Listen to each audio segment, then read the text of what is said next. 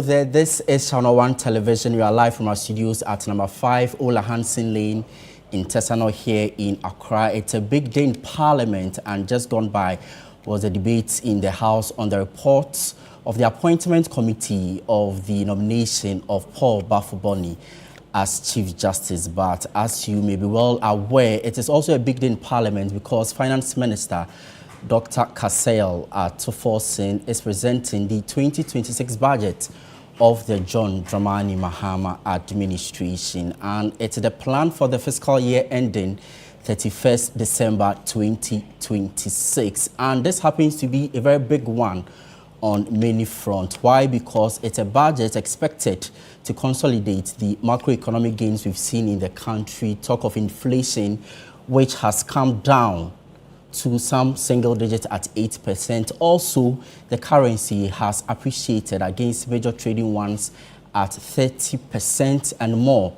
But if you also look at the growth projections, which have outperformed, projections, you realize that it is also one of the conversations in the country. Now, how do all of these really translate into proper macroeconomic impacts for individual households as well as investors who are watching keenly?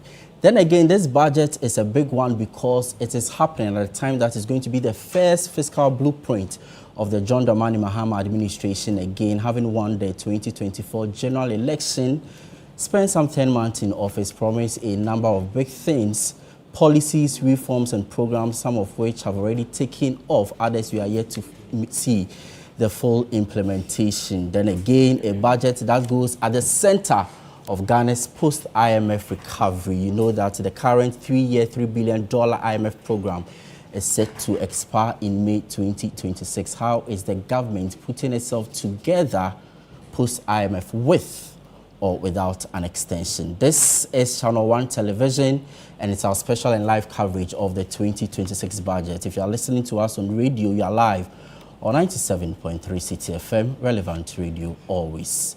I am Ni Latte. Many thanks indeed for choosing us this hour. Stay with us. When we come back, we begin our pre-budget analysis.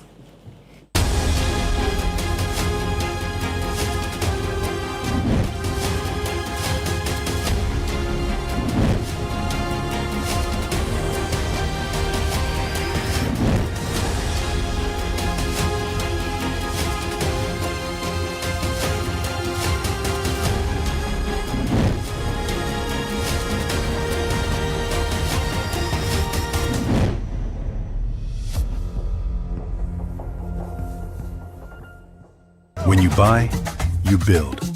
Your purchase becomes progress. Each choice writes a better story for someone else. Afro-quality. Buy African, build Africa.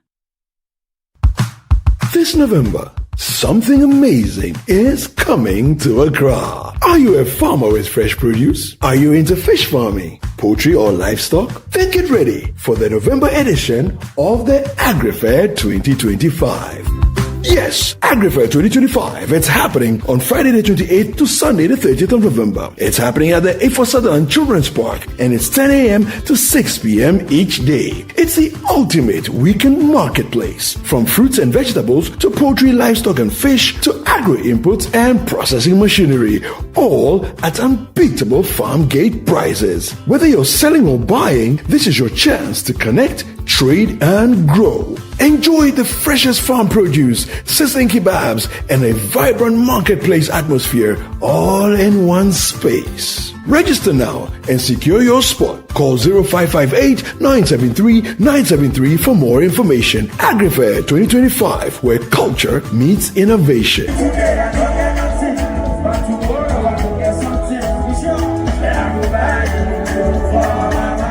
The AgriFair 2025 is powered by ChannelOne TV and 97.3 City FM, and is proudly sponsored by Horticulture Business Platform, Development Bank Ghana, Legacy Crop Improvement Center, Gressol, and the Ghana Exim Bank.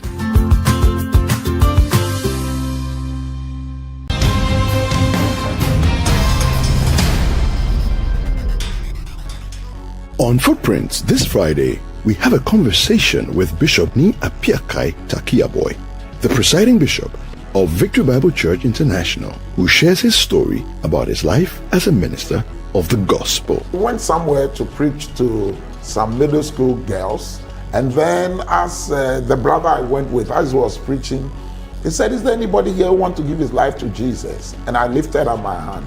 He thought he had made a mistake because or thought that I didn't understand what he was saying, because he knew me in Scripture Union. So when I lifted up my hand, he repeated about 3 times and realized that I was the only one who lifted up his hand. Then he said, "Okay, pray after me." So I prayed after him, and then the moment I said amen, then I knew that I would do God's work. And the first Sunday we were about 80. So don't say. So what was the expression like? In fact, we had 4 services on a Sunday. 4 back-to-back 4 services. I used to pity you. 4 Especially services. when I saw you preach on the 3rd service at times.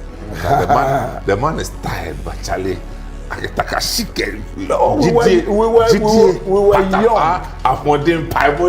were young, but the people who really had the blunt were those who were leading praise and worship. God has been faithful. God has been very, very faithful, because we've gone to court. In fact, they always take us to court. Footprints airs every Friday at 7 p.m. with a repeat on Sunday at 5:30 p.m. only on Channel One TV.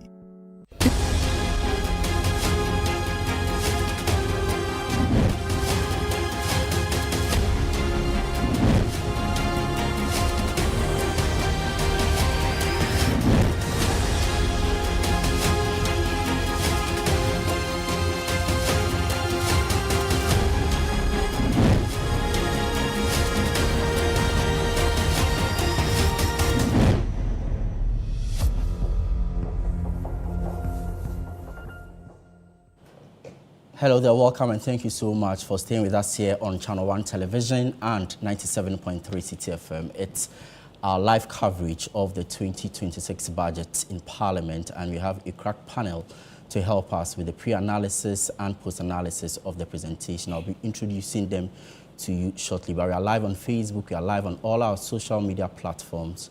You can join in the conversation. What do you expect in the 2026 budget? Let's hear from you. Let me now come in studio and introduce my guests. I have 6 of them.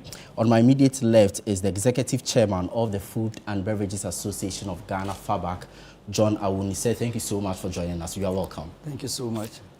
Well, next to him is Francis Timobo. He is a tax consultant. He's also part of our panel. Francis, thank you. Good to have you.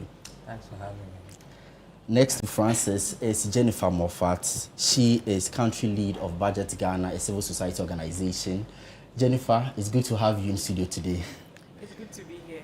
All right, thank you so much for joining us. Next to Jennifer is Nelson Kuju-Kwagbeji. He is head of finance at Merban Capital, the investment arm of, UMB.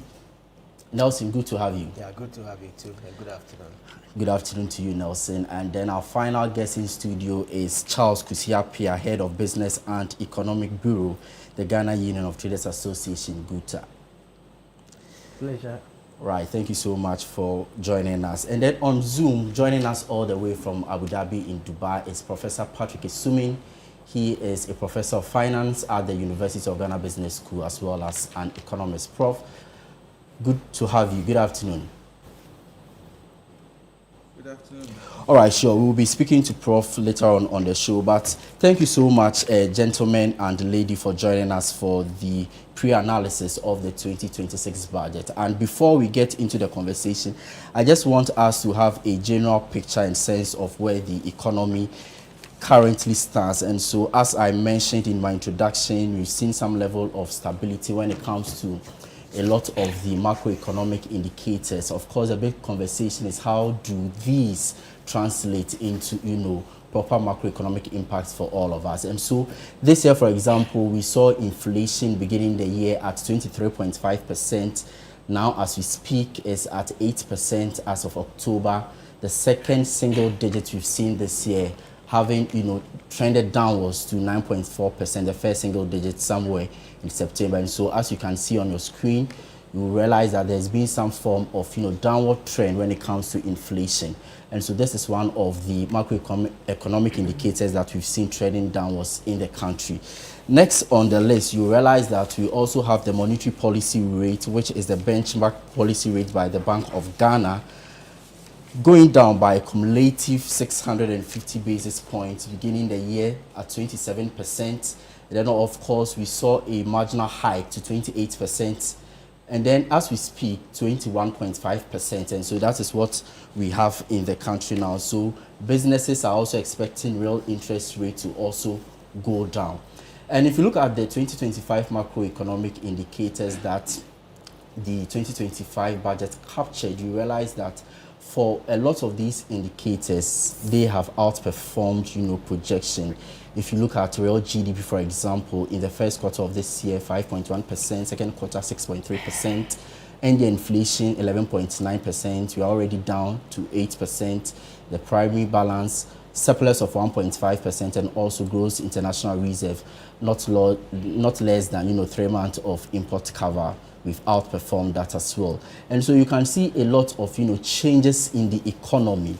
I've already mentioned the 2025 policy rates down from 27% to 21.5% as we speak. And of course, the biggest one of it all, the 2025 end month, forex rate. We saw some level of stability.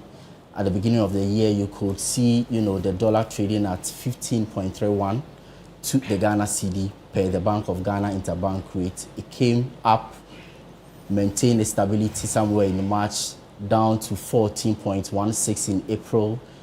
In May, there was a dramatic turnaround to 10.29 Ghana cedis to the dollar.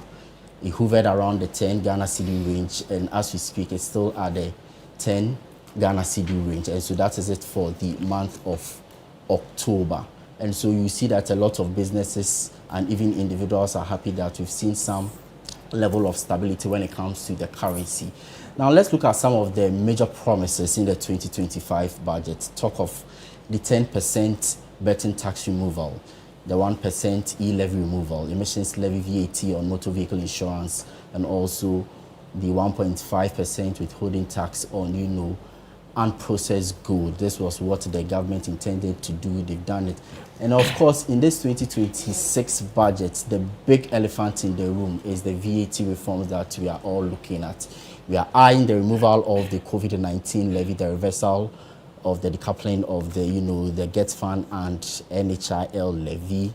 There are conversations that Ghana has one of the highest VAT, rates when it comes to the sub-region. When you look at the continental average of 15 to 17%, we are doing cumulatively some 21 to 22%. We are expecting the government to announce some, strong measures to rationalize VAT and also reverse the flat VAT rate as well as, the effective VAT rate reduction. All of this in the box of compliance, whether compliance will be one of the panaceas to, having a sound VAT rate in the country. And so this is one of the biggest things we are looking at in terms of the 2026 budget. I'm sure my guests are already prepared for this particular one because I see all of them nodding. Now let's talk about some of the economic developments we've witnessed in the John Dramani Mahama administration. We've seen Ghana achieving, a staff-level agreement in terms of the fifth review of the IMF program. We are expecting some $385 million by December as part of the bailout package. We've also witnessed 3 credit rating upgrades, 2 from S&P and then also 1 from Moody's. Our growth rate very sound. We've been able to, accumulate a lot more of, gold when it comes to our reserve position. We have more than, $12 billion in terms of, gold accumulation in the country as we speak. And so the economy, as we see, is one of, one that is going on a sound footing, at least per the macroeconomic indicators that we have. Talk of, some of the fiscal developments that we've seen in the year. The introduction of the 1 Ghana cedi fuel levy. We've seen public debt also reducing a bit. Just in September, I realized that it went up marginally because of the domestic component of it. single-digit inflation, I've already spoken about it, and also the cedi appreciation more than 30% against major trading currencies. Revenue expenditure, we saw the 2025 Bank of Ghana September monetary report where we saw some fiscal restraint when it came to revenue as well as also expenditure and our foreign reserves that I've spoken about. And so we are looking at how all of these will feed into the 2026 budget. Again, let's talk about the big ticket policy priorities for the NDC government. The big push infrastructure agenda. We know some allocation has been done there. The 24-hour economy, also the talk of town. We see the Secretariat doing some work. Some businesses have also taken off with the 24-hour economy. We are yet to see, however, the establishment of the Women's Development Bank, which the government says is to expand credit access to women in business. Let's talk of the Digital Jobs Initiative. We've seen the government also rolling out some coding and other initiatives in there. Agriculture for Jobs. Just yesterday, the president launched the Nkoko Nkete project and also some other form of rapid industrialization that we've seen in the country. And so this is where we are as a country. And so if you look at the 2026 budget and if you look at the 2026-2029 medium-term framework that the government has put together, a number of, policy implementation and some key areas that they have actually outlined. So this is just to set the stage for our conversation this afternoon when Finance Minister presents the 2026 budget. What are we likely to see? But let me first begin in studio and go straight to the business community, because if the fundamentals improve, they are going to be the first to feel the impacts, and then it will translate down to, we individual households. And so I have Guta here, I have Fabak here. I just want to gauge the mood in terms of their own assessment of the first 10 months of the John Dramani Mahama administration. Really, has the economy turned the corner, as we are made to believe? So let me come to you, Charles. Yes, good afternoon once again, and thanks for the opportunity. One word to describe the economy, I would call it fantastic experience 2025. I say so, speaking of where we are coming from as businesses, and you've shown the numbers. They were scary. There was so much uncertainties. We saw our capitals dwindling every moment. Cost of borrowing was going high. We almost threw our hands in despair. Here come a government that says you want to reset the economy, and you decide to be prudent in terms of its fiscal expenditure. It consolidates a lot of expenditure to ensure that at least we reduce crowding out effects and make borrowing much more attractive now. So when you look at the TB rates, it's all down. The banks have no other option than to give their monies to the businesses. So today we are lending or borrowing from the bank in the average between 24-25%, depending on your risk level. Previously it was about 30-35%. So there's some savings for businesses. And when you also want to touch on the forest performance as against local currency, previously, forest was the store of value for every transaction because it's good for us. But today, yesterday I was having a conversation with someone and he said, don't mention dollar here, I want it in cedis.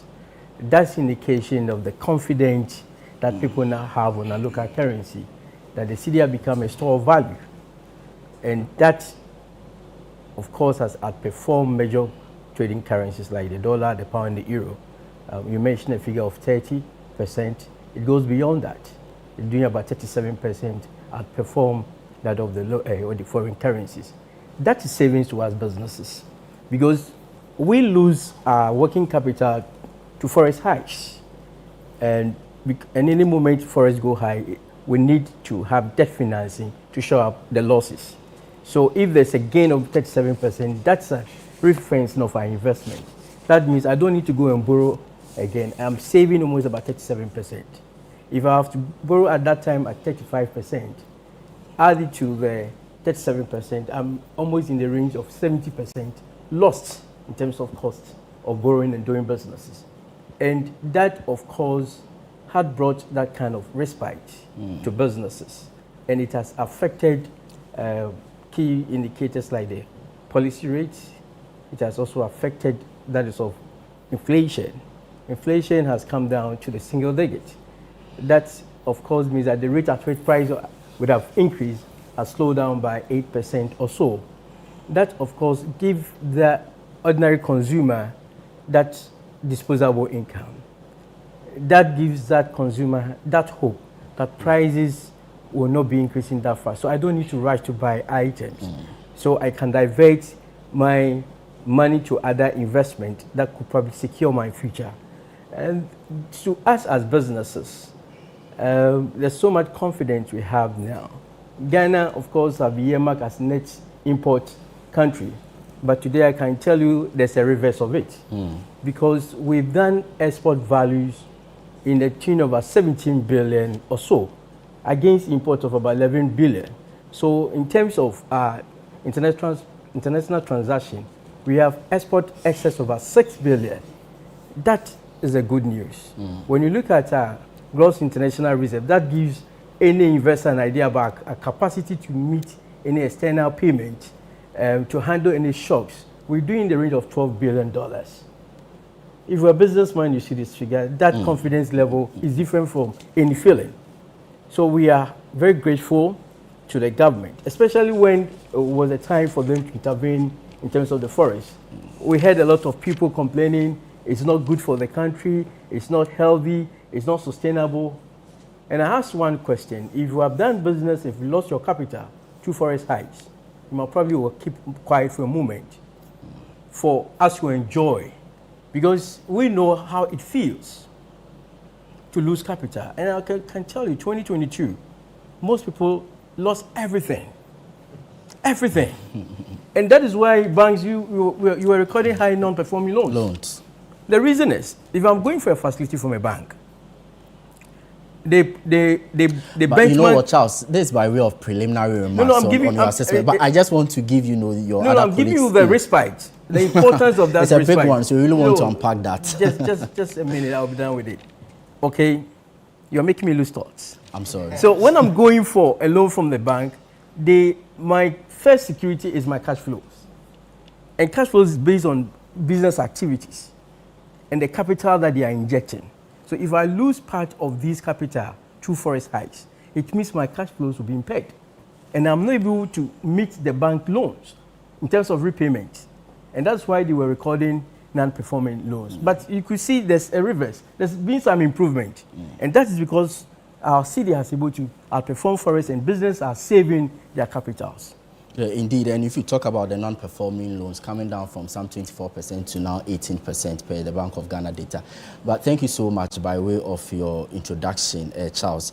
Let me now come to my friend here from FABAC. We know that before the presentation of the budget, they issued a particular statement outlining about 7 key areas that they wanted the finance minister to capture in the budget. But I know that when the budget is being read, or before it's being read, there is this form of engagement between, trading associations, industry players, and what have you. This time around, were you invited? What kind of conversations happened in that particular, engagement? Thank you very much, and then good afternoon to your viewers and listeners. I would say that, it has been a tradition that each time we are invited over the years, and indeed what I presented is some of those points that we made available to them, that we expect this particular budget to capture some of them, if not all.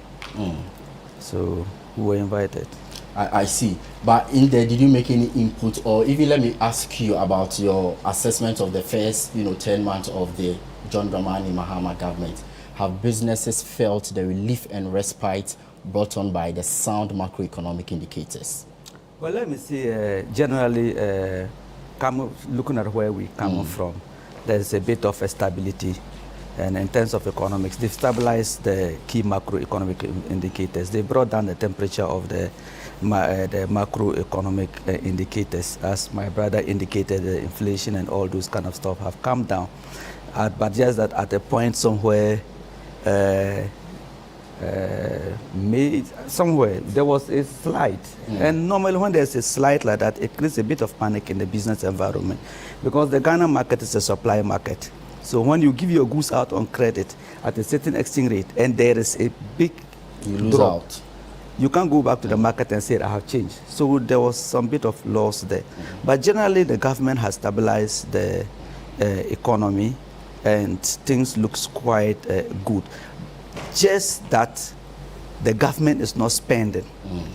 So demand is very low. And I made a statement to that effect. And the governor of the Bank of Ghana also came and confirmed that demand has dropped almost like 70% in the market. People are not buying. And only 2 days ago, even local rice farmers, local maize and all that, they had demonstration in Tamale that their goods are not being bought and all that. So this indicated, these are numbers, fundamentals, very good, beautiful so far, and we hope that we continue in that trend, but there have to be an activity in the country. So from what you see, what I get to understand is that after that stability, businesses or the private sector must be empowered so that we can feel the real impact of the stability on the ground. There have to be, and that's what I expect in this particular budget if we get to that. There has to be a certain level of stimulation of demand, because people are not buying, and we are deep in there. You go out and generally, whether it is food products, hardware and all that, and I do a lot of research and talk to people are not buying.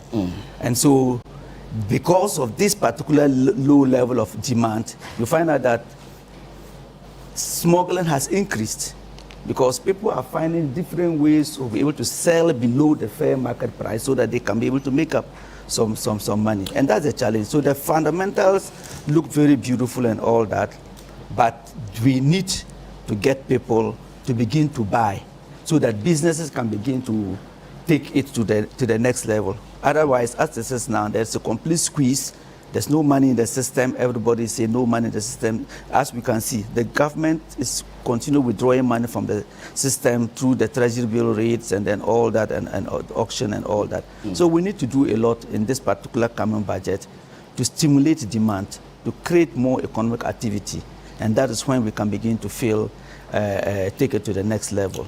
Very well. Let me come to Francis Timoboy, and from where you sit as a tax consultant, if you look at the picture in terms of, revenue expenditure, John is making a point that the government is not spending, something that the government says is not true. They are saying that, contractors are saying that they have not been paid, but government says it is spending.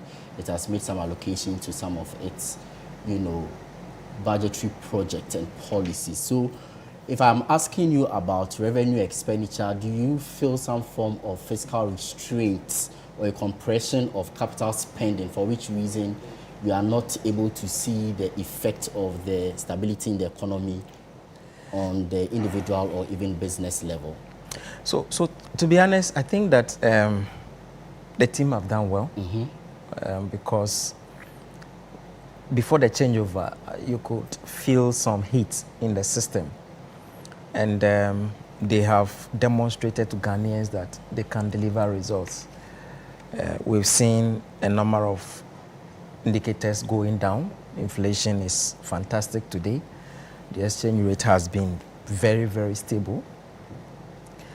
In the midst of them scrapping a number of tax handles, you can only be disciplined, because immediately they came, betting tax went away, e-levy went away, and even at the port, custom duties was underperforming because of the appreciation of the cedi.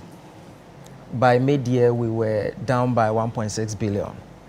And so if your revenue is not coming, the only disciplined approach will be that you are always careful with your expenditure. And it's not easy for a government to do that, because there's always pressure.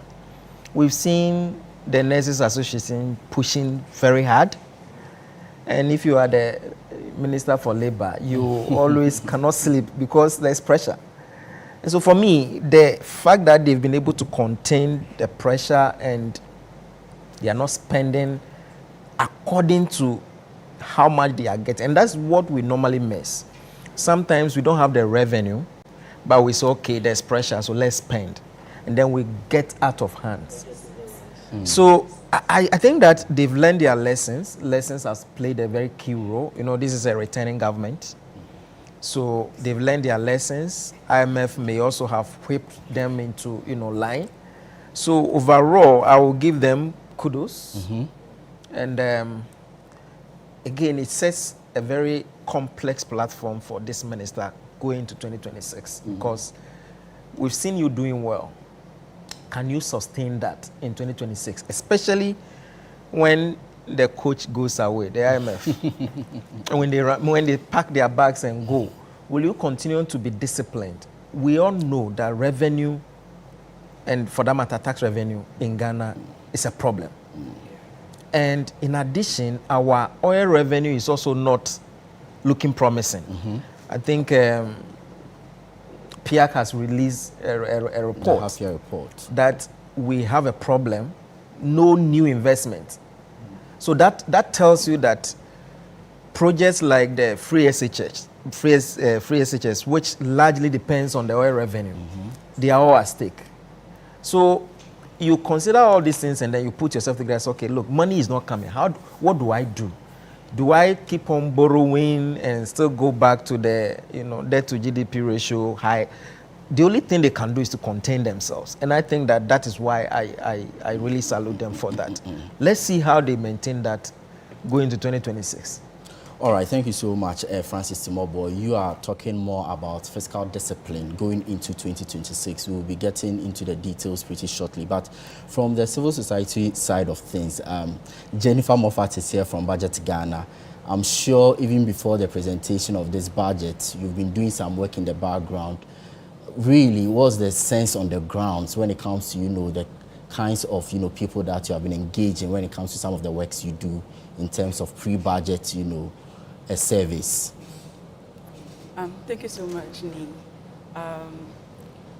When 2025 budget was read, we were here, and I made mention that the 2025 budget was more like a Panadol relief budget because it brought us a lot of relief.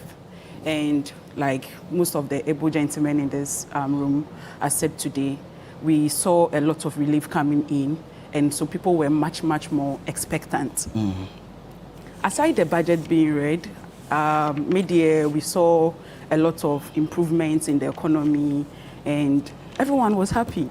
I think when the budget was read, my people in the office, we were shouting because aside the fact that we are Ghanaians, we are also youth, and we saw that most of the projections that government wanted to do would also benefit us. So we were very excited about it.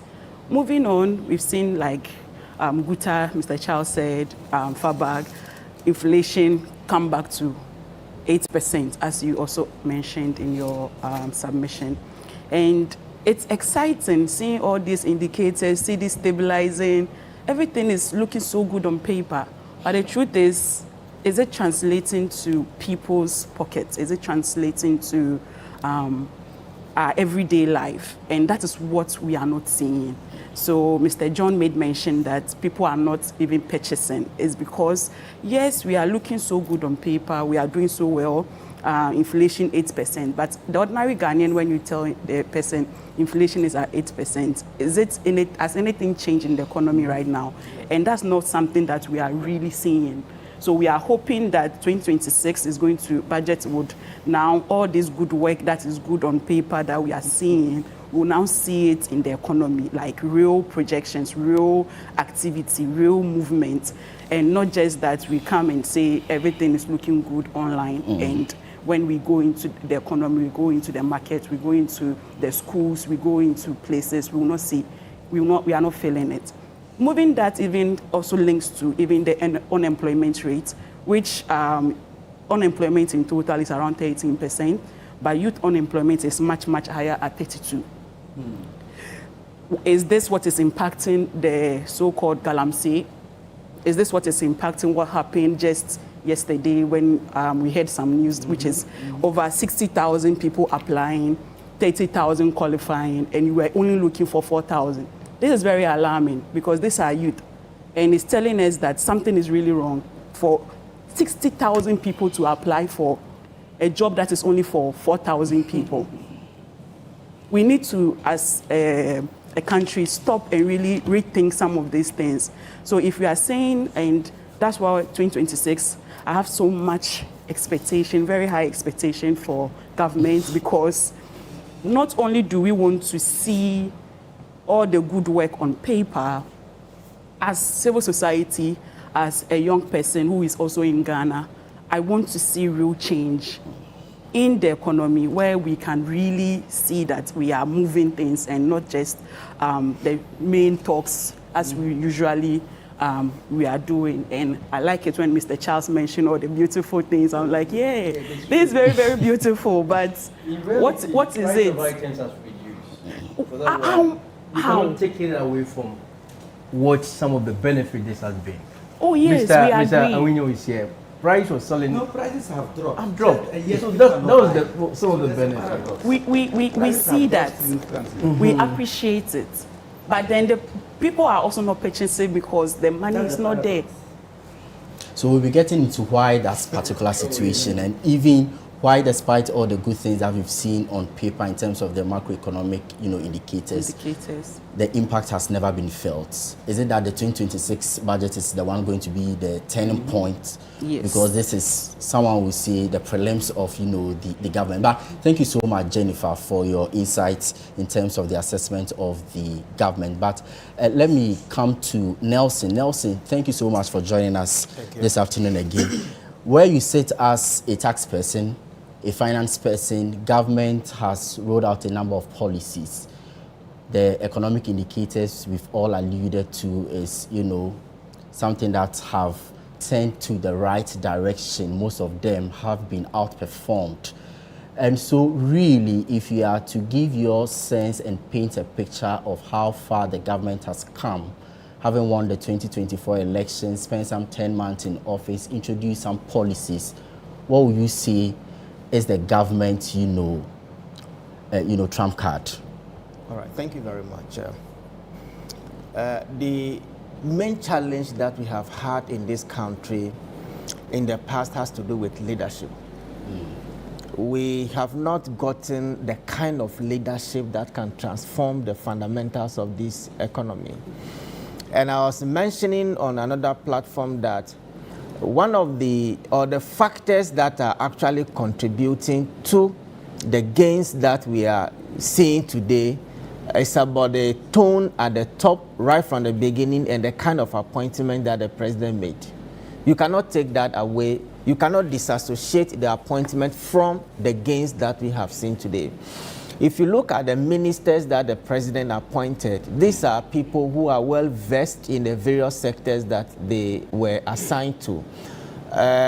Before the election, I met the Honorable Finance Minister, and I mean, from the way he spoke, you get to realize that he's really up to the task. He understands the fundamentals of the economy, having been a deputy finance minister before, having served as a ranking member of the finance committee. And so in terms of the economy, he knows where the issues are.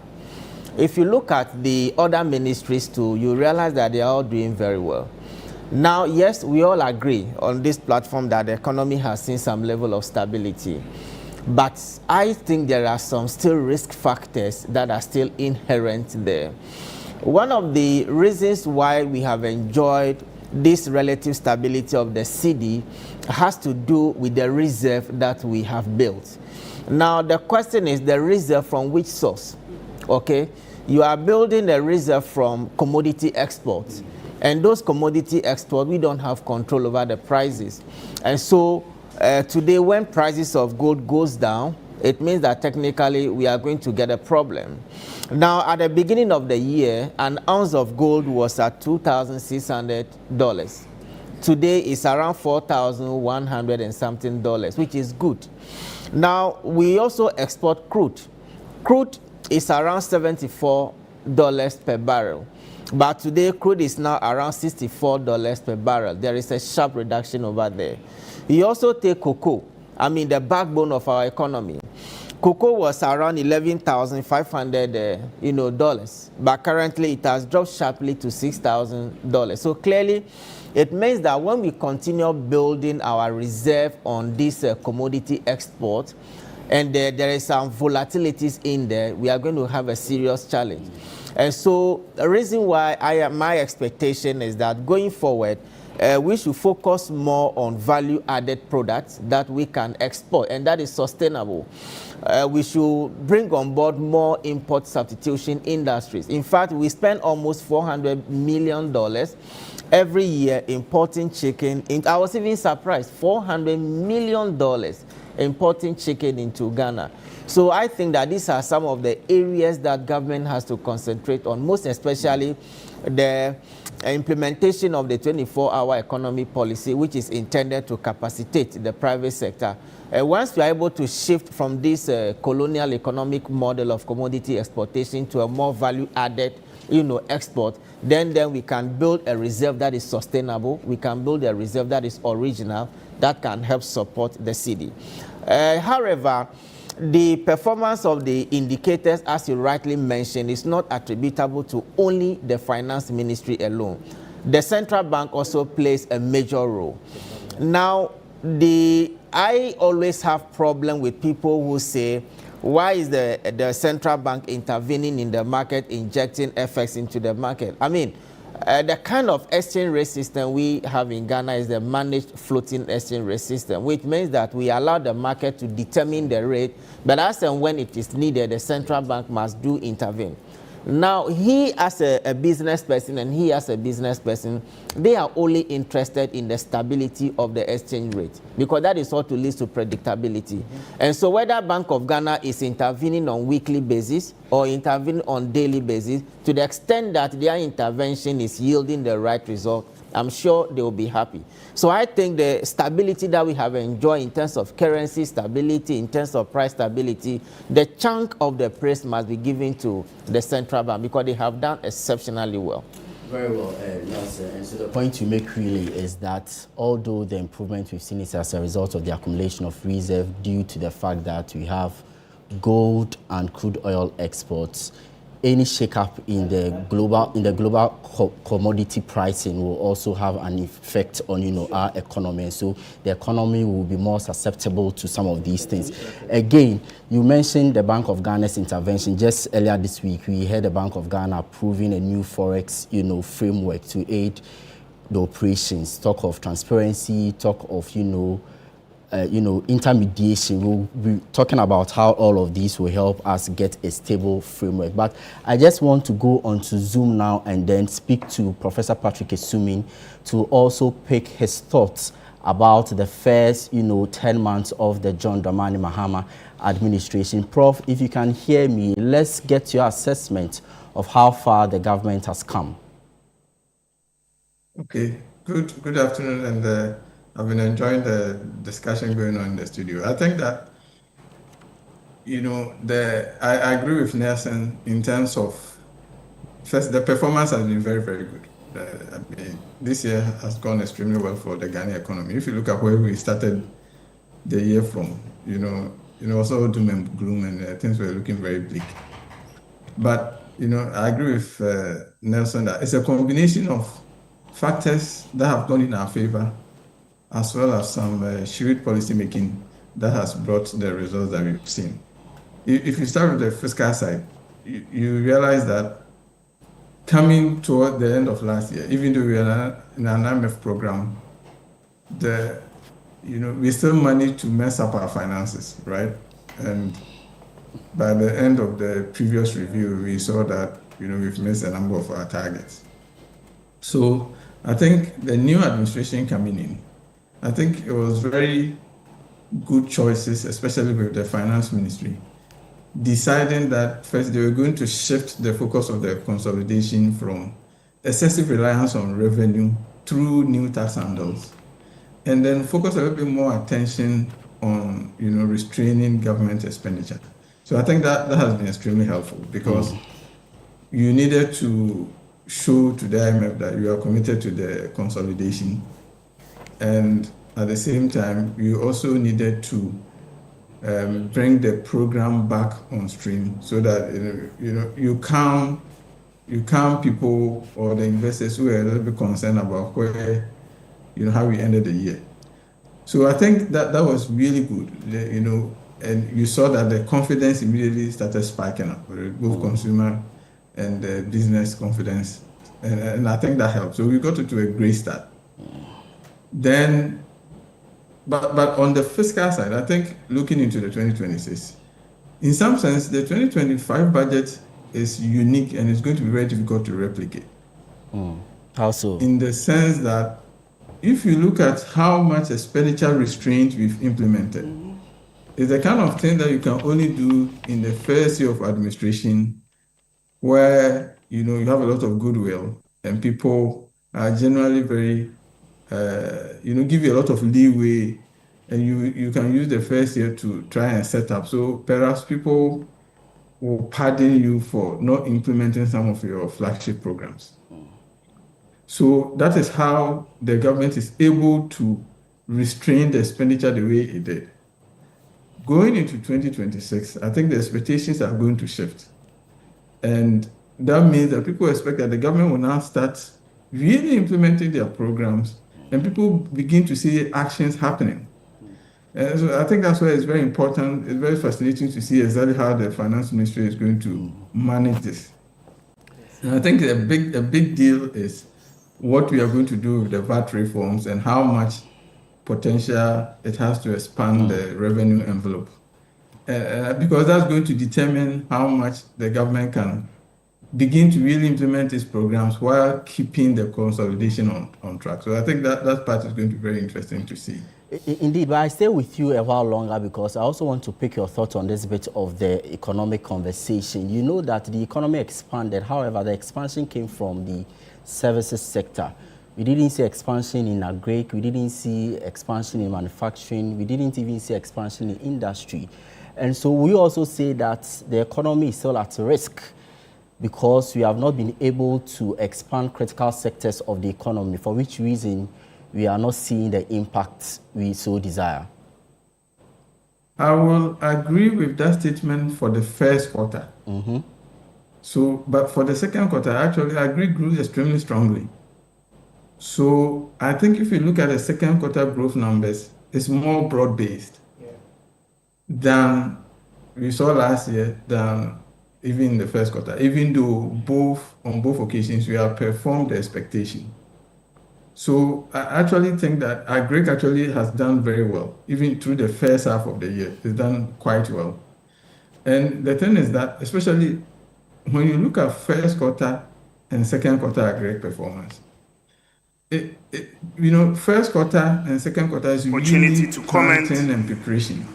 So when first quarter does well, report, you know that the rest of the year agri will do for well. the And that's office why of Chief Justice. Are you contributing to it or you are commenting? I'm contributing. For some key grains. You could really predict that from the first quarter indicator because first quarter is more investment, more or less, when it comes to agri, especially for some of the grains. So because we saw strong growth there, you could tell that agri was going to do well. But I think where I agree with you is that, in some sense, the financial indicators and the monetary indicators have improved faster than the real sector indicators. And I think this is where people begin to complain that, we are not really feeling the kind of improvement in our pocket yet. Because, look, we've seen the inflation, come down to, very quickly into the target band. We've seen the financial sector doing doing very well. But it has yet to translate into the kind of improvement in terms of what will really touch a lot of lives. And I think this is where a big part is that, the flagship programs on the real sector, if you talk about the 24-hour economy, the Nkitty and the other things, you realize that the government has spent the first 8 months or 9 months setting up structures, setting up secretariats. So really not much is happening there. I think that is where there will be a expectation that going to 2026, okay, let's see the action. The first year we've seen, you stabilize things a little bit. But, people expect that we build on it, and so that we begin to see how the stability will translate into, what is happening in people's daily lives, people's personal economies. Very well. So I think overall, it's not really the case that especially if you look at the second sector GDP number, the growth was more broad-based. If you compare, the first sector, the first quarter and the second quarter, the economy is divided into about 20 subsectors. Even though the first quarter growth was way stronger than expected and was the highest we've seen in about 5 years, you realize that there are about 5 or 6 subsectors that contracted. By the time you move to the second quarter, that's not the case. It's only 1 or 2 subsectors that contracted, and almost every sector expanded. Crucially, 2 sectors that have suffered significantly, cocoa and electricity. Those are subsectors that have suffered over the last, the preceding 8 or so quarters. But you begin to see those ones recording positive growth, switching from negative to positive. So I think all of those give you the indication that the growth you've seen for this year is more broad-based, at least in the second quarter.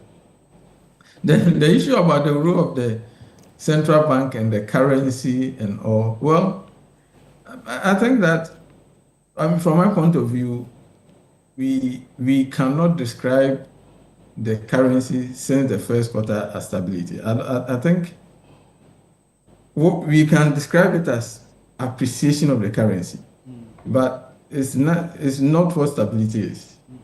If you check, we started the year relatively stable around the 15. Then, for whatever reason, in March, from the end of March, April, May, we just caused a sharp appreciation. It appeared to stabilize around the 12.5 range. And then suddenly, within a week, somewhere in September, we still allowed the currency to appreciate sharply again. I think that is where, we really have to question what the strategy is. Our reserve position are strong, but as was pointed out, it is not strong because we have changed the structure of the economy. It is strong because we are enjoying the positive side of the volatility of our primary commodity items. So I think, yes, I would have preferred that. Look, if you say the true value should be around 14 or 15, and therefore we keep it there. And then, we make sure that, as the president said, we keep the depreciation appreciation within a small band. That is, for me, that would have been preferable than the kind of appreciation that we've done. That's not to say some people are not going to benefit. People who are into importing, they will be happy. Their businesses will be booming. And, we've seen that because they are also not passing on much of the appreciation to consumers by way of price reductions, their profit, their bottom lines are doing well. But that is coming at the expense of other agents and other sectors of the economy. For instance, you can't say you want to use 24-hour economy to diversify your export base when you cause this kind of appreciation of the currency. It's not consistent. And I think that when a lot of the gains are coming from more or less a windfall, well, in Econ 101, we teach people that when you have a windfall, it's better to save a lot of it than to consume it, because that is an unusual situation.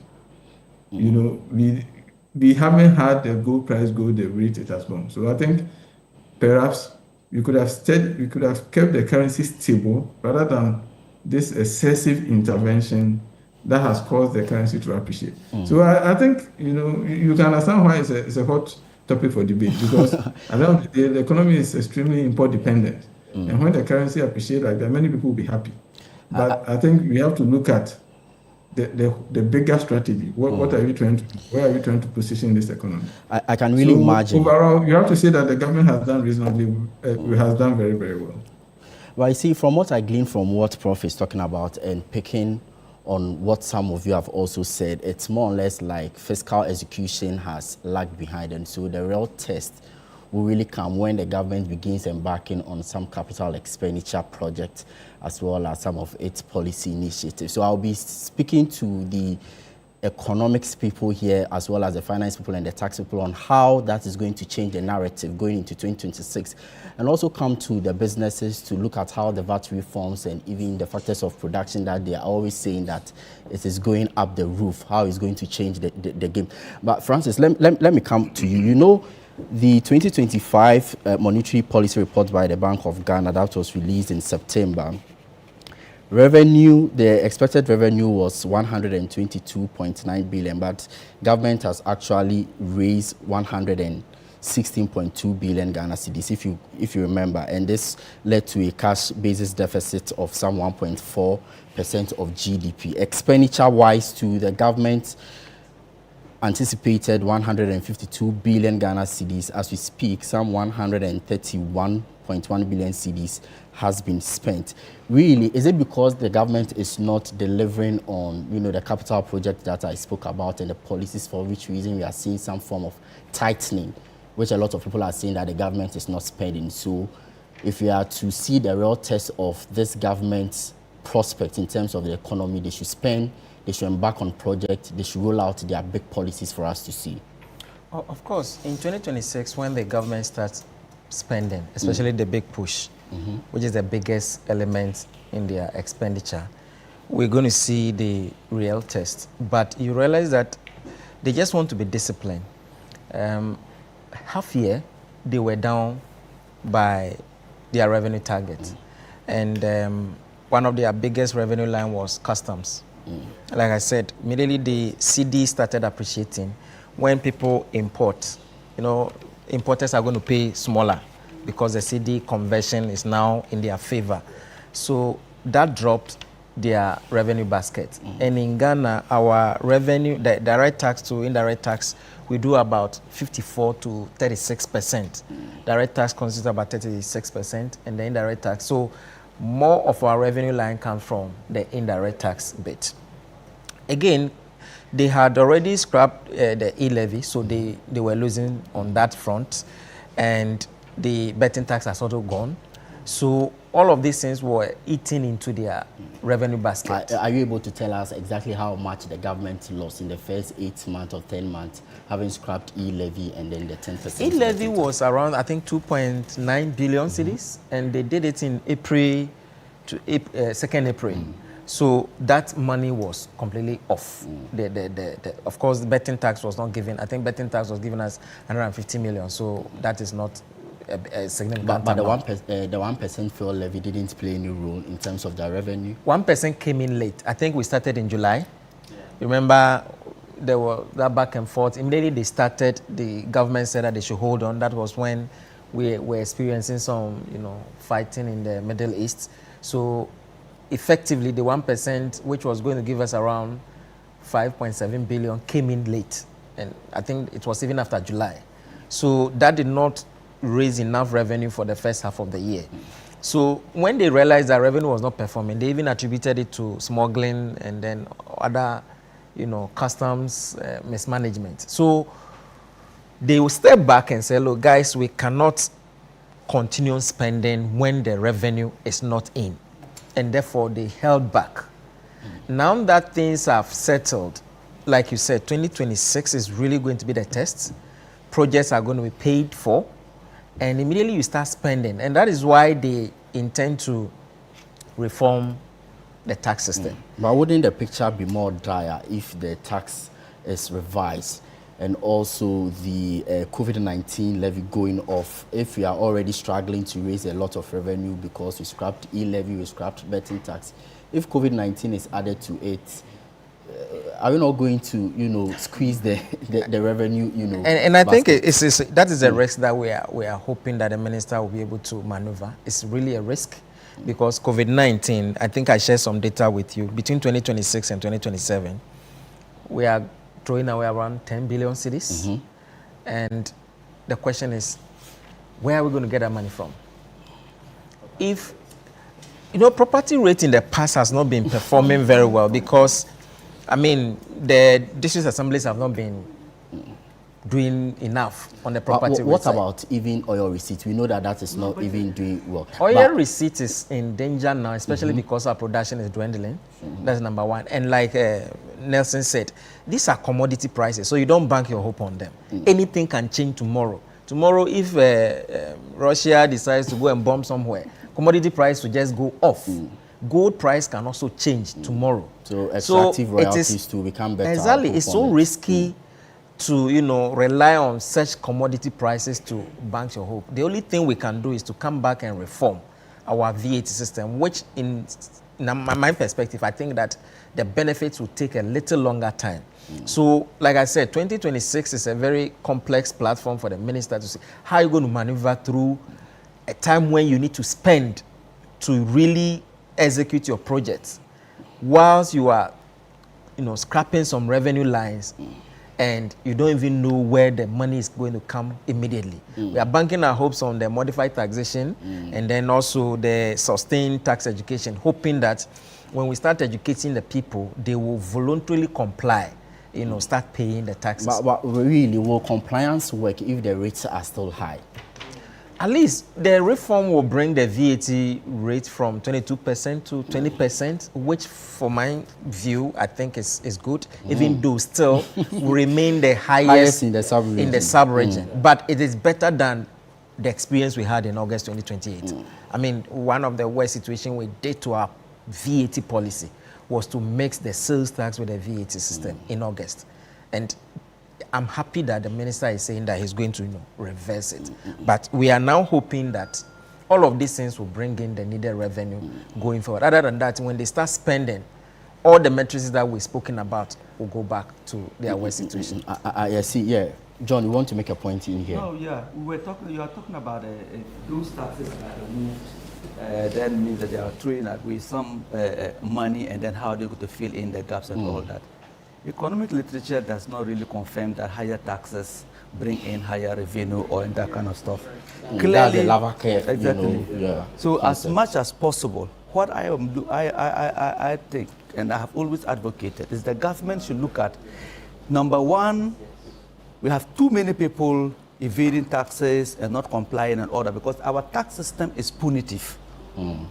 If you bring in goods from Temaport, through Temaport, and you are paying about 54%, it does not encourage you to bring it in. I would prefer to take, not me, but I said a person would prefer to take those goods, and that is what is happening.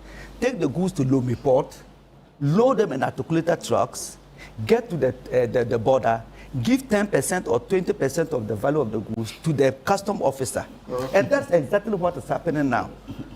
So, and then bring them in. And when you bring them in, you are miles ahead of the one who brings it through the Temaport. So what will this, as a government or as a finance minister, you have to do is to come out with policy options. And that has to do with removing most of those nuisance unnecessary taxes, make it more attractive, make it more attractive to pass the goods through the normal channel. Because the risk is that when you go through that other aviation and you are caught, you are in serious trouble. Exactly. But then, if you see that your capital will be locked up in the market, if you don't go through that channel, then you have to evade. So I think that if we lower more of the taxes, people will bring in more, people will be able to go through the normal channel, and then more taxes will be paid, and the government will make more revenue. So which taxes do you want to see go?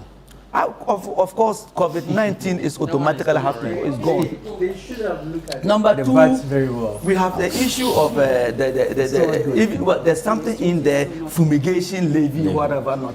Fumigating what? Containers or whatever not. So container fumigation and all that. What are you fumigating? It's just chop for somebody. Get that thing out. And then we have I've been talking about exercise tax and whatever. Look at the issue of how much revenue is bringing in. What is the benefit? The factories are struggling.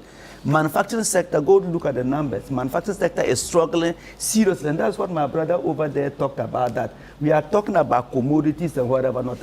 Tomorrow, let gold drop from 4,000 to 2,000. We are in shit. And then all that. But if you begin to build the real sector, get your manufacturing sector working, then you are building and transforming what? The economy. The 24-hour economy thing they are talking about, It's just for me, for now, it's just you are using words, but whatever. It's driven by demand. If no demand, nobody will produce 24 hours. I go and open my restaurant. If the customers are sitting down there 24 hours, I will continue. If nobody is there, I will close. So the thing has to do with what? How much money is in the hands of the people. So, and the more people buy, the more we will pay. I have a company that can employ over 100 people. I currently employing 10 people. If I employ 100 people, their PAYE will pay it. They will also spend, and then the SNIT and all other things will be paid. So clearly, I think that this government, so far, if I were the finance minister, I would have done what they have done to stabilize, bring down the temperature and all that. But moving forward, we need to be able to stimulate demand than what it is now. It's still our live coverage of the 2026 budget of the John Dramani Mahama administration. This is Channel One Television as well as 97.3 CTFM. Still in Parliament, they are debating the report on the nomination of Paul Bafoboni as Chief Justice. As and when the budget proceedings begin, we'll be taking live to the House for some reaction. But in studio, we are having our pre-budget analysis. Businesses are talking. The civil society organizations are also making their points.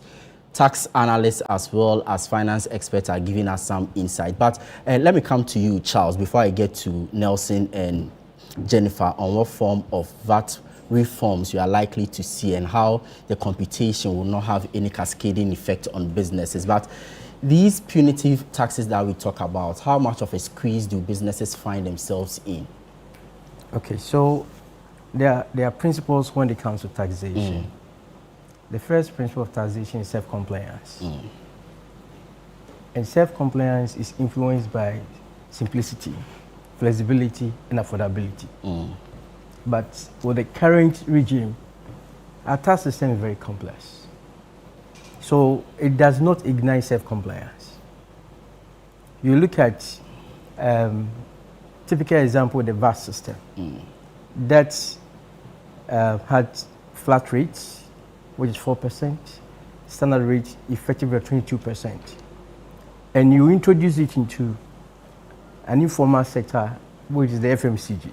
They sell rice, oil, and by their own design, GRE designs are on 4%. Nelson is on 21 or 22%.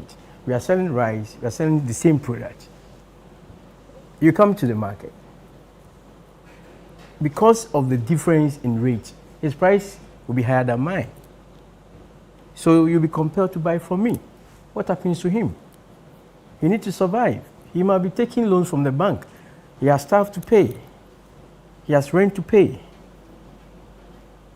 So to get a time that he might not even want to even charge the standard rate so that he can sell something for personal feeding. GRA will come. Because there's an evidence of sale, you have to cover that 22% effective rate. Where is he going to get that money from? He did not charge the customer. That means that Nelson has to use part of his working capital to pay for that. What are you doing to his business?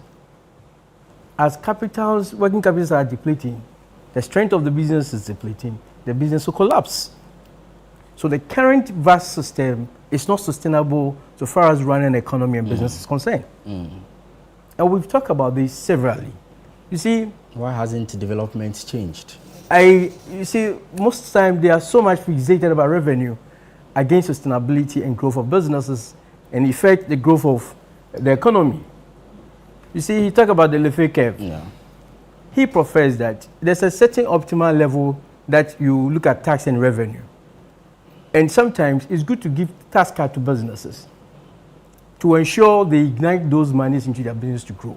When my business are growing, I'm recording high revenue and profit is high. Won't you charge me CIT? Is it not sustainable? And because of VAT system, people are under declaring their profits. So you as government, you lose in terms of VAT system, you lose in terms of getting your corporate income tax from businesses. Because you are getting revenue shortfalls, you have to increase it again. And they are more of using the Pareto principle. The few that they can identify, they overburden us. using 20% of working population to get 80% of your revenue. How is it sustainable? So why don't you cut it off? If you go to, you call Prof from Dubai, their VAT rate is 5%. Why would I not pay 5%? And it's standard across. And we are happy to say that standard rate is coming to 20%. What are we doing to ourselves? When someone is doing 5%? You see, it's not by high tax that you pay, you charge, that gives you the revenue, as you rightly said. And when you do the sub-Saharan analysis, we fall short in terms of tax to GDP. Why is this so? Whilst theirs is lower, they are raking in more revenue, whilst ours is going down. Can't we have a different way of appreciating that it is not about high taxes? It's by lowering it, making it flexible, affordable, and simple for everybody to appreciate it. And get people to appreciate that this is why we need taxes.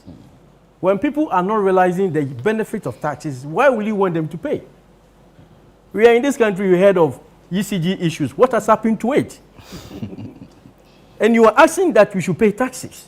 Is it not our taxes that they used to run ECG? So it becomes so bad, then they turn around and say the business people don't want to pay taxes.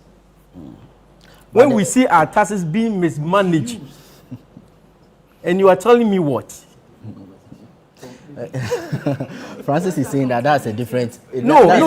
The point is that you see, one of the principles of accountability, you must make people get appreciated, encouraged to pay. Yes, that is how you get transparent with the people. So will incentives, for example, work for businesses who are compliant with taxes? Of course, but it becomes punitive if you decide to do your right thing as a business person. If you want to keep right books, you cannot survive. You can't survive. So how do you survive? I am surviving. that is me surviving. And trust me, Reverend talk about the import cost at the port about 50%. If you keep on paying 50% of your face value at the port, how are you going to survive? When we have porous borders across. Is it because we also operate an open, economy, so everyone can import? So that's why we are seeing some of the. As liberal as the economy or the market is, there are rules in every market. And today, the sad news is the foreigners are taking over our market. They subvert our market. They will supply to you and get back to the market and compete with you at lower prices. So there must be some regime where there's some level of policies, one, to see what can we do to support businesses. Okay, it is not always about bringing FDIs. It's not enough. Because, as I said somewhere else, end of the day, they repatriate all their investment. And when the economy is challenged, they move out their capitals. So the people you supported to rake in more profit and make their country worth a living place, they take all their investment and leave us as slaves here. We don't need to go to IMF again. If we decide to look at the first principle of my people first. How do I support my local people? They are the backbone. That country that you go to look for investors, once upon a time they were like us. But their government made conscious decisions, deliberate decisions that I need to support these people. I need to give them the capacity, the resources, give them tax incentives to grow. When they are growing, they become frontiers of global changes. That should be the kind of conversation our leaders should be having. Not always looking at raising revenue to come on, why? We're asking them to spend. We're asking them to spend, like no, Francis you see, there are so many ways of spending. I'm coming. You see, you adapt what called zero-based budgeting, where you do cost-benefit analysis, and you ensure that where you want to spend, does it have the capacity to repay for that investment? Exactly. I'm coming. And two. You see, I get emotional when it gets to some of these things. But because this is the only hope we have as a country. Okay? If you are a government and you don't want to borrow, your private people are there. There are businesses that have ideal funds, they don't know what to do with their funds. Encourage them through PPA to come and invest in the economy. BOT, build, operate, and transfer. Yeah, Rose, give it to the business people. Let them build. You don't have any loans on your what do you call it, balance sheets. Okay? So whilst they are investing in the economy, they get interest in the economy. They realize that if I don't ensure what I'm doing right, get sustained by paying my taxes, I'll lose my investment. That is how we're supposed to have our conversation as a country. But here's the case: we run a budget that is always in deficit. We've never been able it's because to of have a balance this or kind of surplus, this. But if we decide to change the narratives, and that this is how we want to do, after this last IMF, we are not going to any IMF. And then let me borrow. Is it a possibility? The former president, Ghana Beyond Aid. It is possible. It is about leadership, and this time let me qualify quality leadership, transformative leadership. That's what we are talking about. It is not just words, but leaders that have generational thinking that I want to do something for my country. We travel outside, we see how other economies have changed. And they were not like us 10, 20 years ago. What has happened? Compliance has never worked for us. Even broadening the tax base, as we always But I'm not talking about. No, I'm just it's making about a point. affordability. It's about flexibility. It's about simplicity of the tax system that will encourage compliance. So and evidence that I pay 1 cedi and this is what that 1 cedi have generated.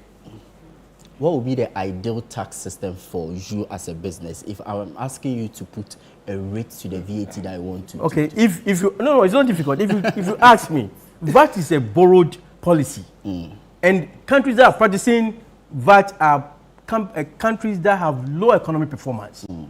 US is not using VAT system, and even if it's UK, it's selective. Okay, so we look at sector by sector. Every sector has certain dynamics and challenges. Then you find solutions to that. If you ask me, FMCGs, rice, oil, where we are, food and beverages, take VAT from it. Make food affordable so we can eat well.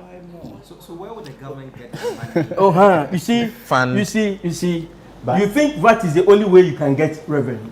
But when businesses are growing and they are recording high profit, CIT is there for them. Why you pay is also there. They pay property rates. And all the other indirect taxes. No, the other indirect taxes and all that are in so there. VAT is not the only panacea to revenue generation. And that is collapsing businesses. Because right now, what basically is happening is that the reality and the truth is that the tax people are the, let me see, we are on TV, but they are the people benefit the most. You go, so people start as young tax officers, within some whatever, they start making money and they are building, they are all that. It's a really interesting conversation. No, can't say that. He's a businessman, you know what he's talking about. We've heard a lot from the business side. Let's hear from the policy. No, this budget for business society. I know it's for business. The economy is for businesses. So it is important it's for the people, right? Friendly. No, we see, we are not talking about selfish ends. We are looking at together. Like he's rightly said, this is the country that we don't have any other option. We have nowhere to go and then all that. We look forward to the proper development of this country, particularly for the youth, like my sister here talked about. Look at what happened yesterday. That's the complete nightmare, and that tells you the kind of time bomb this country is sitting on. So for us to be able to develop, it has to take what? The private sector to do well. As it is now, people are not recruiting. They are sending people home and all that. Every day we are graduating people from the university to go and go and work. So it has to take the private sector to work. So we are not saying that remove taxes so that people can make more money and carry that money to their homes. We are talking about stimulating demand. If by spending. No, right, so to make it attractive. Let Nelson come in and I'll hear from Jennifer. This issue of government not spending, that statement cannot be entirely true. When you say the government is... I didn't say government. I'm saying that demand is low, and Bank of Ghana has confirmed our assertion that demand has dropped. Yes, but from your preliminary comment, I heard you saying that government is not spending the way they are supposed to do. My assertion has been that demand is low. As whether they are spending or not spending, our demand is low. Very low. Okay. But I think in terms of the spending, I think government is actually spending. But the kind of spending that they are doing, I think, is being smart and strategic. In the sense that in the past, we have witnessed what I would call all over the place expenditure. You excuse my language, you hear the buffing in the air, kind of thing. But this time around, you realize that the leakages in the system, as far as the wastages in the system, as far as expenditure is concerned, is being controlled. Now, since this government came to power, we haven't heard that the District Assembly's Common Fund is in arrears. Is that correct? We haven't heard anything to that effect. Number two, National Health Insurance Scheme. I think they have also been paid. Then salaries have also been paid for public sector workers, isn't it? The only issue that government hasn't done so far, to my expectation, has to do with the payment of arrears to contractors. But that is also understandable, because as a new government, you need to audit the books and know who, is to be paid what. You get it. And recently, I think the audit was done and they have started actually paying. And then also, I was so happy when of late we've not been hearing news of any shortage of food in any secondary school. In the past, it was that serious. When I say serious, I mean very serious. I went to one secondary school in the West Bono region, where the headmaster was calling another headmaster, asking him if he's having sugar, and that they were doing a butter system. Okay, that tells you. And if you're a headmaster, you want to comment on it, they either sack you, they transfer you, or they demote you. But I think these days we have sufficiency of food in our secondary schools.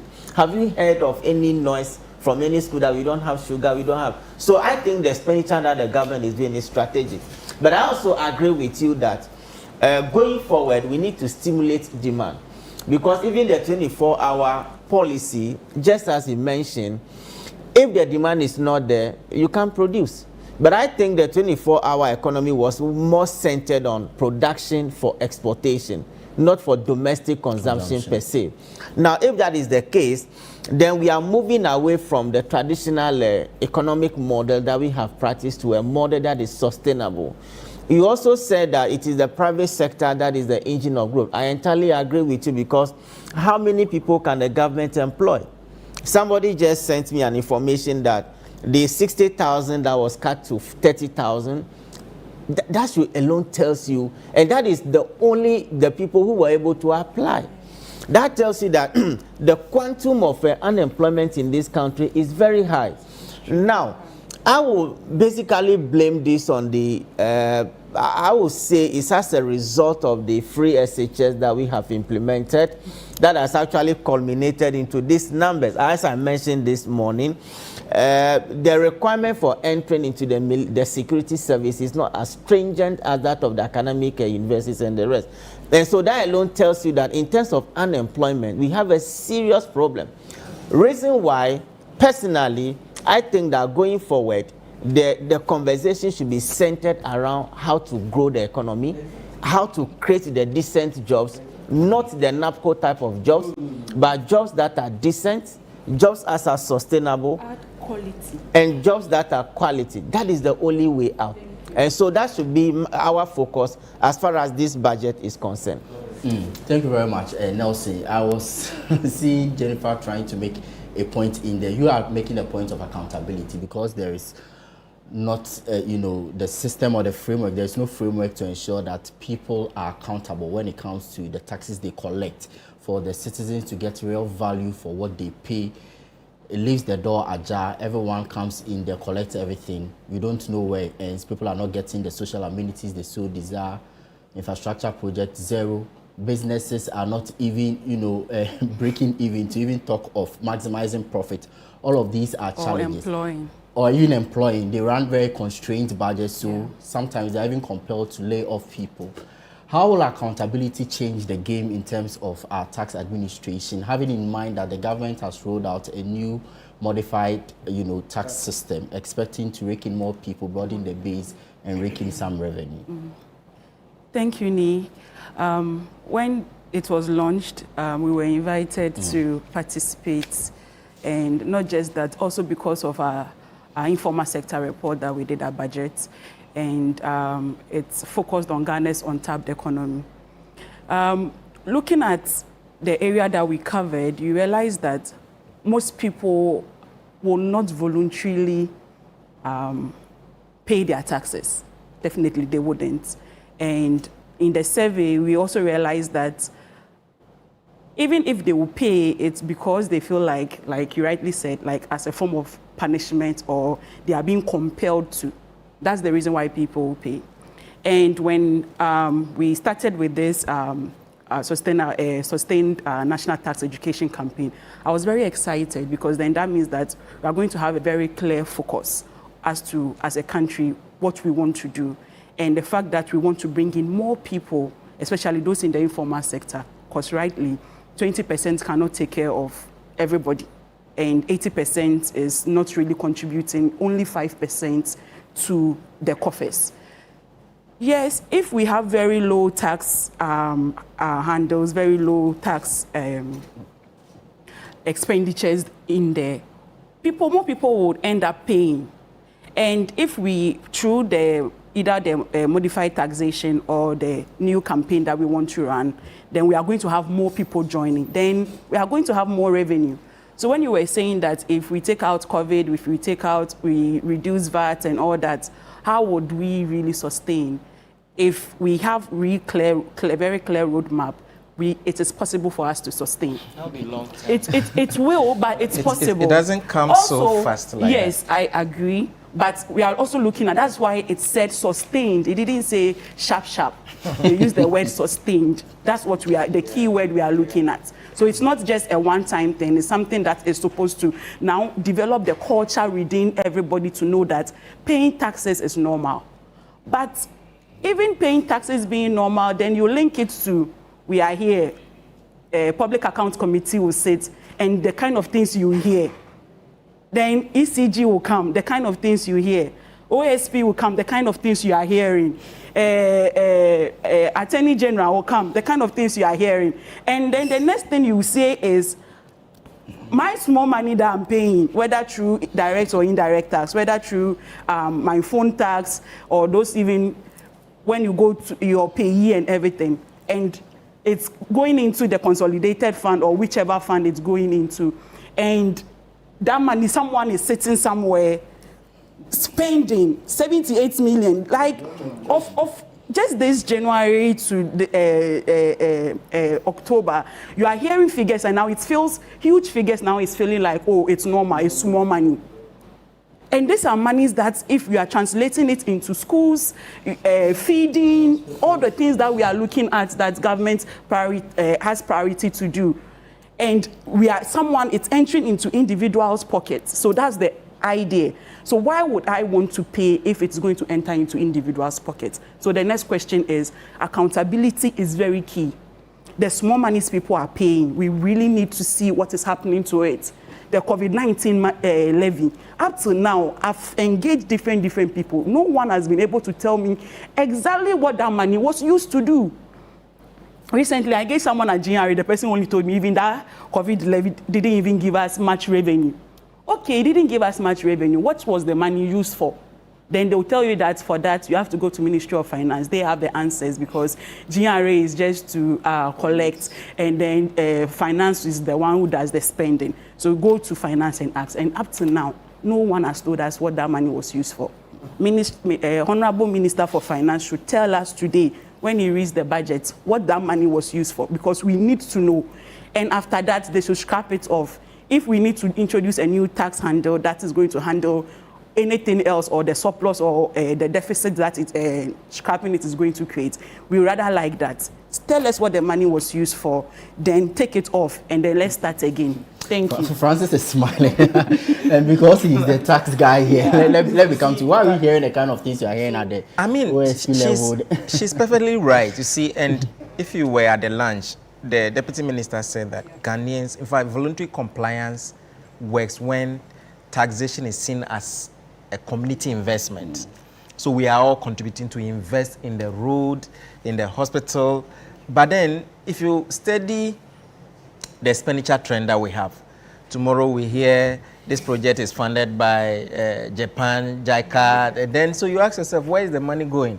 So you are right, but you see, if you analyze it directly like that, taxes don't work like that.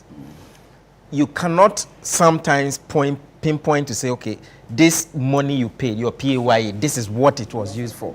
it loses its identity. Because it enters into one fund. Exactly. I agree with you that, look, we need to tackle corruption, which for me is one of the biggest elephants we all have to find bullets to kill. Sometimes you listen to the Public Accounts Committee, and then the sort of thing that goes on really discourages you.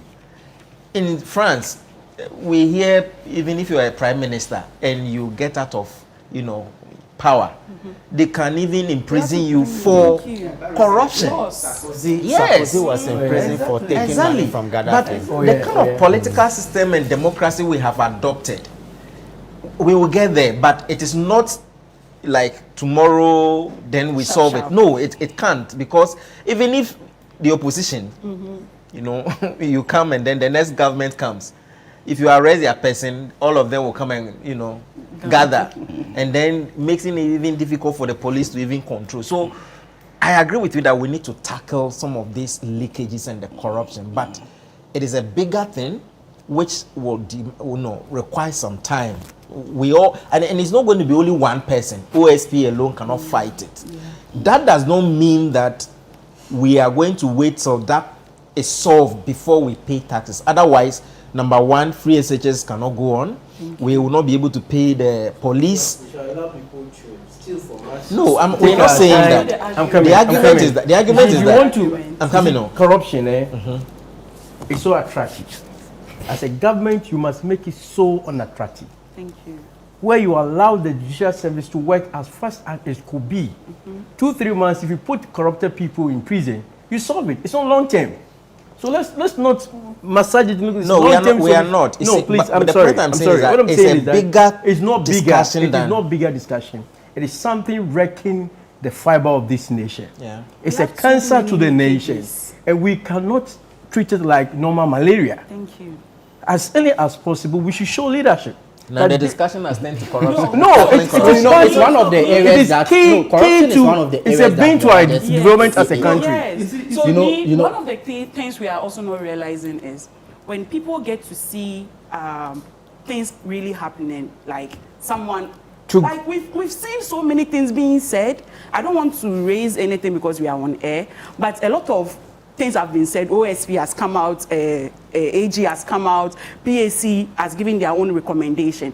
But there's no one who is even following to see that at least the PAC one, the PAC one, what exactly is happening? Are we following it through? The recommendation that PAC is making, who is following it through? But we sit for hours. That is even state resources that is being used to sit. You sit for hours, allowances are paid, people will come, some of them will cry, some of them will pretend that they don't know what is even going on. They will say they should bring their records, blah, blah, blah, blah, blah, and that is it. That place is closed. What can we do? So in this regard that we are now saying that we want people to voluntarily pay tax, we want people to see. I always say to this, President Mahama, this is your final term in government. You have nothing to lose. And the real thing, let's, like Mr. Charles is saying, whoever, if we go fast track courts, let's get the thing known. And we put 1, 2, 3. Really powerful words you are making. It will let us know that at least justice can take its course when it comes to people in power. So that should be done before we pay the taxes. No. One of the focus areas, I really want to go on Zoom and bring in Professor Patrick. It should be part of the process. 1 second. Yeah, 1 second, sir. No. Okay, my 1 second. Francis, do you feel motivated, or will it be just for you next month, January, to pay higher electricity tariffs in the face of what you saw at Pierre? I will never encourage that. But you see, they must work in such a way that one should not stop the other. So I think Francis's point is the timing. We are not going to see all of these changes really taking effect in the short term. Some are for long term. So we should be as much as possible practical about how this can be done. But one of the focus areas of the 2026 budget is restoring good governance and fighting corruption, which the government has said is quite heavy on. But let me go on to Zoom now and see if Prof is still there with us. Prof, where do you stand in this whole taxation revenue generation conversation? What kind of changes do you expect the finance minister to make in terms of the country's tax and revenue generation regime? Yeah, thank you. I'm still here, and I'm enjoying the interesting debate going on in the studio. I think that, well, let's see what has been promised. One is removing this, undoing that decoupling, which in some sense resulted in, paying tax on tax. So, we expect that should go. Then, as promised, the COVID-19 levy should go. Then, I hope that it is more or less a uniform tax, a uniform rate, a slightly lower rate, and removing the multiplicity of exemptions that are there. I think, for me, that is a big deal. And in some sense, also removing the discretion given to either the minister or the GRA in giving some of those exemptions. I think that for a country that's in need of the revenue that we need, you really need to come with a strong justification before you are giving that kind of exemption. And I think that perhaps giving the power to one person to grant that kind of exemption is always a recipe for trouble. So that is what I expect. But I think for me, a big deal is on the exemptions. Especially for the current majority that, in the tail end of the last parliament, they fought strongly when the previous administration tried to give exemptions in support of the 1D, 1F. And I expect the same level of consistency. I think during the vetting, the finance minister also did speak a little bit about, his somewhat dislike for the exemption. So I hope that exemptions will go. And then improve more compliance. I think if we up our VAT effort alone and get something close to 80 or 90%, we'll be able to rake in a lot more revenue. But also, so I think making it relatively flat, making it easier, and reducing all those distortions, I think that's a big deal. But then I hope that something happens outside of the VAT. I hope that something happens in line with the property rates. It seems that is, it always seems like that's a low-hanging fruit, but maybe Francis might know more about why exactly it has become so difficult to make progress on that. Because look, the properties, they don't run away, they don't move, they are there, and we spend a lot of money digitizing properties in this country. So you get the sense, you think that one is one of the lower hanging fruits. At this point, we need to get all the revenues we can get, and then also making sure that our systems are talking, because there are people who make a lot of revenue, or they make a lot of income. We can see it from things that they are doing, whether by way of properties or by way of landed properties, non-landed properties. They show up somewhere. They are registering lands, or they are seeking approval to build. They are registering cars. So I think making sure that those systems are talking, so that whatever you do, even if you are not formally declaring income, there is some way of getting to know that you are earning something and then calling upon you to pay. So I think that will help. And so if we do that, and everybody, we broaden the base so that everybody is paying a little bit, then it makes it easier for you to lower the rate, right? But if it's the same people that we have to keep burdening, then we also have to be careful. But the other thing about tax is that I think in Ghana, a lot of the discussion about tax is about revenue. But we forget that tax policy is a strong instrument for promoting development. You can use it to discourage consumption of things that you don't really, that are not desirable. You can also use the tax policy to promote and redirect the economy the way you want. So I think that outside of the revenue, we want to see a clear strategy of what we are trying to do with these tax reforms. What do we want to achieve? And it should be mutually consistent with the other programs that the government are announcing, so that you can. So if you take the COVID-19, some time back we had this benchmark values.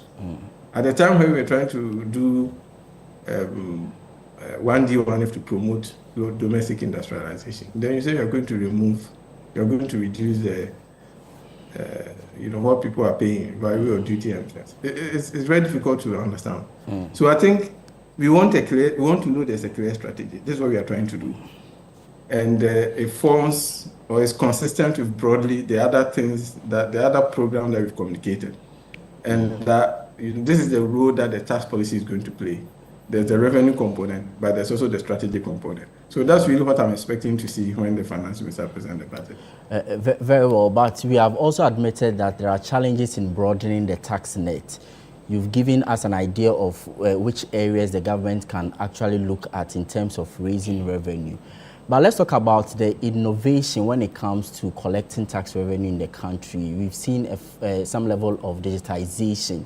We've seen a number of, programs and policies to ensure that people voluntarily, pay their taxes. But that is not actually yielding the kind of results that we need. Beyond the tax component of the revenue mobilization you talk about, are there specific areas of the economy you think the government should be turning attention to? As we even talk about, food self-sufficiency, should we be looking at increasing tariffs in areas of, the importation of goods that we can actually produce in the country? I just want you to give us a sense of the other areas that the government can explore in raising revenue to meet its, expenditure, programs.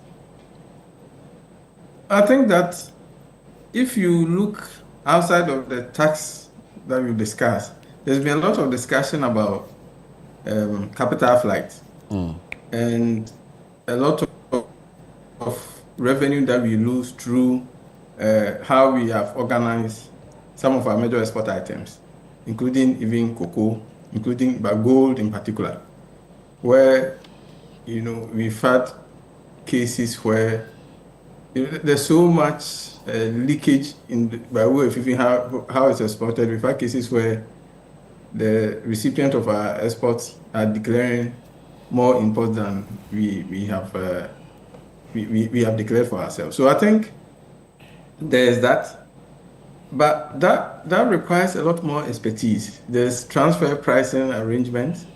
There are a lot of things that require a little bit more technical expertise than I'm not sure whether the finance ministry at this stage have that. But when people hear things like SML and all of that, in principle, that is the idea, revenue assurance. But we know, how those arrangements have gone.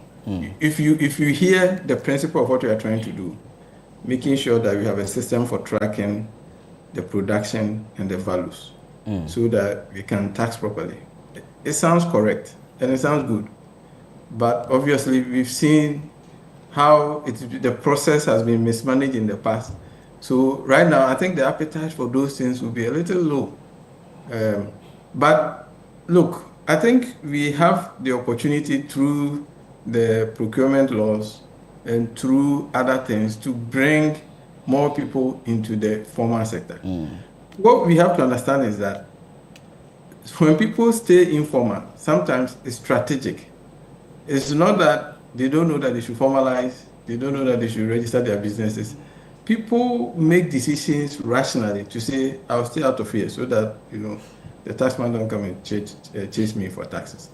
But if you look at what we have done with the Ghana Sascar Service by way of the Integrated Business Establishment Survey, we've gone around, collected all this information. We know where the businesses are located. For mobile businesses, maybe it's a little bit different. But for businesses in fixed locations, I think some level of enforcement will help. We have to understand, in the places that people pay taxes, there's a carrot and a stick. Perhaps there's more stick than carrot. If people live in the US, nobody tells them you should file your tax. You don't file, and let the time pass, and you see what will happen. So it's not like people really happily or voluntarily want to pay like that. I don't think, it's not an unusual that people don't want to pay tax and that they are Ghanaians. I don't think anybody in here want to pay tax. there will probably be a minority who, on their own, without any punitive action, will pay the tax. But they know the consequences of not paying. So I think we need to do a little bit more by way of the audits or the other space that happens. Then we also have to talk about what's happening in the digital space, the electronic space. The e-levy, in some sense, did a lot of harm to that particular sector because it was such a poorly conceived tax. Everybody agrees that there's a lot of business going on electronically, and those businesses, they have to be made to pay their due. And there are more friendly ways and more intuitive ways of collecting the revenue from those places than what we did with the e-levy. So I think there's still some areas that government can consult, and we'll be able to come up with more ingenious ways of collecting taxes. So when you collect from all those sources, then you diversify the sources, then it makes it easier for you to lower the rates. So I think those are areas. The electronic space is definitely something that the government should be considering strongly. All right, thank you very much, Professor Patrick Esumin. Indeed, really good point to make there, talking about the multiplicity of taxes as well as the exemption and a clear strategy to ensure that you are able to rake in more revenue. But the picture he paints suggests that the country is already overstretched when it comes to taxes. And so in as much as possible, we want to bring in a lot more people into the tax net. We must also be clear in our minds which areas we want to target and what exactly we are going to use the money for. This is still a live coverage of the 2026 budget and policy statement here on ChannelOne television as well as 97.3 CTFM. Finance Minister is expected to be in Parliament to present the economic policy of the government for the ensuing year. And this is our pre-budget analysis. I have in studio with me a rep from GUTA, a rep from FABAG. I also have tax and finance as well as economic people in studio with me, plus a representative from civil society organization, all trying to make some input or insight and really what the expectations are as far as this budget is concerned. The conversation has been heavy on revenue mobilization, and I think it's quite interesting given the kind of insights you've all shared. But let's talk about projects that the government really want to do right about now. I'm sure we'll come back to the issue of taxation and revenue again. But programs and policies, big push, 24-hour economy. In the first year of the government, have we really seen that commitment that government really wants to drive this whole 24-hour economy and also massive infrastructure project? And my concern with the kinds of infrastructure projects that the government wants to really roll out is the fact that usually what we tend to see is that a lot of the cost becomes sunk cost. Money is put in there in the first year, if you are lucky in the second year, and then that's it. We are not able to recover the money, and these projects are not able to propel the kind of economic transformation that we really want to see. Big push, 24-hour economy, Ejumara project. I don't know who really wants to take this one on the first call. Nelson, you want to take this one? So during the initial budget that was presented in March, I think the government made certain allocation to certain strategic priority projects, as they called it. They have the big push, which about 13.8 billion Ghana cedis was allocated for. And one of the challenges that we have had in this country has to do with our road network. In fact, I stay at Adenta, and I've always been saying that the MP for Adenta constituency, if it doesn't take time, the story may be different in 2028. Because the internal roads in Adenta are so bad. They are that bad. And so when you have internal roads in Adenta that are so bad, then when you travel outside the country, you realize that there is a problem. I am from the Volta region, and I am so happy that the road that links Ho to the border town of Aflao is one of the priority projects under the big push, because that is a huge economic corridor for the country. And so the big push, one, it is not only just going to be a normal road, but it's going to open up those communities for business activity to boom. Then also, they have the gold board, which about $279 million dollars was supposed to be allocated, but We haven't seen that allocation yet, and recently the minority was questioning the source of fund for the operations of the gold board. We also have the Agric for Economic Transformation, where about 1.5 billion Ghana cedis has been allocated. We have the National Apprenticeship Program, about 300 million Ghana cedis. The sanitary part for female students in primary and secondary schools, which a lot of people actually kick against, but which I personally think as a teacher, when you go to the hinterlands, you see the impact of some of these things, because students don't go to school simply because it is that time of the month. But for me, the biggest of all is the 24-hour economy. And from what we have heard prior to the election, it was supposed to be a policy where we work 3 shifts of 8 hours.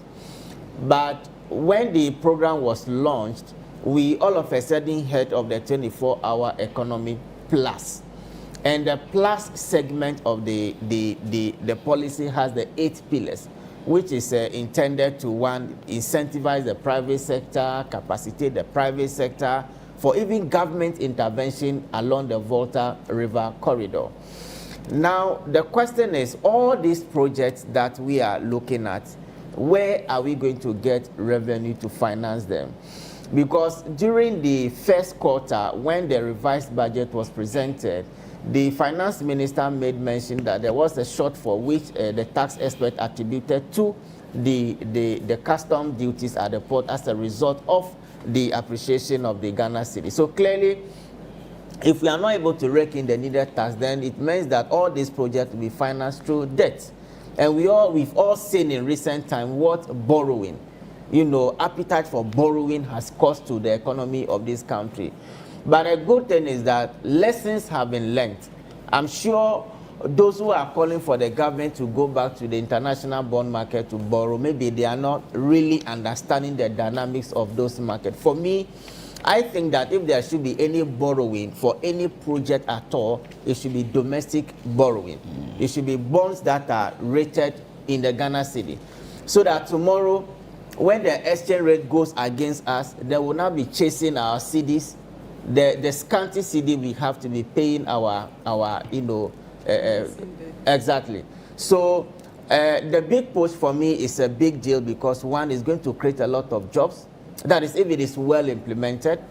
And then 2, it is going to capacitate the private sector. But the thing is that we should be very careful the kind of incentives that we intend to give to the private sector, because in the past, the Tax Exemption Act that was passed, that was supposed to incentivize people for the 1 district, 1 factory, we all saw the results.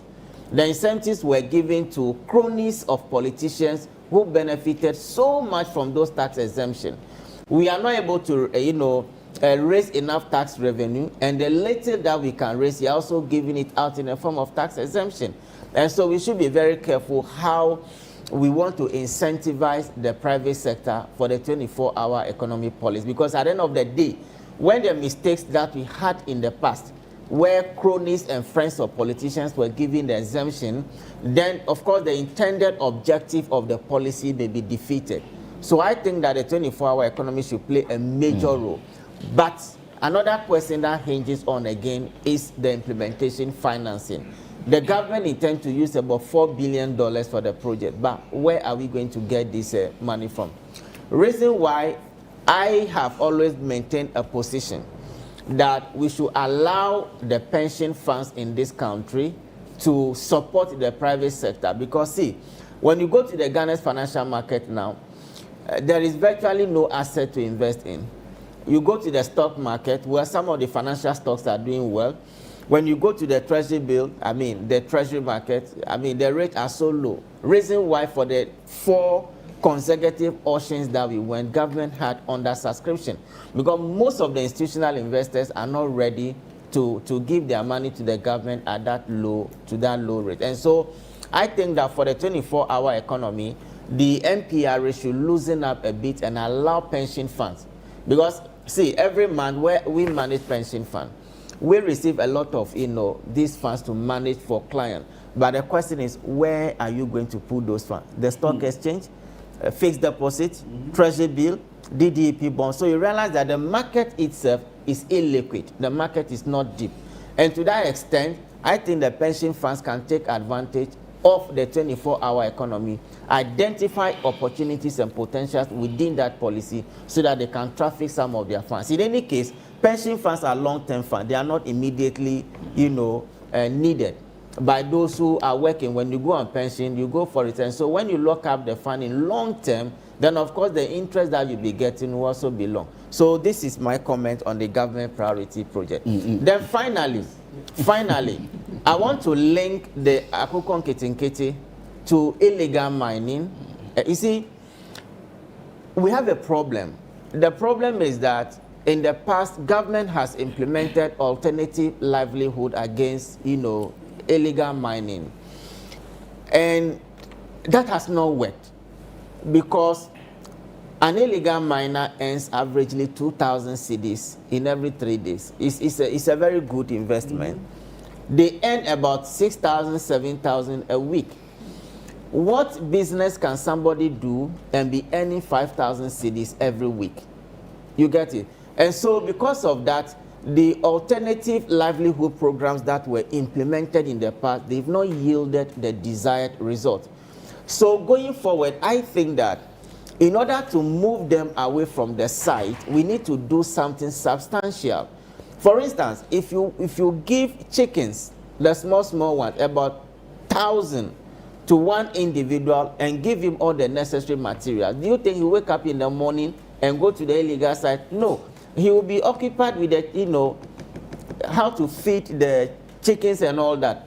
That is the way we can sustain it and then, let people move away from the illegal side. But when you go and tell them that, take this palm tree and plant in the next 2-3 years, how would a person sustain within the short term?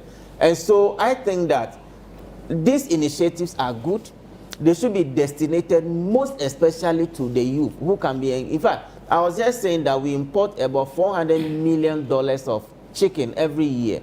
So if every youth in this, not every youth in this country, of course, that's not possible, but those who are targeted in the mining areas can be given minimum 5,000, chicks to rear, together with the feed, together with other materials. I think that it will keep them busy and that will prevent them from going to the Galamsey side. Because see, if you go and give them 100 or 20, the next day the gentleman will go to the bush and start digging for gold.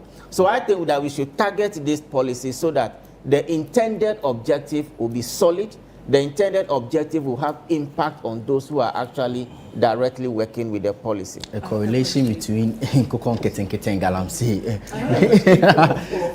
You have a question for him. You said the pension fund managers, they should, the argument you were making or the submission, were you saying that they should invest directly into the economy, like direct themselves, or they should find people or opportunities that people are leading and then they can invest in there? Okay. So per the projection we have made, by the end of the year, we expect cumulative pension funds to hit about 100 billion Ghana cedis. And that's enormous. That's huge. When you have a pension sector with 100 billion Ghana cedis, and you have limited investment opportunities within your market, where would they invest in? You understand? You get it? So our suggestion is that the 24-hour economy is supposed to capacitate the private sector for them to grow. So pension funds should partner with some of these identifiable potential growth-driven companies so that they can inject some of their funds into those companies, so that, they can get returns on their investment. Just a follow-up question. So it's more of the individual pension fund managers? Yes. Not the government directly? Yes, no, not government, of course. Okay. Because Ghanaians will not be happy with it. It's risky investing in business. Something very a moment. The only option probably will be through capital venture. That is it. So we'll develop models. Yes, exactly. And it's rudiments and it discourages business from patronizing it. Business, the only opportunity business have is time. Yeah. Okay. And look at the rudimental process you have to go through venture capital. By the time they approve a facility, probably have lost the opportunity. what we want, 24-hour economy is a good idea. I always say it's fall within the model of supply side economy, where you want to do more production against aggregate demand.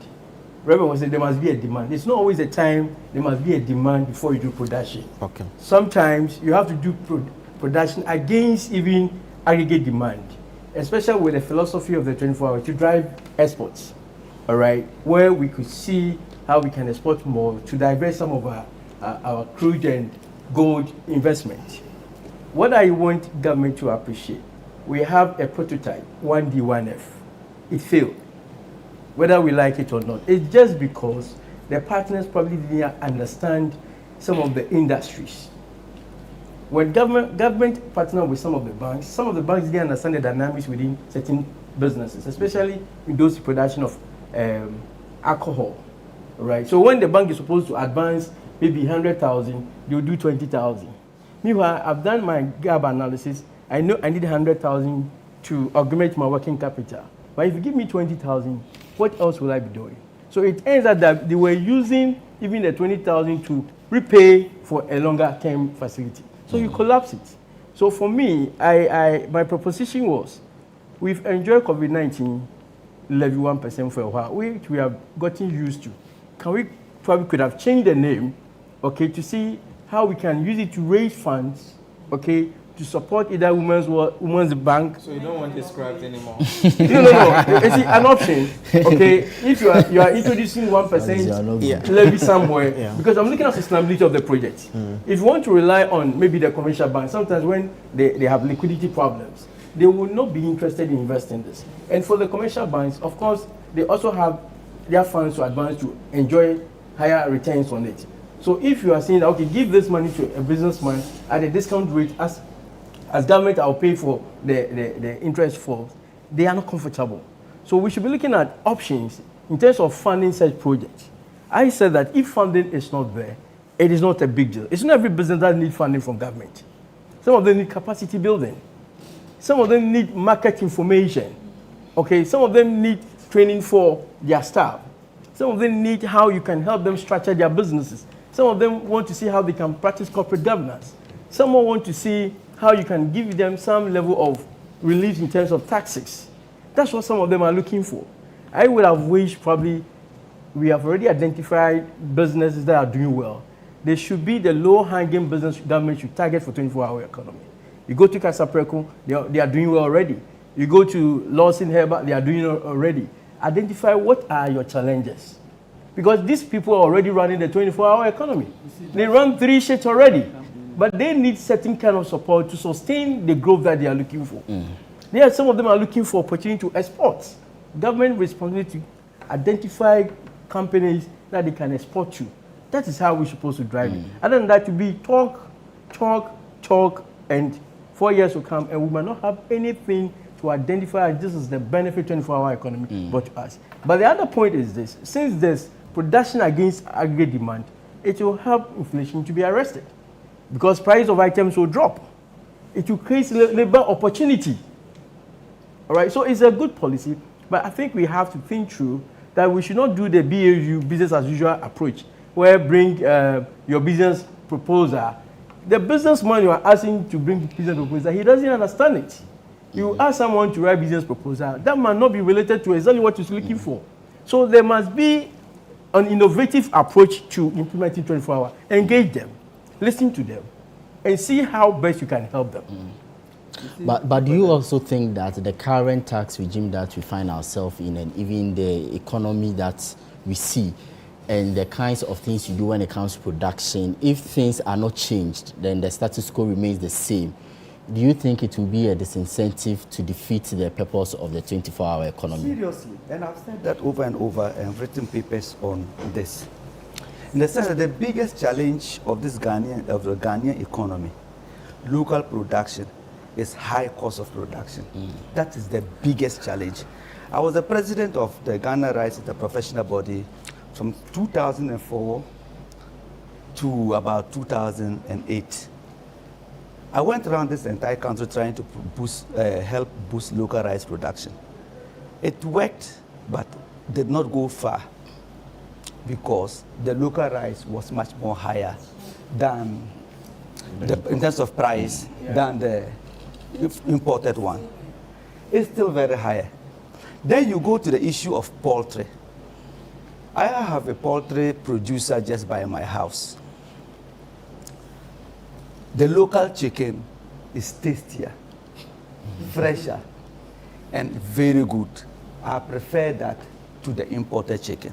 But can I afford that every day for my entire family? If I feed about 10 or more people, how many local birds can I afford in a day to feed them? When the local bird is much expensive than the foreign one.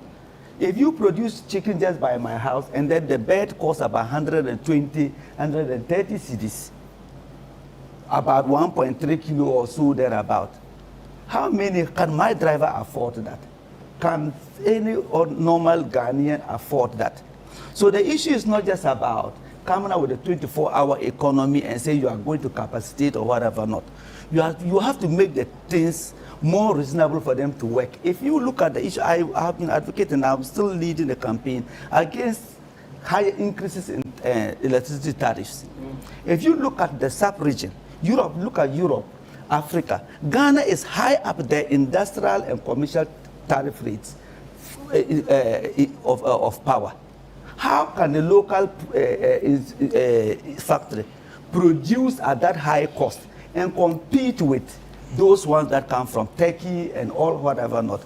Go to the market and you want to buy cables. I mentioned any brand. The local brands, sometimes you look at them more quality, better, and all that, the cable metal or whatever not. Yeah. They look much more better. I prefer to buy that. But when I compare that to a Turkish brand and all that, I prefer to buy the Turkey brand to the other one. The difficulty that the industry have in this country is high cost of production. Until we are able to do that, there's no amount of 24-hour thing that can push anybody to do that, because everything is driven by what? Demand. Just for clarity, when businesses say high cost of production, what was that budget line item? Is it always about power or electricity or utility? Power is the foundation of production of everything, power and water. Electricity, if it's high, and you cannot, you have to produce, you can't do anything about it. You are producing throughout. Indeed, it's not only high even in the industrial sector. The reason why there's high power theft in this particular country is because electricity tariffs are extremely high.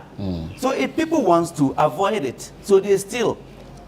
So if you want to push production in this country, make the things more affordable so that those who are producing, all of us can be patriotic enough to buy it. If as a businessman, my friend here goes to buy local rice or goes to buy locally produced goods to sell, when the consumer comes in, he's not looking at whatever. He's not looking at say that this is foreign and this is this. He's looking at what prices first.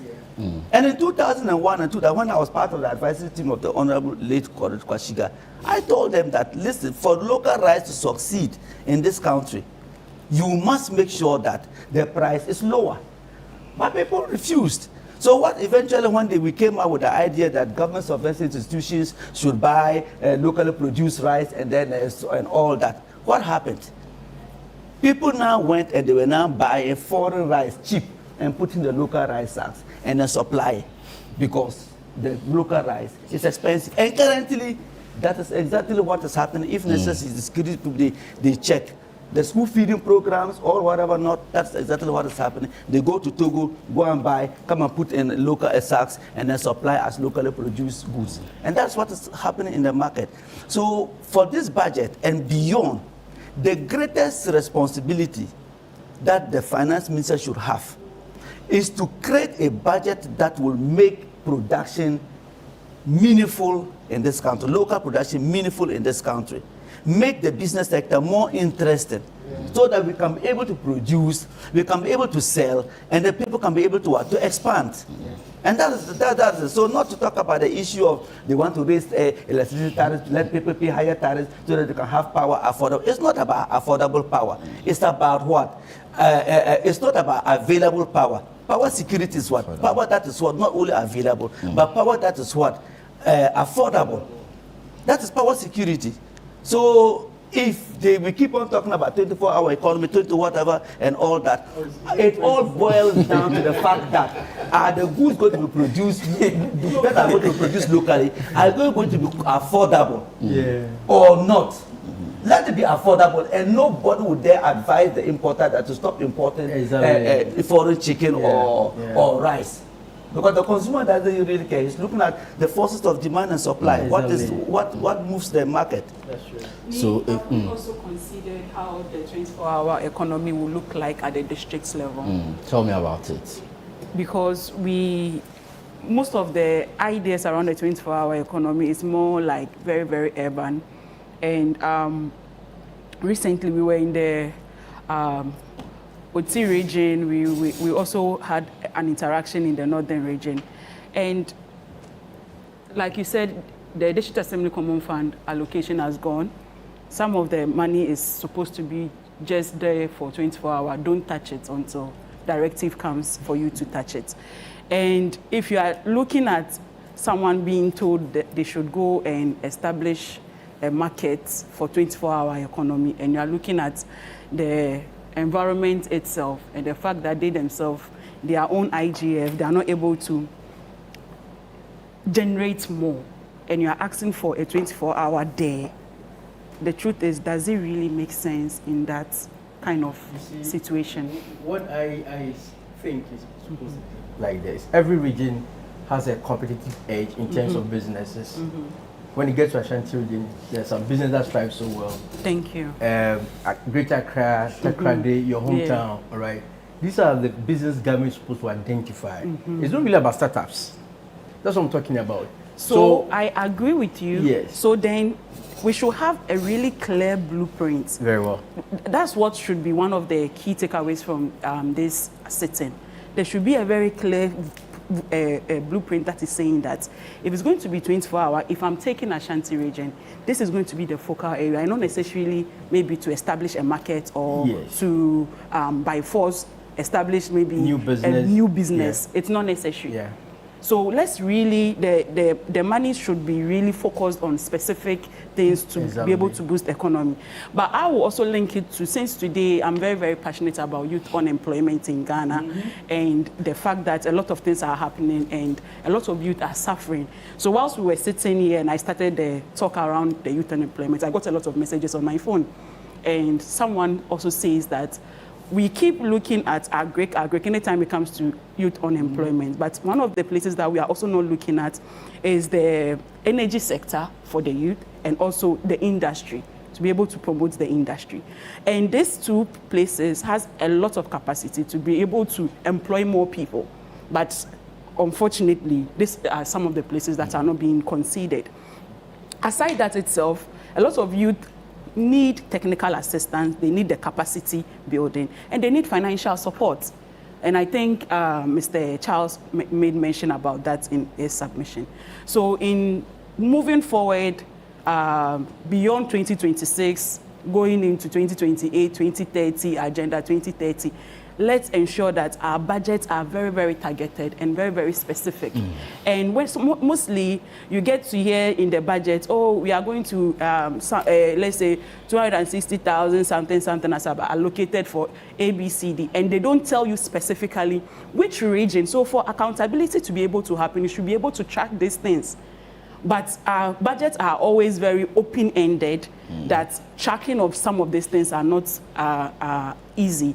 And for our work, that most of the things we do is also around tracking, we also want to see the specific, so that when we are able to say at the end of the period or next year when we come here again, we should be able to say that government gave this figure and we saw this and that, it should be specific and very targeted. Very well. Francis, your take. My question was, why didn't this agenda one, what do you call it? 24. The 24-hour economy go back to see what they could have done with the 1D 1F.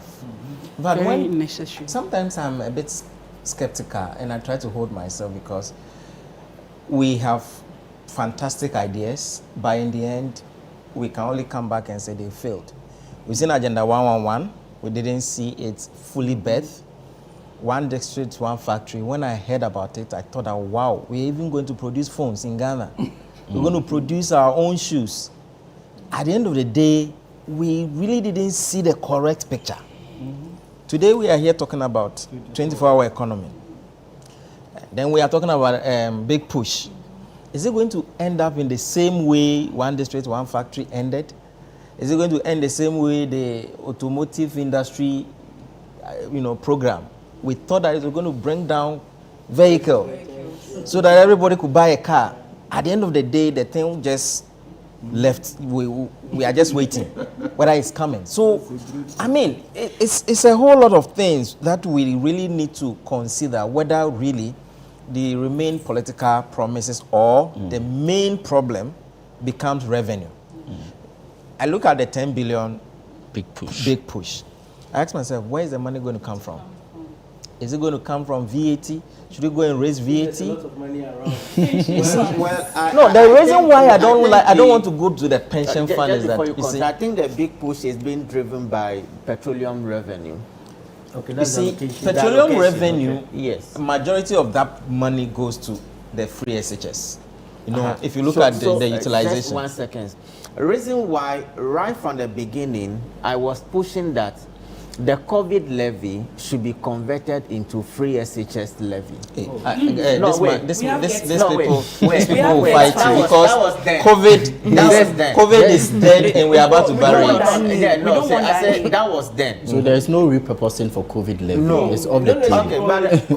Okay, but free SHS levy. So you want it to be there? You see, we're looking at a sustainable way of developing our nation. Exactly. Okay, when you go to Kenya, you see their roads. Very beautiful. Yes, they've made an agreement as a nation, okay, that we are not going to put in fiscal structures for towing.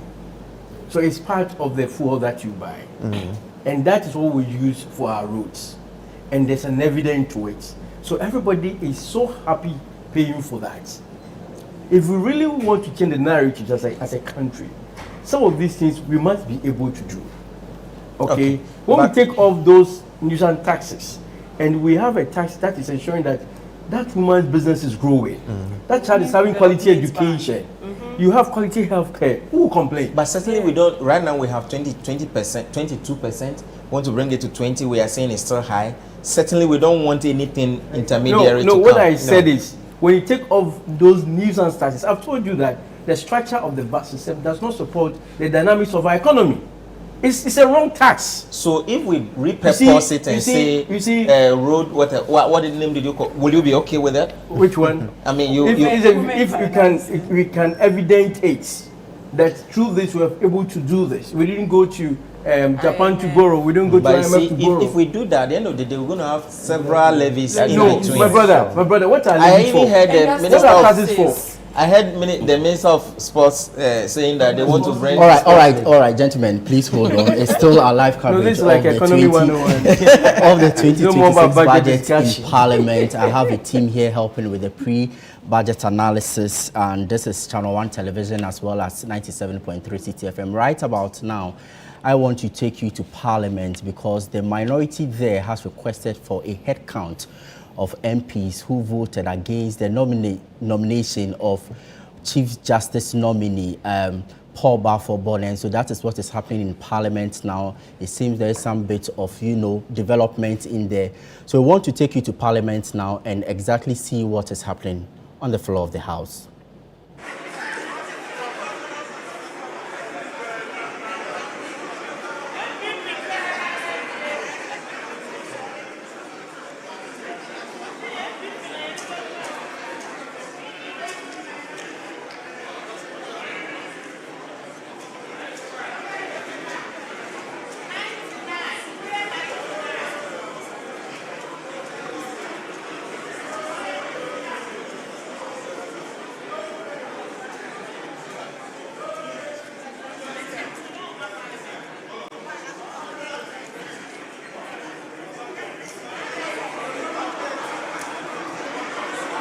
In your shots now is what is happening in Parliament, where the majority there is, up now as the Speaker of Parliament rules in favor of the head count that was raised by the minority in there. What we do know is that when the voice vote was held, the majority said yes, the minority said no. There was some bit of,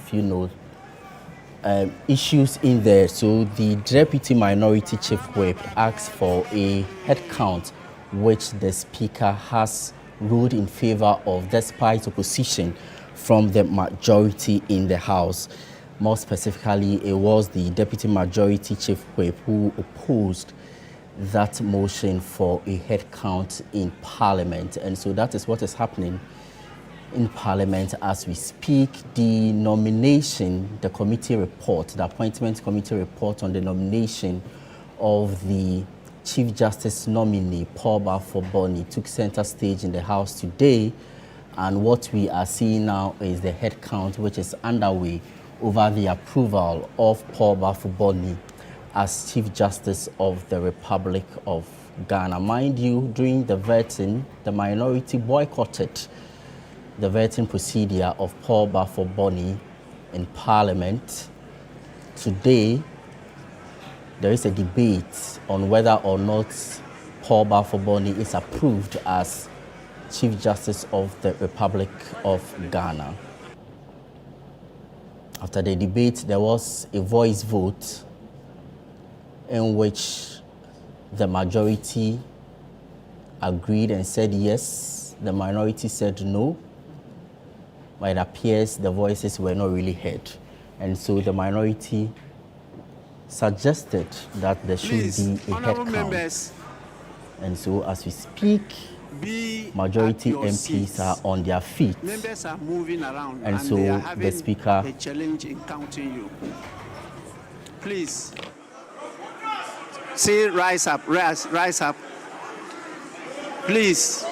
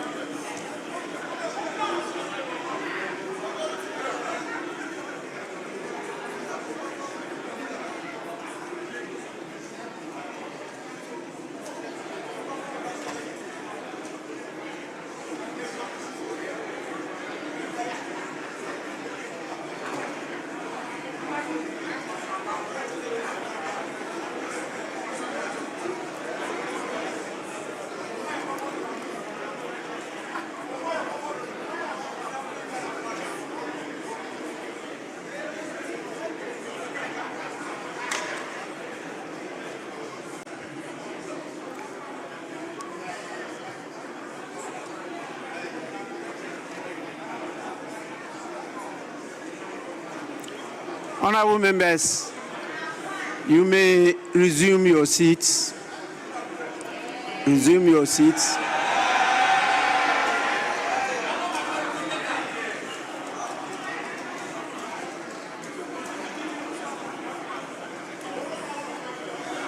Honorable members, those against the motion rise to be counted.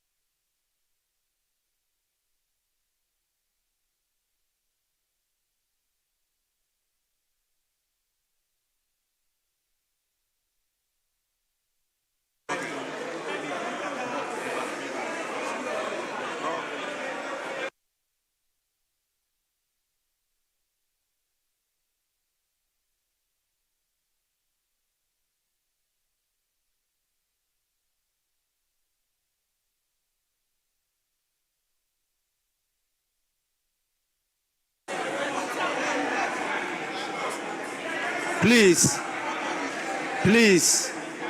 clerks at the table, you are asked to count all those who have risen. Please, so any person that has risen and is standing should be counted.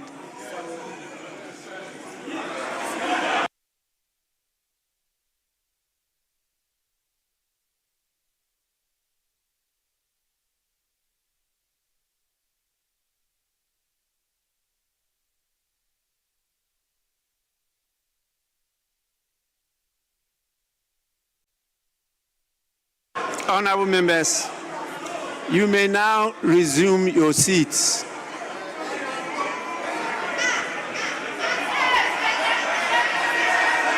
Resume your seats.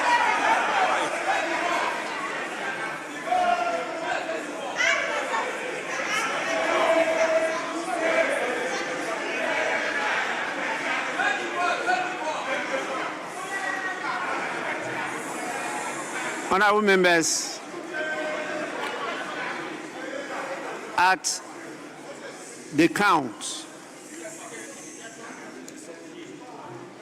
the ayes have 163.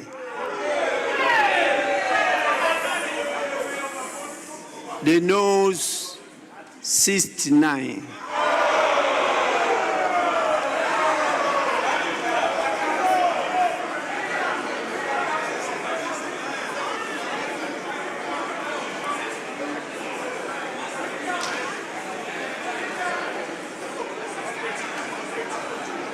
Yes, Honorable Habib. Thank you, Mr. Speaker. Mr.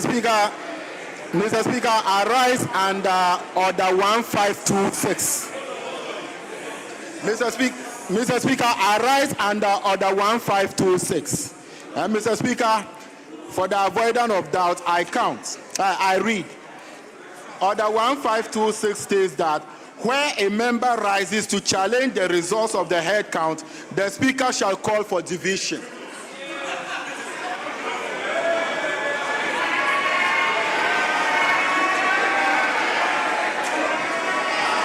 So, Mr. Speaker, I therefore challenge the head count, and I call for you to apply Order 1526 as stated in our orders for division, Mr. Speaker. Honorable member.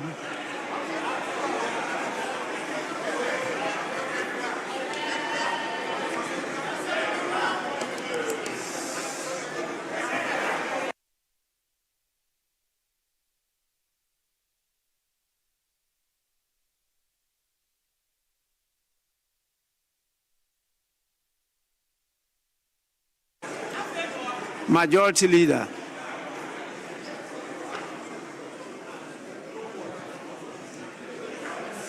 Mr. Speaker,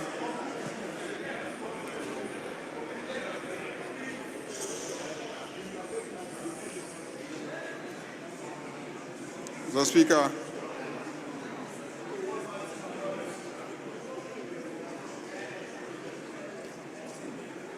the member rose and quoted Order 1526.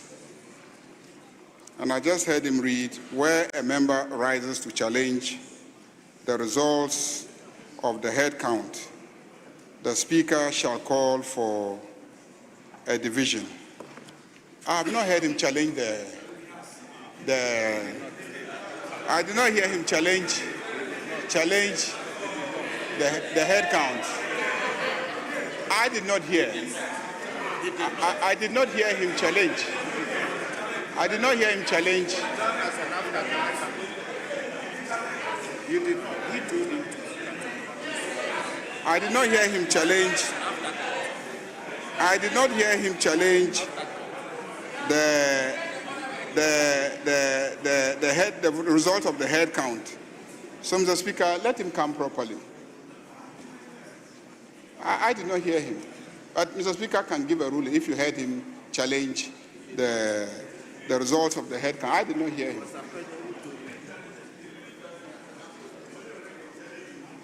Yes. Thank you very much, Right Honourable Speaker. Mr. Speaker, I rise to plead with you and draw your attention to Order 154,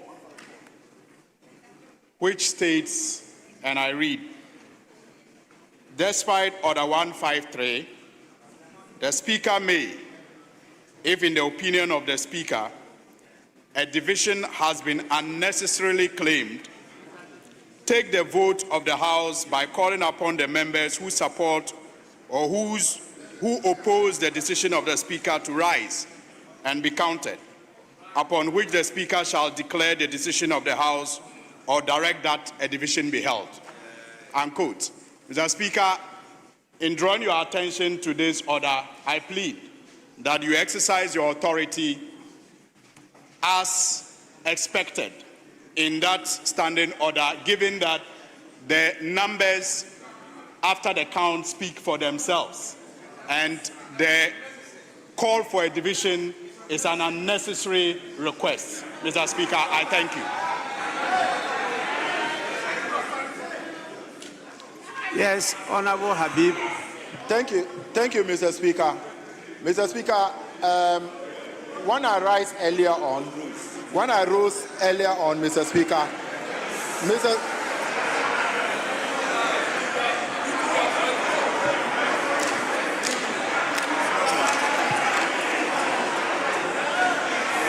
Speaker,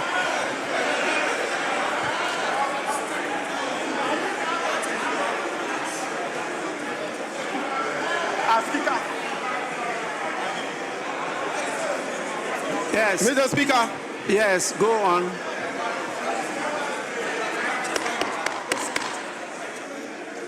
Mr. Speaker, when I rose earlier on, it was under Order 1526, and that I challenge, and it reads that where a member rises to challenge the results of the head count, the Speaker shall call for a division. Mr. Speaker, therefore, I challenge the results from the head count and call for a division under Order 1526. Mr.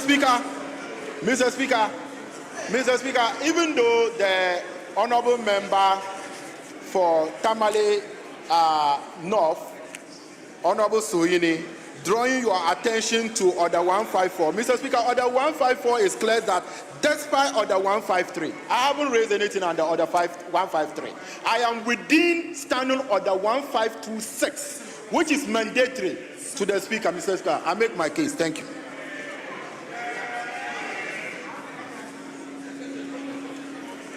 Honorable Member, I'm still waiting to hear your challenge.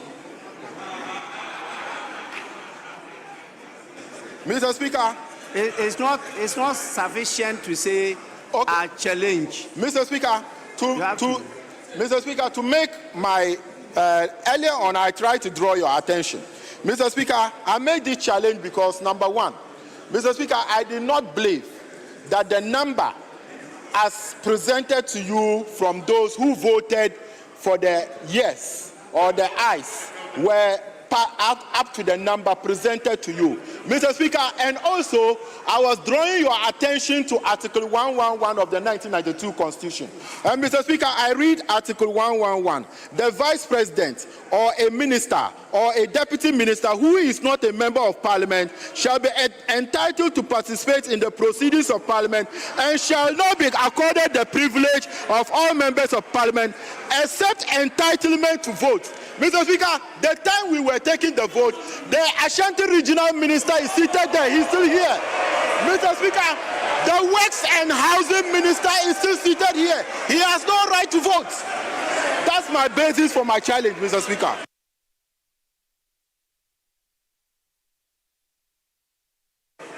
Yes, Majority Leader.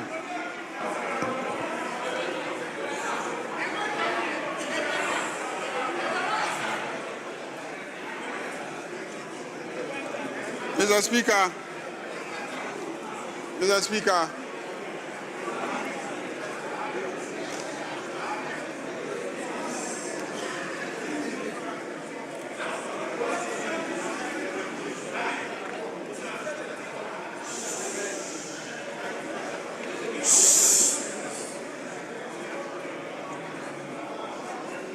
Mr. Speaker, Order 153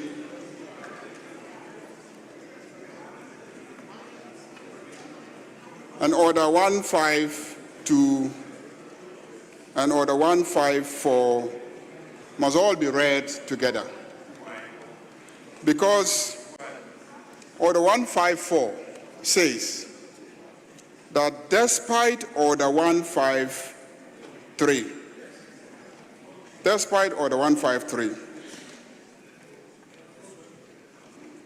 the Speaker, if in the opinion of the Speaker, the Speaker may, if in the opinion of the Speaker, a division has been unnecessarily claimed, a decision has been unnecessarily claimed, take the vote of the House by calling upon the members who support or who oppose the decision of the Speaker to rise and be counted, upon which the Speaker shall declare the decision of the House or direct that a division be held.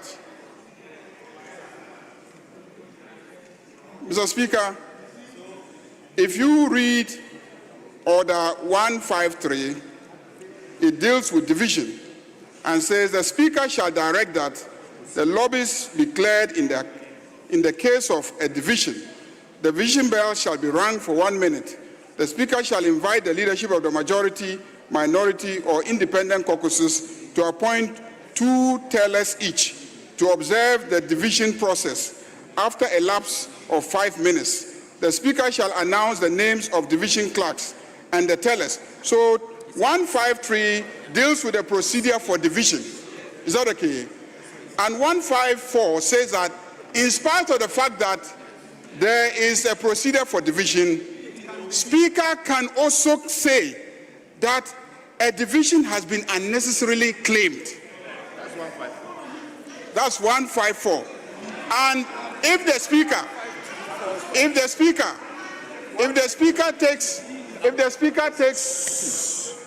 Speaker takes a position that a division has been unnecessarily claimed, the procedure is that he would ask one side only to rise up and be counted. Just one side. He can say that because you are not many and you are just 69, it is easier to count you. So you should rise up and then he will count you. When he counts you, he can direct and declare the decision of the House. That is what 154 says. That's what 154 says. So I therefore call on Mr. Speaker. I therefore call on Mr. Speaker to rule that a division has been unnecessarily claimed. And on the basis of a ruling that a division has been unnecessarily claimed, to proceed to count one side and then declare the decision of the House. Thank you, Mr. Speaker. Honourable members, Minority Leader, yes.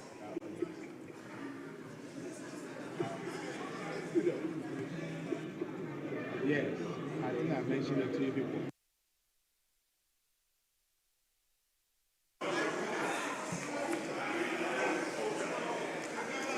Speaker, with respect, the Honourable Member for Tolon invoked Order 152 and was very clear in his application. The Order 153 that provides for procedure on division anticipates that possibly the 151 that was initially invoked, which gives rise for a head count, could be wrong. It is a reason why there's a whole procedure provided for under 153, which talks about clearing the lobbies, which talks about the leaders providing tellers. Mr. Speaker, in the first instance, it is the clerks who have done the accounting, not independently verified by anybody, and they have brought the figures to you. The member has challenged it, and that is why the second stage step allows for agents, that those who are saying no, those who are saying yes, will have an opportunity to validate the counting process. Mr. Speaker, for the majority leader to immediately invoke 154, to say that 154 says, despite 153, Speaker may. Mr. Speaker, that provision there must not be construed in a manner to negate the mandatory obligation under 1526. No, it is saying where the number, if you read 153, 11 and 12, it says that if a member states that he voted in error and that his vote was counted wrongly, the member may request that the vote be corrected or counted before the speaker declares the result. 11, where the member numbers in a division are equal, the motion shall be considered lost. Now, Mr. Speaker, if you read these together, it is rather dealing with a situation where a declaration is made under 153 and the speaker would want to exercise a discretion where a member is unnecessarily making a claim under division, because it anticipates that a member may not be satisfied and may be taking certain steps to make a certain application. If they now move away to refer to 152, Mr. Speaker, that is not in the contemplation of this regulation.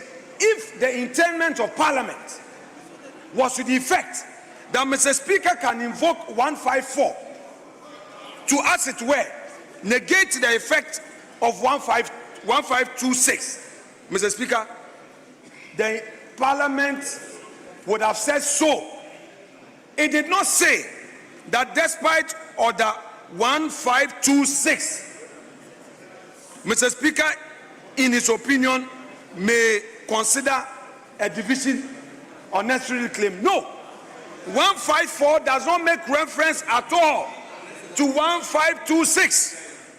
Mr. Speaker, that provision does not make reference to it at all. If the lawmakers had intended the 154 to have effect on 1526, it would have said so in clear language.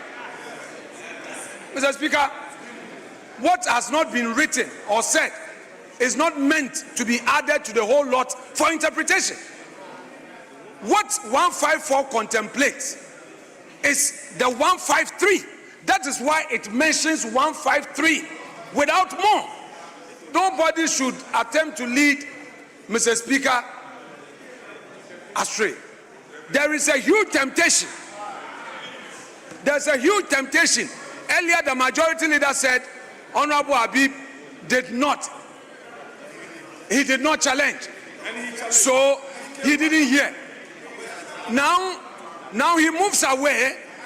He moves away to now invoke 154. The 154 is contemplating 153. Mr. Speaker, I would not want us to further delay this. 1526 is mandatory, and I'll conclude on it. It says where a member rises to challenge the results of the head count, the speaker shall call for a division. I don't know why the super majority is afraid. What are you afraid of? What are you afraid of? If you have your numbers and you believe in your numbers, let's go into division. If if you believe in your numbers, let's go into division. Honorable and prove us Minority wrong. Leader. Honorable Minority Leader, you have made your point. The Honorable Habib mentioned a particular member. I just want to know whether the member was present when the head count was being taken. Please, I want to know from the member, please, it's not from any of you, is a member present? Please, I want to hear from the member.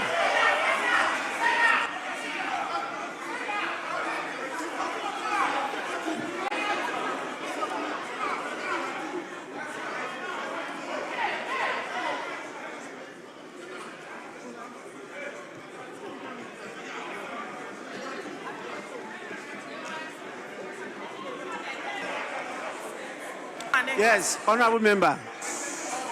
No, come here. Come and use this one. Come and use this one.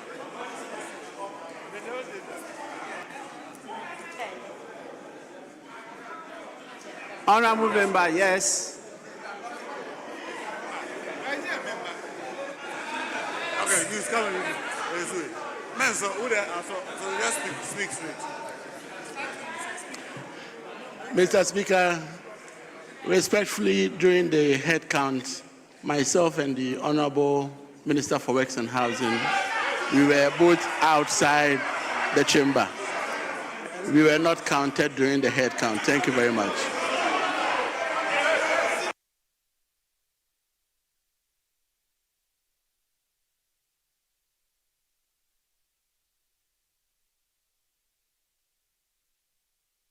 You walk them out. One of these what was it? Huh? Yes, honorable members, it's my view that the division has been unnecessarily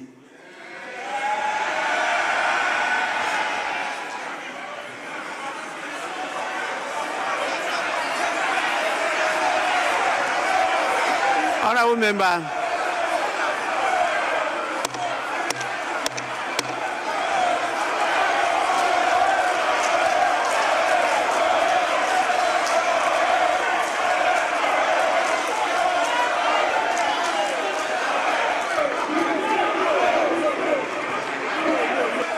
Honorable members,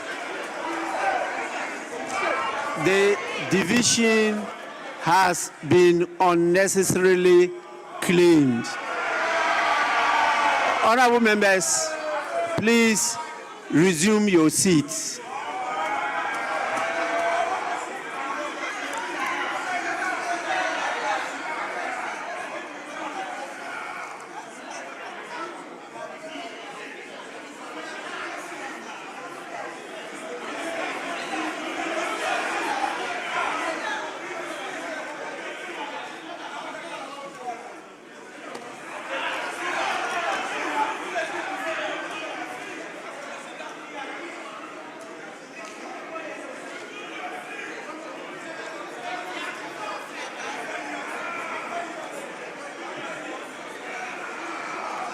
Honorable members, the motion has accordingly been adopted.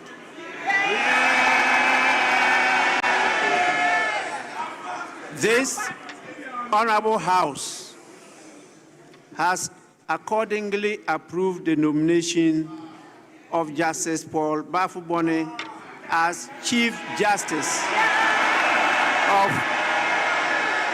of the Republic in accordance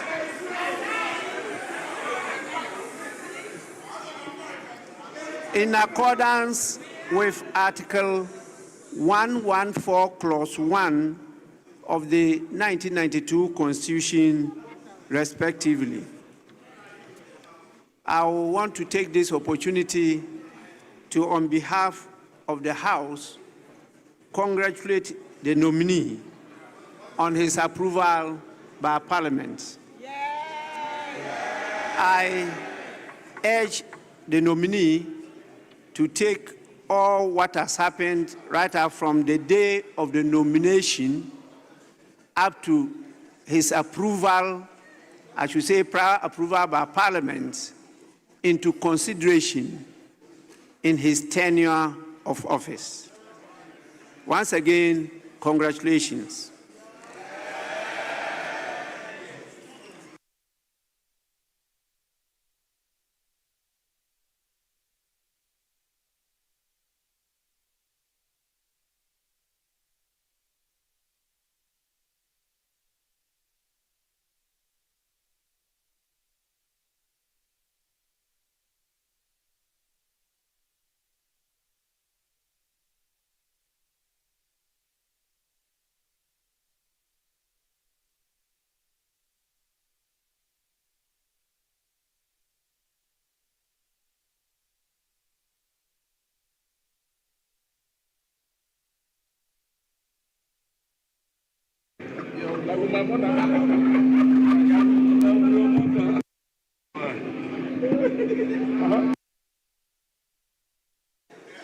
Yes, please, First Deputy Speaker. Right Honorable Speaker, thank you very much for giving me the opportunity. I rise to thank the committee sincerely, particularly those who were present and vetted the nominee. I also want to thank the House, particularly those who were on their feet to be counted in favor of the adoption of the report of the committee. Thank you very much. God richly bless you.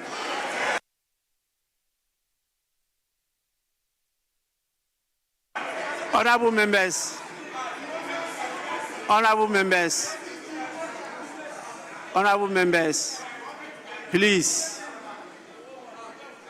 I have a statement. It is actually what we call corrigentum. On 10th November 2025, I had the pleasure and honor of receiving a delegation from the Queen Mother's Foundation, led by their president, the Queen Mother of Kayira in the Ofinsu traditional area, Nana Amma Sewa Bonsu. Their well-intentioned visit afforded us the opportunity of discussing some proposed constitutional amendments, ways of empowering chiefs and queen mothers to protect the environment, stop illegal mining, and facilitate development. However, in communicating their visit to Parliament, I inadvertently referred to Nana Amma Sewa Bonsu as the president of the Queen Mothers Association and Queen Mother of Ofinsu. I wish to apologize to the Ofinsu Traditional Council and the Queen Mothers Association of Ghana for the regrettable error. Let me reiterate that Nana Amma Sewa Bonsu is the president of the Queen Mothers Foundation and not president of the Queen Mothers Association. She is also the Queen Mother of Kayira and not Queen Mother of Ofinsu. As a chief myself, I appreciate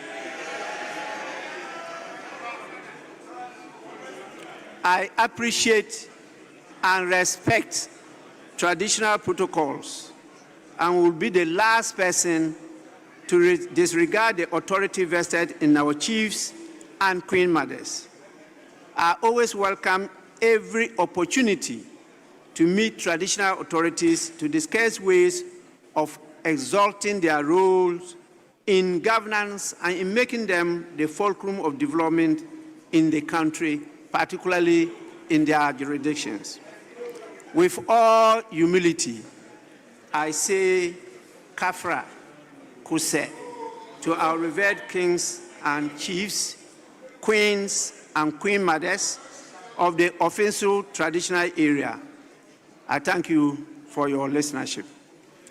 Honorable members, we will take one item and then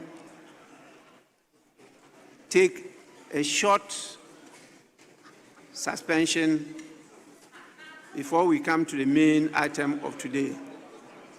On the order paper, we have this bill that we have been working on for some time now, and it is as item 13 on the order paper, the Ghana Scholarships Authority Bill 2025 is now got to the third reading. I have not received any request for it to be taken to a second consideration stage. So I want us to take it now before we go on the suspension. Yes, Honorable Habib. Thank you, Mr. Speaker. Mr. Speaker, just to remind you that we had agreed that motion 15 on page 4 of today's order paper be taken. Mr. Speaker, I understand that. Yes. Mr. Speaker, if you could permit me to move the motion now before the minister responsible for education will do the Scholarship Authority Bill. Mr. Speaker, I'll be very snappy on my motion. It has been there for very long. Please, I'll have to then suspend for 5 minutes. The House is sitting is accordingly suspended for 5 minutes.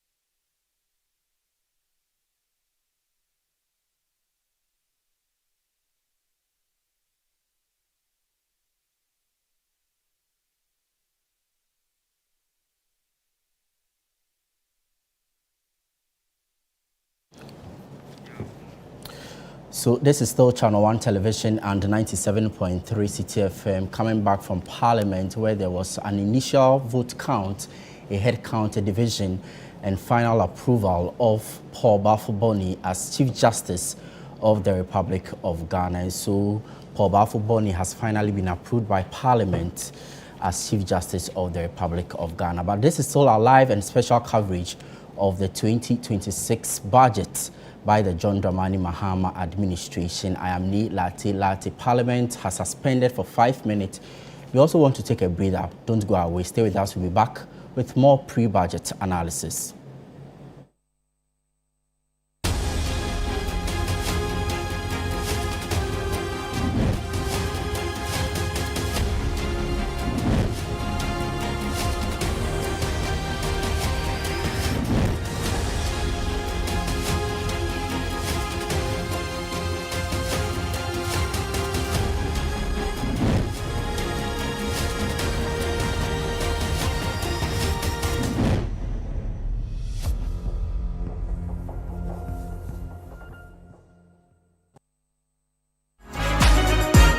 On the Upside Down show this week, join Frema Edunyame as she sits with a man full of talent, known for his electrifying stage performances and captivating voiceovers, Andrew Tando Adote. I went to Presec, Legon, and then Odadie. Yeah. At what point did acting come in?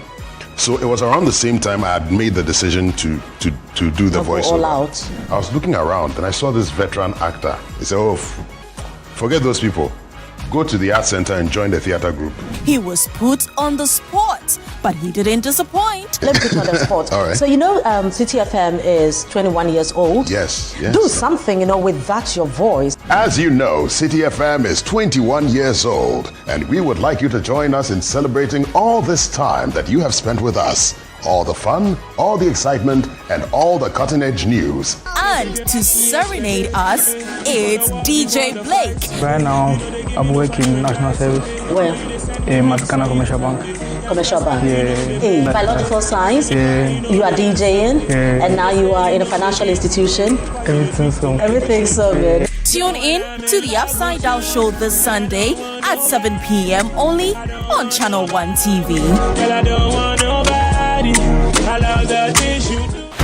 Welcome to the Africa Prosperity Dialogues, where business and political leaders meet to drive Africa's single market. Distinguished guests, this is our moment to make history. We must act not in isolation, but together as united Africa. Under the patronage of His Excellency John Mahama, President of the Republic of Ghana, and in partnership with the Africa Continental Free Trade Area Secretariat, the Africa Prosperity Network presents the Africa Prosperity Dialogues 2026 under the theme Empowering SMEs, Women and Youth in Africa's Single Market. Innovate, collaborate, trade. Ghana is proud to be the home of this important dialogue series, and it will continue to enjoy my utmost support to make subsequent summits even greater. Register now at africaprosperitynetwork.com or call or WhatsApp at +233 536 098 325. This November, something amazing is coming to Accra. Are you a farmer with fresh produce? Are you into fish farming, poultry or livestock? Then get ready for the November edition of the AgriFair 2025. Yes, AgriFair 2025. It's happening on Friday the 28th to Sunday the 30th of November. It's happening at the A4 Sutherland Children's Park, and it's 10 a.m. to 6 p.m. each day. It's the ultimate weekend marketplace. From fruits and vegetables to poultry, livestock and fish to agro-inputs and processing machinery. All at unbeatable farm gate prices. Whether you're selling or buying, this is your chance to connect, trade and grow. Enjoy the freshest farm produce, sizzling kebabs, and a vibrant marketplace atmosphere all in one space. Register now and secure your spot. Call 0558-973-973 for more information. AgriFair 2025, where culture meets innovation.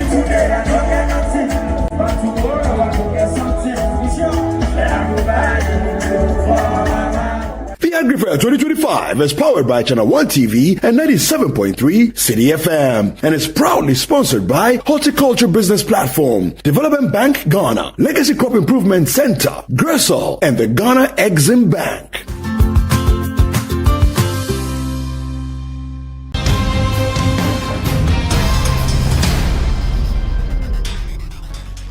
On Footprints this Friday, we have a conversation with Bishop Ni Apiakai Takiaboy, the presiding bishop of Victory Bible Church International, who shares his story about his life as a minister of the gospel. We went somewhere to preach to some middle school girls, and then as the brother I went with, as he was preaching, he said, "Is there anybody here who wants to give his life to Jesus?" And I lifted up my hand. He thought he had made a mistake, because or thought that I didn't understand what he was saying, because he knew me in Scripture Union. So when I lifted up my hand, he repeated about 3 times and realized that I was the only one who lifted up his hand. Then he said, "Okay, pray after me." So I prayed after him, and then the moment I said amen, then I knew that I would do God's work. And the first Sunday we were about 80. Oh, so don't say. So what was the expansion like? In fact, we had 4 services on a Sunday. 4 back-to-back 4 services. I used to pity you. 4 Especially services. when I saw you preach on the 3rd service at times. The man is tired, but Charlie, we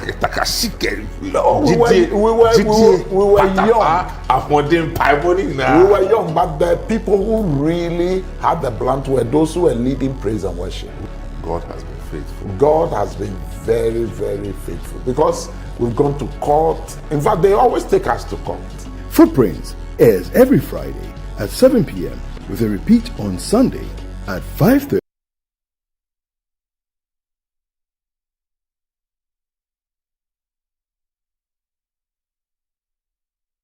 7:30 p.m. only on Channel One TV.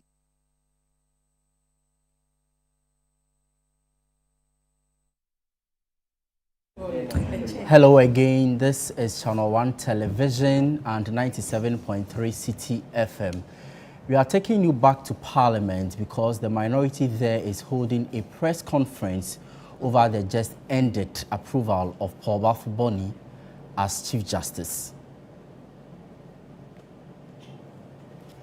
By appreciating the efforts of the military to ensure that there is order and peace in the country.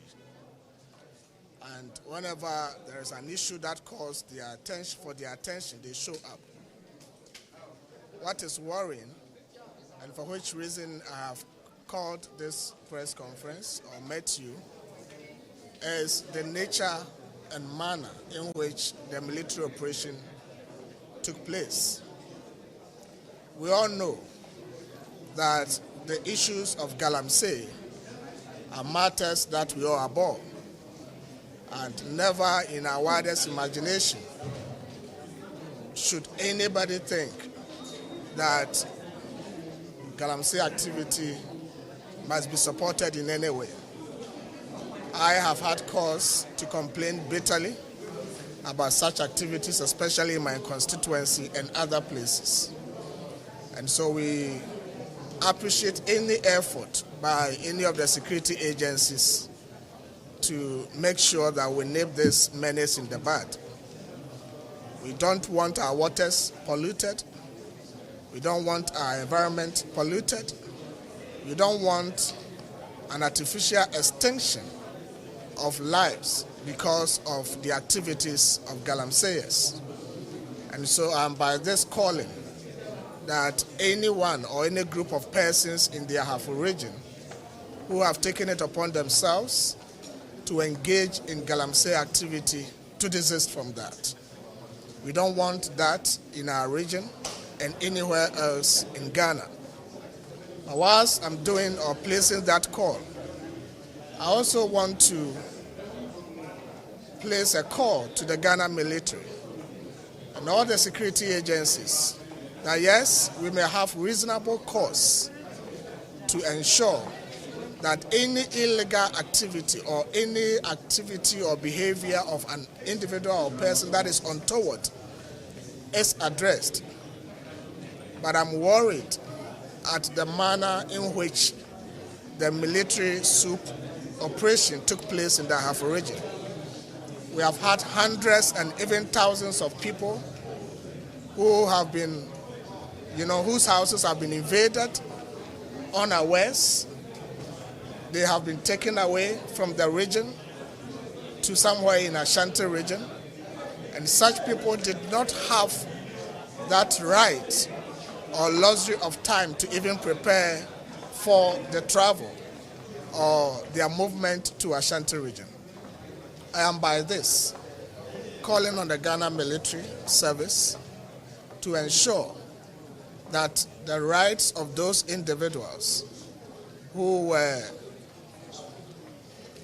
moved from Ahafo region to Ashanti under the operation to ensure that Galamsey activities do not happen are given proper and rightful treatment such that their rights will not be violated.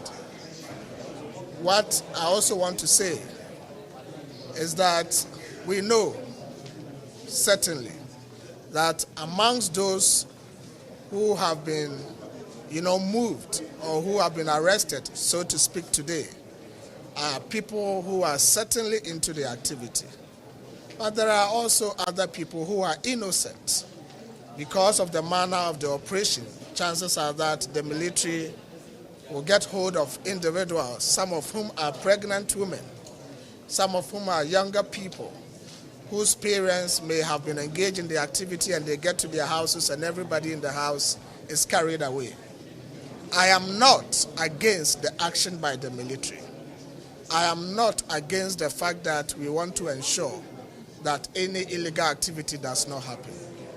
What I am calling for is that we put a human face to some of these exercises such that innocent people are not carried away together with people who are truly culpable.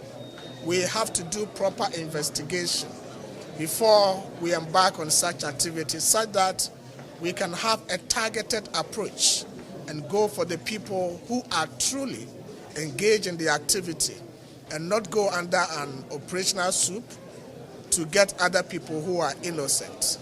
If anybody is innocently, attacked in this manner, so to speak, attacked in the parentheses, that person would have his or her rights violated one way or the other.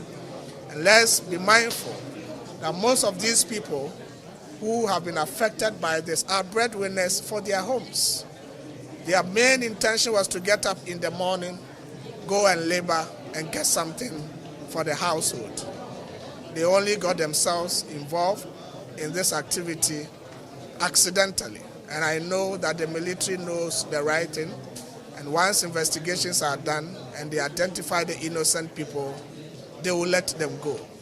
But we are only appealing to the Ghana Military Service that in further action or in any action of this nature in the future, they must ensure that they go for the right people and not boss even innocent people together with people who are truly culpable. We believe in the Ghana Military Service, and we believe that just as they have done in the past, they will do the right to the people of Ahafo this time around. We appreciate them once again and want to encourage them to do what they are doing for the good of this country. Thank you so much. God bless you. Thank you very much.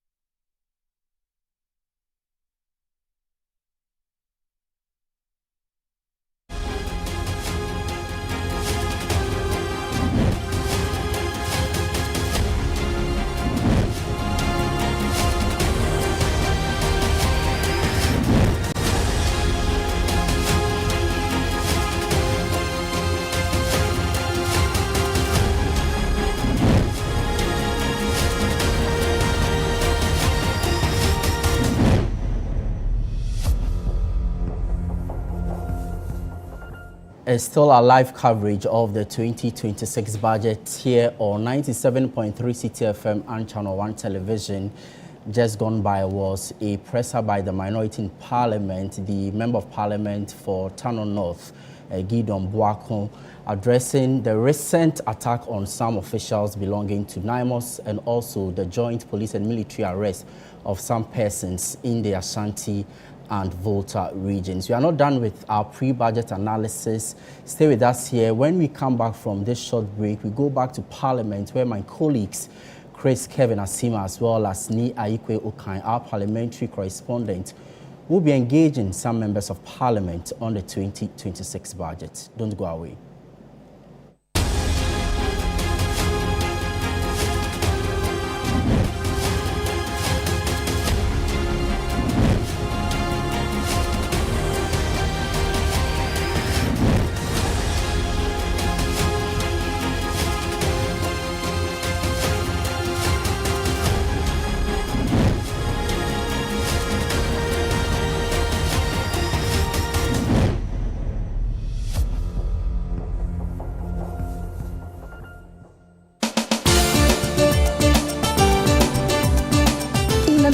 Full of questions, where truth often hides behind noise, one show dares to ask what truly matters face to face. With fearless clarity and a quest for accountability, host Marisanda Amadou sits down with the movers and shakers of politics, governance, society, and business, confronting the issues that define our national conversation. The party itself has said that whenever you're in opposition, you should choose flag bearers early. So what you are trying to tell me is that you want somebody who is going out to come and select a leader for you.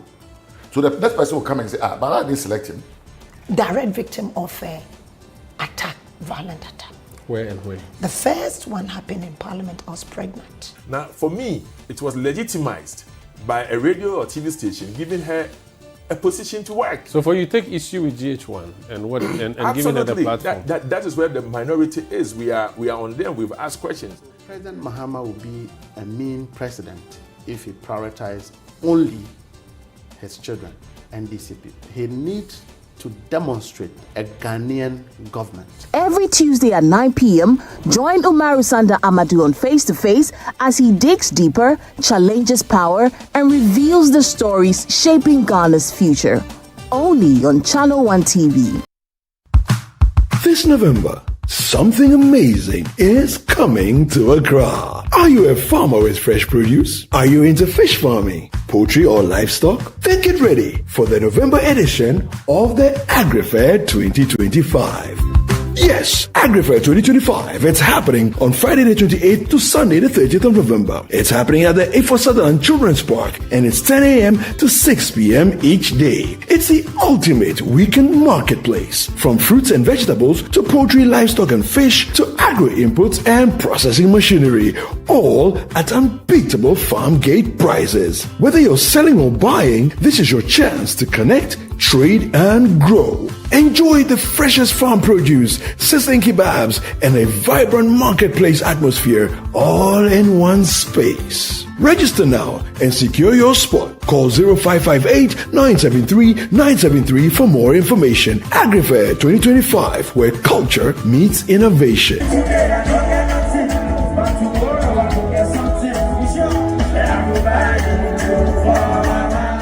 AgriFair 2025 is powered by ChannelOne TV and 97.3 City FM and is proudly sponsored by Horticulture Business Platform, Development Bank Ghana, Legacy Crop Improvement Center, Gressol, and the Ghana Exim Bank.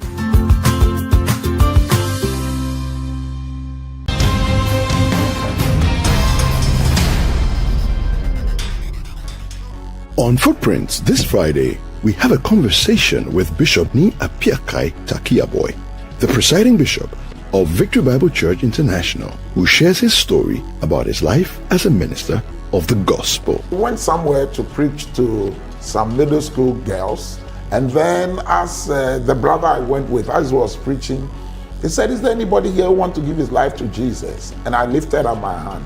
He thought he had made a mistake because I thought that I didn't understand what he was saying. Because he knew me in Scripture Union. So when I lifted up my hand, he repeated about 3 times and realized that I was the only one who lifted up his hand. Then he said, "Okay, pray after me." So I prayed after him. And then the moment I said, "Amen," then I knew that I would do God's work. And the first Sunday we were about 80. Oh, so don't say. What was the expansion like? In fact, we had 4 services on a Sunday. 4 back-to-back 4 services. I used to pity you. 4 Especially services. when I saw you preach on the 3rd service at times. The man is tired, but Charlie, no, we were young. We were young, but the people who really had the blunt were those who were leading praise and worship. God has been faithful. God has been very, very faithful because we've gone to court. In fact, they always take us to court. Footprints airs every Friday at 7 p.m. with a repeat on Sunday at 5:30 p.m. only on ChannelOne TV. On the Upside Down show this week, join Frema Edunyame as she sits with a man full of talent, known for his electrifying stage performances and captivating voiceovers, Andrew Tando Adote. I went to Presec, Legon, and then Odadie. Yeah. At what point did acting come in? So it was around the same time I had made the decision to do the voiceover. All out. I was looking around and I saw this veteran actor. He said, "Oh, forget those people. Go to the art center and join the theater group." He was put on the spot, but he didn't disappoint. Let's put on the spot. All right. So City FM is 21 years old. Yes. Do something, with that your voice. As you know, City FM is 21 years old, and we would like you to join us in celebrating all this time that you have spent with us. All the fun, all the excitement, and all the cutting-edge news. And to serenade us, it's DJ Blake. Right now, I'm working National Service. Where? In Matakana Commercial Bank. Commercial Bank? Yeah. In biological science? Yeah. You are DJing? Yeah. And now you are in a financial institution? Everything's so. Everything's so good. Tune in to the Upside Down Show this Sunday at 7 p.m. only on ChannelOne TV. Well, I don't want nobody. I love the things you do.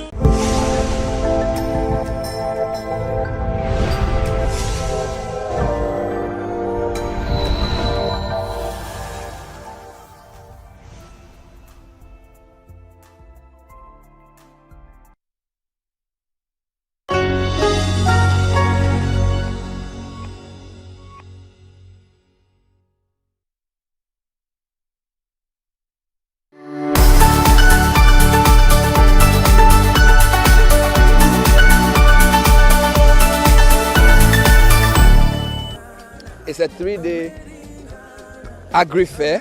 Started on Friday. Today is our second day and we are on till Sunday. Over 100 exhibitors of various food items. And today when we got here, the rain did something small. So don't depend on the rain. But we have people who are doing livestock and poultry on this side, fruits and veggies here, farm equipment and support services here, and sponsors here. So you decide where you want to go first, and we'll let you visit some of the stands, and then we'll know how it goes. So he'll be doing the interviews with you, and she'll be briefing you on the various stands. So this is Premier Edu Nyame, head of event. Yes. This is Pop Farm. So Pop Farms, he has about 10,000 birds. Yes, and he is here. So tell us a little bit about your farms. Nice meeting you. Yeah, we are local farm that grow local birds, broilers mainly, and we process it. We don't just grow it. We process it, and the type of parts that we have, all the parts that we import here, we have it here. So we have the breast, we have the leg quarter, every part of the chicken. We're now coming to package. Yeah, we are coming to. We have plans of packaging. Yes, we do the cutting. Yeah. Mainly we supply the supermarkets, so that's where we started from. Yes. More acreages. Okay. So yesterday we brought some of the palm fruit here. Even at the moment our vehicle is even on the road, bringing some of the palm fruit for us to sell it. So we have even lettuce. We produce cabbage and carrot. We have rabbits, which is behind. The rabbit is produced from. The rabbits are behind. Yes. Wow. So that's one. Oh, we've been there. Even the fertilizer that you gave it to us for the Feed Ghana program, we are still conveying it. Oh, yes. And then this is Buff. So they are into, planting in bowls and. So this is how they do their farming. So they are trying to promote people from farming if you don't want to do the proper soil. So like especially those who are home, flower pots instead of the home garden. Exactly. Instead of flowers and stuff like that, we can do this. Yeah. So tell us about Feed Ghana. We are listening. Ghanaians want to know. Just as the name implies, Feed Ghana. The intention is clear. We want to eat what we grow. We want to grow what we eat. So every space we have in this country where you can put anything and to grow, that is what we are preaching. So that everyone, anywhere in the country, look at these things here. You put it on, on your corridor, anywhere, uncompleted building, and you are picking this. You don't go to market to buy this. And let me talk to the man himself here. Mr. Demoji, you are here. So we know the concept now. How do we practicalize it? So if I want to come to Feed Ghana, if I want to be a beneficiary, where do I start from? Yes, it depends upon the level. If you are a farmer in terms of cereal, you have to organize yourself into cooperatives. Because the modalities for benefiting from the Feed Ghana program is to organize yourself into cooperatives. So as a cooperative, you write to us either at the district level, at the regional level. We will get the information and you'll be taken care of completely. the Ghanaian people must understand that we have to develop our nation for ourselves. We can't sit here and expect somebody from somewhere to come and develop Ghana for us. What they are doing here, they are adding value to our raw materials. This is the horticulture business platform. Yes. Thank you. Thank you very much. Thank you very much, Honorable. I'm very happy you are talking about us buying our own produce. That's actually one of the key things that we do. So horticulture business platform, we are a membership-based company that brings all the players within the horticulture sector together. And currently we have about 230 members, and we encourage them to produce locally and also encouraging the market to consume. I really love the fact that we need to encourage people to eat what we own, we produce in Ghana. Eat Ghana. Eat Ghana. That is the only way that we can be able to be successful. So hi, AgroKent. Yeah. So what do you have? The long grain and we have the long grain, then we have the short grain, and we have our cereal as well. This is made with the rice and soya bean and wheat. Yes, please. And then now we have our gari. We have Nane's gari. We started cassava farm, so yeah, we have gari. Okay. We have our spices here as well. We have like natural ginger powder, onion powder, and garlic powder, and then we have our sauces here as well. This platform that City FM has created for you, do you have any other means of letting the Ghanaian people know your products and then patronize? Yeah, so we use the social media a lot. So when you go on our social media, we take you through all the day-to-day activities on the farm. Even if you are planting rice, we show it on all our social media platforms. And now we have an office at Accra too. And we give those who are not on social media. We give so we are in the markets as well. We are in the local markets as well.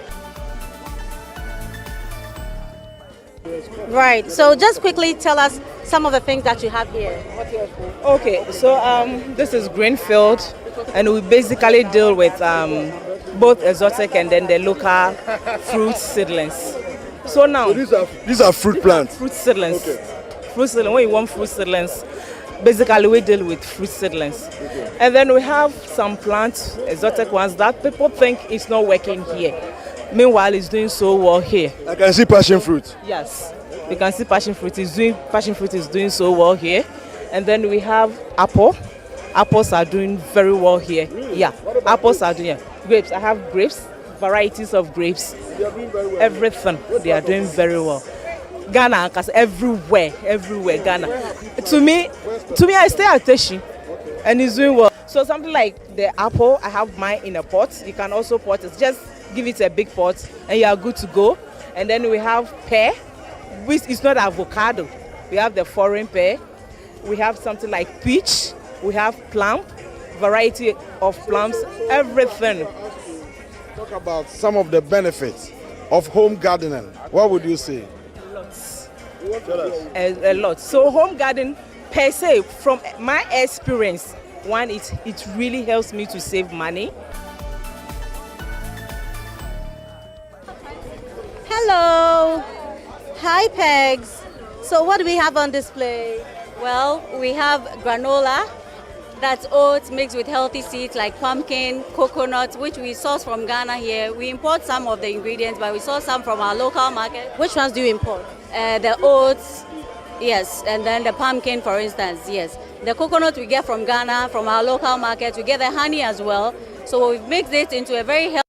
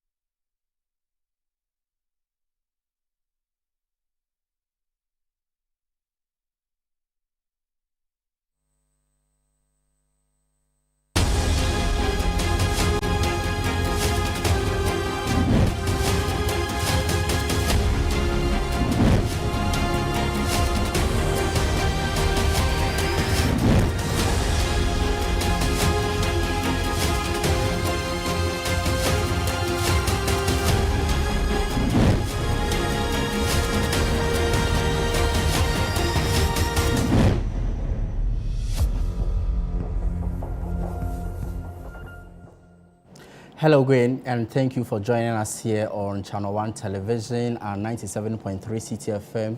Still our live coverage of the 2026 budget. Finance Minister Dr. Kasai Forson is expected to present the government policy plan for next year. And we are hearing that he's arrived in the House preparing to deliver that particular budget and economic policy.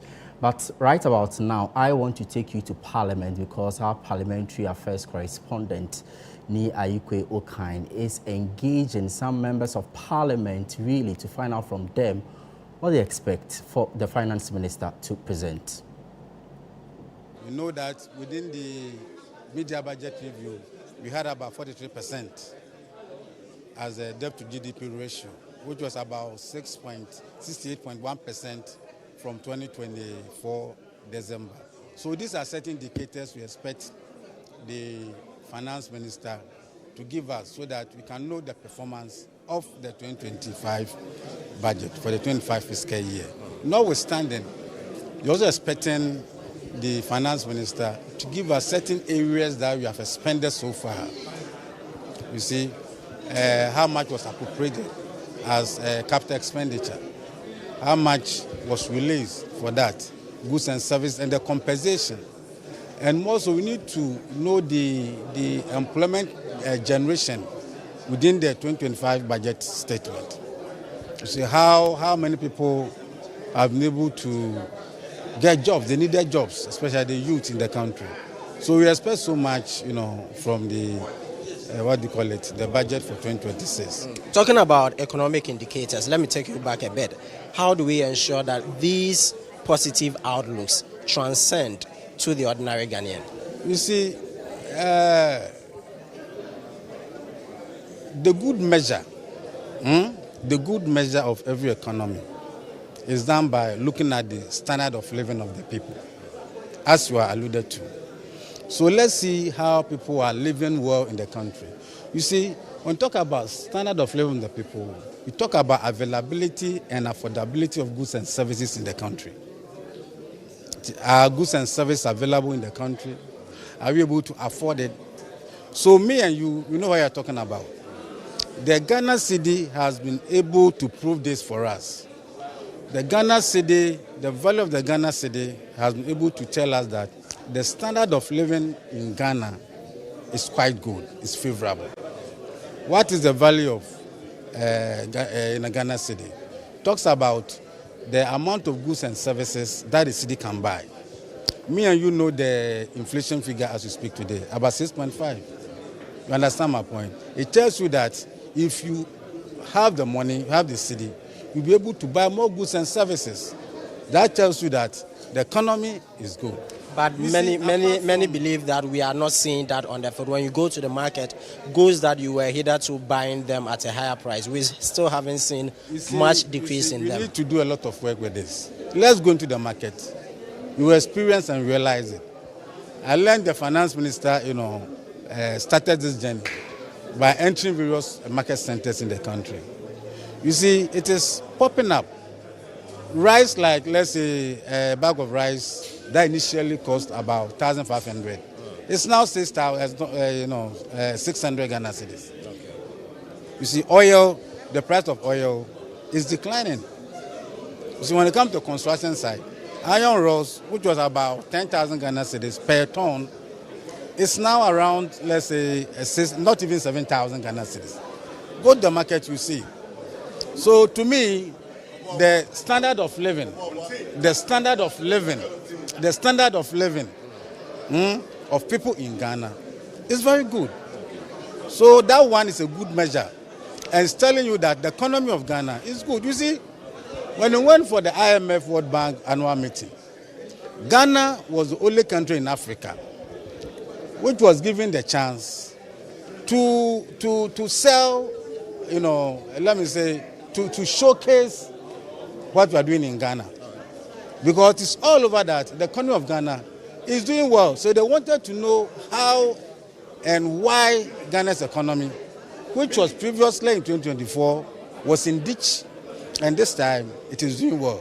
So to me, the economy of this country is not bad. We are doing well. And we continue to do well You'll see all these things from the 26 budget. All right. Thank you so much for speaking to us. So you heard me speak to the Honorable Eric Afo. He is the chairman of the Economy and Development Committee of Parliament. I have also been joined by the Menchia South MP. He would also share with us what he expects from the 2026 budget, precisely from the Finance Minister today. Thank you very much. I expect the Finance Minister to make provision for a budget that would see job availability to the teeming youth of this country.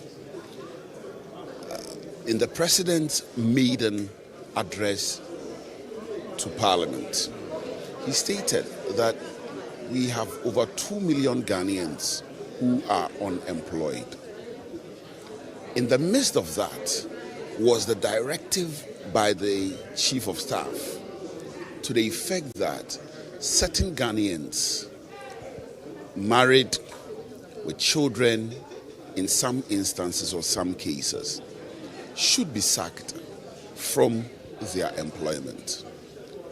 Now, but the argument was that they were not properly recruited. It doesn't matter. As a result of that action, they are also unemployed. So add them to the 2 million. I'm sure if there was other stable, secured employment, well-paying, what happened yesterday at the Elwak, where we lost young Ghanaian lives, where some Ghanaians died, where some Ghanaians, young ones, got injured. They didn't die on the Sahara Desert in their quest to seek greener pastures abroad. They died in Ghana in their quest to be recruited into the security agency, into the Ghana Armed Forces. And so I am hoping that the budget will create the opportunity for Ghanaians to get employment beyond the security agencies, so that what happened yesterday will not repeat itself. It's a sad day. It was a sad day for Ghana. It remains a sad situation. That should not repeat itself. Year in, year out, they are happening. Unfortunately, a lot of Ghanaians are also traveling by the desert to seek greener pastures. What happened yesterday is not a case of Ghanaians traveling to seek greener pastures who died. It's Ghanaians who died looking for employment. Employment opportunity that is fewer, or which are fewer than the number of people that went there to be recruited. I'm looking for a budget that is going to see to the employment of lots of Ghanaians, creation of employment for lots of Ghanaians, to avoid such disasters from happening. That for me is my prayer. Thank you so much for speaking to us. So that's the Menchia South MP, Honorable Naneje Bafo, also speaking to us on the expectations regarding the 2026 budget, which is expected in Parliament in a few minutes to come. I have also been joined here by the Offensive North MP. Honorable, thanks for joining us on Channel One Newsroom. Thanks for having me. So we expect the Finance Minister in a few minutes in the House to present the 2026 budget, which is the government's policy document for the ensuing year. As a lawmaker, what do you expect from this document? It's quite sad that we had to lose 6 girls who are looking for opportunity to work. And I'm hoping that not as we promised the young Ghanaian at the beginning of the year employment, and the Minister of Education had promised recruitment of 50,000 teachers. Unfortunately, it never happened. We are in November. It never happened. So I want to see how best we can put systems in place, put investment in place to make sure that we are creating jobs, sustainable jobs for our teeming youth. You know, the Ghanaian youth is very aggressive, hardworking, smart, and I was shocked to see the number of people who are yearning to be part of one of the finest profession, which is the military. The military is respected so much, but unfortunately, not that many students or not many youth can get employment in there. And if the system is working well, at least we shouldn't have this number of young ones in a nation yearning to be part of the military. And I want to see some kind of investment into entrepreneurship so that we can create diverse jobs for the youth. Remember, the private sector create jobs. So how are we going to support the private sector to be able to create jobs? In fact, the public payroll is being stretched and is somehow vertical. We have to make it horizontal to be able to create jobs. I also want to see the road infrastructure that were started even in my constituency. A lot was done during the MPP government era, and some that have been started in my constituency. As I'm talking to you, the contractors have not been paid, and most of the investment that has been done has gone down the drain. I want to see the road infrastructure in my constituency, specifically in Kinkenso, Akumada, Franchi, Cobret, and those areas done. So I want to see investment also into education, because education that is going to emphasize on skills, because with the skill gap analysis that we did during the MPP government era, come 2024 showed that there's so much gaps in the skills that we need as a nation. So I want to see so much investment that will go into skill training that can feed the big push agenda, because other than that, we're going to invest so much in infrastructure, but the money is going to go back out of country because we won't have the skill base to be able to absorb them. If majority of these young women and men that went to Airwork Stadium had some kind of skills and they had employment, I bet you we wouldn't have seen that number. So I want to see the same. Madam, there's so much expectation that we're expecting from government from the previous budget, and it's not about... In terms of our fiscals, have we done enough as a country? Not that we expected. And for me, production has been low this year because the private sector, if the private sector is up and doing and get all the support they need, it doesn't matter the exchange rate. It's not reflecting in production. If we can produce, then of course we can create jobs. But I believe this year we want to see how production went up. So in all the sectors, productivity is something that we want to see. So our investment have to be strategic enough.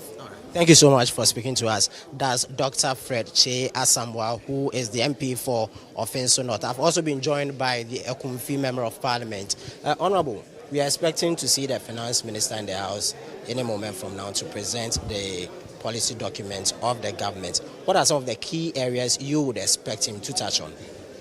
Thank you very much. I think for me, so far his performance has been quite a remarkable one. So far, indicators are positive. Rating agencies have spoken very highly of Ghana.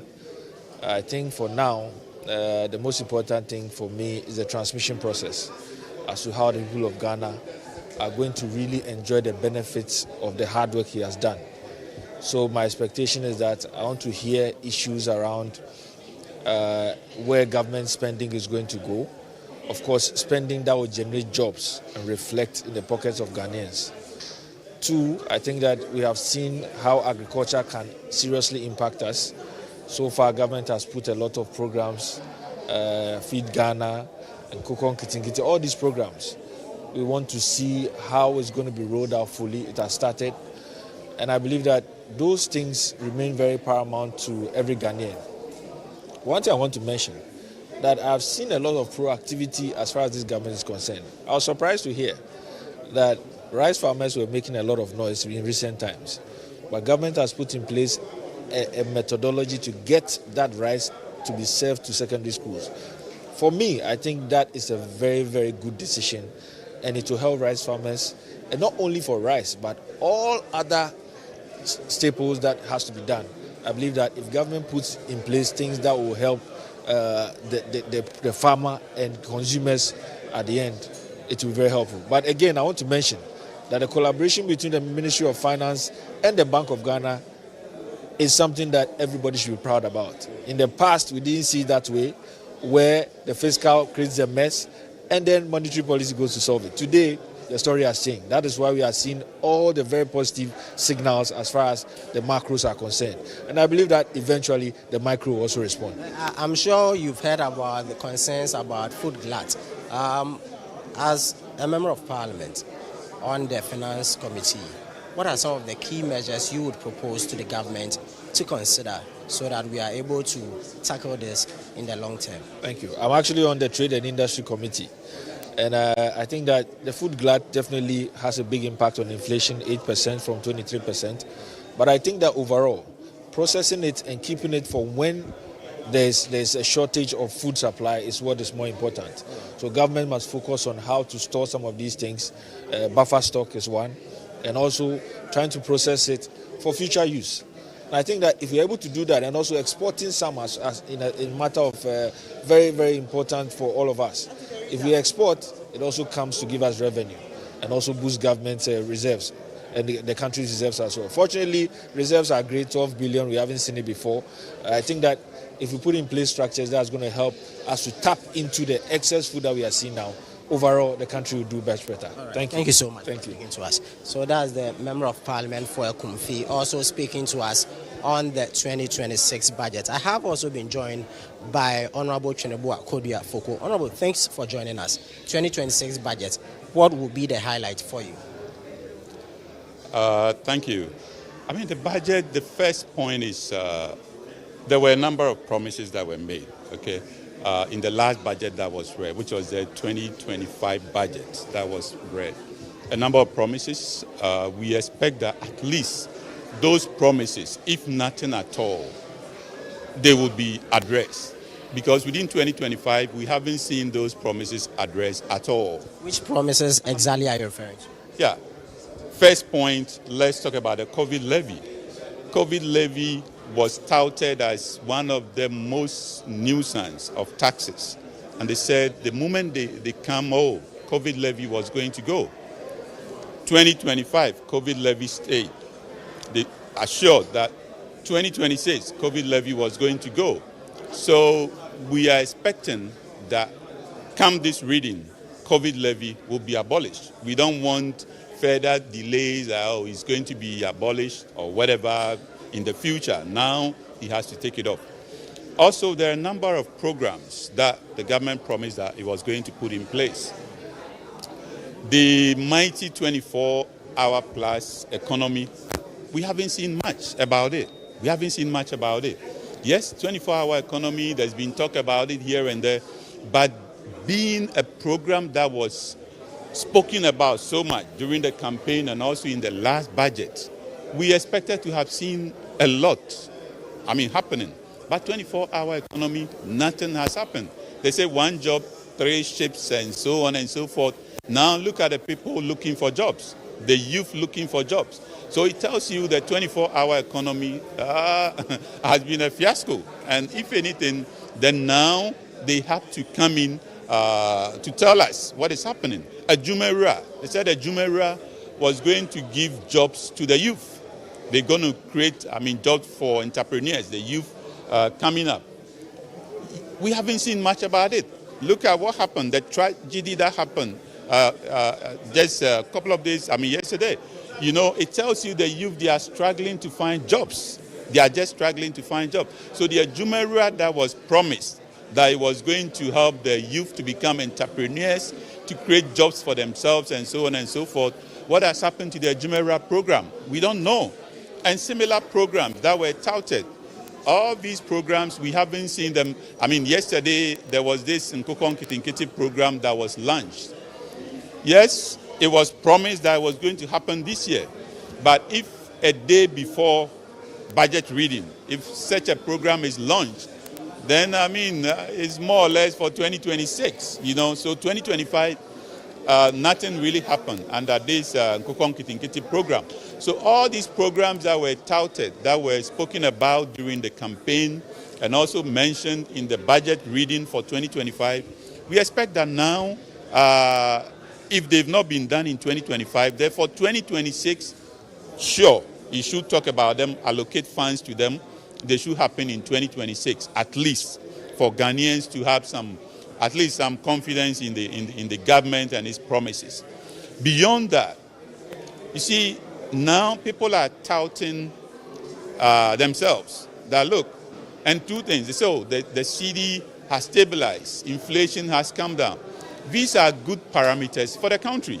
And I mean, if the cedi is stable, if inflation, there's price stability, it's good for the country. Why not? We are all in the country, it's for us. However, we need to understand what has brought us here, okay?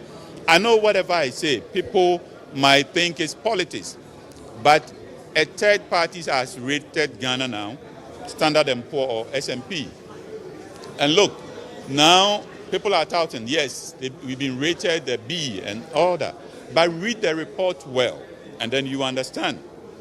It says Ghana has benefited from our commodities, cocoa and gold. The volumes have gone up, and then we benefited from world price markets. Okay, if cocoa and gold, the prices are doing well in the world market, and that has helped us to build our reserves, which has supported the cedi, which has indirectly also supported price stability. What really has been the contribution of the current government in pricing of such commodities in the international market? You ask yourself. So gold price has gone up, cocoa has gone up. If these prices have gone up, government has no hand in them. Okay, government has no hand in them. So we shouldn't tout ourselves. We should now be thinking what we should be doing to really turn around the economy, aside these, global issues that would happen anyway. So we're expecting a lot, from the budget, and I believe once it's read, we'll be ready to pick on the numbers and ask the relevant questions. It's good for the country, it's good for everyone. Thank you so much. So that's the Manson Kwanta MP, Honorable Chinebua Kodia Foko, speaking to us. I have with me here the Ketu South MP, Honorable Jifa Ablagomashi, thanks for that correction, who also doubles as the Minister for Tourism, Culture and Creative Arts. Honorable, thanks for joining us. Thank you. Any good news for Ghanaians in the 2026 budget? First of all, thank you. If I look at the person whose budget is going to be read, His Excellency John Dramani Mahama, then I can only anticipate that the budget will have policy directions and the sharing of the national resource in roads, in infrastructure,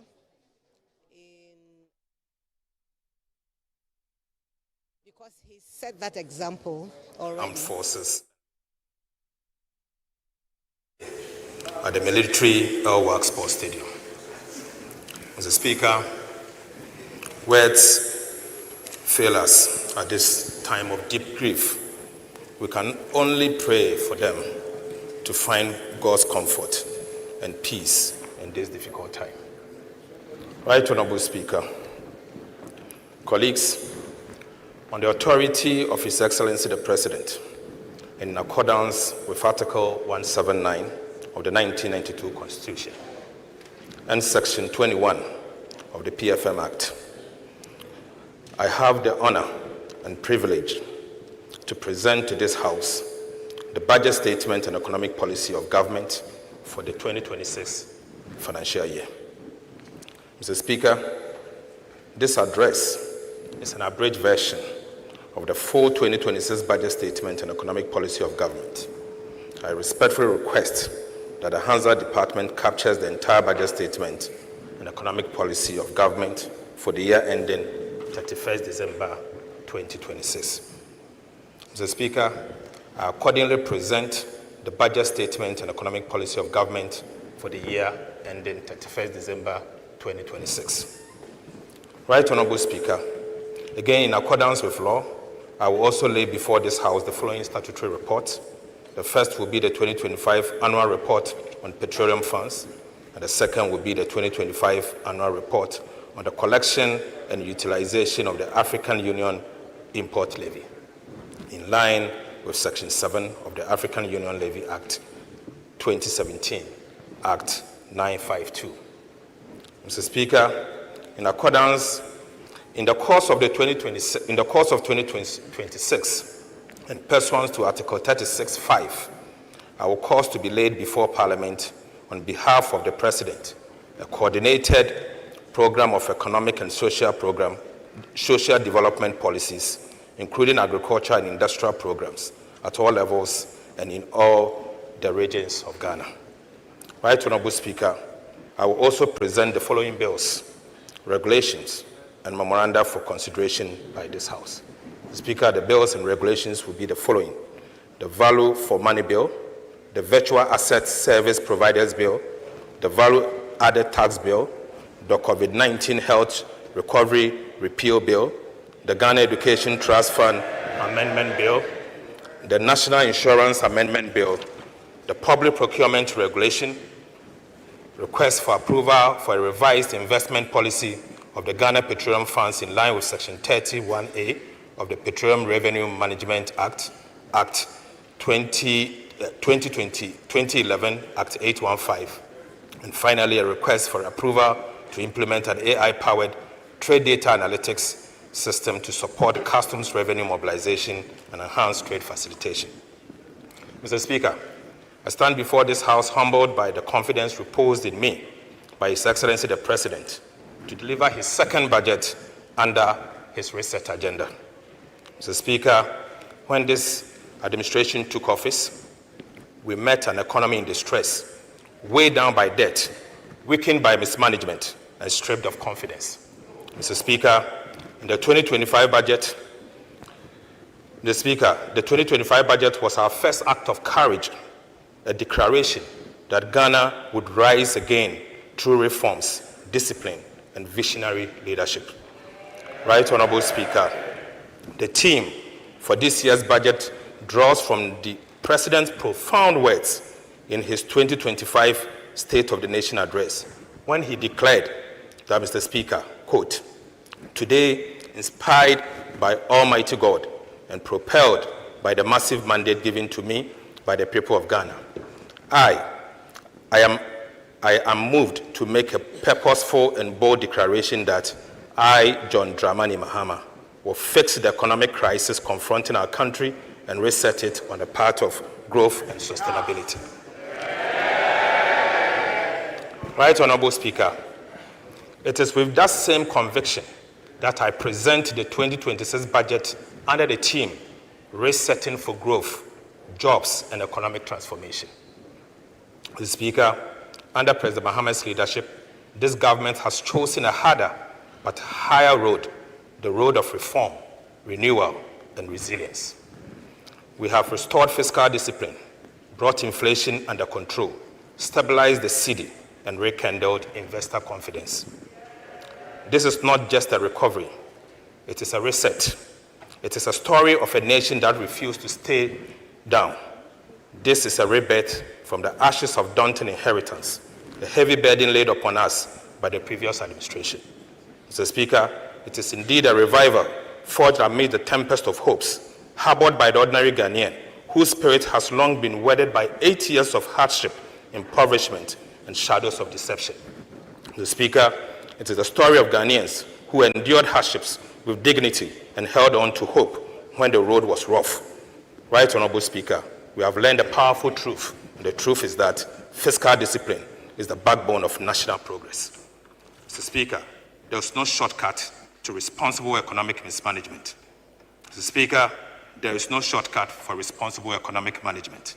Never again must we allow recklessness, waste, and indiscipline to define how we handle the people's money. Right Honorable Speaker, President Mahama has made it clear that under his watch, the integrity of our public finances will remain sacred. Mr. Speaker, confidence is returning. the Black Star is rising once more. Ghana is back, strong, stable, and full of hope. And yes, our Black Stars are heading to the World Cup. Right, Honorable Speaker, with that renewed energy and optimism, this budget is about building on the foundation we have laid, turning stability into opportunity and opportunity into prosperity. On behalf of His Excellency the President, I extend my deepest gratitude to organized labor, the employers' associations, and workers of Ghana who work with government to successfully agree on the national minimum wage and base pay for 2026, ahead of this budget, reflecting our shared vision of fairness, stability, and productivity.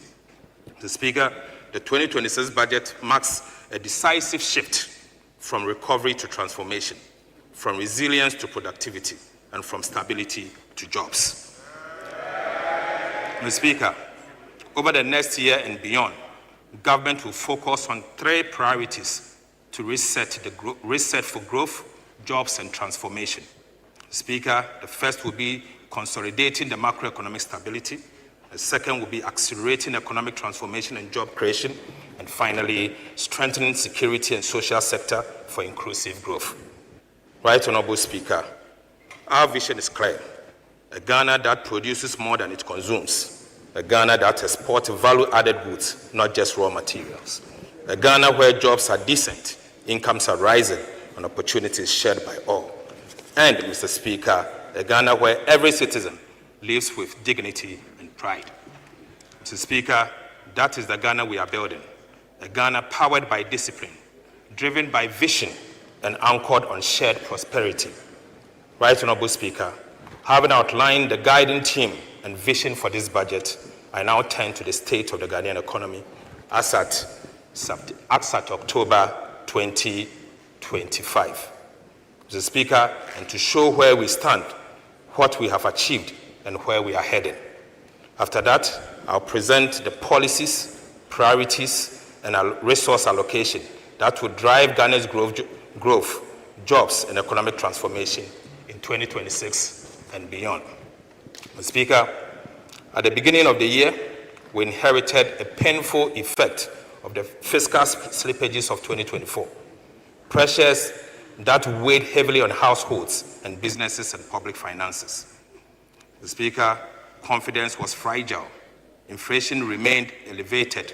The exchange rate was unstable, and the public debt was elevated. Yet, through visionary leadership, fiscal discipline, and policy consistency, the tide has finally turned.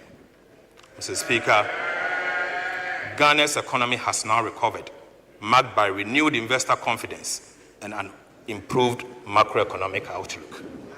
Mr. Speaker, I'll now give you real sector performance. Mr. Speaker, Ghana's economy has regained its rhythm.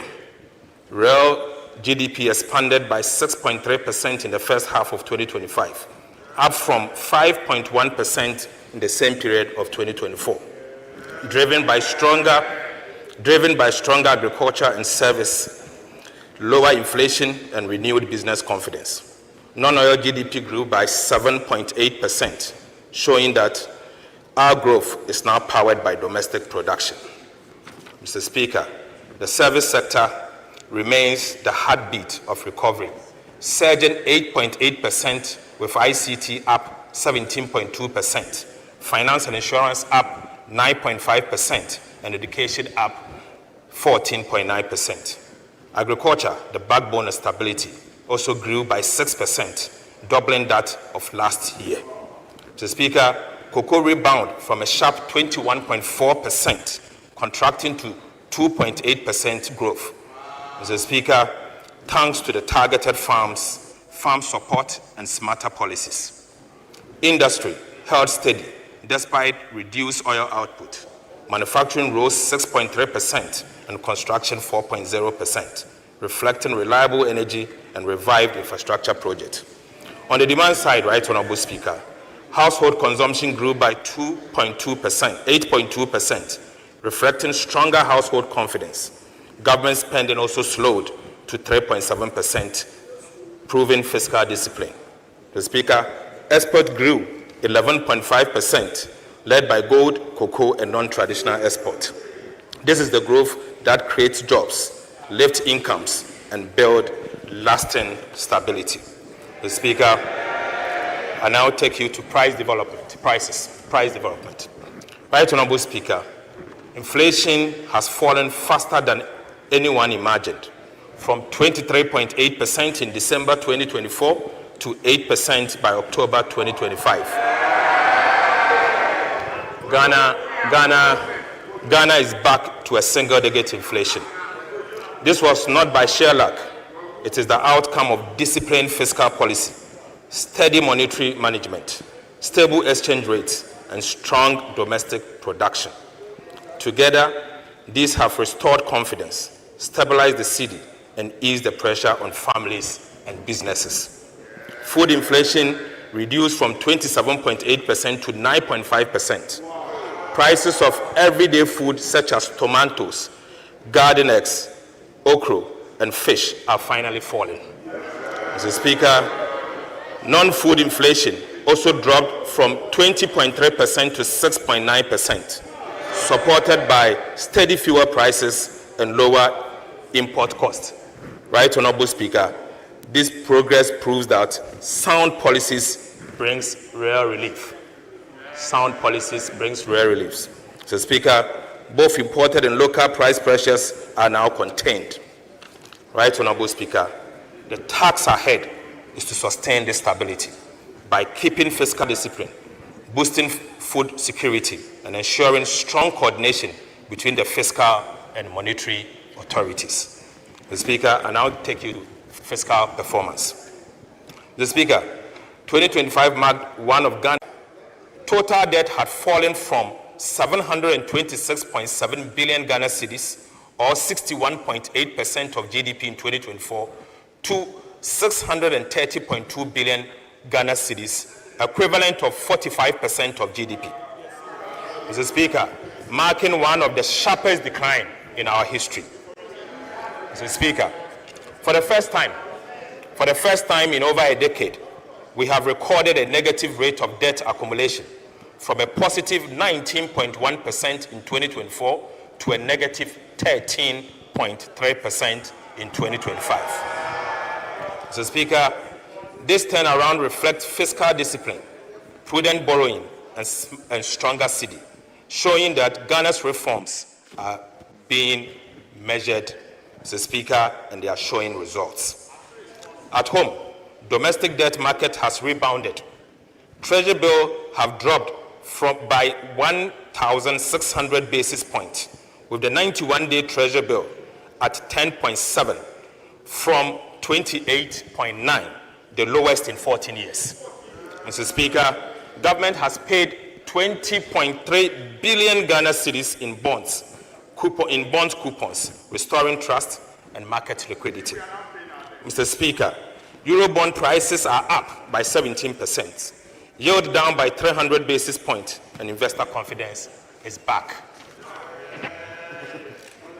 Mr. Speaker, Ghana has entered a new era of debt sustainability, anchored on discipline, transparency, and fiscal sovereignty. Mr. Speaker, I'll give an update on sovereign credit ratings. Right, Honorable Speaker, all three major international rating agencies have upgraded Ghana's, affirming new faith in our macroeconomic management. In June 2025, Fitch lifted Ghana from restricted default to B-. Again, Moody's in October upgraded Ghana to CAA1.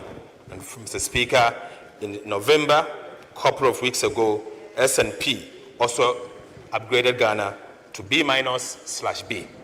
Mr. Speaker, together, these upgrades marks a global vote of confidence. Ghana is once again credible, stable, and open for business. Mr. Speaker, I take you to monetary and financial sector performance. Right, Honorable Speaker, monetary policy in 2025 stayed tight but effective, thanks to prudent management by the central bank and the governor.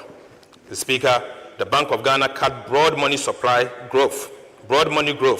to 16.6% and base money to 4.5%, sterilizing 55 billion Ghana cedis to stabilize the cedi and lock in the lowest inflation in 4 years.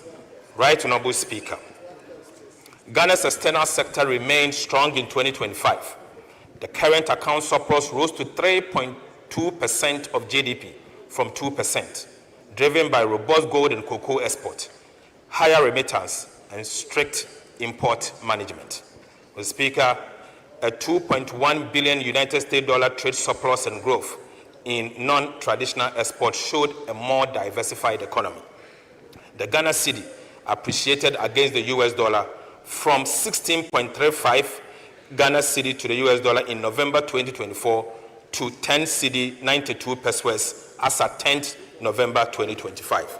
Mr. Speaker, this represents a rare appreciation of 35%, reflecting sound fiscal and monetary policy management.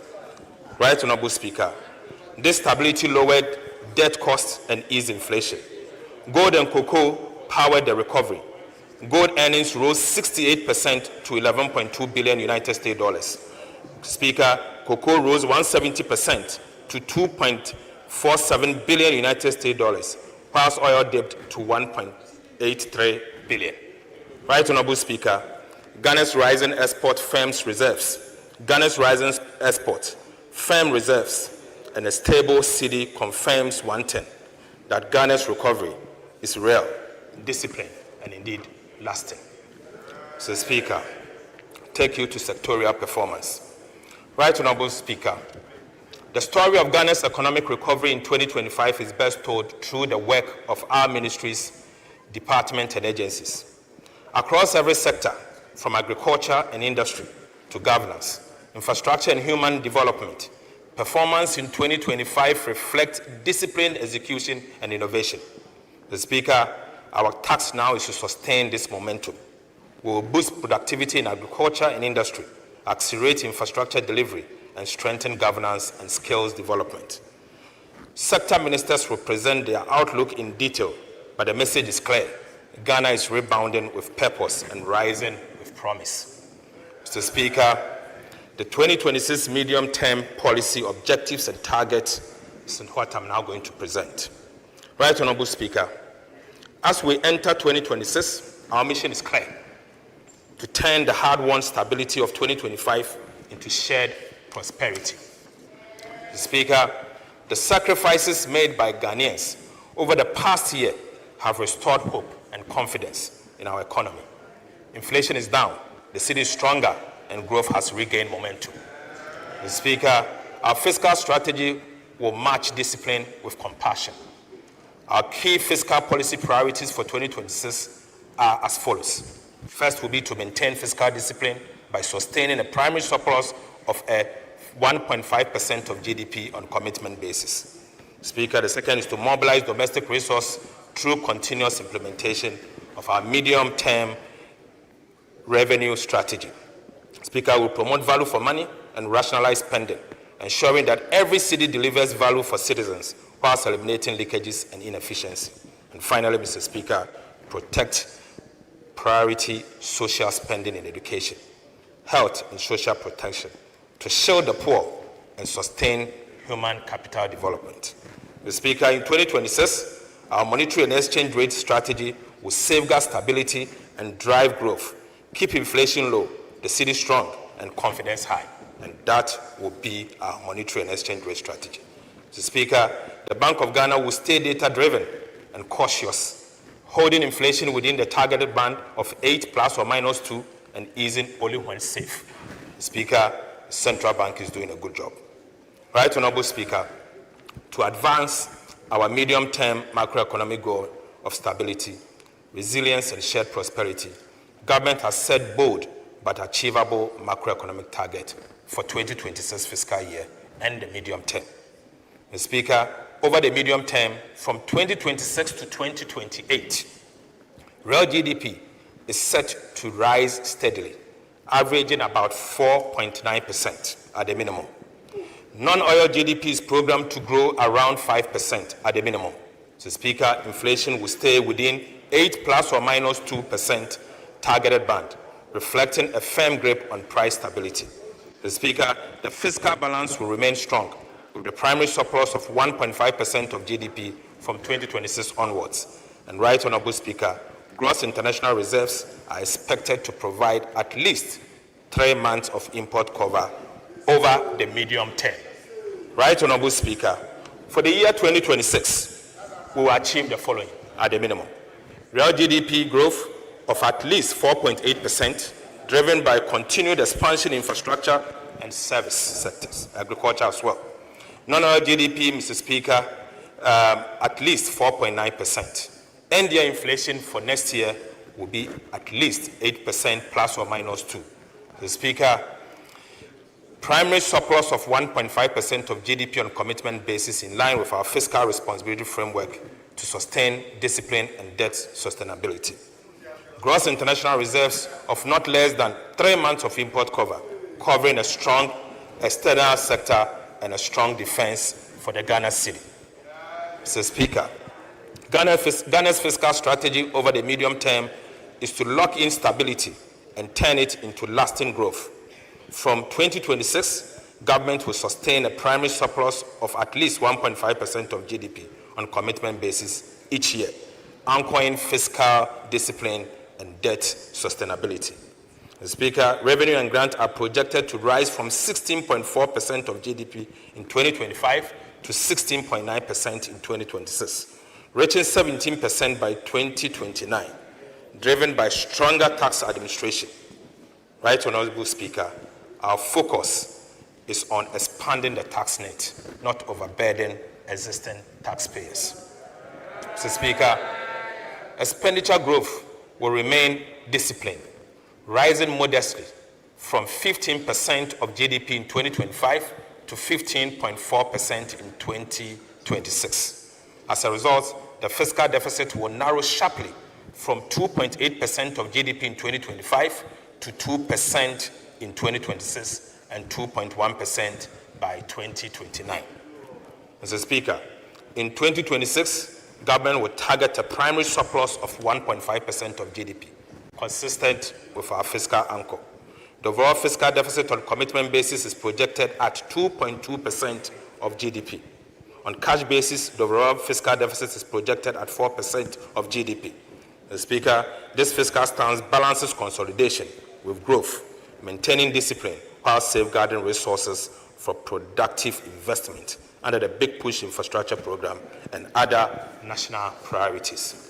Mr. Speaker, I now take you to revenue mobilization for 2026. Right Honourable Speaker, in 2026, government expects to collect total revenue and grant of 268.1 billion Ghana cedis, up from 226.7 billion in 2025, a strong 18.3% increase. Non-oil tax revenue, the backbone of domestic mobilization, is projected at 216.1 billion Ghana cedis, growing on the back of improved compliance and enforcement. Oil and gas receipts are expected to contribute 13.6 billion Ghana cedis, supported by steady global prices. The Speaker, non-tax revenue is projected at 20.9 billion, with 18.2 billion retained by ministries, departments, and agencies to sustain essential service. The Speaker, additional inflows from Senate transfers and energy sector levies are estimated at 14.4 billion Ghana cedis, whilst development partners grant will add 3.1 billion to fund key projects. The Speaker, total expenditure on commitment basis for 2026 is projected at 302.6.5 billion Ghana cedis, equivalent to 18.9% of GDP, up from 251.7 billion Ghana cedis in 2025. Primary expenditure stands at 244.7 billion, or 15.3% of GDP, reflecting targeted spending that drives growth and delivers value.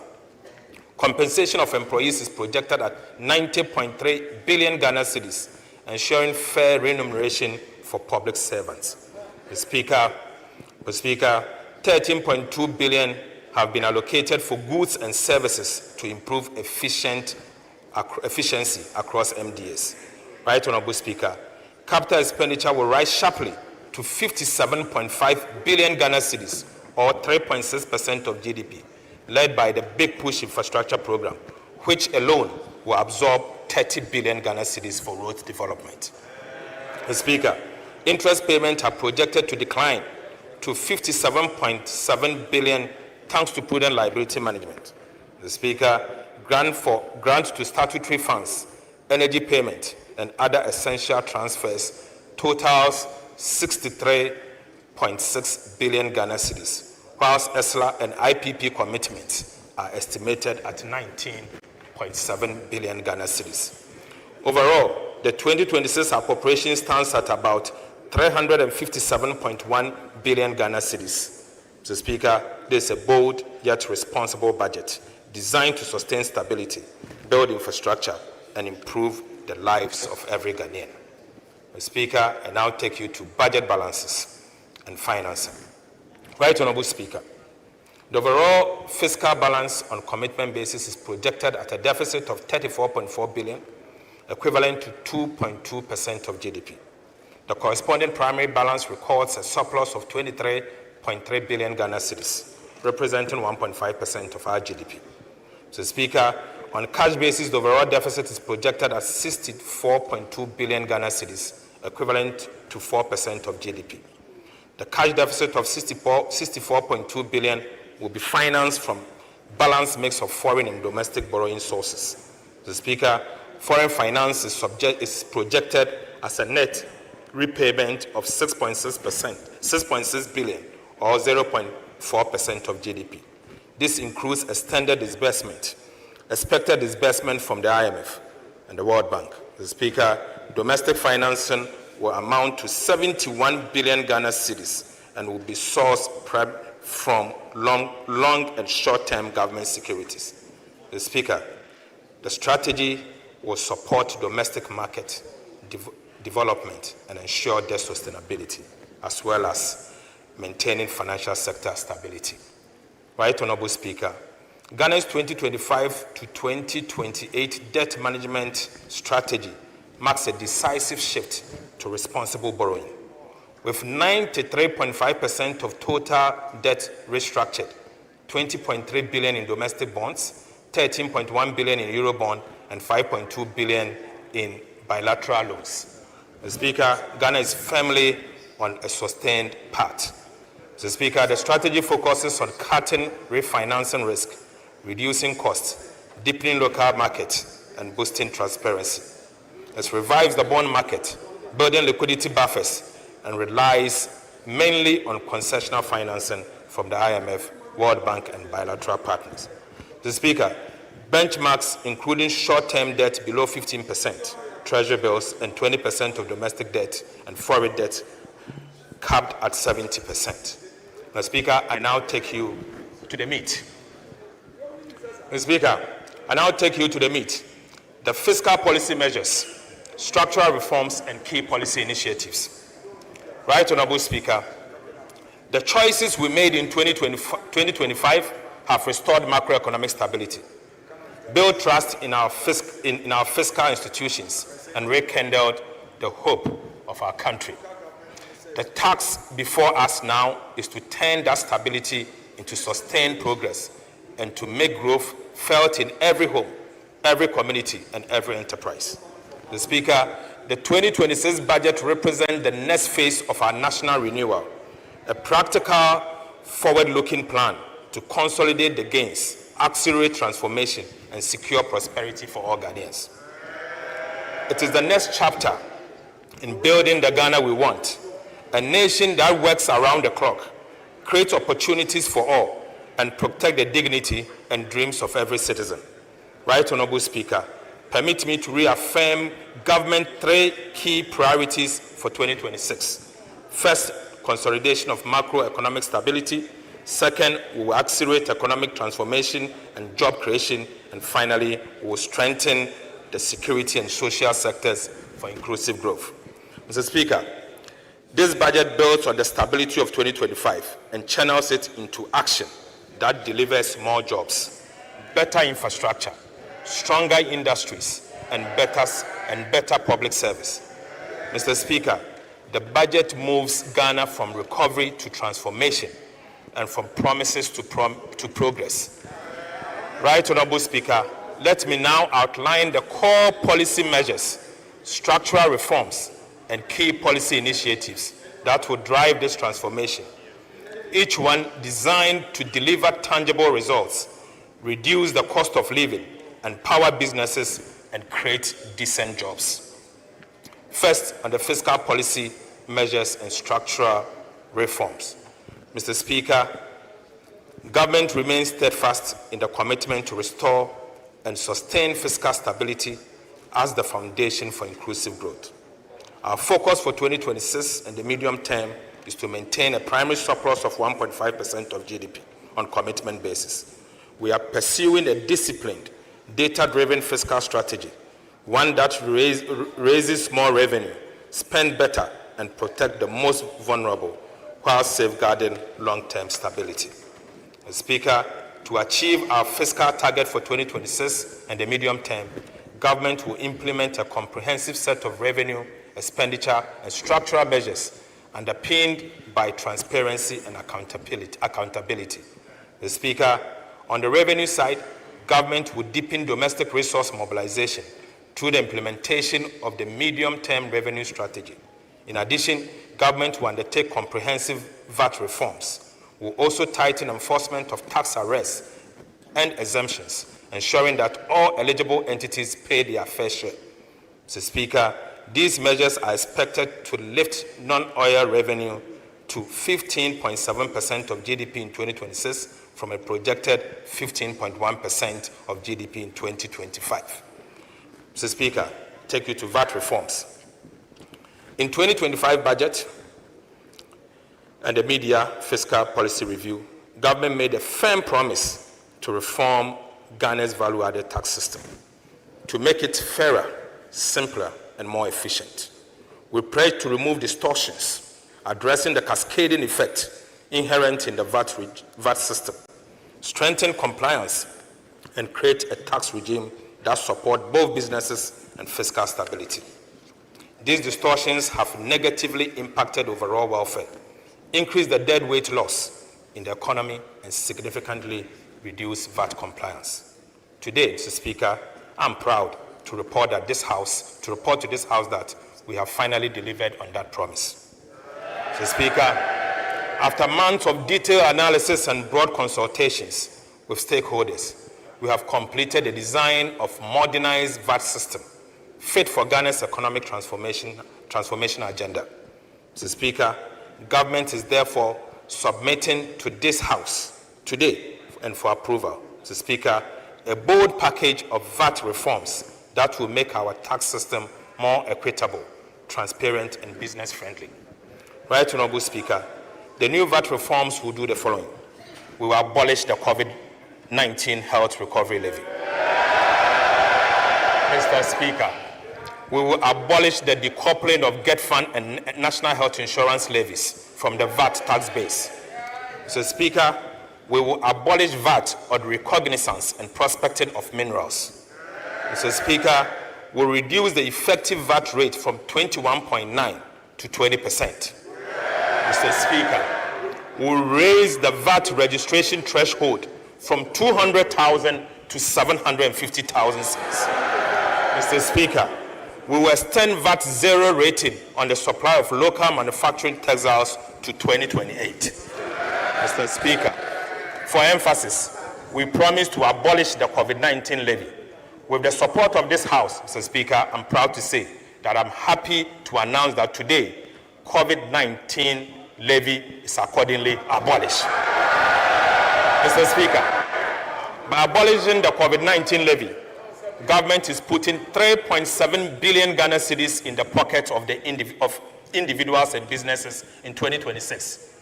Mr. Speaker, these reforms will also reduce the cost of doing business by 5% as a result of subjecting GetFund and NHIL levies to input-output deductibility for businesses, Mr. Speaker. Altogether, the VAT reforms is expecting to give back nearly 6 billion Ghana cedis to businesses and households. We'll give it to you. Give it to you. 6 billion cedis, Mr. Speaker. Right Honorable Speaker, the VAT registration threshold has declined in real terms from 200,000 Ghana cedis in 2015 to approximately 48,000 Ghana cedis in current values. Mr. Speaker, this means that small and micro businesses that were exempted in 2015 from VAT registration are now compelled to register and charge VAT. This has placed an undue burden on small and micro businesses and also increased the cost of administering VAT. Right Honorable Speaker, the increase in VAT threshold is expected to address this problem and make VAT administration simpler and easier to implement. So, Speaker, VAT on mineral exploration and reconnaissance has led to very little investment in minerals exploration over the past 2 decades. So, Speaker, abolishing VAT on minerals exploration and reconnaissance will revive investor confidence, stimulate greenfield activities, and ensure the long-term sustainability of the country's mining sector. Right Honorable Speaker, this measure will promote responsible mining and help to mitigate the hazard mineral prospecting that degrades our forests and water bodies. Mr. Speaker, to support the domestic textiles industry, government zero-rated a VAT on supply of local manufactured textiles, which is due to end in December 2025. Government is resolute in supporting the domestic textiles industry, which has demonstrated a capability to expand when given the appropriate fiscal incentives. Mr. Speaker, in line with this and the Ghana Textiles and Garment Policy, government has decided to extend the zero rating to end December 2028, protecting over 2,000 direct jobs.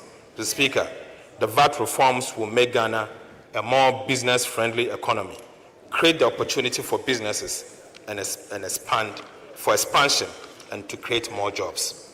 Mr. Speaker, we are not only seeking to change the policy and framework around VAT, we are also deploying electronic and digital solutions to improve VAT administration.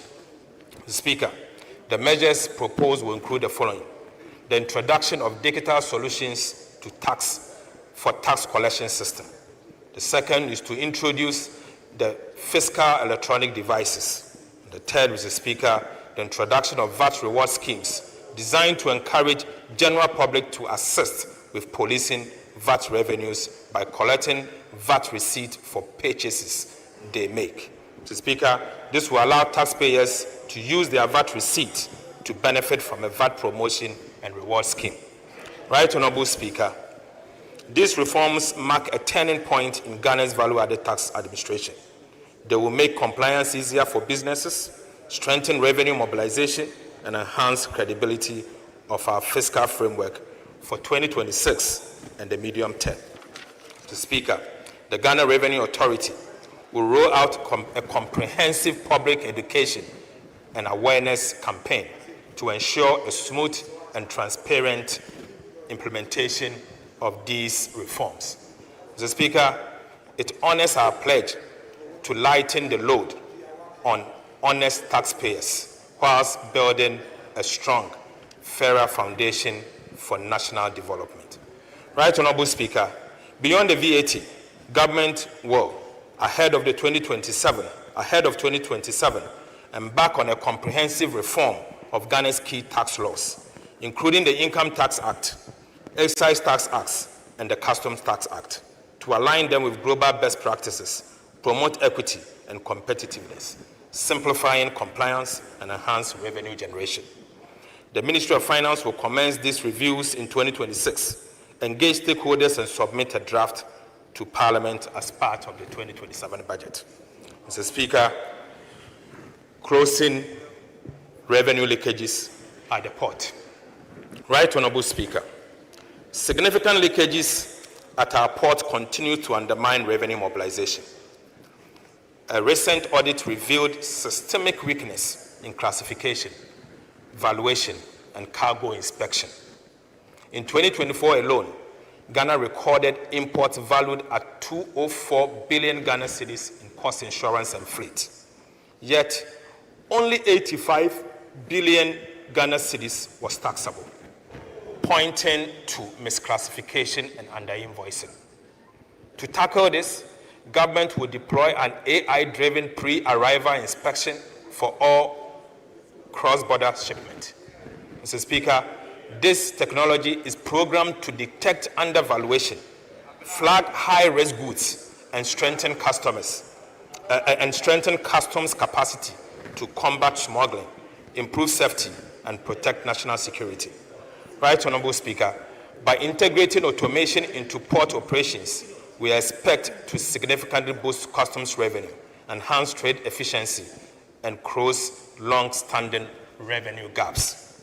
Mr. Speaker, on the expenditure front, we will continue to rationalize spending by eliminating low-value programs and streamline earmark funds, freeing space for critical priority projects such as roads, energy, agriculture, and education.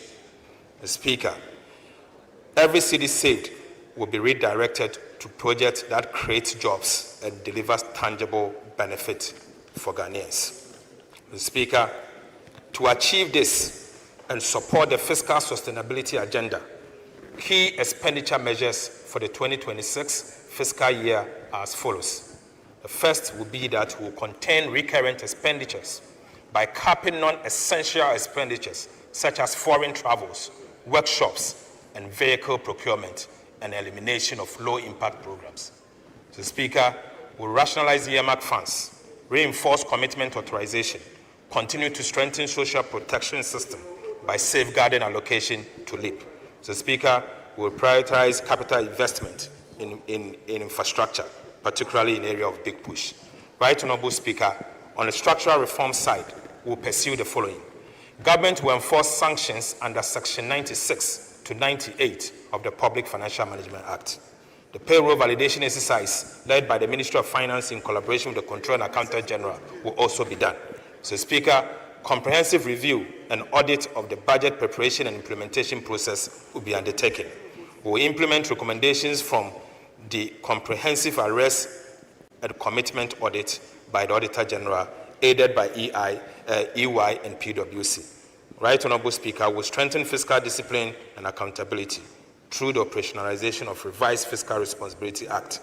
Mr. Speaker, we will institutionalize quarterly expenditure reviews. Right, Honorable Speaker, together, these measures will ensure that Ghana lives within its means, mobilize resources fairly, and spend efficiently. Fiscal discipline is not an end in itself. It is the bridge between stability and progress, between policy and real improvement in the lives of our people. Right, Honorable Speaker, the real value of Ghana's procurement threshold has eroded over time, trapping even small projects in slow, expensive approval cycles. The Speaker, the last review was in 2016. Since then, inflation and currency depreciation have made it nearly impossible for district assemblies, for example, to deliver basic community projects efficiently. The Speaker, the government is therefore updating procurement thresholds under the Public Procurement Act to restore their values and match today's market realities. Right, Honorable Speaker, years of inflation and weak oversight have drained real value from public spending. Too often, projects are overpriced, delayed, or abandoned because scrutiny comes only after money is spent. To fix this, government will establish an independent value for money office, a permanent guardian of efficiency, accountability, and fiscal integrity.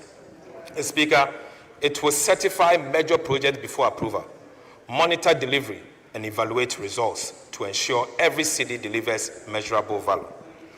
The office will enforce cost benchmarks, require public VFM certificate for contracts, and coordinate with the Auditor General, the Public Procurement Authority, and Internal Audit Agency to impose penalties for waste and fraud. Right, Honorable Speaker, the Value for Money Transparency Portal will publish certified projects and citizen feedback in real times. Mr. Speaker, this reform will save up to 3 billion Ghana cedis a year, cut contract inflation, and rebuild public trust. Mr. Speaker, the Value for Money Office is not just another agency. It is Ghana's watchdog for prudent spending and real results. Mr. Speaker, we will be making the following amendment. Right Honorable Speaker, Ghana's petroleum wealth must work harder for its people. Since 2011, our petroleum funds have earned barely 1% annually. Mr. Speaker, unfortunately, it proves that parking them only in low-risk foreign securities limits value creation. To change this, government would designate additional qualifying investment instrument under the Petroleum Revenue Management Act. This will allow a portion of the petroleum fund to be invested in commercial viable domestic energy projects, such as gas and power infrastructure. That would drive industrialization and jobs whilst improving long-term returns.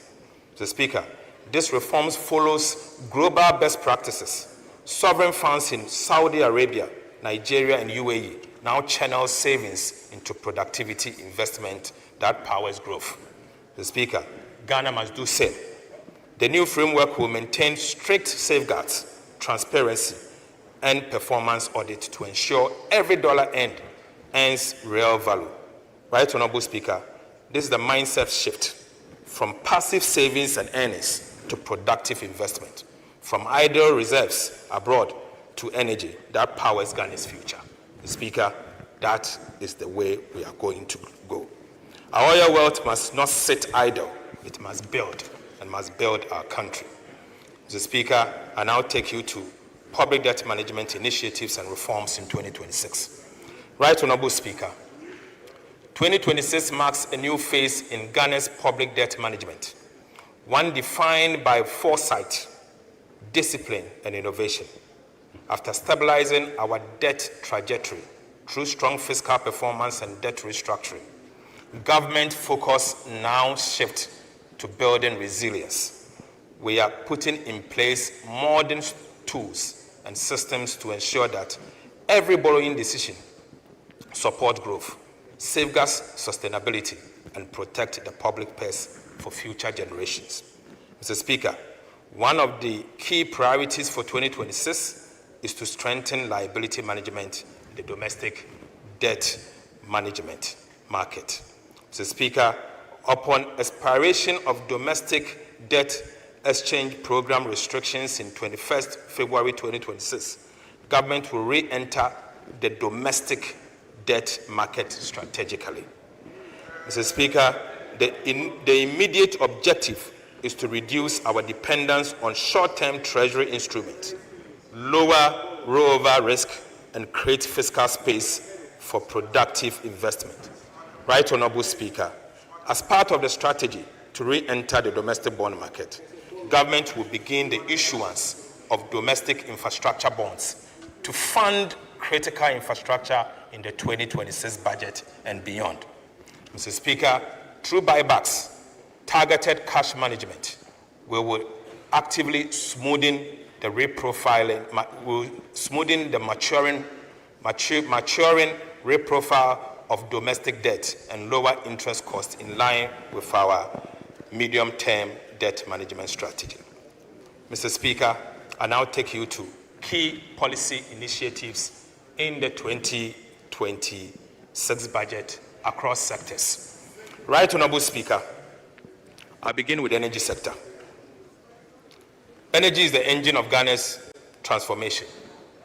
Our goal is to turn power from a constraint into a competitive advantage for every home, factory, and enterprise. Reliable, affordable, and sustainable energy will be the fuel that drives the 24-hour economy, powers industry, lights communities, and creates jobs. Through bold reforms, strategic investment, and smarter management, government is building an energy system that not only keeps the light on, but propels inclusive growth across gas to power transformation. Right Honorable Speaker, Ghana's gas to power strategy is transforming our energy future, shifting from costly light crude to cleaner, locally produced natural gas. This will cut generation costs by about 75%, strengthen energy security, and align with our climate goals. Gas production is rising fast in Ghana. Mr. Speaker, the offshore Cape 3-Point partners, OCTP partners, have expanded capacity from 240 to 270 million standard cubic feet per day, while Jubilee and 10 field partners now supply about 130 from 110 million cubic feet per day. Mr. Speaker, within 10 months, we have added more than 50 million standard cubic feet per day of gas.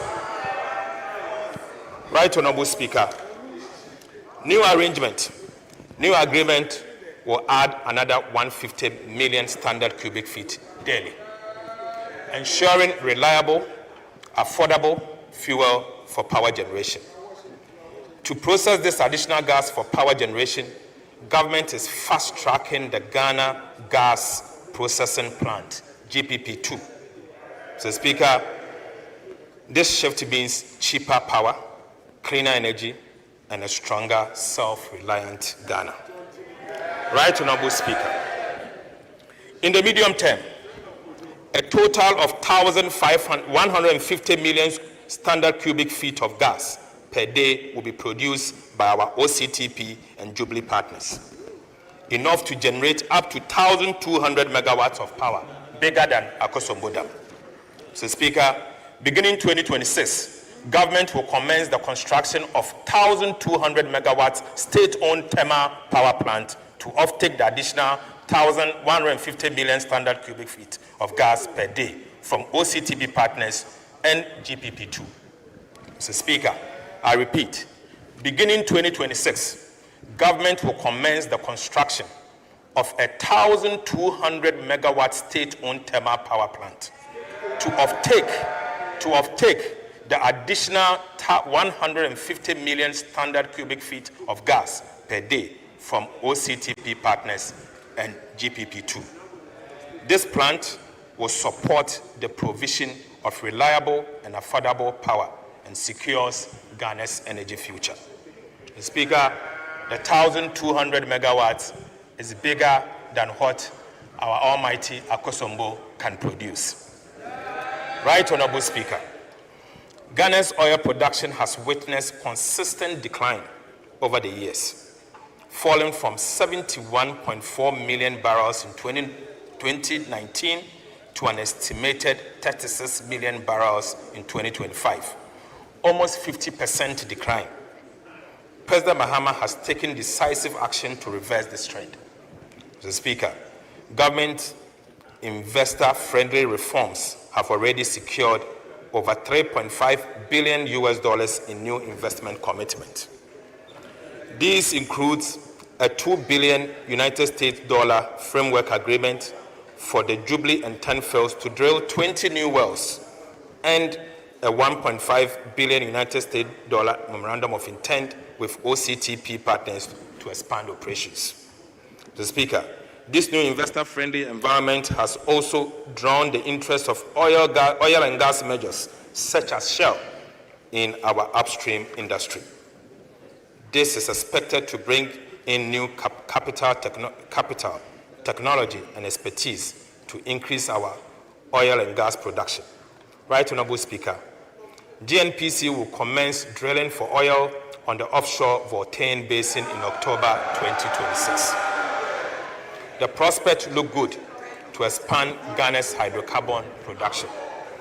Right Honorable Speaker, an upstream regulatory and fiscal review is underway to make Ghana's petroleum regime more competitive, transparent, and stable. Mr. Speaker, in 2026, government will roll out Rural Electrification Acceleration and Urban Intensification Initiative to achieve universal access to power. Mr. Speaker, through a faster turnkey model, it will connect every unserved community, boost rural economies, and drive Ghana's 24-hour economy policy. An electricity intensification program will extend connections to all remaining homes and businesses, ensuring that no Ghanaian is left without power. Mr. Speaker, the rollout starts in Volta, Oti, Savannah, and Central regions in 2026, expanding nationwide by 2029 with off-grid solar to remote areas. Mr. Speaker, electricity will be universal, reliable, and life-changing. Right, Honorable Speaker, we will undertake feasibility studies on mini hydro electronic potentials of the Volta, Red Volta, and other southern river systems. Mr. Speaker, through these coordinated reforms, from reviving the upstream oil and gas sector, securing gas supply, renegotiating IPPs, building a national power plant, expanding rural access, and reforming the operations of ECG, we are securing affordable and reliable energy for individuals and businesses. We are not just keeping the lights on, we are lighting the path for industrial transformation, job creation, and inclusive prosperity. Mr. Speaker, I will take you to agricultural sector initiatives. Right, Honorable Speaker, agriculture remains the heartbeat of Ghana's economy, the source of food, jobs, and dignity for millions of our people. Mr. Speaker, our vision is to make Ghana's agriculture commercial, modern, mechanized, market-driven, and youth and women-led.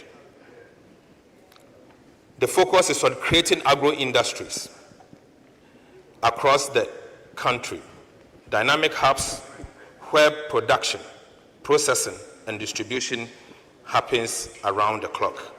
Mr. Speaker, this is how we will feed our people, provide raw materials for our industries, reduce imports, create jobs, and make farming profitable. Once again, Right Honorable Speaker, in view of that, we have developed 80,000 jobs. So Speaker, the goal is clear. 100,000 hectares of new plantation, self-sufficiency in palm oil, and global competitiveness, and creating 250,000 jobs in the value chain. To unlock this potential, government will secure a large climate-suitable land banks through the Ministry of Lands and Natural Resources to ensure fair compensation, secure tenure, and full environmental compliance. This marks a new dawn for Ghana's agro-industrial transformation. Mr. Speaker, we are putting together a $500 million equivalent oil palm development financing window. Mr. Speaker, oil palm plantation development requires patience and long-term capital and not short-term loans. To meet these needs, government is establishing $500 million equivalent oil palm development financing window with the World Bank, DFIs, and our development bank. So, Speaker, it will offer long-term, low-interest financing, 5-year grace period, and cover up to 70% of project costs, targeting only sustainable, job-creating ventures. Right, Honorable Speaker, smallholder farmers will be at the center of this policy. Mr. Speaker, through our outreach, we have the people. This adds the vision. This adds the vision to turn every palm planted into a lasting prosperity. Mr. Speaker, we will establish farmer service centers. Right, Honorable Speaker, under the Farmer Service Centers initiative, the government will provide agriculture mechanization machinery for 50 agriculture districts with over 4,400 different machineries. Mr. Speaker, these machineries will include the following. Mr. Speaker, we'll be getting 660 tractors, 3,000 tractor trailers, 200 mini tractors, 200 mini tractor trailers, 200 mini tractor tillers, 200 mini tractor cultivators, 200 mini tractor plows, 200 mini tractor harrows, 200 mini tractor cutter bars. Mr. Speaker, 200 mini tractor mowers, 463 disc plows.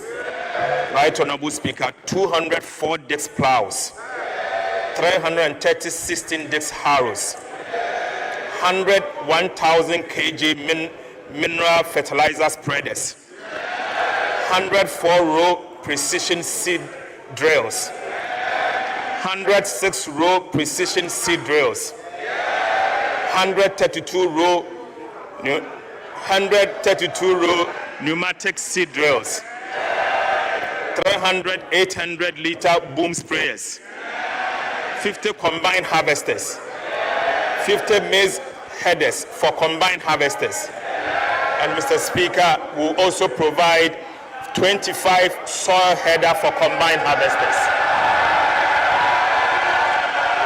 Right Honorable Speaker, our farmers always cried, Mr. Speaker, our farmers have always carried Ghana on their shoulders. With this investment, we are returning the favor, giving them the tools, technology, and support to carry the nation into a future of food security and prosperity. Mr. Speaker, the transformation has begun. Agriculture is not just an occupation. It is the engine of Ghana's renewal. Mr. Speaker, in response to the food glut across the country, President Mahama has directed the immediate release of an additional 200 million Ghana cedis to Food Buffer Stock Company to purchase and store the excess food to protect the investment and income of our cherished food, crops, and poultry farmers. The Speaker, that will be processed ASAP. Right Honorable Speaker, President Mahama has also directed that all schools from basic to secondary to purchase rice, maize, chicken, and eggs produced in Ghana only. Mr. Speaker, I repeat, President Mahama has also directed that all schools from basics to secondary schools to purchase rice, maize, chicken, and eggs produced in Ghana only. Right Honorable Speaker, the Ministry of Education, the Ghana Education Trust Fund, the School Feeding Program, the Free Secondary Education Secretariat, and the National Food Buffer Stores Company are accordingly directed to ensure strict compliance without fail. Mr. Speaker, I'll now take you to the Big Push Infrastructure Program.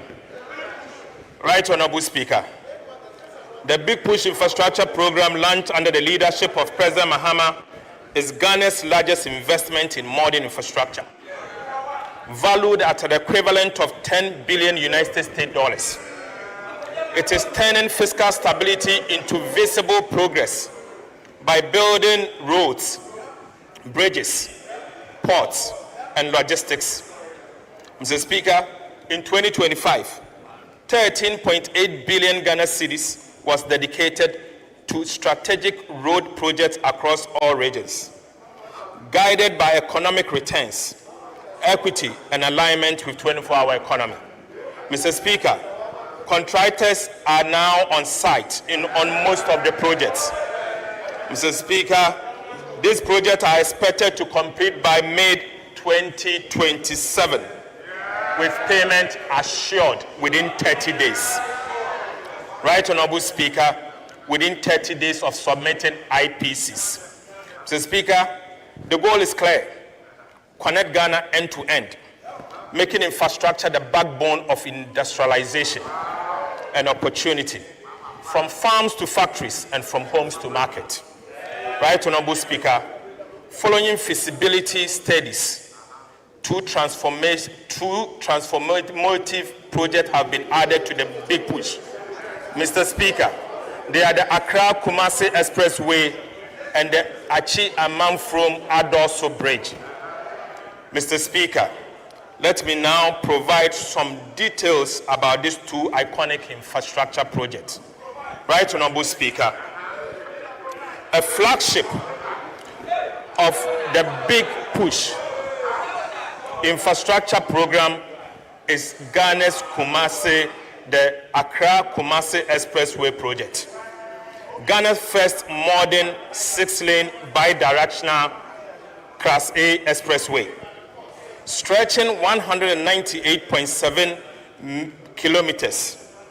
The Accra-Kumasi Expressway will link the capital to the Ashanti region through the Greater Accra and Eastern region, linking the south to the north. The Accra-Kumasi Expressway, which is on a new alignment, will reduce current travel distance by 50 kilometers, from 250 kilometers to 198.7 kilometers. Mr. Speaker, the Accra-Kumasi Expressway is also expected to have travel time between Accra and Kumasi, reducing transport costs by nearly 40%. Mr. Speaker, the Accra-Kumasi Expressway project alone is expected to create over 30,000 direct and indirect jobs during construction. Right Honorable Speaker, beyond mobility, it will stimulate industrial parks, logistic hubs, and service economies along its route, powering the 24-hour economy and strengthening Ghana's competitiveness.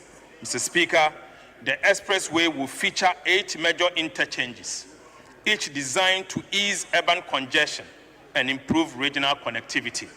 The interchanges will be located at the Accra Hub, Adesso, Esaman Kese, Achem Oda, Ofuase, Lake Bosumtre, and Kumasi. Mr. Speaker, for emphasis, the expressway will feature 8 major interchanges, each designed to ease urban congestion and improve regional connectivity.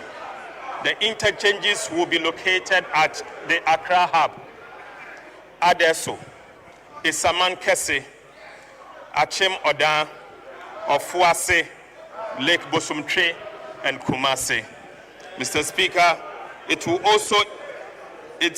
also include 3 major bridges over the Birim and Pra rivers.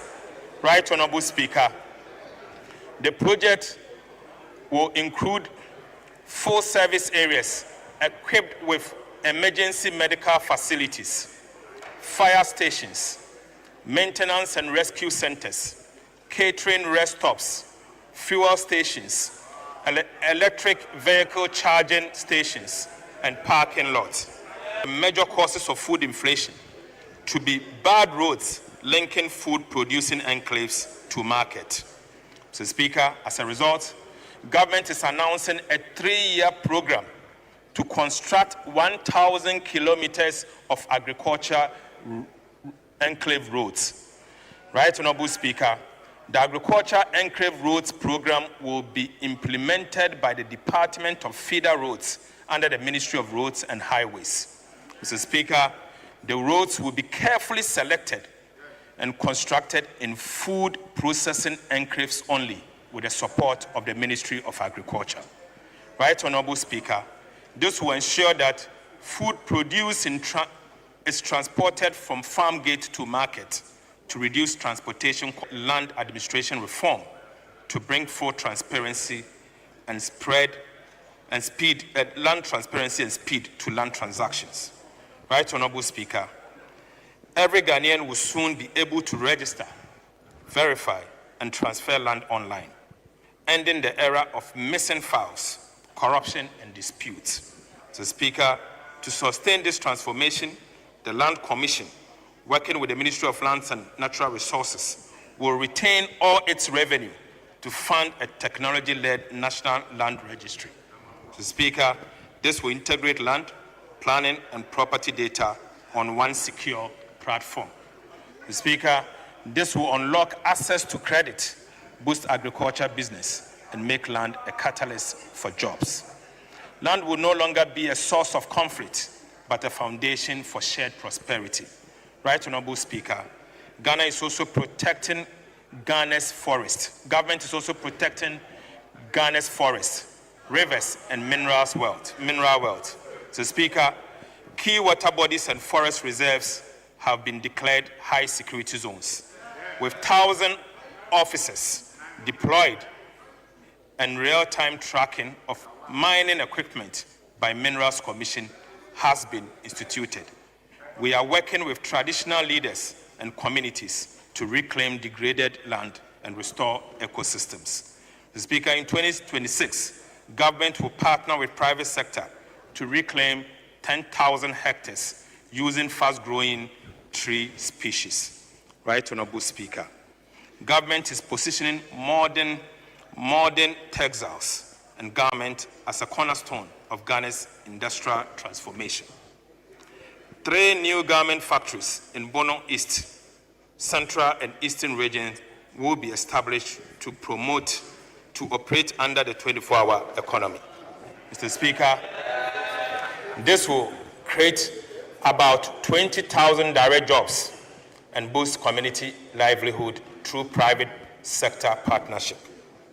To strengthen local manufacturing, export of non-ferrous scrap metals and raw rubber will be restricted under the Feed the Industry program.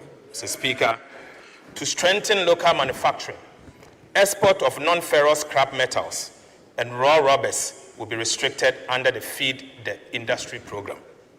This will channel raw materials to domestic processes, support component manufacturing, and build stronger value chain in metals and rubber-based industries.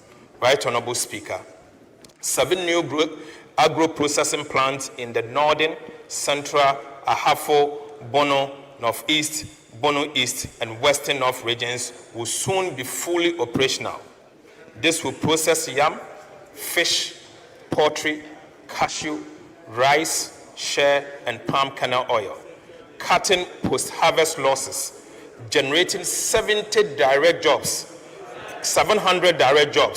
and providing reliable markets for thousands of farmers. Mr. Speaker, these initiatives mark a decisive shift from exporting raw materials to building factories, adding value, and creating jobs for our dear youth. Right Honorable Speaker, under the President's Accelerated Export Development Initiative to enhance value addition, 2 new cashew processing plants to be financed by the Ghana Exim Bank will be constructed at Sampa in the Jama North municipality of the Bono region and Abuabo Techiman in the Bono East region. The Speaker, I now take you to education. The Speaker, we recognize education as a transformative tool and a catalyst for social mobility. We will deepen our investment in education, especially on infrastructure, to cultivate a generation of informed global citizens. Right Honorable Speaker, we have developed a program, a 2-year program, to end double track. Mr. Speaker, education is the ladder by which nations climb to prosperity. And for Ghana, the ladder must be strong, wide, and within the reach of every child. Government is embarking on a bold and transformative initiative to upgrade, modernize, and expand access to adversely affected academic calendar and the quality of our education. Mr. Speaker, government is rolling out a 2-year program to end the double track system in our secondary schools. We will expand infrastructure, enhance quality, and improve access. This program will eliminate the double track system and ensure that every child can attend school full-time in dignity and in safety.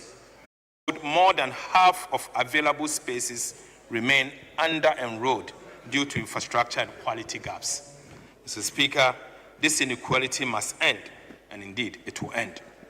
Right Honorable Speaker, we will accordingly upgrade 30 Category C schools to Category B. Mr. Speaker, we will build new classrooms, dormitories, and modern science resource centers for these new schools. Government will complete 30 of the abandoned e-blocks in urban and peri-urban areas and expand access for students in high-demand areas. Right, Honorable Speaker. Government has also decided to enhance infrastructure and teaching and learning resources. More than 200,000 additional students annually. Right, Honorable Speaker. GET Fund will procure and distribute free comprehensive curricular-based textbooks covering the following: 4 sets of KG textbooks and workbooks for about 1 million learners, 4 sets of primary textbooks for 2 million learners, and 9 sets of JHS 3 textbooks for 1 million learners. Right, Honorable Speaker. GET Fund will provide the following for State Education Directorate.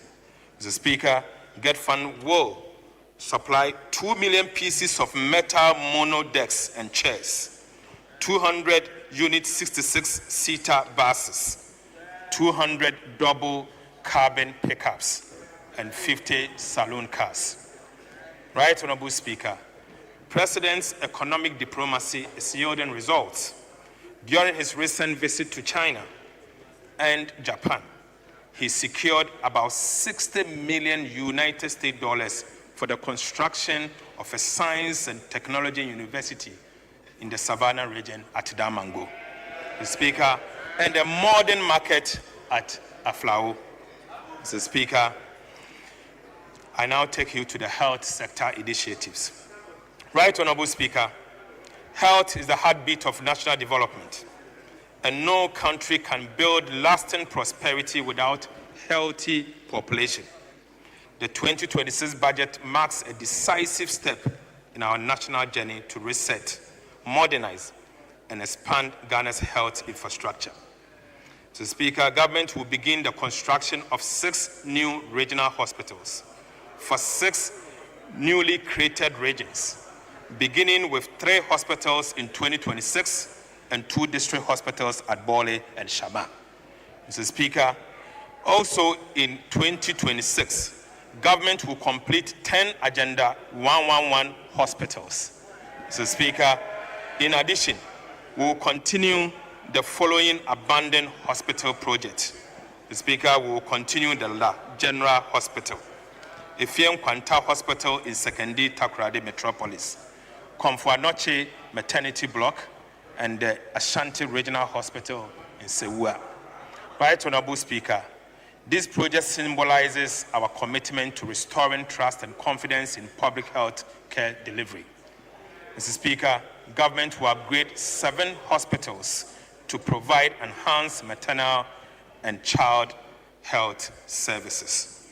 Right, Honorable Speaker, the Ghana Medical Trust Fund, also known as the Mahama Cares, was established by the Ghana Medical Trust Fund Act to guarantee sustainable financing in the treatment of non-communicable diseases and specialized medical services.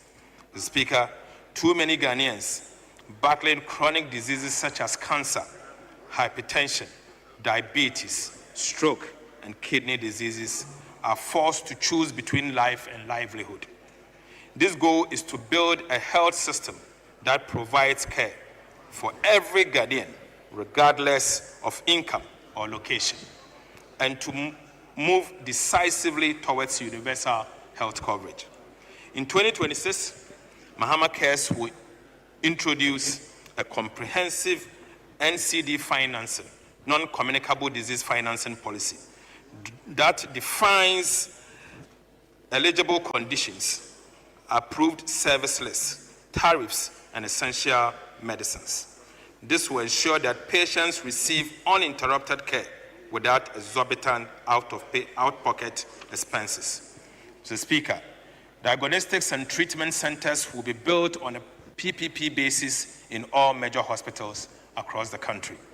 This will provide testing and treatment facilities for all the key forces into a modern, agile, and mission-ready defense force, worthy of our sovereignty and the sacrifice of our heroes.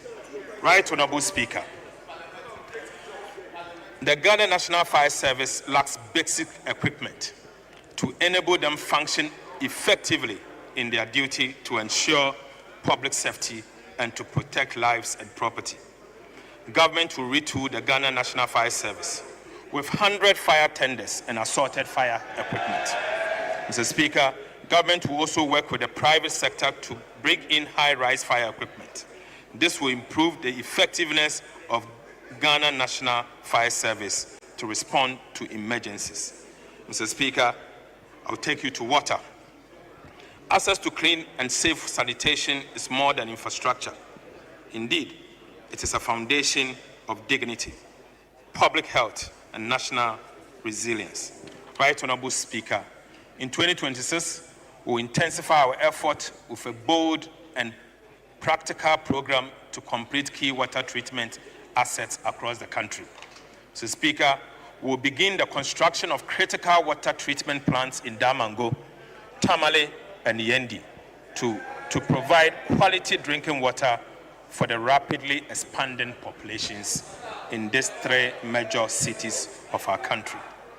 Mr. Speaker, sports remain one of Ghana's greatest unifying forces and a powerful drive of youth development, community pride, and national identity. Yet, for far too long, large parts of our country, especially the new created regions, have lacked the facility to nurture and showcase talent. Right Honorable Speaker, the Mahama administration is determined to change this. Beginning 2026, government will commence the construction of modern sports stadiums in 3 out of 8 regions without sports stadiums. These new facilities will provide opportunities for young athletes to develop their skills, attract sports tourism, and serve as a training hub for regional and national teams. Beyond football, they will also support athletics, volleyball, boxing, and other disciplines that have long defined Ghana's sporting heritage. Mr. Speaker, we also take this opportunity to acknowledge the resilience and commitment of our Black Stars, whose qualification for the World Cup continues to inspire our nation. Right Honorable Speaker, in 2026, government will rehabilitate the National Theatre in Accra. We will also commence site acquisition and design of a second National Theatre in Kumasi. Mr. Speaker, we will establish film fund to revive the film industry, such as Kumawood and other film associations. Right Honorable Speaker, we will also establish creative arts fund for the arts, music, fashion, food, and other creative sectors. Right Honorable Speaker, in 2026, government will increase allocation to the District Assembly Common Fund to peoples living with disability from 3% to 5%. Mr. Speaker, part of this amount will be used to acquire and distribute rechargeable motorized wheelchairs to people living with disability. Mr. Speaker, the distribution measure we cannot manage. Mr. Speaker, the budget renews government commitment to building a data-driven economy anchored on accurate, timely, and transparent statistics. Right Honorable Speaker, in 2026, the Ghana Statistical Service, Mr. Speaker, I now take you to resource allocation, where the resources are going. Mr. Speaker, as we enter 2026, we move from stabilization to acceleration.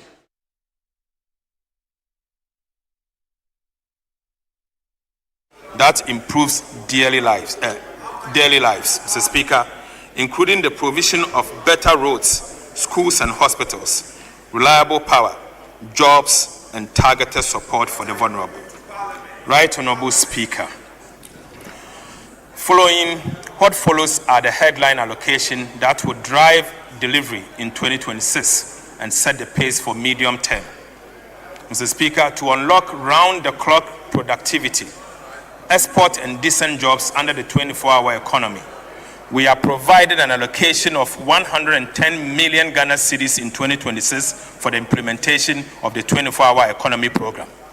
Mr. Speaker, we will be leveraging with To the 24-hour economy program will be leveraging with GIF and DBG and provide private capital to keep financing largely of the sovereign balance sheet. Mr. Speaker, we have allocated an amount of 2.2 billion Ghana cedis to the Ministry of Food and Agriculture. Right, Honorable Speaker, of this amount, we have allocated 245 million Ghana cedis for the Nkokon Ketenkete and Livestock Program. Mr. Speaker, we have allocated another 200 million Ghana cedis to the National Food Buffer Stocks Company to purchase excess food storage. Mr. Speaker, we have allocated an amount of 6.9 billion Ghana cedis, equivalent of 500 million, for the National Policy on Integrated Oil Palm Program between 2026 and 2030. 30 billion Ghana cedis in 2026 for the Big Push Program. Mr. Speaker, we have also allocated 33.3 billion Ghana cedis to the Ministry of Education for its program and activities in 2026. Again, Mr. Speaker, aside the amount allocated to the Ministry of Education, we have also allocated 9.9 billion Ghana cedis to the Ghana Education Trust Fund. Mr. Speaker, we have provisioned an amount of 4.2 billion Ghana cedis for the free secondary education program. Mr. Speaker, to end the double track, we have allocated 1.1 billion Ghana cedis for the infrastructure programs I mentioned earlier. Mr. Speaker, again, we have allocated an amount of 537 million Ghana cedis for the no-fees stress policy. Mr. Speaker, that's not all. We have allocated 25 million Ghana cedis for free tertiary education for persons living with disabilities. Mr. Speaker, we have allocated 3 billion Ghana cedis to be able to procure 4 sets of textbooks for KG books and workbooks for about 200,000 learners, 4 sets of primary textbooks for 2 million learners, 9 sets of JHS 3 textbooks for 500 million learners, and procurement of over 2 million pieces of metal monodecks and chairs, 200 units of 66-seater buses, and 200 double cabin pickups for the distribution to the secondary schools across the country. Right, Honorable Speaker, we have also allocated 2 billion Ghana cedis for the construction of 200 new junior high schools, 200 new primary schools, 200 kindergartens, 400 KG 4-unit teacher bungalows, and 400 places of convenience in underserved communities. Mr. Speaker, to improve learning outcomes, we have allocated 157 million Ghana cedis for capitation grant. Right, Honorable Speaker, we have allocated 1.98 billion Ghana cedis for school feeding program. We have allocated 292 million for free sanitary pads for girls. Mr. Speaker, we have also allocated 207 million for the teacher training allowance and 169 million Ghana cedis for BEC registration.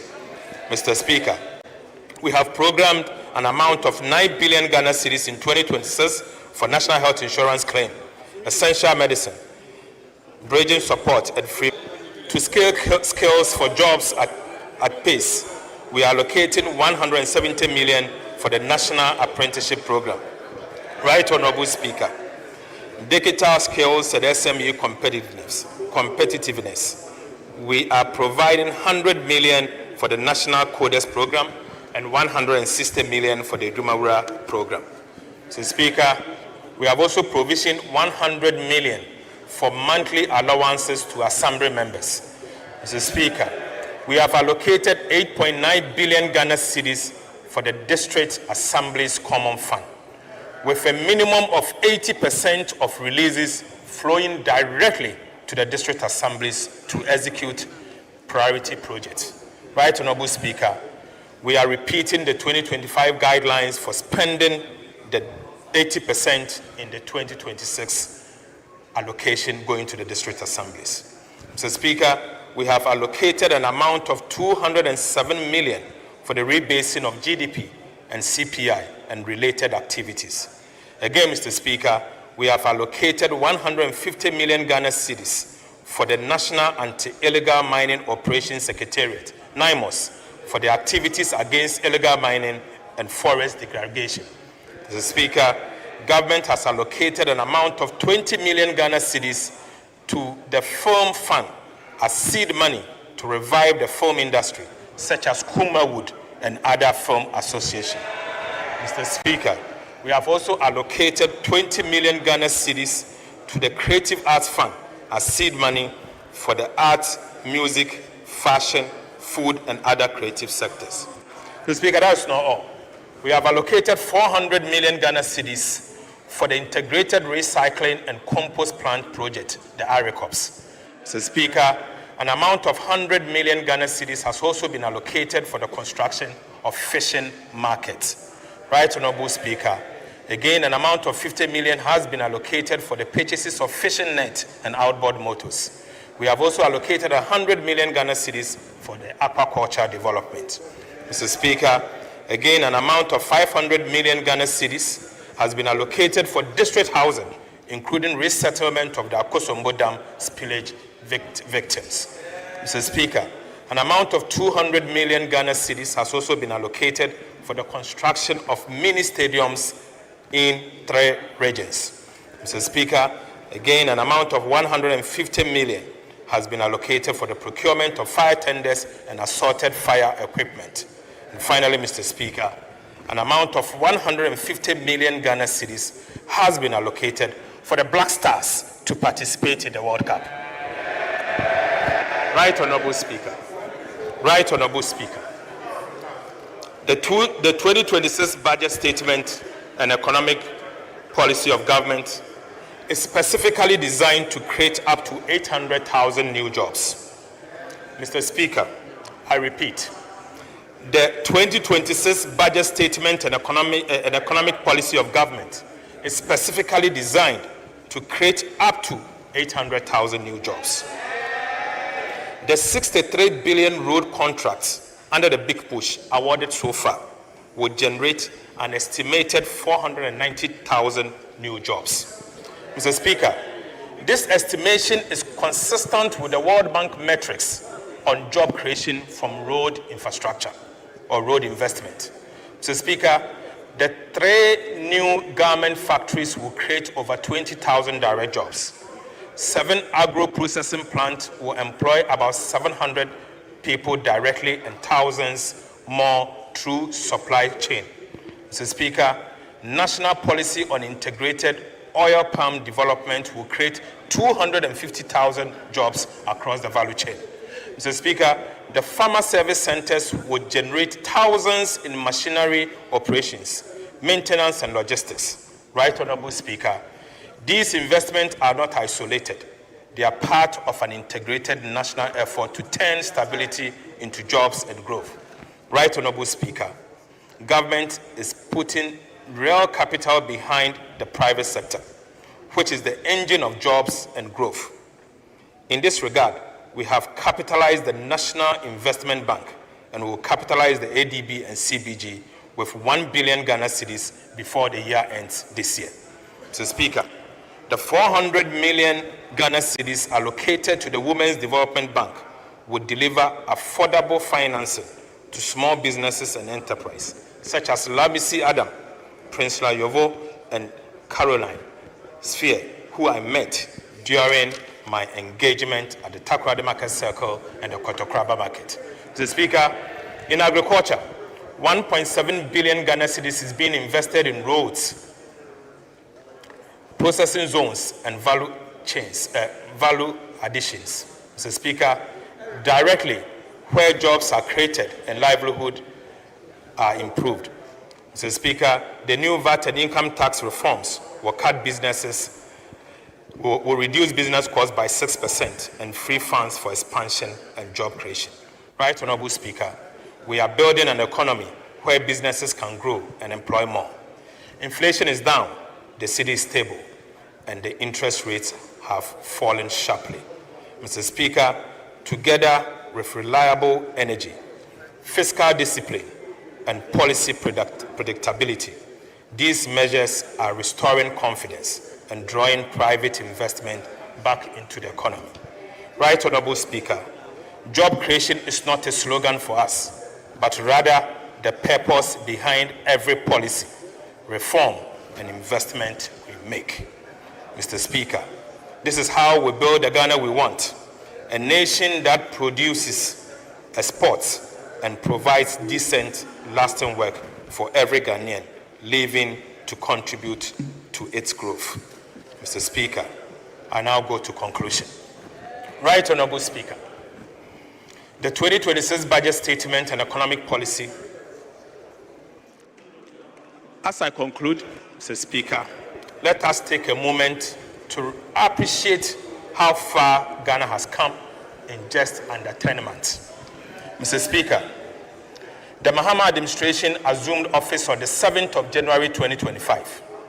We inherited an economy crippled by high debt, fiscal recklessness, high inflation, fast depreciating currency, low investor confidence, dwindling foreign direct investment flows, massive uncontrolled corruption that has become endemic, draining public resources and suffocating growth. Mr. Speaker, we also inherited high energy insecurity, high unemployment, and unbearable hardship for almost every Ghanaian household. Right Honorable Speaker, Ghana was indeed at the bottom of the abyss, a nation in distress with its economy bleeding and its people weary, yet yearning for a government with a courage to turn this around. Mr. Speaker, through decisive leadership, bold reforms, and resilience of the Ghanaian people, we began to turn the tide. Mr. Speaker, the result speaks for itself. In less than a year, we have recorded a strong economic growth, falling inflation, a strong and stable cedi, improved external buffers, restored fiscal discipline, deepened fiscal reforms, strong and independent fiscal oversight, lower borrowing costs, significant debt reduction, restored investor confidence, expanded social protection, better debt management strategy, and massive infrastructure development. Right Honorable Speaker, this progress is the fruit of sacrifice and discipline. Ghanaians tightened their belt, businesses adapted, and government stayed the course. Barely a year ago, our economy was uncertain. Today, the cedi in your pocket is stronger. Prices are reducing, and new opportunities are emerging across agriculture, industry, and technology. Mr. Speaker, to our international partners and investors, we say Ghana is back, strong, credible, and open for business. Right Honorable Speaker, the story of Ghana is no longer one of crisis, but a recovery and renewal. Mr. Speaker, the reforms we have undertaken are not quick fixes.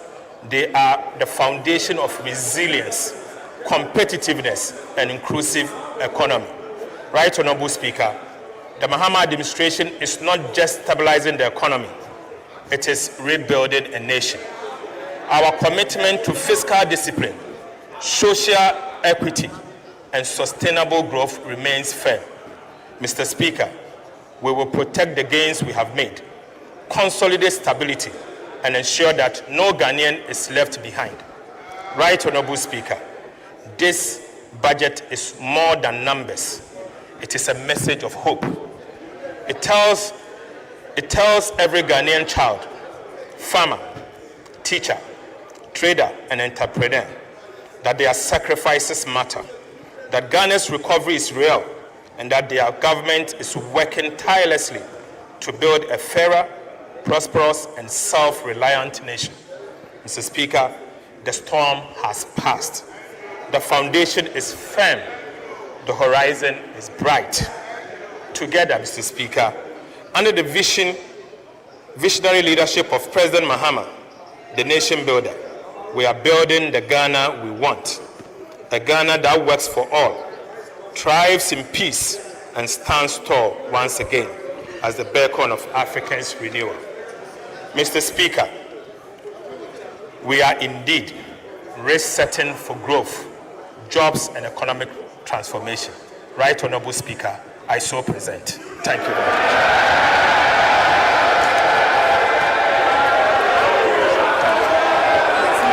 Thank you. You know this is the most watched budget.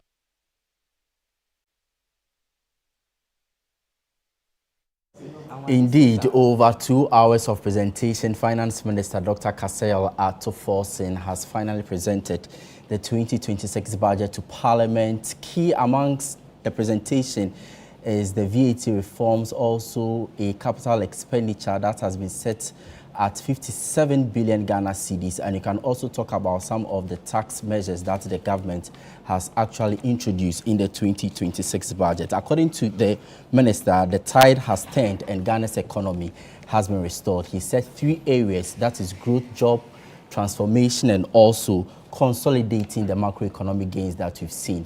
Let me quickly come in studio, just pick the thought of, my guests, what the biggest takeaway is for them in terms of the budget, and also if indeed this budget that has been presented is credible enough in terms of the policy and fiscal measures to sustain the economy post-IMF. Let me quickly begin with you, Nelson. What do you make of the budget that was just presented by the Finance Minister? Well, thank you very much. I think the budget is forward-looking. The budget seeks to create jobs. According to the minister, about 800,000 jobs will be created. And this will be driven largely by the infrastructure that the government will be embarking, most especially the big push, to the extent that about 57 billion Ghana cedis has been allocated. I think this is a very good news. It's an incremental jump as compared to the previous years, where you see less than 15 billion Ghana cedis being allocated to infrastructure development. So I think it's good news. I also want to say quickly that the macroeconomic targets are not really ambitious because they are the same figures that it was quite moderate with them. Exactly every year. As at the time he was presenting the mid-year budget review, we all knew that the 11.8 inflationary target to be achieved even before the end of the third quarter. So I think these are the same indicators that they've been giving us every year. GDP growth rate of 4.8%, non-oil growth of 4.9%, inflation 8% plus or minus 2, primary surplus 1.5% of GDP, and then 3 months of import cover. I think these are the same thing that we've been seeing every year. You didn't want to overpromise. No. So you under-promise and you over-deliver.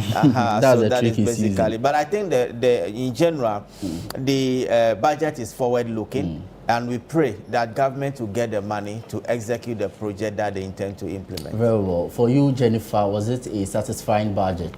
I think at the beginning I made mention that I have very high expectation for the 2026 budget, and of course I think everything that Honorable came to read is on point. I agree with Nelson over quite a number of things, but just to add to that, I would say that the VAT reforms is solid, just that we were expecting that it wouldn't have been 20%, but at least we'll take 20% for now, whilst we move forward to other items. I'm very, very happy about the job creation, that the whole budget itself is focusing on job creation, which also speaks to when I began my conversation today, I spoke a lot about the unemployment rate as well. I'm also looking at the Women's Development Bank, because I think I was telling my colleagues here that if he doesn't mention anything about the Women's Development Bank, I'm really going to be upset. Yes, but I'm very happy that at least we now know that more money has been allocated, and we are also looking forward to the full implementation of the plan that they have for it. And of course, we'll be following closely. We at Budget will also follow very closely about how this thing is going to be done. Of course, Agenda 111 is not left out. At least 10 hospitals are being added, and we are very, very happy about that. Let me just leave you with one road, one region, one road. And we hope that it's not going to be a rhetoric, that they are really going to implement, do the things that they said they would do. I'll hand over to... All right, thank you very much, Jennifer. But Francis, what really jumped at you, the most striking part of the... For me, I think that the budget presents a big relief for businesses and consumers, especially if you look at the VAT reform. Yeah. Finally, COVID-19, the sickness and the tax has disappeared from our life. The recoupling of the VAT and NHIL, fantastic. We've been calling for this thing for so long. For me, businesses can now breathe. So how is the computation going to be like? So now it's a straightforward, 2.5 NHIL, 2.5 Get Fund, plus 15% VAT. Coming together, 20%. Coming together. We don't have that cascading effect. And when it is likely to take off? Hopefully, if they're able to pass the laws before January, then we take it off from January. Again, you see that there's zero rating for the local textiles. I'm happy that the threshold has been moved from 200,000 to 750,000. Now we are serious with VAT proper. The 2018 law we passed for the fiscal electronic device, I see them bringing it back because it was another fantastic compliance tool. And most of all is the measures they've put together that they're going to now reward VAT, compliance. Now you buy something and you demand receipt, you enter into a draw. Several countries have adopted it, Brazil, Rwanda, they've done it such that if you go to a shop and you buy, you can win because you are demanding a VAT receipt. So I think that all of these things put together will help. The danger for me is that if these compliance measures do not pick up easily or they don't pick up early, the minister said about 6 billion cedis is being given back to businesses and consumers. Then the question is, where are we going to get the money to help the big push, the 800,000 new jobs? These are the little issues that I think we need to pay attention to. Otherwise, the budget is very good. And again, the big push, maybe they will have to now start talking to private sector to see how they can come in to help. But the sad thing again is that we've seen a budget deficit again.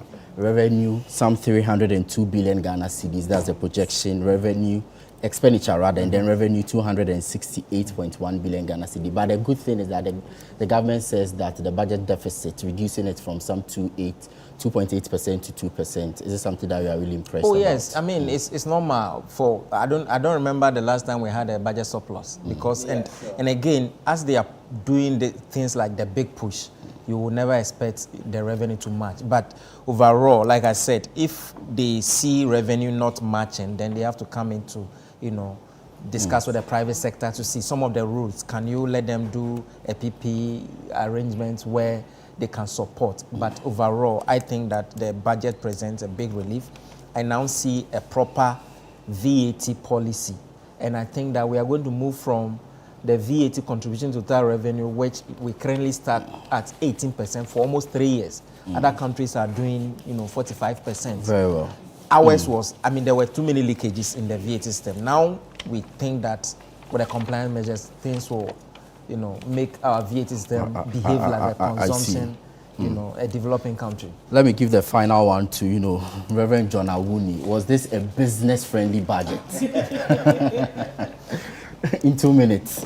Well, thank you very much. I think that I came with the expectation that this budget will be anchored on 3 things. Anchored on stabilizing the gains that they made in 2025. Then the second pillar was to create jobs, or for that matter, consolidate and stabilize whatever, so that next 2026 we don't have kind of unexpected depreciation of the currency. So we need to stabilize, particularly the exchange rate. Then also to create the jobs and then all that. I think that basically there couldn't have been a better budget than what he has presented. It was a very great one. But then I want to say that I pray and I hope that at the end of the day, what we are seeing is just what budget. At the end of the day, we need to have what the actuals. So we will hope that the actuals will match what the budget, what is budgeted.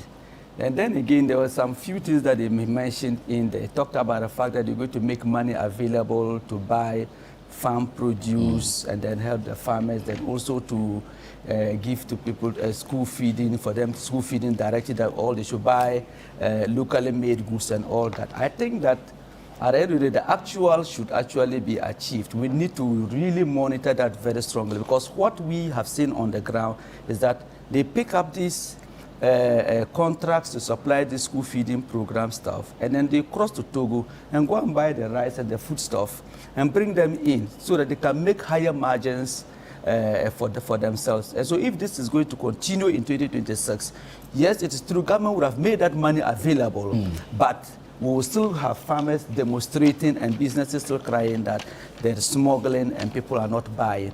Then I also saw the issue of talking about that they are going to do in the energy sector gas to power generation, and then with that they will cut down the cost of power by 70% or so. If that is supposed to be done, then we really don't, at the end of the day, we don't want to hear the issue of electricity tariffs increment in 2026, because if you are cutting down that, and then also they mentioned in the budget that he's going to promote the job creation, and they're going to empower local industries to produce and all that. That can only be done when the production cost is very low. well. Thank you so much. That's Executive Chairman of the Food and Beverages Association of Ghana, Fabak John Awuni. We also had Jennifer Moffat, Country Lead Budget Ghana, Francis Timoboy, a tax consultant, and also Nelson Kuju Kwagbeji, Head of Finance at Merban Capital. Earlier was Charles Kusi Apia, Head of Business and Economic Bureau at the Ghana Union of Traders Association, as well as Professor Patrick Isumin, Economist and Professor of Finance at the University of Ghana Business School. This has been our special coverage of the 2026 budget. Thank you so much for staying with us right from 1:30 p.m. up until now. My name is Ni Lati. Many thanks indeed for joining us on Channel One Television as well as 97.3 CTFM. We are taking you back to Parliament for more reactions on the 2026 budget.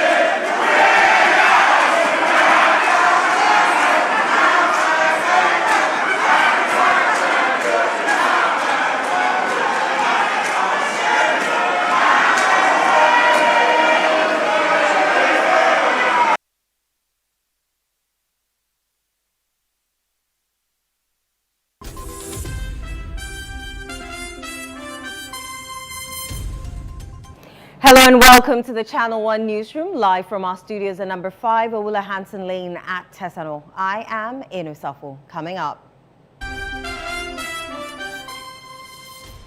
Finance Minister Kasiel Forson announces scrapping of COVID-19 levy as government targets 2% fiscal deficit in 2026 budget statement.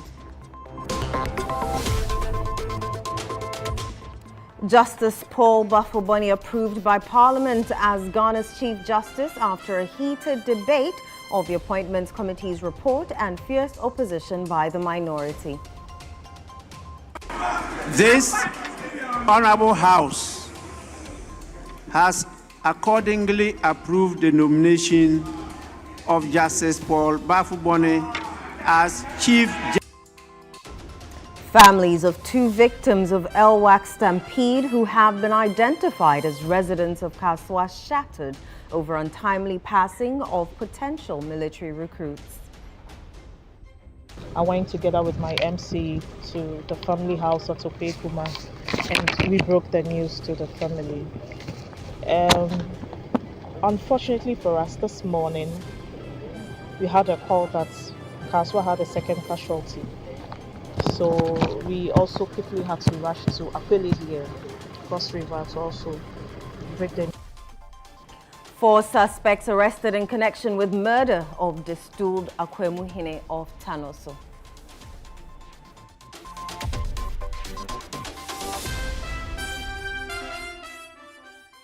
In Channel One Business.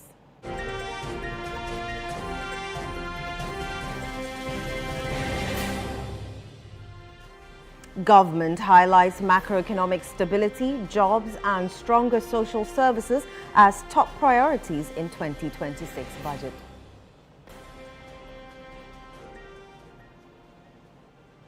In Channel One Sports.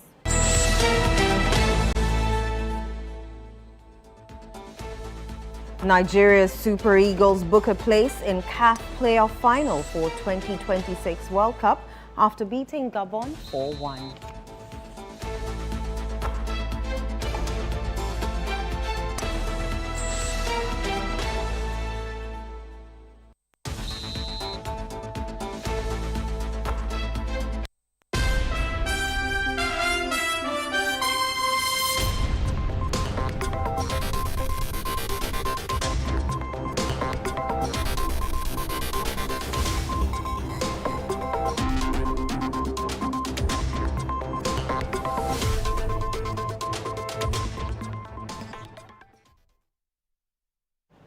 Let's begin our stories from Parliament. Finance Minister Dr. Kasiel Forson has officially abolished the COVID-19 levy as part of the 2026 budget aimed at boosting household income, supporting businesses and driving economic transformation.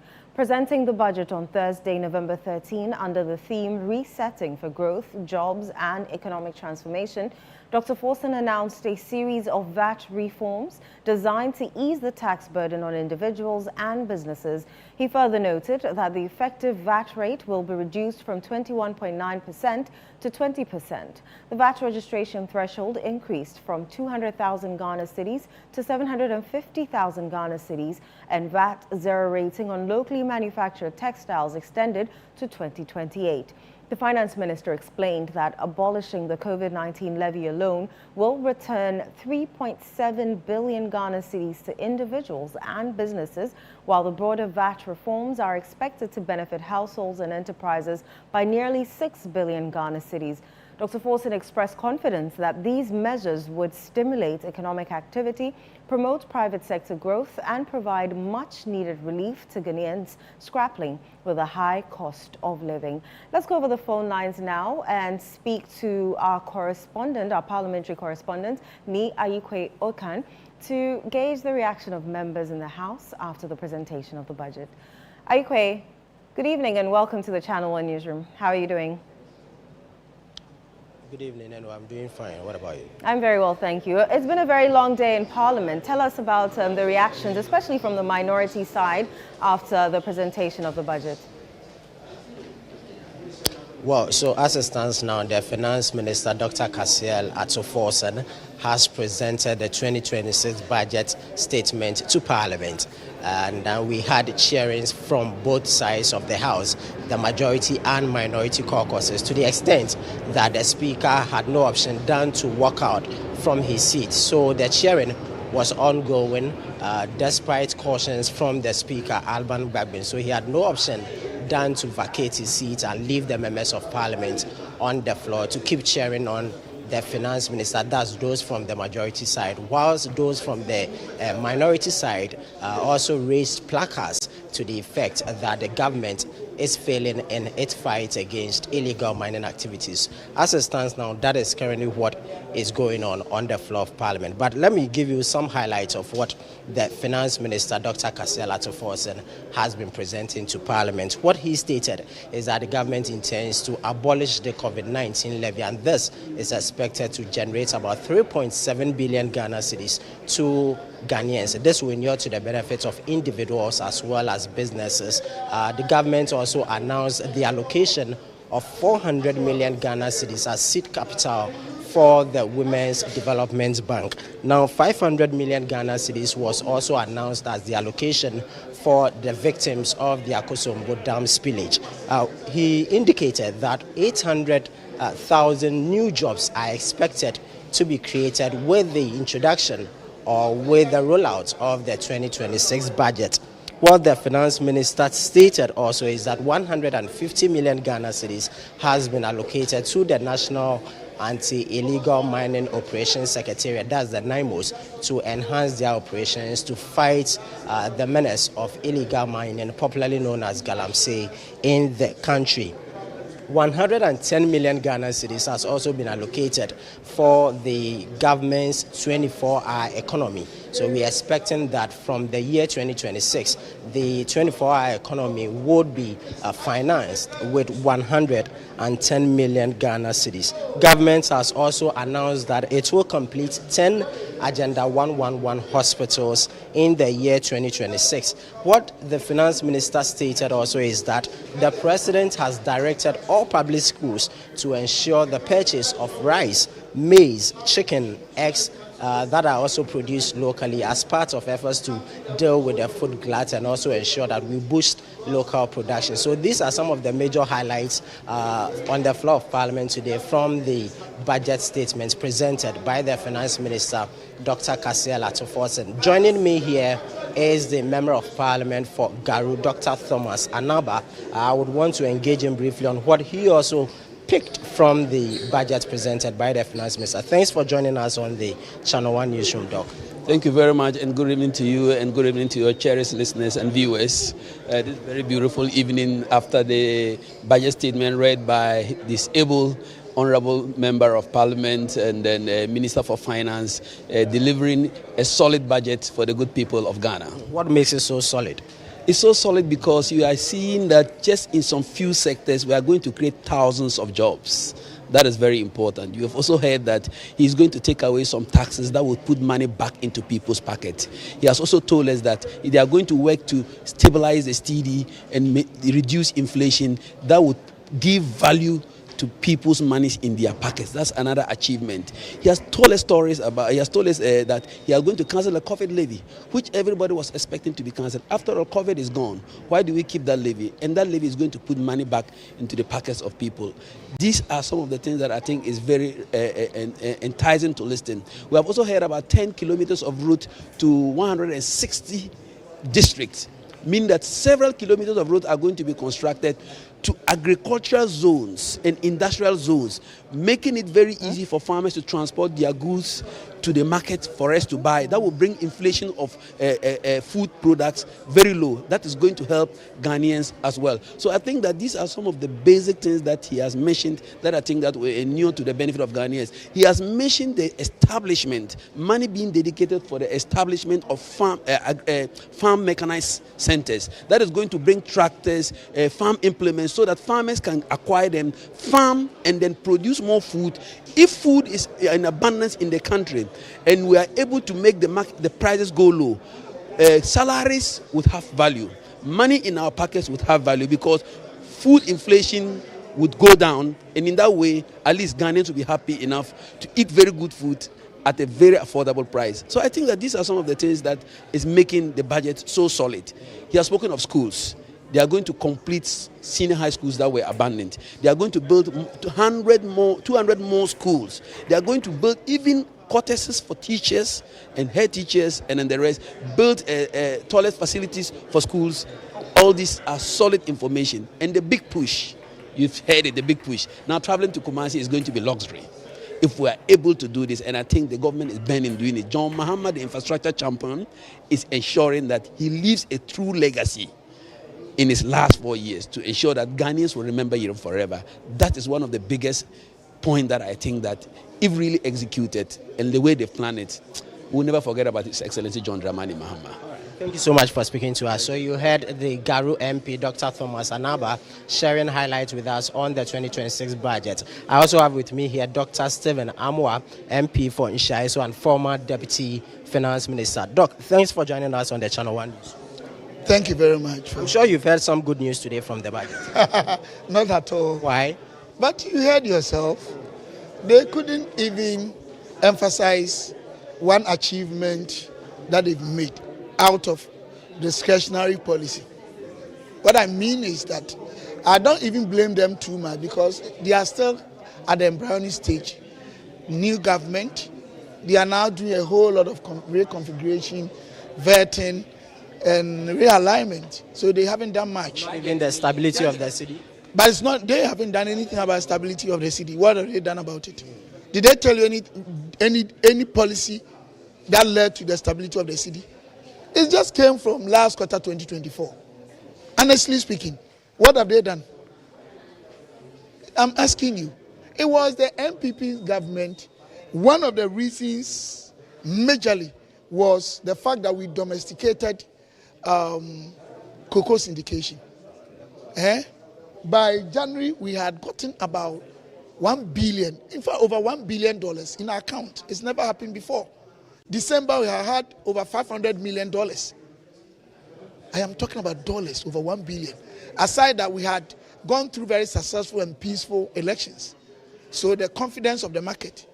Thirdly, all the primary market gotten confidence in our government. Don't forget that the 3 major approvals we had done to both staff and then the board, executive board level. And even the third one, we had done the staff level. 24-hour economy, what have they done? They can't pinpoint one area as negative effective tax rate economy. What it means is that money is generated every year in our country. If you divide them among the households, amount that each house will get is far less than the amount that each house will get if we divide the expenditure. So we are always running a deficit economy. So if because of politics, because of political capital, you start withdrawing and reducing taxes for people to say, hey, not thinking about stability and the resilience of our economy. Is that how you manage economy? Ghanaians don't know what they are doing. We will abolish VAT on recognizance and prospecting of minerals. Mr. Speaker, we'll reduce the effective VAT rate from 21.9 to 20%. Mr. Speaker, we'll raise the VAT registration threshold from 200,000 to 750,000 cedis. Mr. Speaker, we will extend VAT zero rating on the supply of local manufacturing textiles to 2028. Mr. Speaker, for emphasis, we promise to abolish the COVID-19 levy. With the support of this House, Mr. Speaker, it's now fully current on payment, clearing 300 million United States dollars in 2025 year to date, and allocating 345 million United States dollars for 2026. Mr. Speaker, for the first time, tariffs projects like BXC and Mineji have dropped from 18 to 6.5 cents per kilowatt hour, cutting costs and expanding access. Mr. Speaker, this was achieved as part of the renegotiation.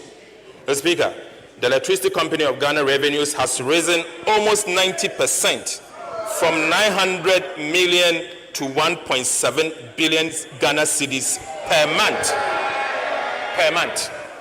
thanks to better enforcement of the cash waterfall mechanism. Mr. Speaker, I repeat, ECG's revenue has improved by almost 90% per month, from 900 Ghana cedis per month to 1.7 billion Ghana cedis per calendar month. Still in Parliament, the House has approved the nomination of Justice Paul Bafuboni as the new Chief Justice of Ghana following a heated vetting and debate on the Appointments Committee's report. Justice Bafuboni's vetting on Monday, November 10, was marked by a walkout from minority members of Parliament who rejected his nomination. The minority cited ongoing court cases challenging the removal of former Chief Justice Gertrude Tokonu as grounds for their boycott. There's more details in the following report. Justice Paul Bafuboni has been approved as Chief Justice by a majority decision in Parliament, despite strong opposition from the minority caucus. We, the minority, hold the view that there has been inconsistency in the approach in this matter, and that if care is not taken, this country that we all seek investment for may not attract that needed investment. He qualifies under Article 1284 of the Constitution, has been a judge for 30 years, overly qualified, has been a Supreme Court judge for more than a decade and a half, and is now acting as the Chief Justice. The motion has accordingly been adopted.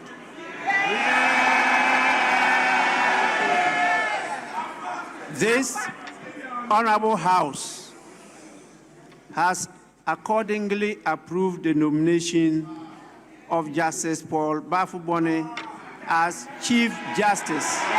Meanwhile, the Defense and Interior Committee visited victims of the military recruitment stampede at the 37 Military Hospital, with the minority calling for a nationwide suspension of the recruitment process. All nationwide recruitment exercises be put to a halt and suspended for the time being, not just Accra. All nationwide recruitment processes must be halted so that a very good job can be done in probing, in reviewing, reforming. President was here yesterday. He's very sad about what has happened. And I'm sure in the coming days, measures are going to be rolled out to forestall the future occurrence of such a tragic incident. 2 out of the 6 casualties of the Elwak Stampede have been identified as residents of Kaswa in the Owutu-Senya East municipality of the Central Region.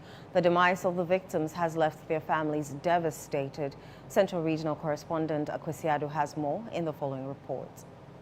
The 2 victims are Priscilla Nyamalo, 22 years old and a staff of the Kaswa branch of the Consolidated Bank of Ghana, and Patience Potivi.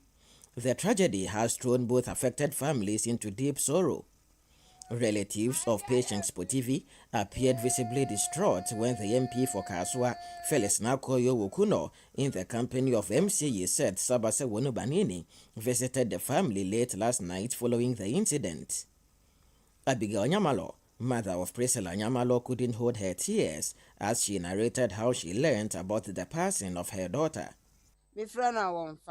Echirena, Mr. Frena, and Ofa, and Osi, or Ya Ubanu, or Yaru, or da 37. Or da 37. Missy, Edian Essie, or see, oh, me too, or background, no say, I see Yati Anisu. Oi, Yati Anisu, and I missy, ye. Yo, me ba says here. You have to be friend for Nanko, me friend. My friend in Brazil, Uncle Jesse, Member of Parliament for the Owutu-Senya East constituency, Felix Nakoyo Wokuno, pledged support to the families. The Deputy Minister of Defense, Broja Jemfi, and other officials are expected to visit the affected families on Friday. I went together with my MC to the family house at Opekuma, and we broke the news to the family. Unfortunately for us, this morning, we had a call that Kaswa had a second casualty. So we also quickly had to rush to Apele here, Cross River, to also break the news to the family. Meanwhile, the Minister for Gender, Children and Social Protection, Agnes Namu-Molate, during a visit to the victims at the 37 Military Hospital, assured them of the necessary social support to ensure their condition does not become an impediment to their personal development. A way of social protection for the vulnerable. Correspondent Bright Yeboah reports. The second day of the ongoing military recruitment exercise at the Babayara Sports Stadium in Kumasi has been smooth and well coordinated. This comes after Wednesday's session, which was marred by brief moments of commotion that led to minor stampedes, leaving 5 applicants with injuries. According to the station manager of the Ghana National Ambulance Service at the stadium, Jafara Abdullahi, Thursday's process has been incident-free, a situation he attributes to improved coordination and better crowd management by security personnel. The Navy and the Air Force will be coming on Saturday. Because of that, the number have been reduced. And if you look at the arrangement too, it's far better. They have been partitioned into the various stands. Because yesterday they were all in the rest stands. Some were behind. So when they opened the gate, a lot of people come and took at the gate, and that was creating some stampede. We gave us those problems. But for today, I think things are really good. We just have a few people who reported with headache and some ankle injury. To the applicants, the desire to serve their country remains the driving force behind their decision to join the Ghana Armed Forces. When I was young, I wanted to serve my country, so that is my motivation. So since senior high school, junior high school, my aim was to be a military man. Applicants say the ongoing recruitment exercise has seen a major improvement compared to the previous day. Today everything is going well. Yesterday it wasn't easy at all. So the people here, the officers, I'm talking about the officers, they are doing good job. Yesterday it wasn't easy, but today. For yesterday, the program was very tough because the organization and everything was somehow. Today as compared to yesterday is very cool and accessible, but then yesterday it was very tedious because not to speak ill of the Ghana Armed Forces, but then the number of people of soldiers expected yesterday was very low. Yesterday I saw about, I think that was 9 over here. So the people that were in yesterday for the recruitment were many than the soldiers over here. So they were not able to control us. Day 2 of the recruitment exercise proceeded smoothly here at the Babayara Sports Stadium. But applicants believe that proper coordination will prevent future stampedes. For Channel One News, I am Bright Yeboah. You're still watching the Channel One Newsroom on Channel One TV. Still to come. Government highlights macroeconomic stability, jobs and stronger social services as top priorities in 2026 budget.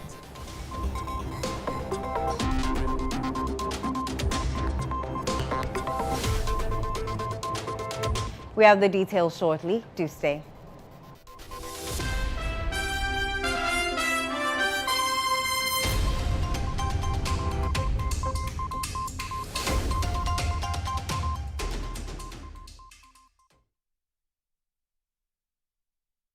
Hey Ghana, so you people know Miss Brother Man's more. If you knew, it's your boy. Kill them all. But this time, I'm not only killing mosquitoes, I am killing the grades. See? This wouldn't have been possible if I didn't have the perfect mosquito-free atmosphere. Thank you, Out Insecticide. And yeah, Out Mosquito Coil. For a mosquito-free atmosphere, trust Out to... You are not serious. Out Insecticide. So ya boa, faha.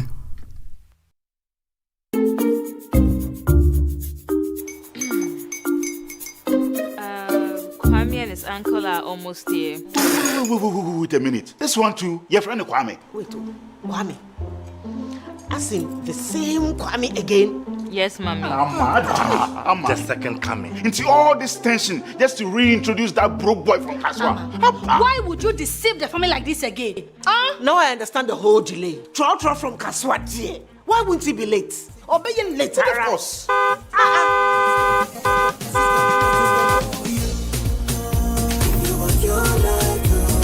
Star 712 hash, star 712 hash.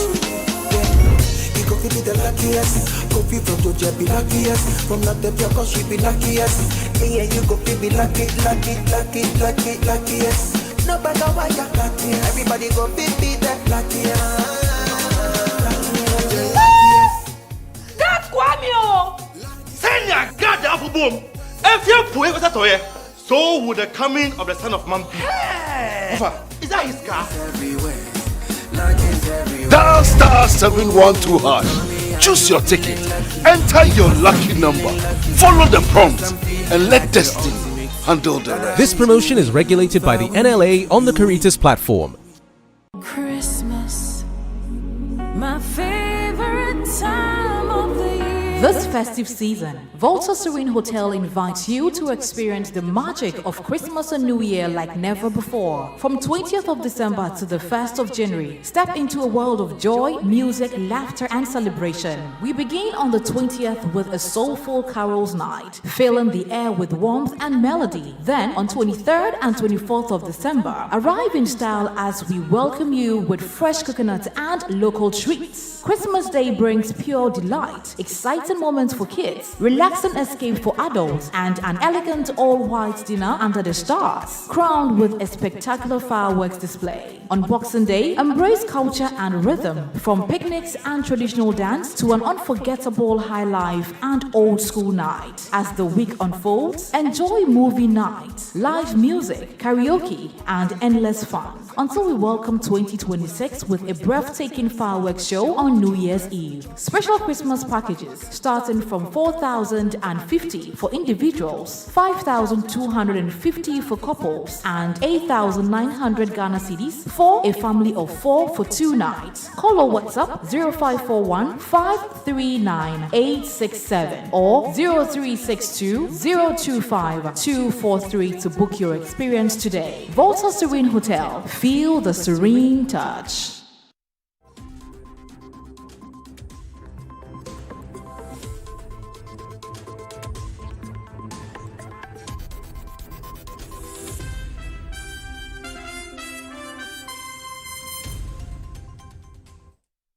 You're welcome back to the Channel One Newsroom with me, Inusafo. Up next is Channel One Business with Nathalie Nete Ajahu.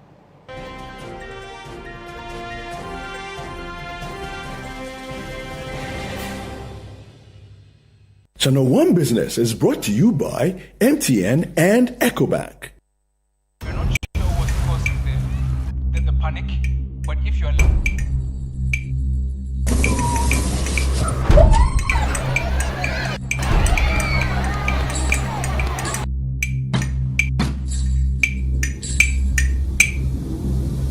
Masquerades are scary, but bills shouldn't scare you. Be one of 10,000 lucky winners when you deposit multiples of 400 Ghana cedis or take a loan in multiples of 4,000 Ghana cedis to win up to 1.5 million Ghana cedis in cash and prizes, 1-year insurance cover, and more. Tap into vibes in the EcoBank 5-Star Enjoyment Promo. Up to 15% discount when you use our cards and digital platforms. EcoBank, the Pan-African Bank. EcoBank will never call or text asking you to verify sensitive information like your PIN, Ghana card, or bank card information.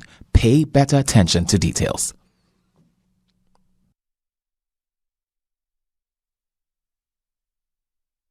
How are you doing, Natalie? I'm good.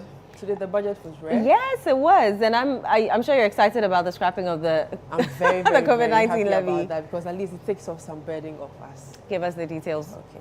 Now let's do some budget-related stories.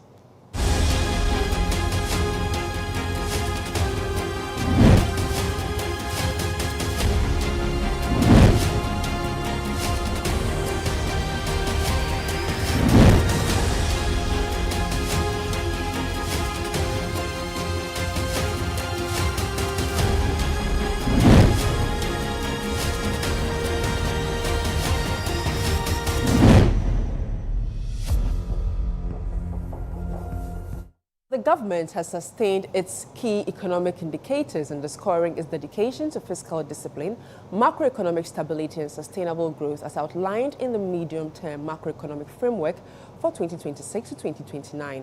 While presenting the 2026 budget statement and economic policy to Parliament, Finance Minister Dr. Kasiel Forson emphasized that the government's medium-term strategy focuses on consolidating macroeconomic achievements and promoting inclusive growth. Here is more. Presenting the 2026 budget statement and economic policy on Thursday, November 13, Dr. Forson stated that the growth target will be driven by a recovery in the services, manufacturing and agricultural sectors, with particular emphasis on expanding non-oil activities. He further highlighted that the 2026 fiscal plan anticipates year-end inflation of 8%, underpinned by strict fiscal discipline, prudent monetary policies, and enhanced coordination between the Ministry of Finance and the Central Bank. Of stability, resilience and shared prosperity, government has set bold but achievable macroeconomic target for 2026 fiscal year and the medium term. Mr. Speaker, over the medium term from 2026 to 2028, real GDP is set to rise steadily, averaging about 4.9% at the minimum. Non-oil GDP is programmed to grow around 5% at the minimum. Mr. Speaker, inflation will stay within 8 plus or minus 2% targeted band, reflecting a firm grip on price stability. Mr. Speaker, the fiscal balance will remain strong, with the primary surplus of 1.5% of GDP from 2026 onwards. Meanwhile, the government has unveiled comprehensive value-added tax reforms in the 2026 budget, highlighted by the removal of the COVID-19 health recovery levy and a reduction of the effective VAT rate from 21.9% to 20%. Government will, ahead of 2027, embark on a comprehensive reform of Ghana's key tax laws, including the Income Tax Act, Excise Tax Acts, and the Customs Tax Act, to align them with global best practices, promote equity and competitiveness, simplifying compliance and enhance revenue generation. The Ministry of Finance will commence these reviews in 2026, engage stakeholders and submit a draft to Parliament as part of the 2027 budget. Now, the Bank of Ghana says it is fully prepared to roll out its long-awaited non-interest banking regulation, a key framework expected to transform Ghana's financial landscape by broadening access to credit and supporting new models of financing and trade and infrastructure. Speaking at the Association of Chartered Certified Accountants Business Leaders Forum on the theme Sustainability and Non-Interest Banking in Ghana, the central bank noted that the regulatory framework has been fully developed with only a final validation and approval from top management remaining before implementation begins. This report has more details. The Bank of Ghana says the rollout of non-interest banking will help diversify financing for trade, infrastructure and projects while creating new jobs in the financial and capital markets. Representing the BOG governor at the ACCA Business Leaders Forum in Accra, Professor John Gachi, advisor to the governor on non-interest banking and finance, said the regulation will also facilitate the development of sukuk and other ethical finance instruments to attract new investors and broaden funding. Regulatory ready for this. We have put all the structures in place. We have put the guideline in place. It's just left with one level of validation at the top management level. Then the top management will take decision to roll the regulation out. And the regulation is structured to cater for various areas. We're going to have 2 levels of governance. One governance based on Act 930, and then one governance based on the product itself. The ACCA Director for Africa, Jamil Ampoma, added that non-interest banking will open new career and advisory opportunities for financial professionals while expanding financing options available to businesses and clients. I think the prospects are similar to what you would say we have in the traditional banking sense, but then this is a new, if you like, avenue.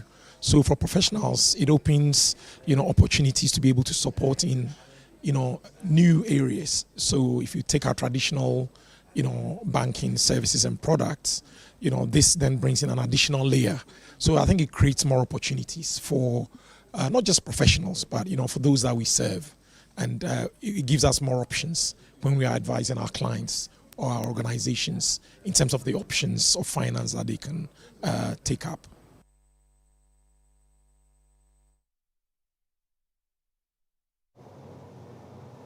Let's now bring an update on how the currency is performing on the interbank market.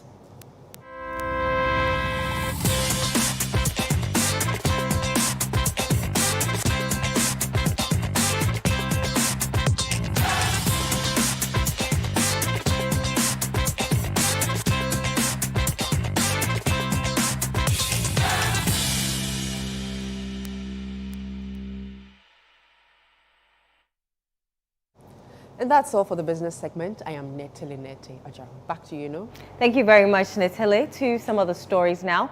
The Office of the Special Prosecutor has notified the Criminal Court 3 of the High Court in Accra of the ongoing extortion case involving former National Petroleum Authority Chief Executive Dr. Mustafa Hamid and 10 others has been transferred to a new court after the filing of a fresh charge sheet. In court on Thursday, prosecutors from the OSP noted the presiding judge that a new charge sheet was filed on October 17, which has since been assigned to the Criminal Court 4. According to the OSP, the return date for the new case has been confirmed for December 9, 2025. They prayed for an adjournment to coincide with the date scheduled for the new court. Counsel for the accused, Joseph Pemka, indicated that the defense was not opposed to the application. The presiding judge then adjourned the matter to December 9 at 10 a.m. Away from that, police have arrested 4 suspects in connection with the murder of Nana Owusu-Koko, the distilled Akwemuhene of Tanoso. The suspects, who were arrested between Monday, November 10 and Tuesday, November 11, 2025, are currently in police custody assisting with investigations. They have been identified as Isifu Ade, alias Akwesi Ade, aged 48, Stephen Jemfi, aged 55, Augustine Ahimfo, aged 42, and Martha Mansa, aged 65. Preliminary investigations revealed that the late Nana Owusu-Koko had been distilled as the Akwemuhene of Tanoso, after which Nana Echampong Dodu was installed as his successor. The deceased, however, rejected his distillment and engaged the royal family in a series of court disputes, subsequently leading to alleged threats by the suspects. However, all 4 suspects have denied any involvement in the killing during interrogation.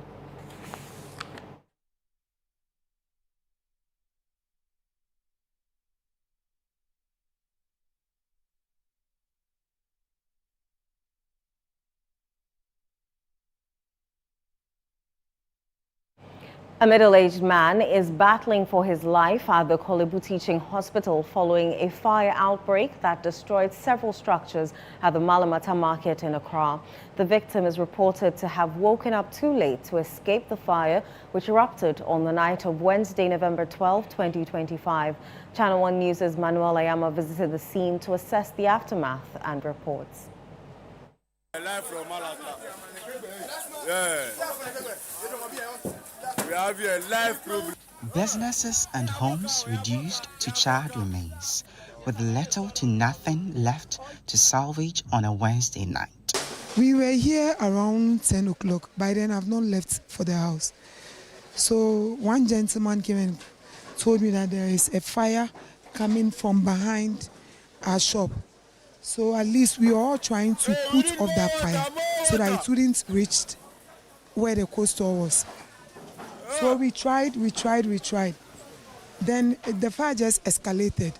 So that was when we started calling the fire service people whilst trying to put the fire on from where it's coming from. Eyewitnesses say the fire was unable to move beyond the cold store warehouse, which houses multiple deep freezers and serves areas such as Choco and Nima. They believe that the non-combustible nature of the cold store helped reduce the intensity of the fire. It's because of the cold store, it just stopped the fire.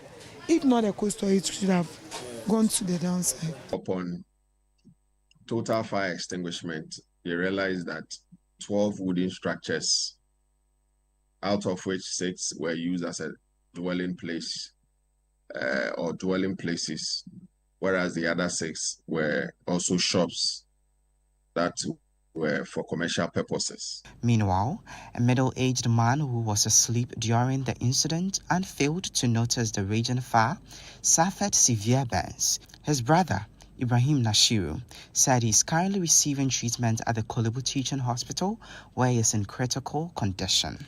As I'm saying right now, my brother is inside the Kolebu Hospital. How is his condition? The condition is too hard. Amount of his body is bent. Memories, hopes, homes, all gone. But one thing is for sure after such tragedies, they are calling for help to rebuild their lives. For Channel One News, from the Malamata Market in Accra, I am Manuel Ayama. You're still watching the Channel One Newsroom on Channel One TV.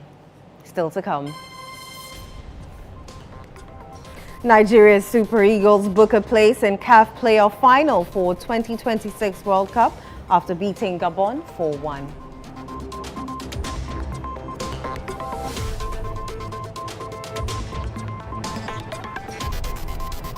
We have the details shortly. Do stay.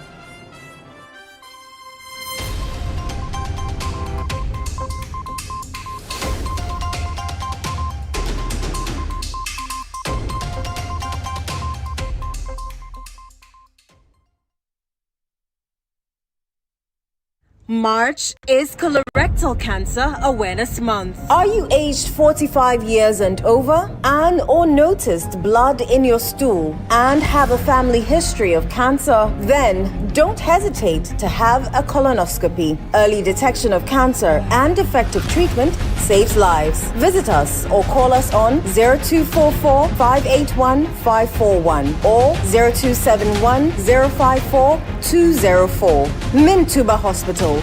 In to serve a peculiar health need. Hey Ghana, so you people know Miss Brother Man's more. If you knew, it's your boy. Kill them all, kill them all. But this time, I'm not only killing mosquitoes, I am killing the great. See? This wouldn't have been possible if I didn't have the perfect mosquito-free atmosphere. Thank you, Out Insecticide. And yeah, Out Mosquito Coil. For a mosquito-free atmosphere, trust Out to... You are not serious. Out Insecticide. So ya boa, faha.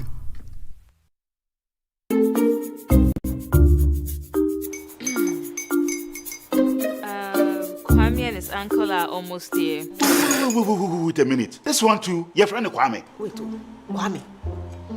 As in the same Kwame again? Yes, mommy. I'm the second coming. Into all this tension just to reintroduce that broke boy from Kaswa. Why would you deceive the family like this again? Now I understand the whole delay. Troll from Kaswa dear. Why wouldn't he be late? Or be late, of course.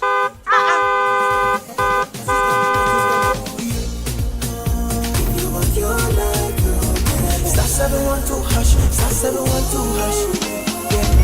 You go be the luckiest. Coffee from Georgia be luckiest. From not the block, she be luckiest. Yeah, you go be luckiest. No matter why you're lucky. Everybody go be that luckiest. God, Kwame! Send your God the apple boom. If you put it toy, so would the coming of the Son of Man be. Is that his car? Dial star 712 hash. Choose your ticket. Enter your lucky number. Follow the prompts and let destiny handle the rest. This promotion is regulated by the NLA on the Caritas platform. Catch him. I didn't know when you just assassin. But they say if one fason in ya empra and fear. Na you want him. And then them name fear. As me to me a man in your best way, who bet to me a cool.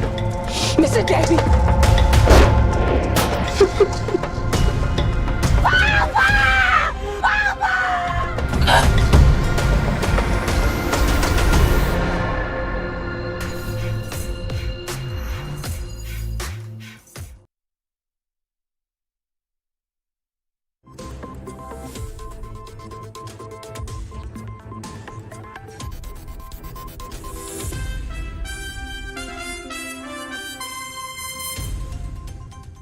You're welcome back. Up next is Channel One Sports with Yao Ejay Minta.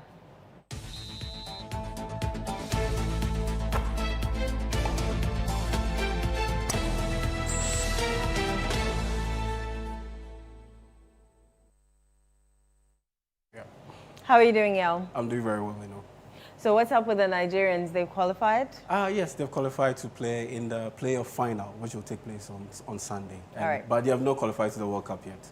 Give us the details. Okay.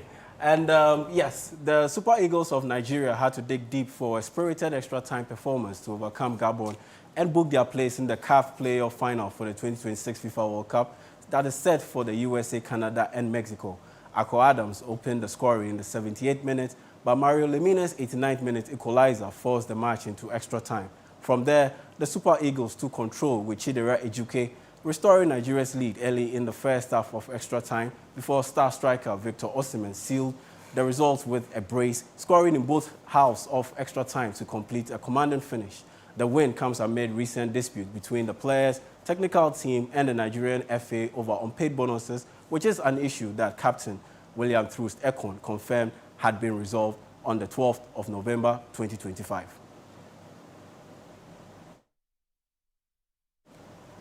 Now moving on, and Ghana's Black Stars will face Japan on Friday at 10 a.m. in Nagoya in the first of two friendly matches on the 2025 Asian Tour as part of preparations for the 2026 FIFA World Cup. Head coach Otuado will be without the services of several key players for the matches against Japan and South Korea as he continues to assess the squad ahead of the World Cup. We have more on this report by Gabi Ofe. Into the penalty area, good ball to Kubo, it's in the back of the net. The most recent meeting between Japan and Ghana took place in 2022 international friendly, where the Samurai Blue recorded a comprehensive 4-1 victory. Japan have been impressive at home, winning 3 of their last 5 matches, both friendly and competitive, by at least a 2-goal margin. The Black Stars of Ghana will once again face a formidable challenge against a Japanese side currently ranked 19th in the latest FIFA rankings. The match will serve as a tough test for Coach Otuado, who is looking to fine-tune his squad ahead of the 2026 FIFA World Cup. We are very, very pleased to be here. This is not our first time. We know the Japanese Federation has got a very, very strong team.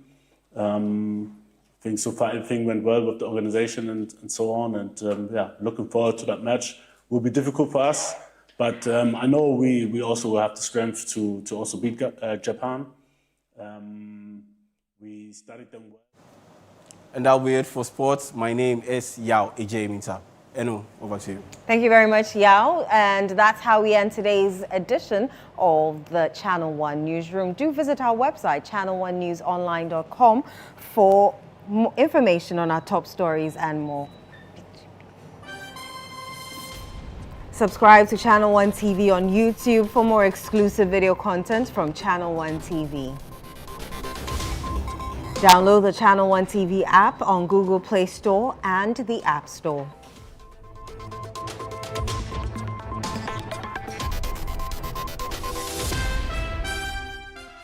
I am Eno Safo. Many thanks for watching.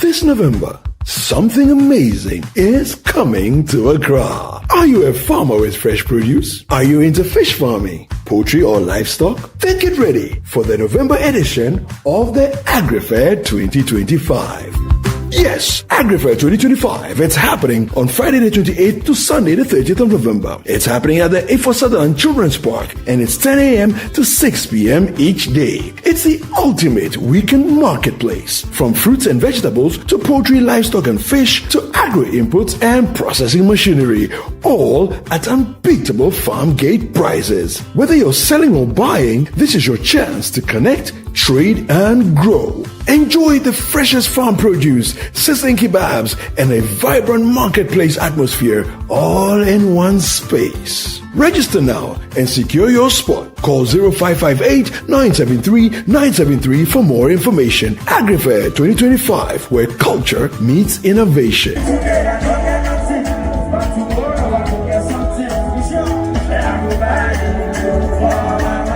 The AgriFair 2025 is powered by ChannelOne TV and 97.3 City FM and is proudly sponsored by Horticulture Business Platform, Development Bank Ghana, Legacy Crop Improvement Center, Gressol, and the Ghana Exim Bank.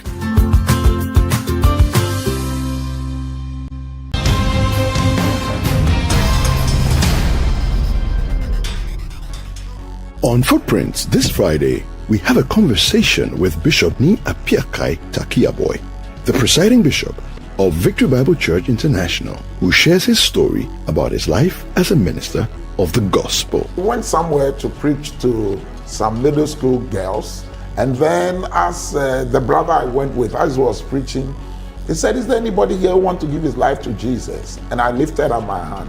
He thought he had made a mistake because or thought that I didn't understand what he was saying, because he knew me in Scripture Union. So when I lifted up my hand, he repeated about 3 times and realized that I was the only one who lifted up his hand.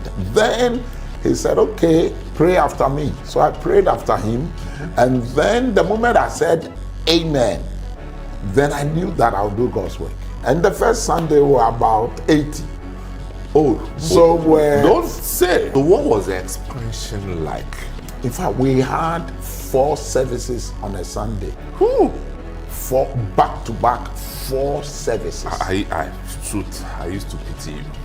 4 especially services. When I saw you preach on the 3rd service at times. the man is tired, but Charlie, no, we were young. We were young, but the people who really had the blunt were those who were leading praise and worship. God has been faithful. God has been very, very faithful, because we've gone to court. In fact, they always take us to court. Footprints airs every Friday at 7 p.m. with a repeat on Sunday at 5:30 p.m. only on ChannelOne TV. On the Upside Down show this week, join Frema Edunyame as she sits with a man full of talent, known for his electrifying stage performances and captivating voiceovers, Andrew Tando Adote. I went to Presec, Legon, and then Odadie. Yeah. At what point did acting come in? So it was around the same time I had made the decision to do the voiceover. All out. I was looking around and I saw this veteran actor. He said, "Oh, forget those people. Go to the art center and join the theater group." He was put on the spot, but he didn't disappoint. Let me put you on the spot. All right. So, City FM is 21 years old. Yes. Do something, with that, your voice. As you know, City FM.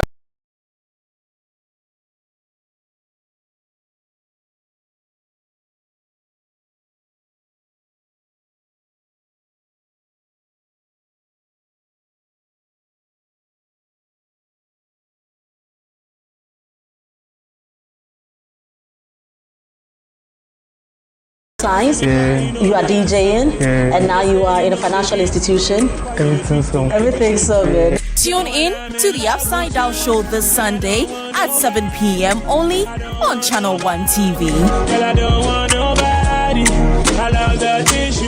In a world filled with challenges, we all need guidance, hope, and a lifeline to anchor us. This is Lifeline, and I'm your host, Fred Crunchy Mensah. From social issues, relationship challenges, and family matters, Lifeline is here to inspire, uplift, and guide you on your journey. Where we give you support, where we hold your hand through the valley and through the thick and thins of life. Join Bishop Fred Crunchy Mensa. I welcome you especially to Lifeline. Every Tuesday and Thursday at 10 p.m. right here on ChannelOne TV. Let's walk this path together, strengthen our faith, our families, and our lives. Lifeline, because every soul deserves a guiding light. Tune in to Lifeline on ChannelOne TV and let's grow together.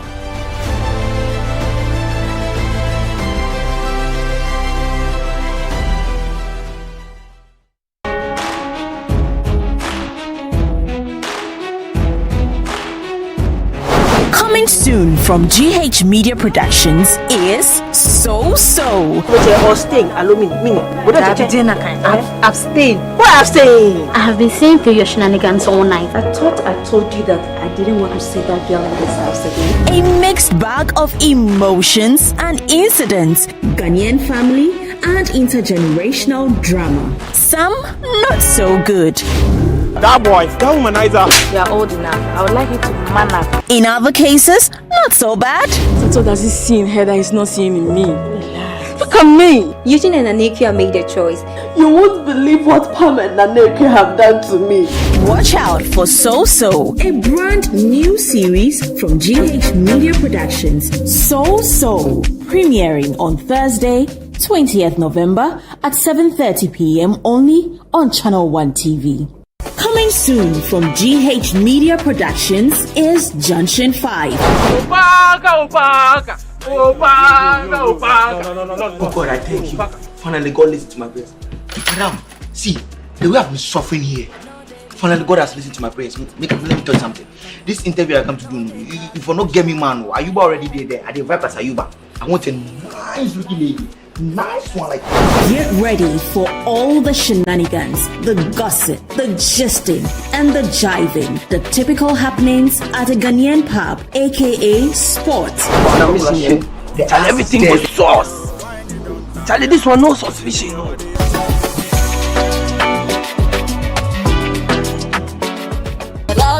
I feel good. Da-da-da-da-da-da. So happy. Da-da-da-da-da-da. So good, so good. That's the girl she dey feel me. Hey, but just now they bring the truth. Some scene will happen for the counter back then. No, the girl be around. I'm here with these guys trying to prepare a surprise proposal party for you.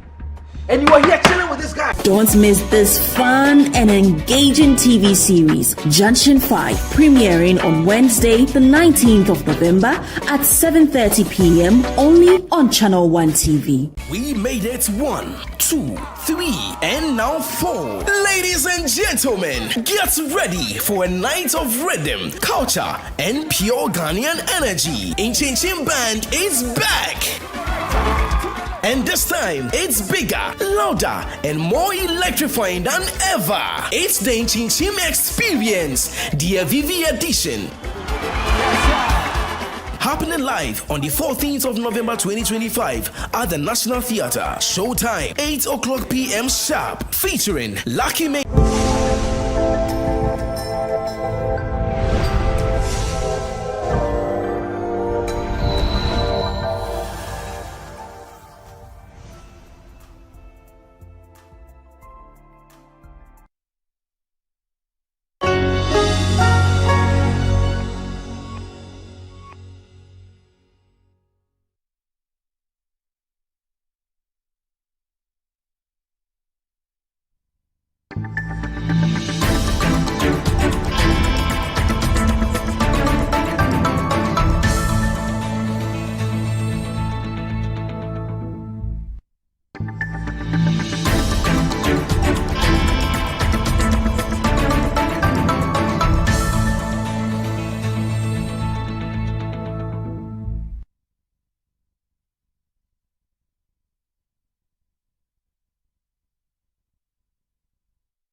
Hello again, and welcome to What the Papers Are Saying, coming to you live from our studio here in the Crown. What the Papers Are Saying, we bring you the discussion and the stories behind the headlines as presented by our colleagues within the media space.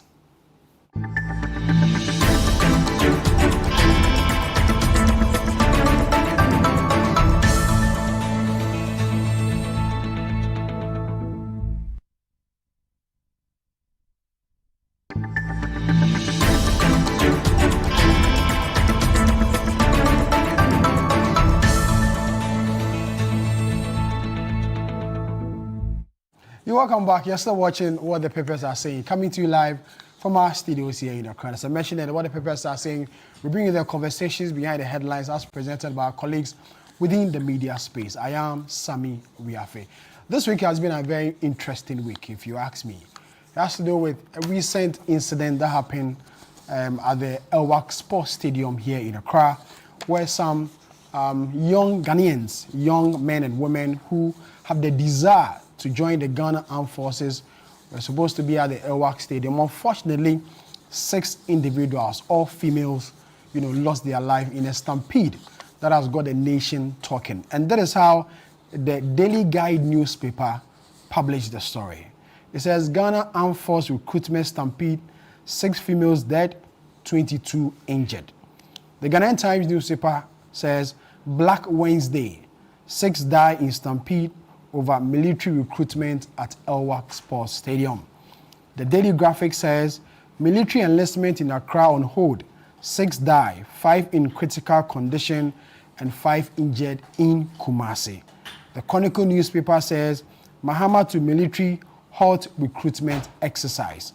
City Newsroom reported that Boja Jemfi visited family of Elwak recruitment tragedy victims. Also this week, the much-awaited and much-anticipated report of the helicopter crash was released by the committee set up to investigate it. A news conference was held at the Jubilee House where committee members or the leader in this whole investigation addressed journalists on what really caused this incident on the 6th of August 2025. And that is how the Daily Graphic reported the story. It says, August 6th helicopter incident, poor visibility caused crash. The Daily Guide newspaper, Ghana Armed Forces military crash, chopper lost altitude in bad weather. The Ghanaian Times newspaper says, August 6th helicopter crash, bad weather cause of crash investigations. The Herald newspaper says, crash military aircraft confirmed as flying skeleton brought down by air. ChannelOne newsroom says, crash report missed account of crew response in deadly accident. That is Professor Ejekum. This week as well, the Appointment Committee of Parliament came under fire again. It has to do with the vetting of the acting Chief Justice who has been nominated by President John Dramani Mahama to be the substantive Chief Justice of the Republic of Ghana. I'm talking about Justice Paul Bafoboni. At this vetting, the minority members on the committee decided to stage a walkout, but yet the vetting took place. But there were headlines even before they decided to walk out. And that is how the Ghanaian publisher ran the story. It says, Afenyo marking labels CJ vetting disgraceful. The News Center says, minority fear judicial subversion in new CJ vetting. A City Newsroom says, Parliament approves Bafoboni as Ghana's Chief Justice.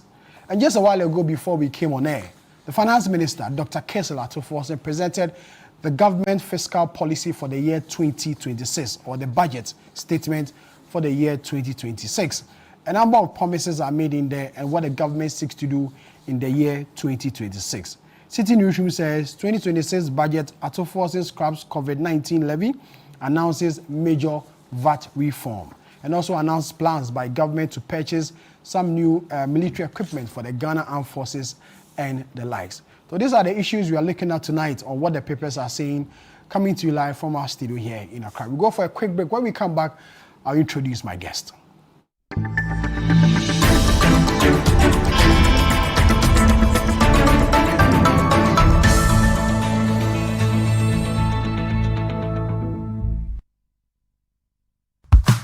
This November, something amazing is coming to Accra. Are you a farmer with fresh produce? Are you into fish farming, poultry or livestock? Then get ready for the November edition of the AgriFair 2025. Yes, AgriFair 2025. It's happening on Friday the 28th to Sunday the 30th of November. It's happening at the Forson Children's Park and it's 10 a.m. to 6 p.m. each day. It's the ultimate weekend marketplace. From fruits and vegetables to poultry, livestock and fish to agro-inputs and processing machinery. All at unbeatable farm gate prices. Whether you're selling or buying, this is your chance to connect, trade and grow. Enjoy the freshest farm produce, sizzling kebabs, and a vibrant marketplace atmosphere all in one space. Register now and secure your spot. Call 0558-973-973 for more information. AgriFair 2025, where culture meets innovation.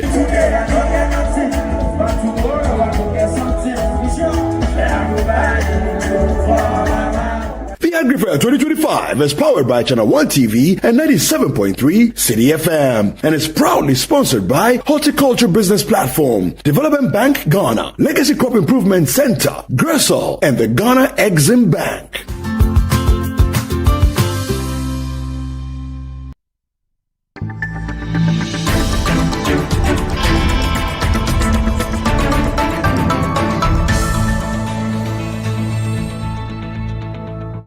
You're welcome back to What the Papers Are Saying. Coming to you live from our studio here in Accra.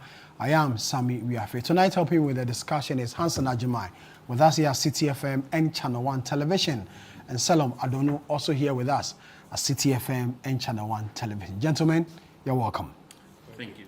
Just a while ago, before we came on air, the Finance Minister, Dr. Kesela Forson, addressed Parliament. He presented a government fiscal policy for the year 2026, or the budget statement for government. He made some announcements in there, including the scrapping of the COVID-19 levy and the desire of government to reform VAT and also to purchase some military equipment for the Ghana Armed Forces and the like. Let's go to Parliament, hear what the Finance Minister said, and then we'll come and continue with the discussion. Recovery levy. Mr. Speaker, we will abolish the decoupling of Get Fund and National Health Insurance levies from the VAT tax base. Mr. Speaker, we will abolish VAT on recognizance and prospecting of minerals. Mr. Speaker, we will reduce the effective VAT rate from 21.9 to 20%. Mr. Speaker, we will raise the VAT registration threshold from 200,000 to 750,000 cedis. Mr. Speaker, we will extend VAT zero rating on the supply of local manufacturing textiles to 2028. Mr. Speaker, for emphasis, we promise to abolish the COVID-19 levy. With the support of this House, Mr. Speaker, I'm proud to say that I'm happy to announce that today, COVID-19 levy is accordingly abolished. Mr. Speaker, by abolishing the COVID-19 levy, government is putting 3.7 billion Ghana cedis in the pockets of the individuals and businesses in 2026.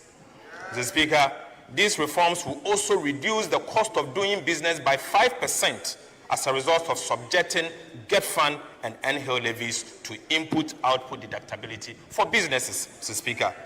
When this administration took office, Ghana's energy sector was saddled with about 1.4 billion United States dollars in debt to independent power producers. A ticking fiscal bomb, I call it. Mr. Speaker, today, that burden has been lessened. We have renegotiated all power purchase agreements, led by Ghanaian experts at no cost to the state, saving over $250 million and restructuring 1.1 billion Ghana cedis over a four-year period. Mr. Speaker, government is now fully current on payment, clearing 300 million United States dollars in 2025 year to date, and allocating 345 million United States dollars for 2026. Mr. Speaker, for the first time, we are not accruing new arrests in energy sector.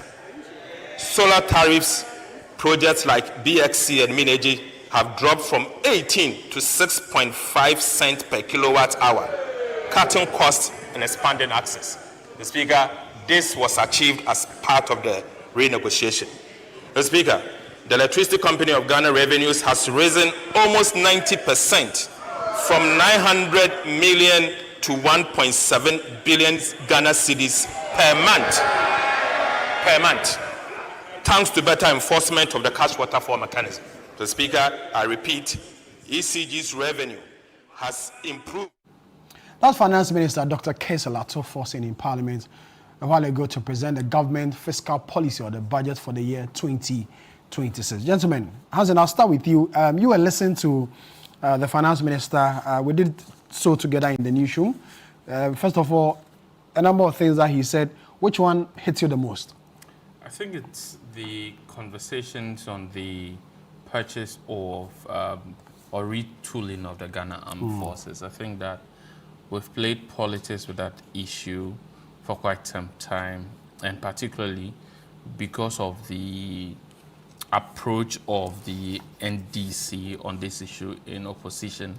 It was important that the government made a clear statement on going forward, and there's a need for us to forge forward. I mean, some of you have been a presidential correspondent for 8 years. As presidential correspondent, I guess you've had the opportunity to be in the helicopters of the military, and even in the aircraft. I think that is the CASA, right? The CASA is the aircraft. The CASA is the aircraft.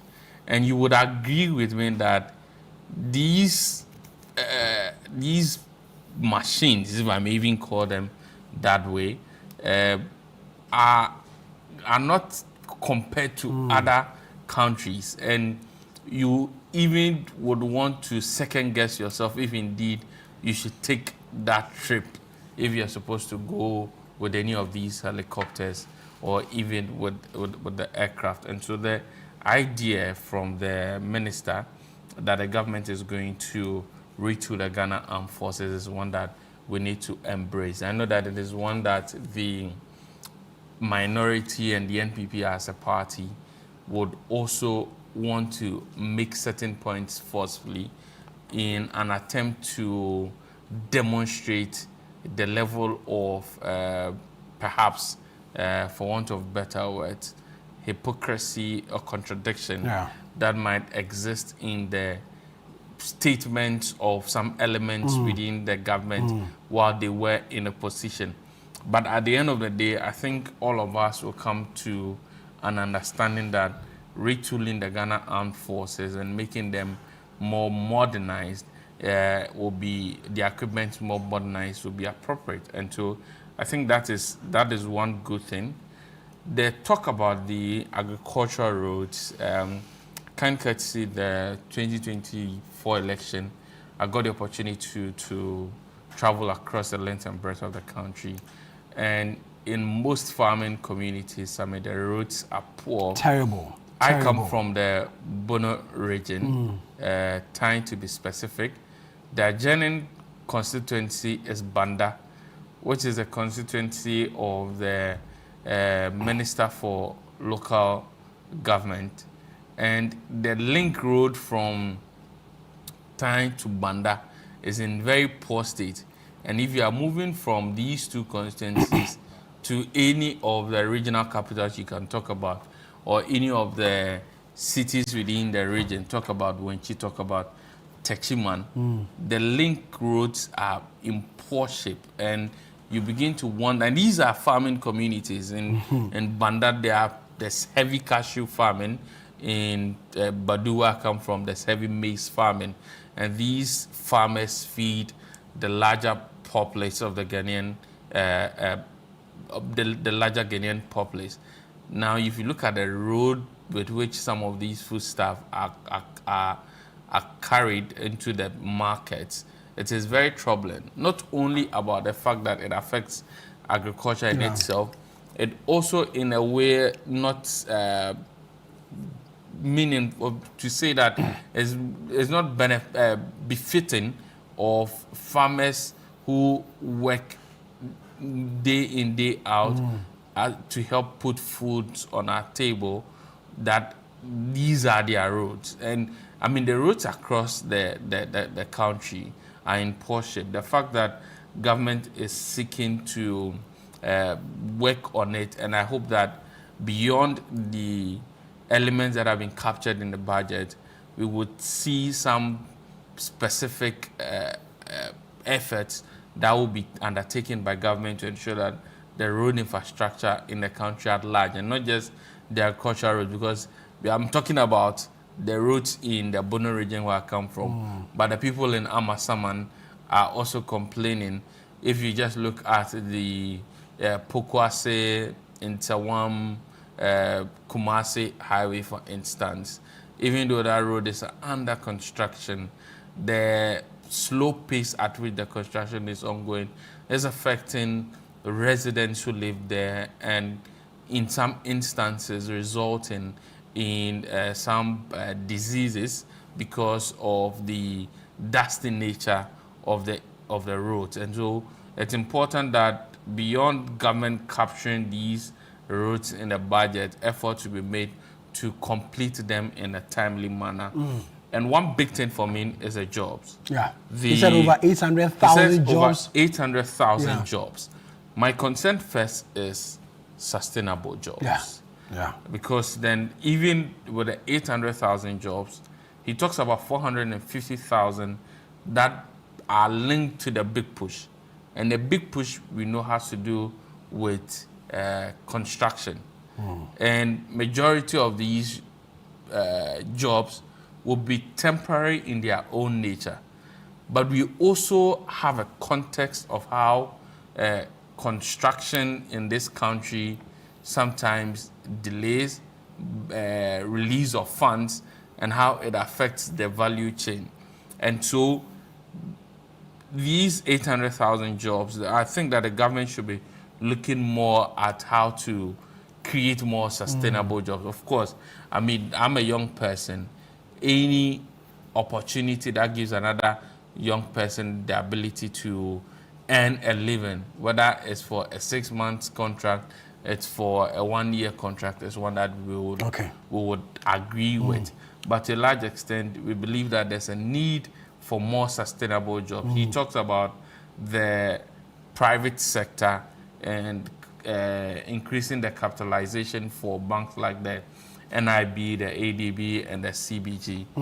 In doing so too, I think that there should be conversations on how to easily access credit for young persons who have their own businesses and will want to expand, or perhaps those who want to start some businesses. And on jobs, finally, I think that while we are thinking about creating jobs, we should also be looking at our educational system and making sure that we equip our young people with skills for modern day jobs. There are a lot of jobs available on the internet that when we make our educational system in such a way that our young persons can be able to acquire skills like coding skills, then they can be able to get meaningful jobs which cut across even the country. And I think that one headline thing, which for the politics of it caught my attention, was the COVID-19 levy. Because the NDC, while in opposition, had indicated that it was unnecessary to have a COVID-19 levy.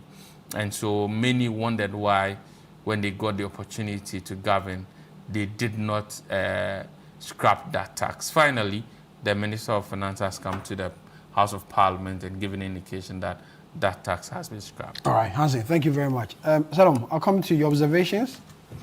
Well, I think it's an interesting budget. Budget read late afternoon into the night for obvious reasons or obvious matters happening in Parliament. I think it's been a good budget, a budget that, of course, recounts the successes and difficulties of the previous year or the year under review and projecting into the future. I think the government, the government has performed generally quite above its own expectation. Growth target is set. They've been able to go north of that. Inflation targets, they said they've done better than their own targets, and a few other things. What is left or is important is for the economy that generally seems stable now to now move into the mode of production and churning out jobs. That is where the issue is. So if it says 800,000 jobs will be generated out of this budget and a few other places, that is welcome news. But what kinds of jobs are we talking about? Are they jobs which the young people want to do? Because often we say the construction sector will churn out X number of jobs. That is true. But are they jobs the young people want to do, or are they sustainable jobs? If the road construction is done, what happens to the rest of the people, you know? So, of course, one can argue that otherwise, those people who will be engaged in that road construction work will be wondering about not knowing what to do. So it's more of a stopgap measure to deal with that. But the sustainable jobs is the issue. And it is the case really that governments don't actually create jobs. The private sector is the one that does so. In an economy where private sector is the one that creates jobs, that economy is more sustainable than the government sector creating jobs. When government sector creates jobs, it leads to many other things. The wage bill is bloated. Sometimes the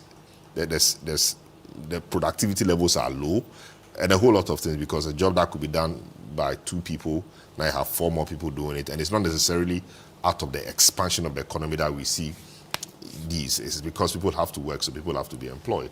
So the private sector, I'm looking forward to a situation where the private sector will become the real engine of growth. The private sector will be properly incentivized to go out there and create jobs. That is why it's important that the VAT reforms, you know, are successful, so that the private sector can breathe a bit, expand, and that expansion will mean creating more jobs. You know, the COVID-19 levy that has been scrapped, that the minister says leaves some 3.7 billion cedis or so in the pockets of people, same in the pockets of businesses. So we hope that the businesses will use these monies to expand, and the expansion again means the creation of more jobs. You know, so job creation for me is at the heart of everything we do, and that is so crucial. A number of things were also said, even before I get there, you know, so the projections, I mean, the performance of the economy generally, I mean, inflation now at 8%, when they actually targeted 11.9, the exchange rate generally stable, interest rates, you know, coming down, which is great, MPC rate 28 to 21, you know, quite a number of things happening there, stabilizing the economy, making the economy breathe, and allowing the private sector to have, you know, access to cheap credit, etc. That is the way to go. The social sector also caught my attention. The education subsector, the fact that double track in 2 years, they say, will become a thing of the past through the Ghana Secondary Learning Improvement Program. We really pray that the double track system is resolved, and that can only happen through infrastructure expansion, etc. We hope that the investments they are making will make that happen, because the current situation where students go to school 2 weeks, they are back, they go to school 10 days, they are back, they go to school 1 month or 2 months, they are back, come to stay home for 2 months. It's confusing, it's not helpful. Puts a lot of burden even on parents to engage extra classes teachers to be teaching their parents. So something that generally, you know, was sold as free, in the end becomes more expensive. There is no doubt about the greatness of the free SHS program. A lot more people have had access to education, or to secondary education. That is to be encouraged, but we need to move it to the next level by expanding access and infrastructure, you know, so that more people can stay in school. The argument is made about contact hours. Yes, contact hours is good, but secondary education is not just about contact hours. There are other things that we do, or students do, or that are taught in school that, you know, help in forming the totality of the human being. So saying contact hours alone, or scoring A's alone in school, is not the way to go. And of course, I know it's been an argument, you know, about the performance of people in the double track system, and as against the single track system. But it is the holistic development of the human being we want. And of course, the basic education aspect of things has suffered because of the over-concentration on free SHS, which was political. And because there was a lot of political capital to be gained from free SHS, attention was there. There was F-Cube, it's basic, supposed to be free, so no much attention is there. So the focus has been on free SHS, you know, to the detriment of the basic education. But basic education is actually the foundation. So I was happy to hear the minister say that some 200 GHS facilities will be built, some 200 primary facilities will be built, and some 200 kindergarten facilities will be built. That is great. If all of these are done and properly finished, that will go a long way to bridge the infrastructure gap we see there, and perhaps help deal with the matter of schools under tree, amongst many other things. In terms of jobs, so trade and exports, etc. I noted a particular interest in the textile and garment manufacturing subsector. That is a low-hanging fruit that I think we can take advantage of because of the potential for export revenue and the potential also for job creation. It's something we need to really look at, invest in, because at a go it can employ a lot of people. And in these days that we hear that labor in Vietnam, Cambodia, India, and all these places, Sri Lanka, etc., which sow, for the world, labor costs are rising. The world and the Western world that patronizes their services, is beginning to look to Africa, and Ghana has a good record. And so we need to identify this and begin to invest in those areas so the Nikes, H&Ms, etc., who are looking to come to Ghana will find a favorable space, set up properly, employ our people who will work and we get export revenue and we'll get jobs and the economy will do well. So generally, I think it was a good budget. The budget may be good, but the implementation of it is what it is. Indeed, the much talked about Women's Bank now has been given capital to take off. Let's see how that goes. That is encouraging. Let's see how that goes. And a lot of the campaign promises appear to be getting some funding. I mean, good enough to move them from the ground state to an appreciable state. I hope these resources are actually released to them, and when they are released, I hope they are applied properly. We also talked about NIMOS, and prior to the reading of the budget, those of us interested in the Galamsey fight, etc., we're wondering, or we're saying that NIMOS appears to be doing a good job. They have to be resourced. Now, Forson says 150 million cedis is being allocated to NIMOS. Let's see how they apply that. Let's see how that helps the corruption fight and all of that. So I think generally, yes, it's a good budget. Let's see how the rollout plays out. All right, Salam, thank you very much. You're still watching what the papers are saying. Coming to you live from our studio here in Accra. We'll go for a quick break. When we come back, we'll have that conversation about what happened at the Owak Sports Stadium.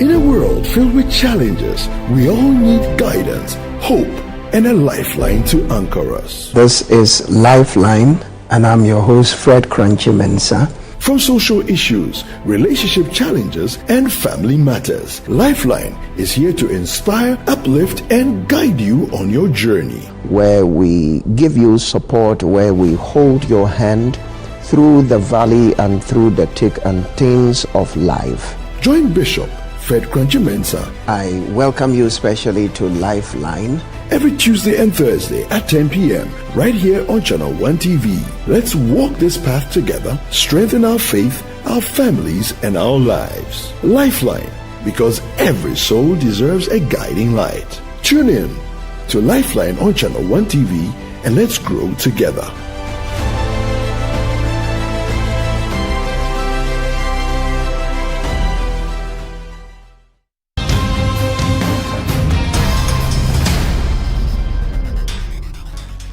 On Footprints this Friday, we have a conversation with Bishop Ni Apiakai Takiaboy, the presiding bishop of Victory Bible Church International, who shares his story about his life as a minister of the gospel. We went somewhere to preach to some middle school girls, and then as the brother I went with, as he was preaching, he said, "Is there anybody here who wants to give his life to Jesus?" And I lifted up my hand. He thought he had made a mistake because or thought that I didn't understand what he was saying, because he knew me in Scripture Union. So when I lifted up my hand, he repeated about 3 times and realized that I was the only one who lifted up his hand. Then he said, "Okay, pray after me." So I prayed after him, and then the moment I said amen, then I knew that I'll do God's work. And the first Sunday we were about 80 old. So don't say. What was the expansion like? In fact, we had 4 services on a Sunday. 4 back-to-back 4 services. I used to pity you. 24/7. Especially when I saw you preach on the third service at times. The man is tired, but Charlie. No, we were young. We were young, but the people who really had the blunt were those who were leading praise and worship. God has been faithful. God has been very, very faithful because we've gone to court. In fact, they always take us to court. Footprints airs every Friday at 7 p.m. with a repeat on Sunday at 5:30 p.m. only on ChannelOne TV.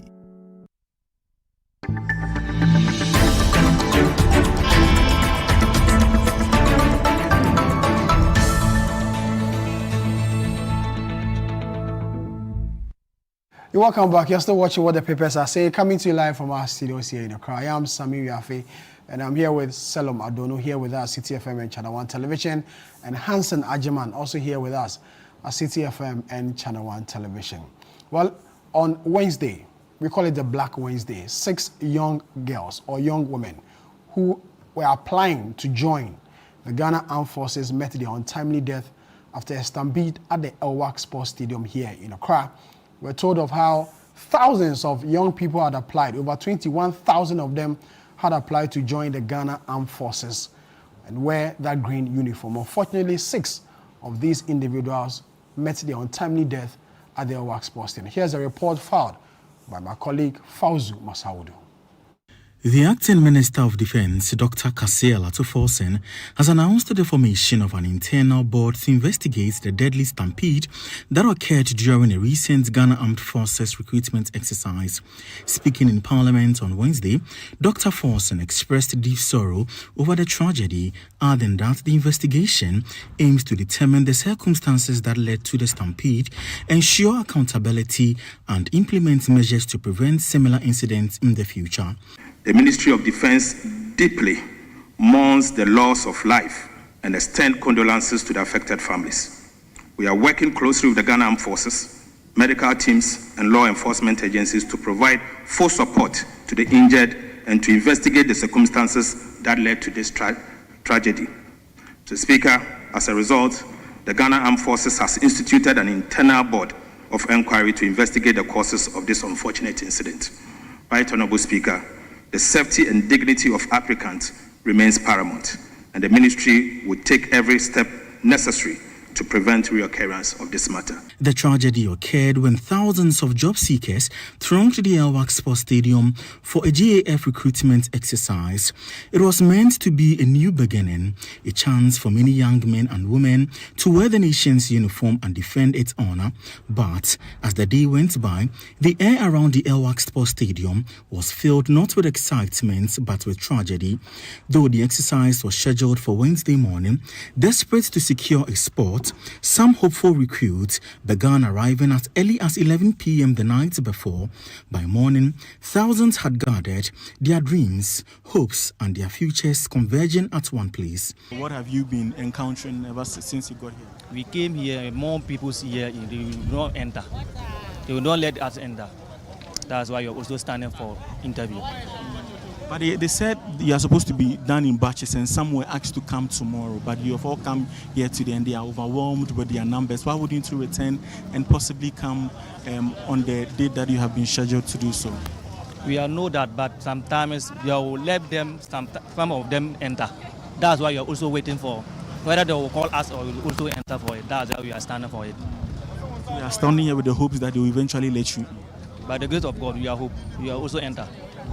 What began as a dense crowd soon became a stampede, leading to the untimely death of 6 female applicants, as announced by President John Dramani Mahama at a separate event following an earlier visit to the victims at the 37 Military Hospital.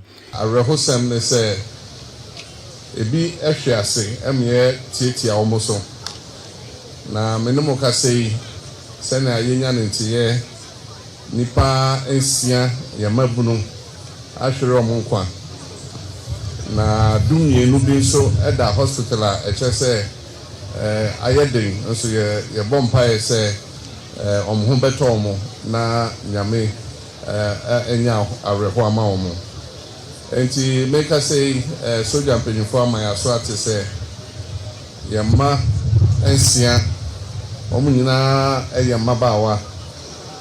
Of the 28 casualties recorded, the GAF has confirmed two.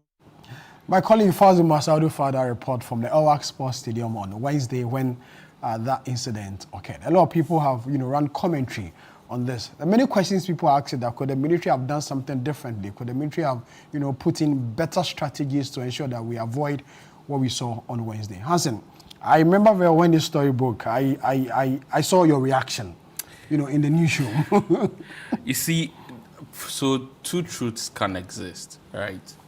That there are people who are very passionate about the security services and they want to serve the nation in that regard. In the university, I had a friend who lived his life trained entirely to join the Ghana Armed Forces. I mean, he would wake up every time at 4 a.m., go for jogging, hit the gym, refer to himself as a military man, refer to all of us as civilians. And it took him 3 attempts to make it into the military. So I agree that there are people who, for the passion and for the love to serve the nation, will want to do this. But I also admit and acknowledge that the greater number of people who would visit these recruitment centers just because of the situation or the issue of unemployment. And so we need to understand the situation first in that context. But the aftermath of this should call for a thorough investigation to unravel what exactly happened. Because this is a structured institution like the Ghana Armed Forces. And it's not as though they indicated that if you are willing to join the military, meet us at the Elwak Stadium. First, they created a portal for persons interested to apply. And so I'm tempted to say that they knew or ought to have known the number of people who will be meeting them at the Elwak Sports Stadium. As to how the numbers were more than what they anticipated, it's one that investigations should unravel, and not just a matter that 6 persons are dead, 12 are injured, some are fairly injured and others are doing okay. We need to find out what exactly happened, where law and order broke loose within the value chain. But what happened yesterday reveals certain things. The first thing I think it reveals is the disrespect for our citizens. And I think events and happenings over the period suggest that duty bearers really do not. They don't care. They don't. I'm looking for they don't care. They don't care. A charitable description, but they don't care. They don't disregard. They don't respect the citizens who put them there. Because this is not the first time, Sammy, we've seen huge numbers at centers. And people will go to these places and they'll be asked to sit on the floor or stand in the sun. You know, I understand that, yes, their training may be even difficult than that day. But some form of orderliness to make sure that there's some citizens able to go through these things without the pain of it. Because this is avoidable pain for what has been happening every year.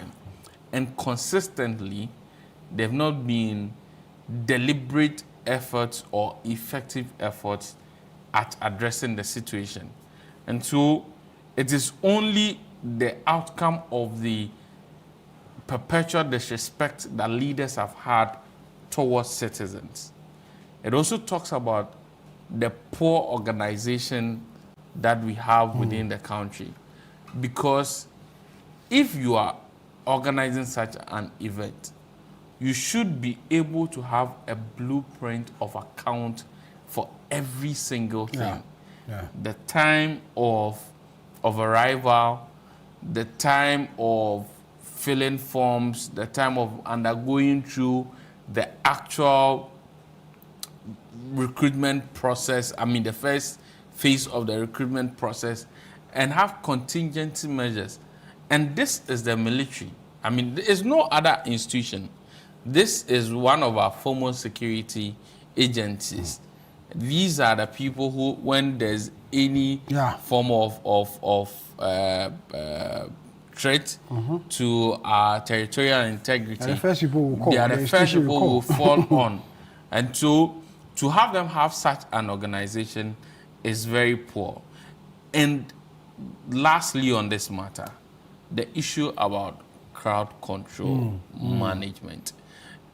You can talk about IJRA. You can talk about sometimes situations in Asawase.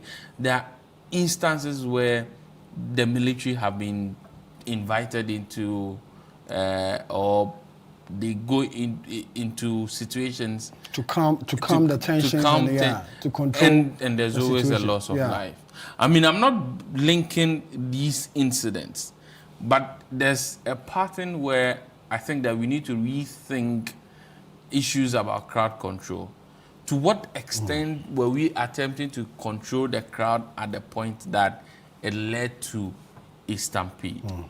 And then we need to look at modernizing. I think that is what everybody's talking about. Modernize the process. In this day and age, it is near needless to have people gather at one place. We are told that over 21,000 people were there. And to think that you wouldn't take up to 2/3 only of the number. 4,000. You won't take up to 2/3 of the number of people who have applied. It's shameful, and there must be thorough investigation. I say thank you very much. So the argument is that we are talking about this because 6 people died.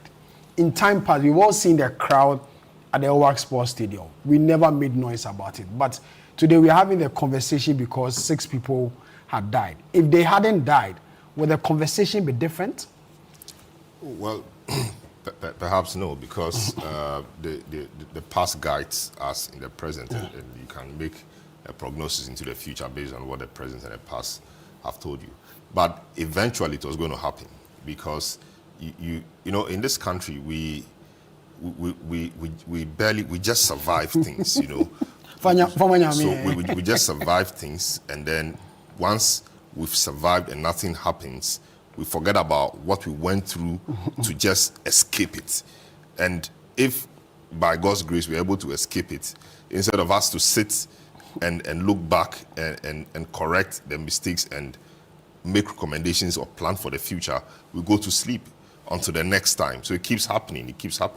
So this is not the first time a number of people like this have massed about the place in search of jobs. We've seen it in the immigration recruitment sense, you know, a lot of people saying, just that again, nobody died, so we didn't see that. I think it is, first of all, an issue of unemployment. I mean, the severity of the joblessness and unemployment we have in the country.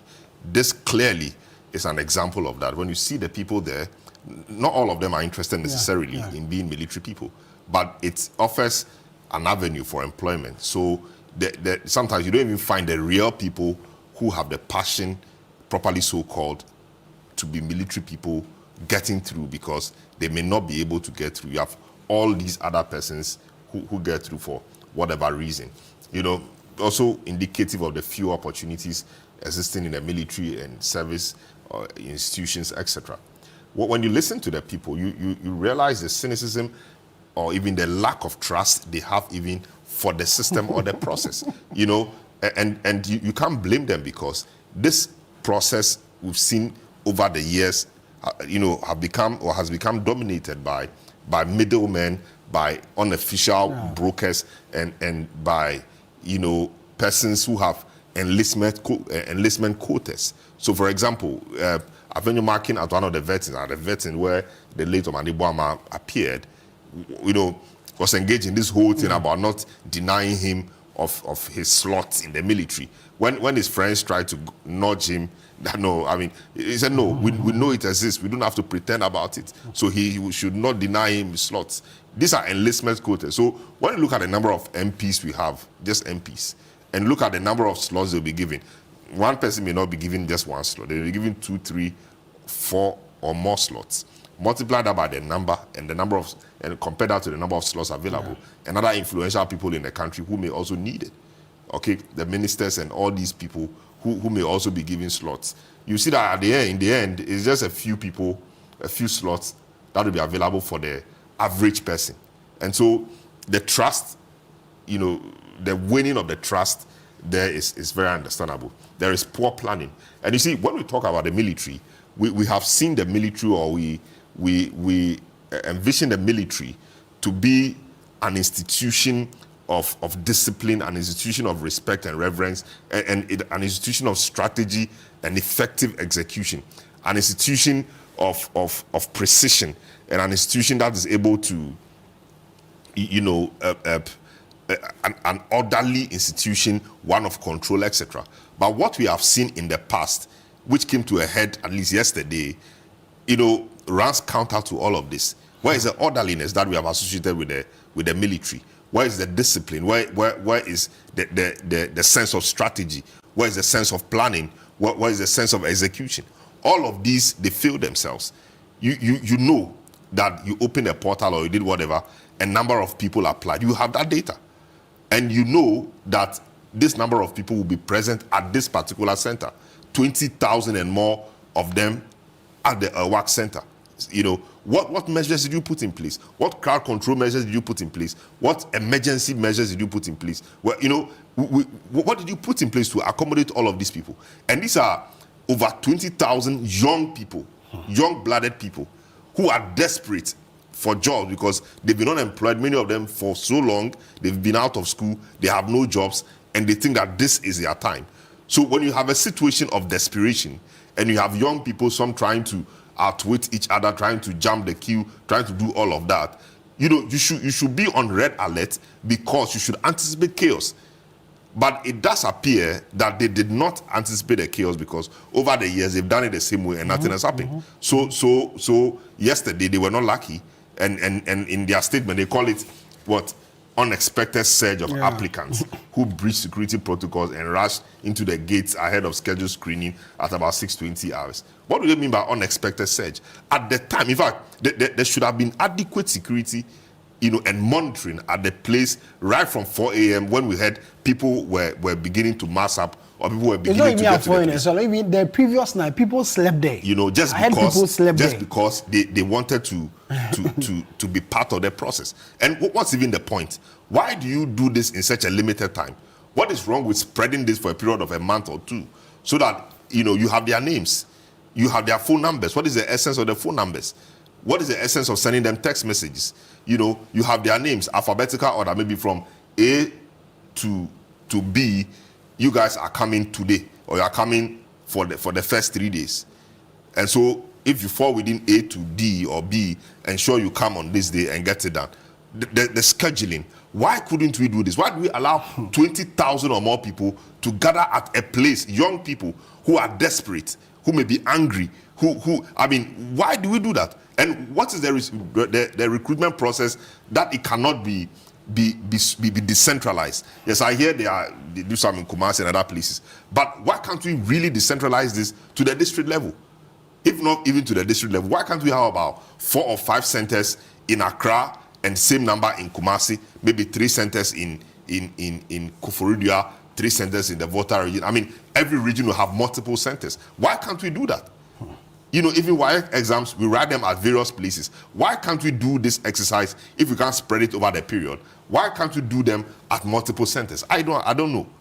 But there should really be a reason why it's done this way, apart from the poor planning. And it's unfortunate that we've lost 6 young lives, and I hear they are all females. 6 young people just trying to apply to serve their country. And even had he not been President Mahama Sela, we wouldn't even know there are six ladies. You know, so I think they were ladies. Mahama was the one who made us know they were ladies. But it's unfortunate, and it is something we have to condemn. We think that, I think this must be investigated thoroughly. There should be recommendations that should be far-reaching, and we should begin seeing the recommendations right away, even before they recommence the registration or the recruitment process. Let's find a way of making this less burdensome to the young people. They are already frustrated. There are no jobs. They've been out of school for years. There are no jobs, and they are coming to try their luck on this. Let's not make it more burdensome for them, because they are already hot. The least we can do is to make the process seamless, is to make the process easy, so that when they come, they go through it, whether they qualify or not. Okay. We give them the result and they go. But let me, something interesting. You're running out of time. In 30 seconds. Something interesting, came to mind. There have been about 4 major disasters we've seen in the past 25 years, right? The May 9 disaster. Yeah. We've seen the June 3 disaster. We've seen the August 6 disaster, the helicopter one, and you've seen this one. Interestingly, do you know that all these disasters occurred on Wednesday? It's amazing. May 9, 2001 was on Wednesday. June 3, 2015 was a Wednesday. August 6, 2025, a Wednesday. And yesterday was also a Wednesday. I think then that every Wednesday there should be a national day of prayer and fasting. If you are a Kweku, you should be. No, that's quite interesting. It means every Wednesday there should be a national day of prayer and fasting. That's quite interesting, if you ask me. All right, Shalom, thank you very much. That's Shalom Madonna and his Hansen Ajimai. I am Sami. We have brought you another exciting edition of What the Papers Are Saying that came to you live from our studios here in Accra. So we'll come your way again. May the good Lord be with us all.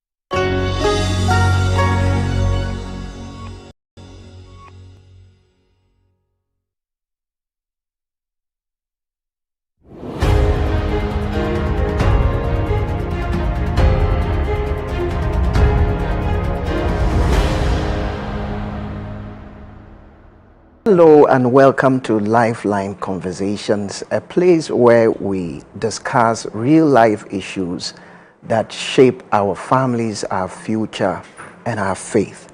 Today we have a very interesting subject matter we want to talk about, something that is very common to all of us, yet a few of us have the guts and the boldness to talk about. It's a silent killer indeed. Today's topic is marriage, what I got versus what I ordered. Emotional emptiness. We will take a quick break, and when we come back, I will introduce my guest to you, and then we will go on. Don't go away, wait for us.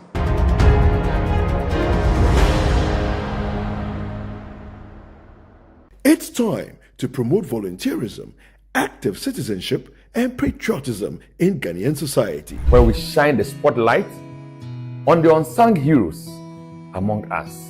Today, we're not just launching a program, we're igniting a revolution of skills, dreams, and hope. On Volunteers TV, we highlight and celebrate people and groups that are great examples to us all. Every single region in Ghana, we're doing something. Good. So no one's being left behind. Over 800 kids that come to school, so having an extra classroom, extra resources will be really, really beneficial. So if you're a volunteer, you are actually serving because you are giving up your time and resources for nothing in return. Volunteers TV, Sunday at 6:30 p.m. only on Channel One TV.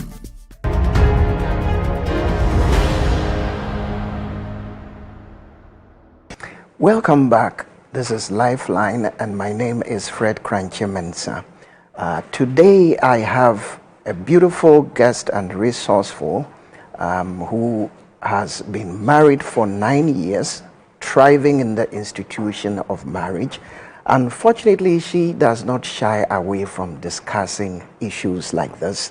So we are blessed to have Apioko in the studio with me, and together we will deal with this subject and see how we can help one another.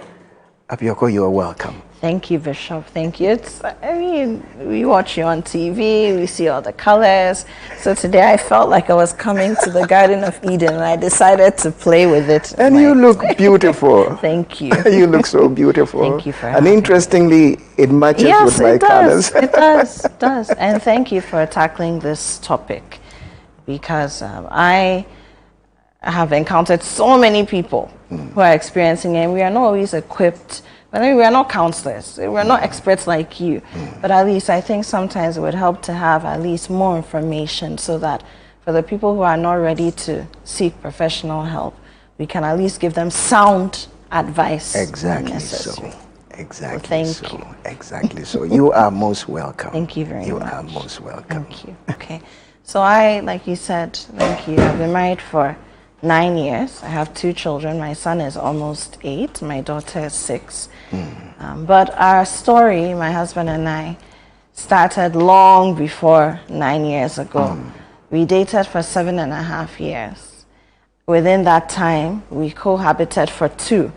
And so for us, we didn't expect to have any kind of marriage, emotional distance, marriage blues, whatever you call it, because we felt we knew the playbook. I mean, we knew things would be different. We had done our counseling, but we just thought we knew each other well.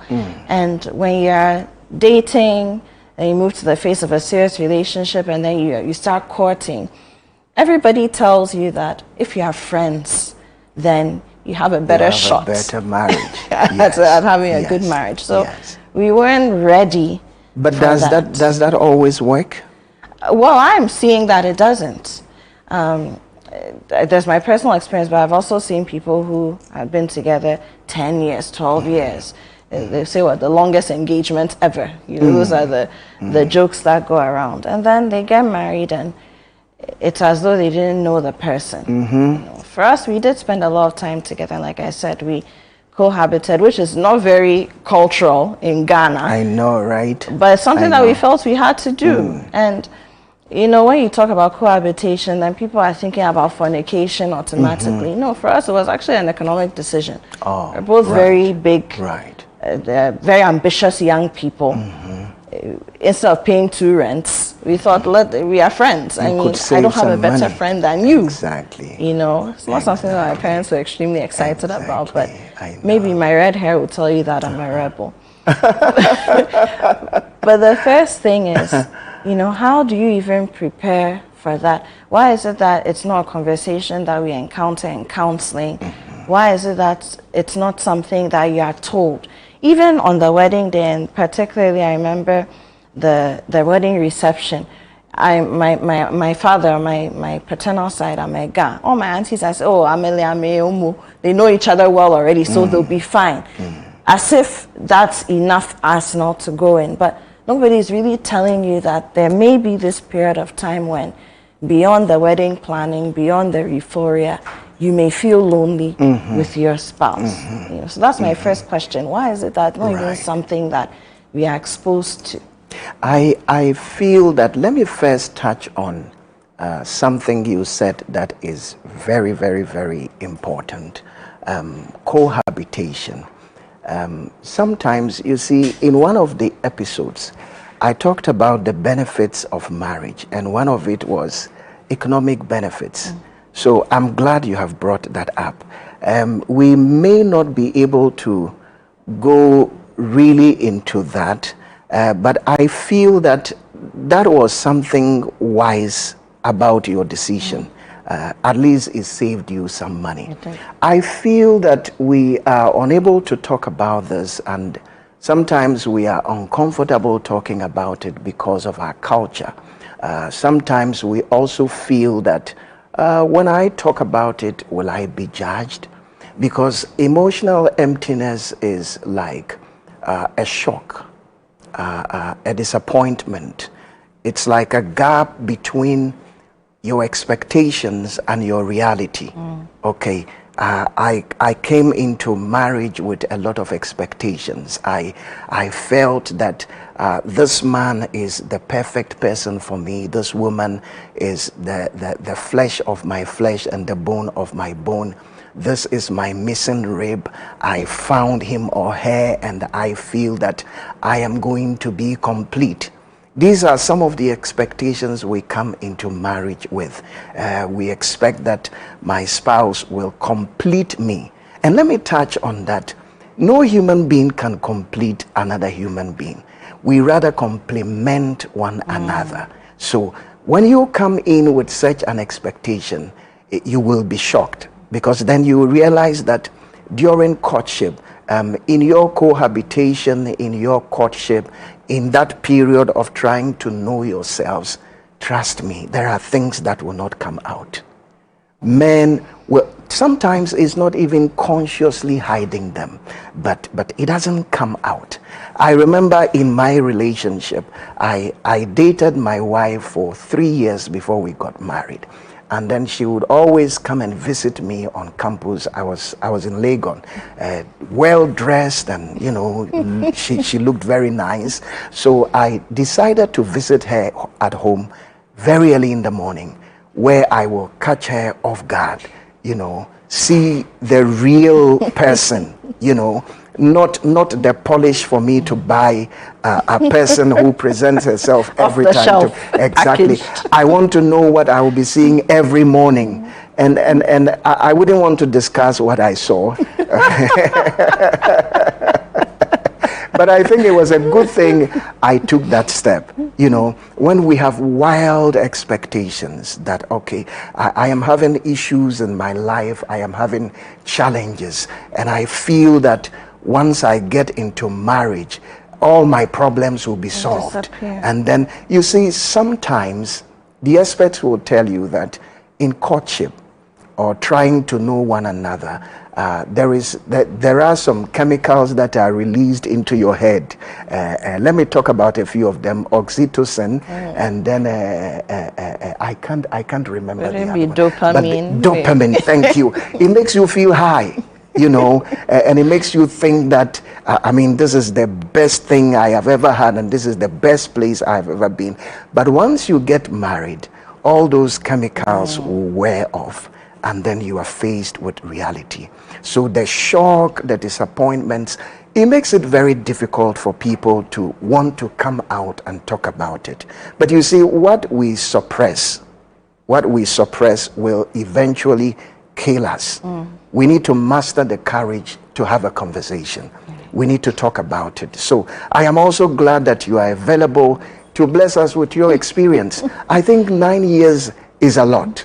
It is. 9 years is a lot. Especially since we started with people, and people have fallen off along the way. So, exactly. You know, sometimes we like, oh, we're a young couple, but when you think about it, 9 years, almost a decade, and we're proud of what we've been able to do. Yeah. You see, I came across a data that says that people who get married, more than 50% of them fall off along the line. So more than 50%? Yes, yes. Wow. And then interestingly, most of these divorce cases come from the church. So that's why we don't hear about them. Exactly. But there is data. So I congratulate you. 9 years is a lot. And thank you for coming out boldly to talk about this, to bless other people. Thank you. Thank you very much for coming. Thank you. Bishop, I mean, it's been an interesting journey. It hasn't been all rosy. I think my husband is very, and he's at all the ChannelOne and city events. He's a life of a party anywhere, and he can have fun all by himself, as can I. But it's taken us a while to get there. We have our personalities, but I think you said something, Bishop, which is very important, that we've learnt along the way that no one can complete you. You have to complement each other. And I think especially after the first year, we really learned that was important. And I'll tell you why. When I was 24, so this is very early in our dating relationship, knowing that I was coming from a history genetically of difficult conception, so not being able to conceive, delayed conception, temporary infertility. We had it all in the family. Even with my mother, I was conceived through IVF in the 80s, so it's there. So luckily, my mother would have open conversations with my sisters and I. We're all girls. I'm the second one. Just letting us know that this is something you may encounter, but it shouldn't make you feel less of a woman. And the earlier you're armed with the information, the better. I also had a history of ovarian cyst. 16, the thing was not, we did all the medication, started shrinking, came back again. I had to do a laparoscopic surgery at some point. In my first year of university, I was all alone in the US and had to have the thing removed. So the situations have been there, By 24, then I was told, just through a routine checkup, that I had a low egg count. So it's something that I was very deliberate because of my mother's, openness with me about letting my then boyfriend know that this is what the situation was. And maybe he didn't fully understand it, but he was also very welcoming and caring through the conversation, empathetic. And so we went into marriage knowing that there may actually be a difficulty in conceiving. But now here we are, we did our traditional wedding August 2016, and I'm using the phrase traditional wedding very deliberately because we like to call it an engagement, and it's not. It's a full-blown marriage, which we also learned along the journey. And because we did it 4 months apart, we did the blessing 4 months after the traditional wedding. We understood that it's 2 different licenses, it's 2 different legal processes, and even our counselors and our pastors said to us that is the real marriage in our culture. What we are doing in the church is a blessing. So don't think that one is superior to the other.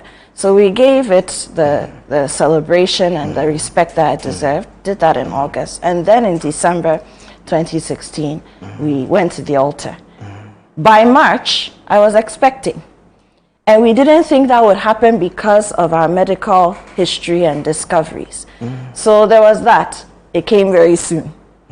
Then there was also, and I'm sure that one is normal for everybody, are we ready? Do we have the money for a child?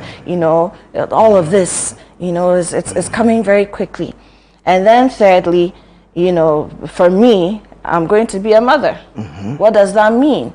I had entered media seeing very few women have children because of the way the work is. And I'm also a creative. On that side too, the women who were thriving, many of them either married very late, didn't have children, or had to choose between career and family if they wanted to thrive. So the examples for me were far and few in between. So there was a lot of that. Yes, my husband was very supportive, but we had just that initial situation staring at us, and he himself is also trying to establish himself as a young professional, a young husband, and now there's an added layer of father. So sometimes the conversations were not as fluid as they should have been. I was lucky because I'm a poet. I would write, I would journal. Many women, many young men don't have that already set up for them. So when you encounter a situation like that, Bishop, how do you deal with it? Because in counseling, sometimes they'll say, wait a year or two and enjoy yourselves before you start having children. But there's very little conversation generally about contraception, how to make sure that the waiting is happening, and within that time too, what do you do if you are waiting? So that would be my next question to you. How do you deal with that phase? Yeah. Okay. Thank God for a supportive husband.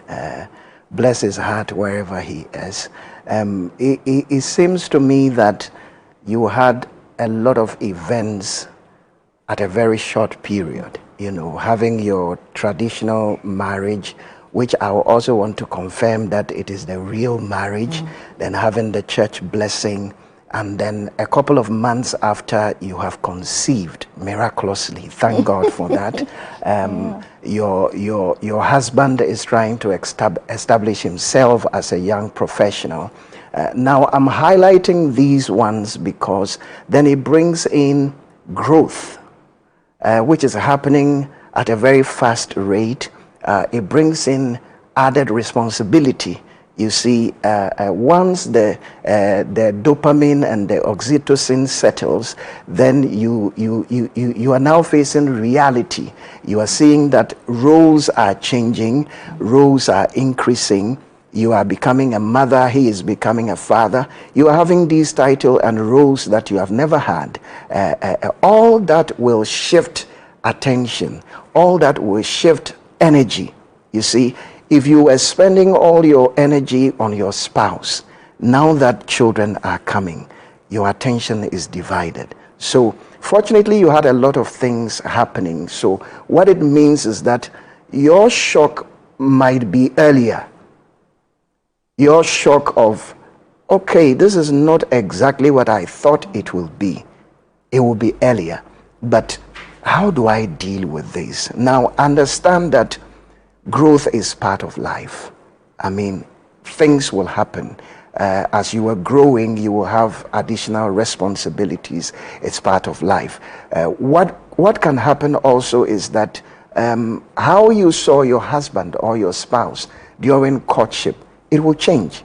Because once he has the thought of a baby coming, he will speed up and he will increase his efforts to make it, you know, so that once baby is here, we can have money to take care of what we need to take care of. And that also brings some level of stress. And all these things will change him. You know, one of the shocks that people experience is that this is not the person I married. You know, from a distance, he or she looked different.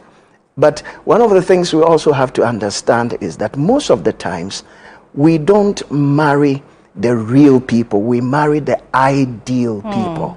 You know, we have something in psychology called romantic projection. When we love somebody, we try to project certain traits to the person. If even they are not real, oh, he's kind. Even if he's not showing you kindness, you believe that he is kind, you know. Very, very interesting things. And so once you have these shocks, one, acknowledge that growth is part of life. Definitely you will grow. And once growth comes, there will be changes. So you try to prepare your mind to accommodate the changes. When you do that, you don't get shocked, you know, because you have prepared your mind that things are changing. So chances are that my spouse will also change, right? Once the mind is prepared, you will be able to adapt very well and accommodate the changes. I think it's time for our break. So we will take a short break, and when we come back, we will talk about some very interesting things you will love to hear, and of course that will help you in your walk in your marriage life. And if even you are not in marriage and you are preparing to get into marriage, it is even better for you. We will be right back.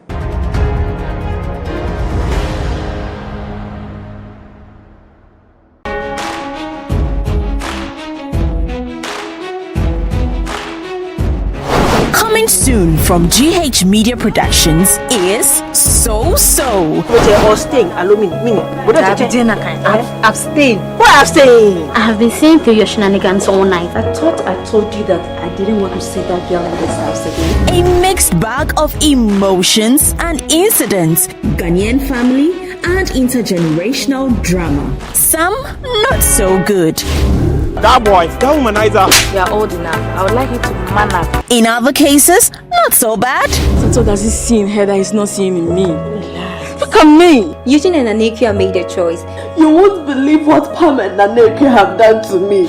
Watch out for So So, a brand new series from GH Media Productions. So So, premiering on Thursday, 20th November at 7:30 p.m. only on ChannelOne TV.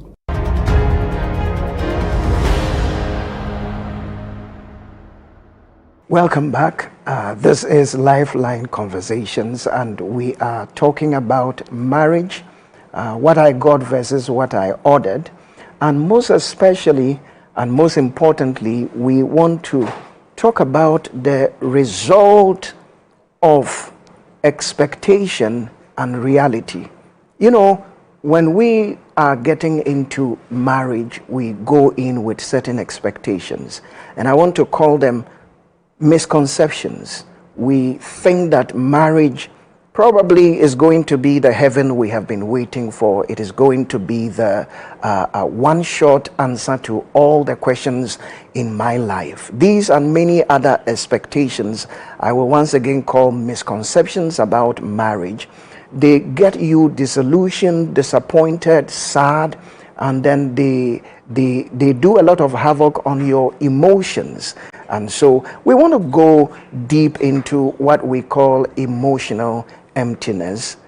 Welcome back, my dear guest. Thank you. It's good to be here. I can't believe we're already halfway. How time flies. It really does. But Bishop, emotional emptiness, what does that even mean? You know, I have had my encounter with it, and so I've sort of defined it for myself. But how do you explain that to somebody who is now getting, how do you tell them that you're going to experience this thing and this is what it is? First of all, let me say that it will happen once reality starts to set in. It is a feeling of disconnection. It is a feeling of numbness. It's a feeling of not feeling any emotion. You know, you don't, out of the shock of the reality, the harsh reality of marriage, people don't even feel emotions. They can't even feel sad. They can't even feel, you know, they are unable to tell their own emotions, and they are unable to express themselves very well.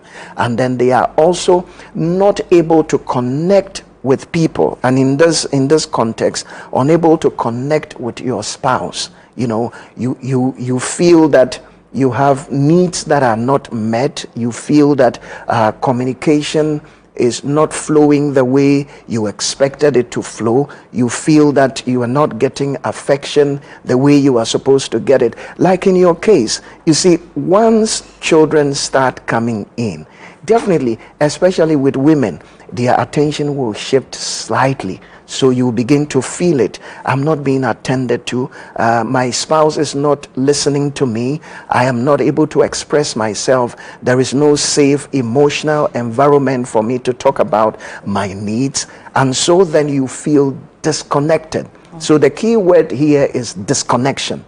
You are disconnected from your spouse.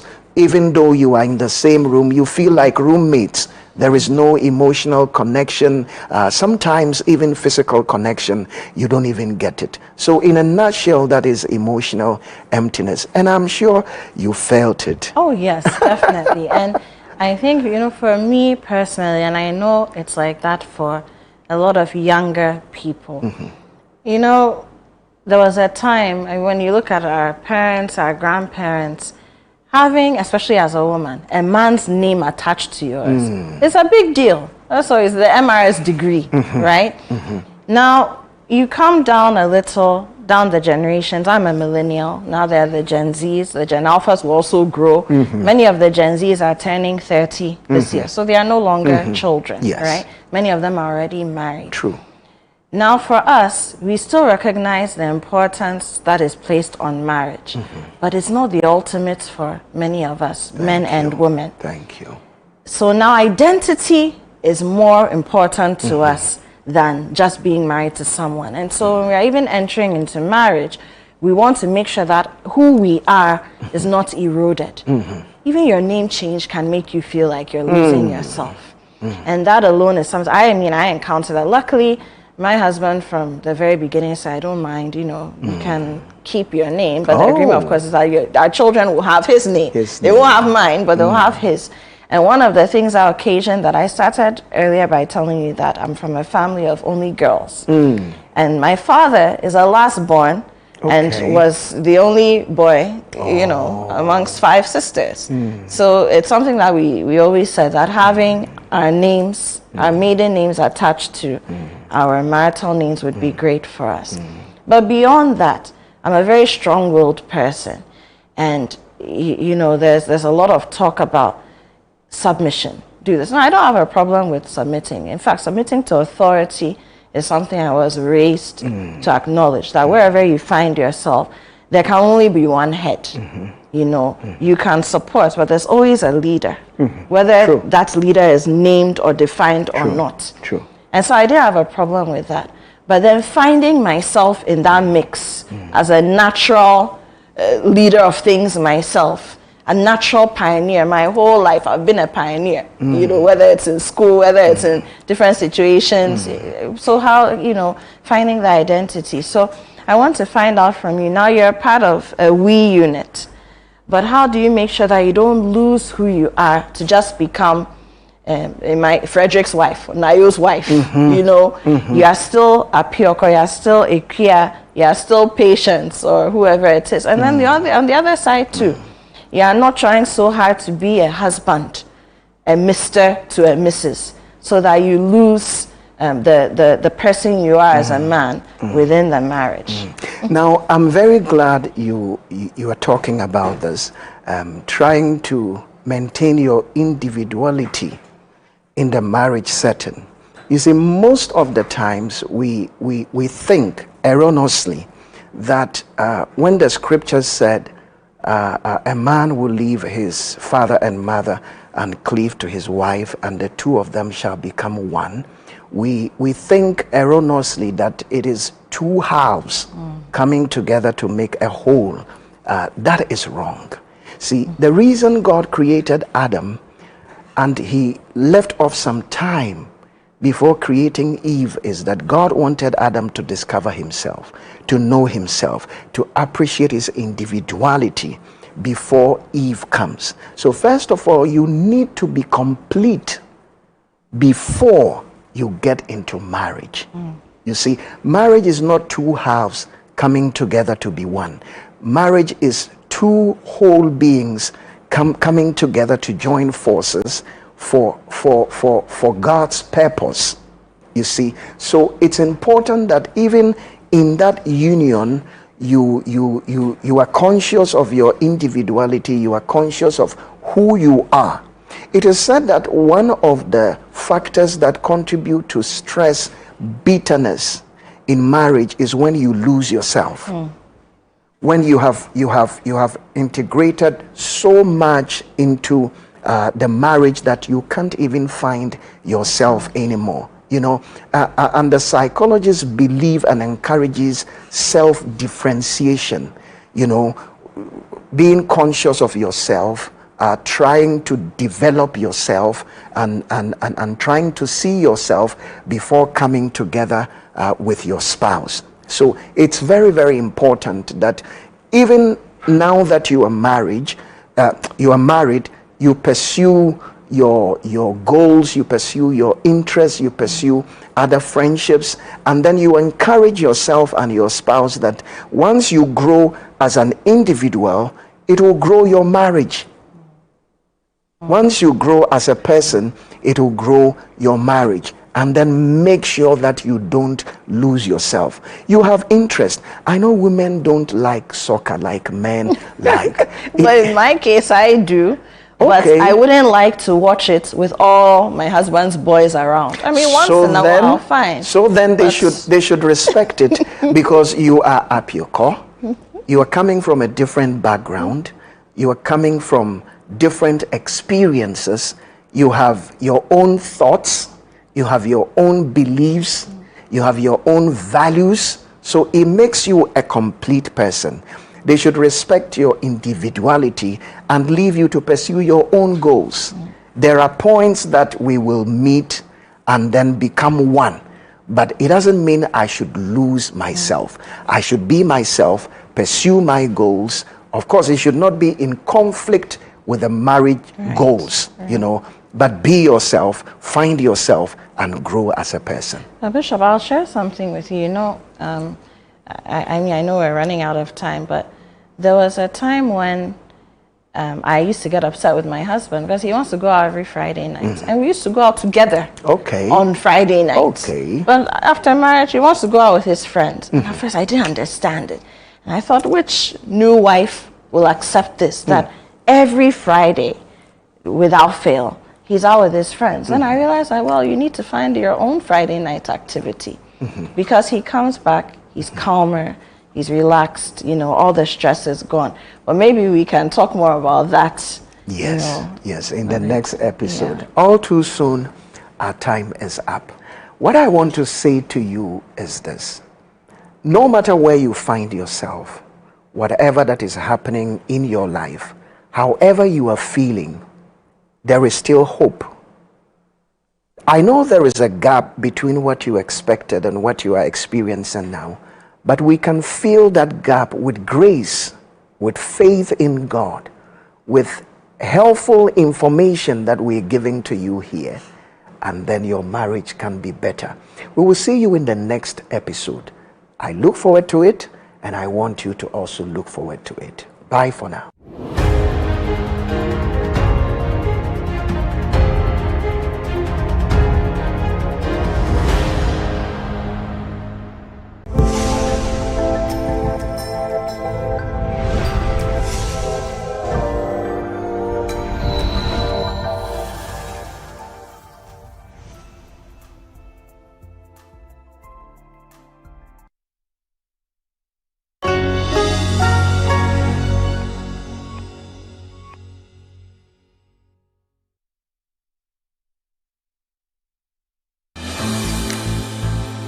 Today, we take you on a journey through Kwame Nkrumah Memorial Park, a tribute to Ghana's first president and Africa's fight for independence. From its striking mausoleum to serene gardens, we discover the legacy of a visionary leader. But first, let's find out what else is coming up on the show. We meet Lindy Taverner, a South African woman teaching us about an ancient and abandoned food source, seaweed. Discover how Salani Godway created a treehouse coffee shop in his backyard in Malawi. And find out how British Ghanaian artist Adelaide Damoa uses her body to express personal struggle through art. I'm KMJ and you're watching Afrimax.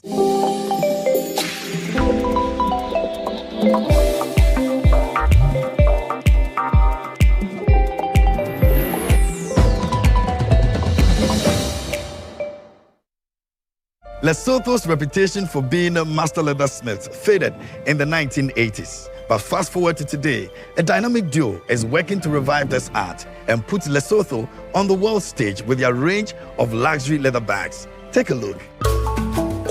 As Basotho increasingly reclaim their cultural heritage, how is this being expressed through increased employment opportunities and economic gains?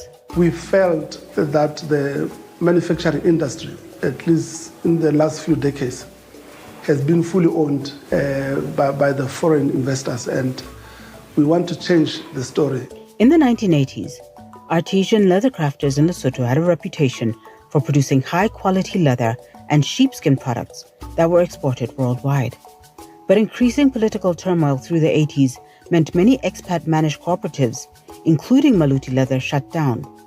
With an established textile industry producing clothing for export, Wouldn't this have been an easier option than leather? Of all the different aspects in the manufacturing industry, we picked leather for a number of reasons.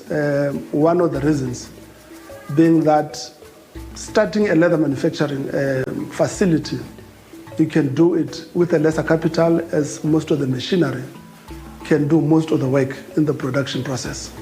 Not only that, but having been exposed to a number of leather manufacturers, we had also seen the processes of manufacturing, and we felt it's an easier entry into the manufacturing sector. As Masupa Mushweshwe and Lebewana Matsimane started their trial and error in production, they were simultaneously trying to re-establish those ancient supply and export chains, while slowly building a reputation for their quality product range. But their biggest challenge was not that easy to overcome. How did they manage? The journey has not been easy, and some of the challenges that we've had to face and overcome has been market access. And I wouldn't even say we've overcome it, but we've made some strides in it. So we've had to work on our brand, Zeri Leather, a lot, use social media platforms, use boutique stores in Lesotho and outside, attend international trade fairs, just to find a way into penetrating our markets, be it the local market, the regional, and even beyond. Lebewane and Masopa met at Libertodi Polytechnic in Lesotho, and both went on to study in Durban, South Africa. Despite their degrees in surveying and electrical engineering, they both wanted to work in business, so a partnership made sense. But how did two very technical people manage to develop such a creative brand? With engineering background for myself and my business partner in quantity surveying, those fields, they are more towards creating stuff and building stuff. So moving to leather was more passion driven, but it was also still aligned to the fact that we love seeing things being done from scratch and coming up with something that people can marvel at. Leather is durable, and therefore leather goods can increase profitability. The customer receives a much higher quality product than that of local or regional competitors. Is this why Zeri Leather has been able to grow from humble beginnings to a new factory with a production capacity of 6,500 units per month? In our company, we have come up with a culture that we pay attention to detail. And as and when new members come, this is something that we've always instilled in them. That any product that leaves our floor, any product that leaves our facility, it's a statement that we're making out there.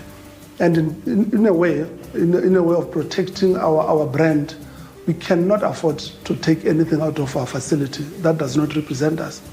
And we are grateful that we have had very few products in-house that we have had not to take them to the market.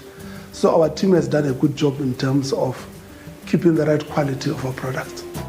While establishing Zeri Leather, they have constantly supported community-led initiatives while working with women and youth. They recently employed 4 people from a new crime prevention initiative. Ever since I've started working here, I have learned a lot.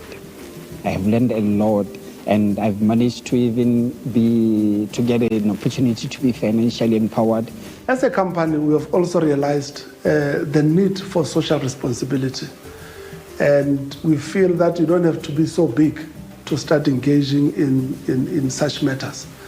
And we have taken that responsibility upon ourselves. Personally, I have even managed to be a more patient person than I was. Get it to interact with people, communication, to try to see things from the same perspective. Masupa Mushweshwe and Lebewana Matsimane set out to create a pan-African brand, incorporating design and elements from across the continent. As Zeri Leather has exhibited all across the world, they are slowly carving a growing number of brand loyalists and bringing Lesotho to the world, one bag at a time. Functional and fashionable. What could be better? We are here at Kwame Nkrumah Memorial Park in Accra, which honors Ghana's first president and independence leader. Joining me today is the park's acting director, Edward Kwao, to tell us more about this historic landmark.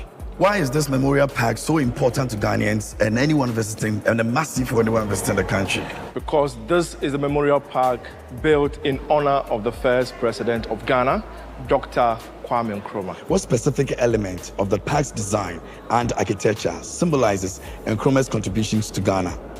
So we have the mausoleum where he is buried, and the shape of the structure looks like a truncated tree, which represents the fact that he could not finish what he was doing for us before he was overthrown by the military coup in 1966. Can you share insight on the architects and exhibits housed in the museum and how they contribute to Nkrumah's life and leadership?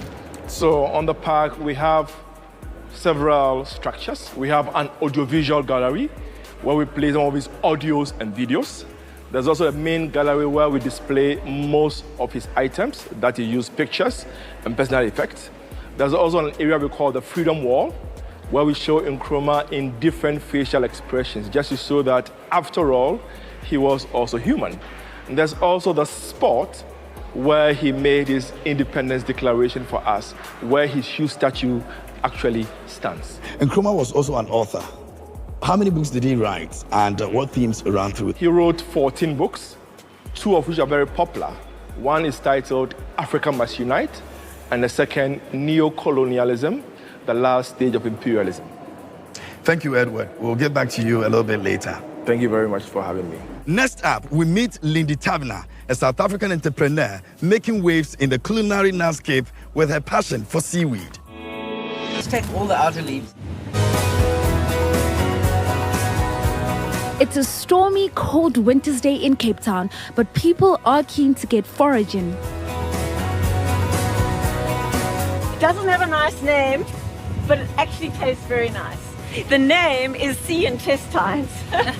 It's the family of sea lettuce, and it's super good for you. Having braved the cold, people are eager to get back to Lindy's home.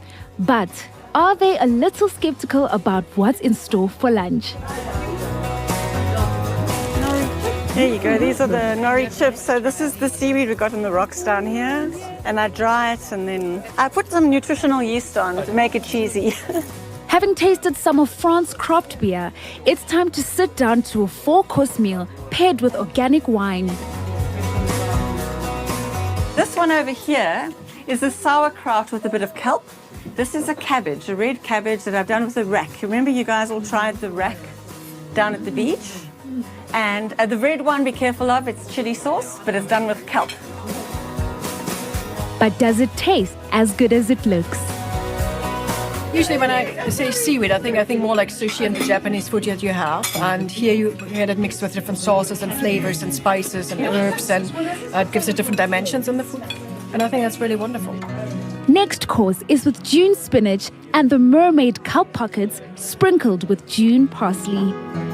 It's free from the rocks, but also no pesticides, no fertilizers. Like, this is as sustainable food source as you can get, right?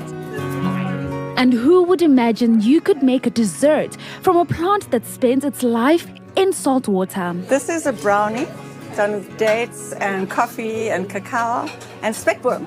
And then I've got some candy here, which is kelp candy. Putting on a good show comes as a second nature for Lindy, having spent time working on fancy super yachts. But was it always plain sailing? I did have some epic fails. I didn't realize in the beginning that I needed to cook the kelp really well before adding it to the lasagna. So now I know. Inspiring people to learn about the ocean's nutritious greens has been part of Lindy's healing journey. Well, I love sharing the knowledge, but I really like people. It's usually quite a joyous occasion. People have fun and seeing how happy they are when they get to eat the nice food. And then the sweet potato's got some herbs in it, like wild rosemary. Incredible to see how Mother Nature provides. Back to you, Edward. It is not just the museum that is special. The gardens at the memorial are absolutely beautiful, and I believe the trees have special significance. Yes, because most of the trees you find on the park were planted by some African heads of state who have visited the memorial since it was commissioned to the public in 1992. What is the symbolism of the flute players? So they are expressing the death of an important person as well as celebrating an important person at the same time. So in this context, it's about Kwame Nkrumah How does the museum celebrate with visitors on national special occasions such as Independence Day and Kwame Nkrumah's birthday? So the park often would collaborate with other partners. So there are events that are held here to make the place exciting for visitors to visit the park and celebrate Kwame Nkrumah as well. What challenges do you face in managing such a historical site, and how do you ensure that the place is well preserved for future generations? One of our biggest challenges now as we speak is water. But also, we've made provisions. Very soon we are going to have a system where we are going to have our own water to keep the place very green for our visitors and also preserve it properly for the future, because there's a plan in place which is being followed to make sure that the park stays in good shape for years to come. Thank you very much, Edward, for taking us around. My pleasure meeting you. When we hear the word treehouse, we usually think of places where children like to climb and play. But in Malawi, Salani Godway was inspired to build an ever-expanding coffee shop around a tree in his yard. Building environmentally friendly and green? Of course. And best of all, out of the box.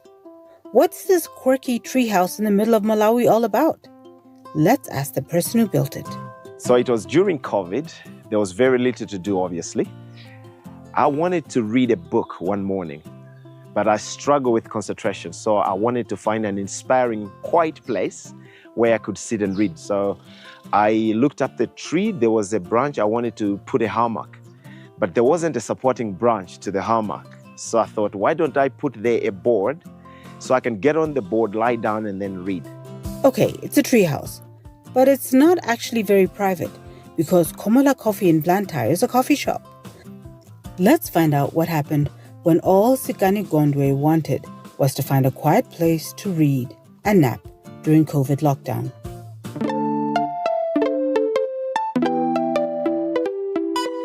It all started here. This is the first board that we stuck on this tree. But when I stood here and I looked this way, my eyes locked with the peak of the mountain. I wanted to invite my wife to come. I called her, she came, but she couldn't climb up the tree. I was so committed to have her come up. So I promised her that the next morning I'll build her steps. So that's basically what started the whole work. So this was the first piece of furniture that came up on the boards. We spent that second evening here with the kids, and the third day guys came to my house, and I wasn't at the house, I was this side, so they all followed us here, but there wasn't enough room for them. So again, I promised them, I said the next day I'll add another board, we will expand so that we can accommodate you as well. As the ideas grew, so did the building. What are the particular challenges associated with this type of construction? And what might actually happen when the tree itself continues to grow? We're sitting on trees that are alive, and so they're busy growing and changing in shape. So we have noticed a little bit of changes in the shape of this whole thing, but it's great because everything is real. We just follow what's happening. So maybe when the tree grows, something changes. It might, for us, maybe open up an idea for something even more interesting. Before we find out why Sigani decided to build a restaurant and guest house around a tree, let's check out how he managed this ambitious project without being a construction genius.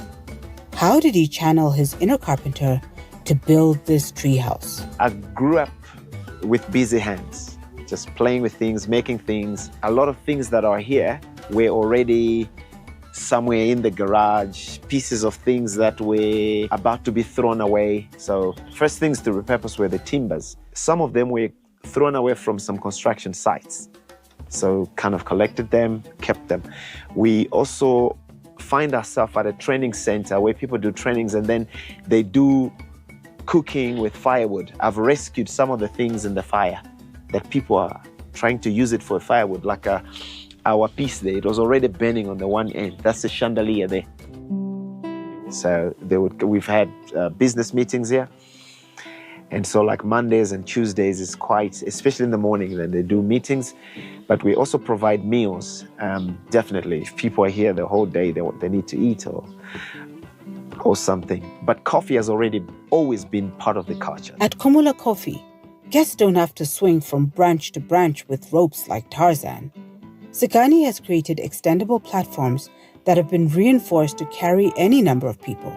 What was initially just a resting place now is a flourishing business. What attracts guests to the treehouse? It provides us with a nice space, an environment where we can harness our creativity and find some source of inspiration, because it is an environment, as you can see, that is serene, it's calm, it's peaceful, but also it is where you can meet nature, as we are just below or at the bottom of such mountain.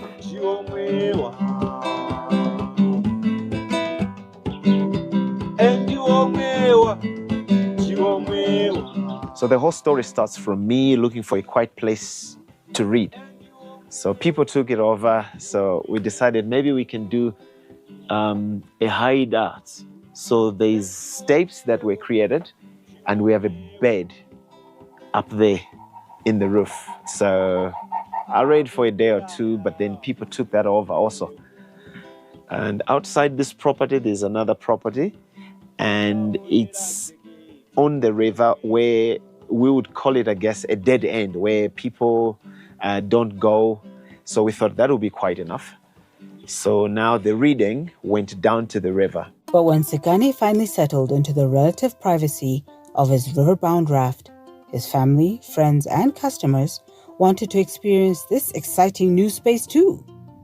So guess what he did? So we thought maybe we can build structures around that place so that it makes life easy, it's comfortable while you're there, looking for a quiet time. Rustic, natural, and ecological, Kumula Coffee in Blantyre is the perfect place for a private break, at least for its guests. For Sekani Gondwe, his search for a quiet place to read and perhaps take a nap continues. I wonder if he's ever going to find somewhere to nap. Next up, we meet British Ghanaian artist Adelaide Damois, who turns a pain into powerful expressions. But what does a battle with chronic endometriosis have to do with her bold creations? Let's find out. Full body contact in the name of art. More later on what British Ghanaian artist Adelaide Damois's work has to do with chronic endometriosis. But first, why does she use her body as a paintbrush? Painting in and of itself is an embodied process, and it's a process that I've always fully immersed myself in. Adelaide used to apply the paint directly to her body, but today she uses a different technique. In her studio in London, she uses her arms to create a transparent image on paper and then sifts the pigments onto it. I use shea butter, which is from Ghana. It's actually good for the skin, so I'm not destroying my skin by making work. Paint.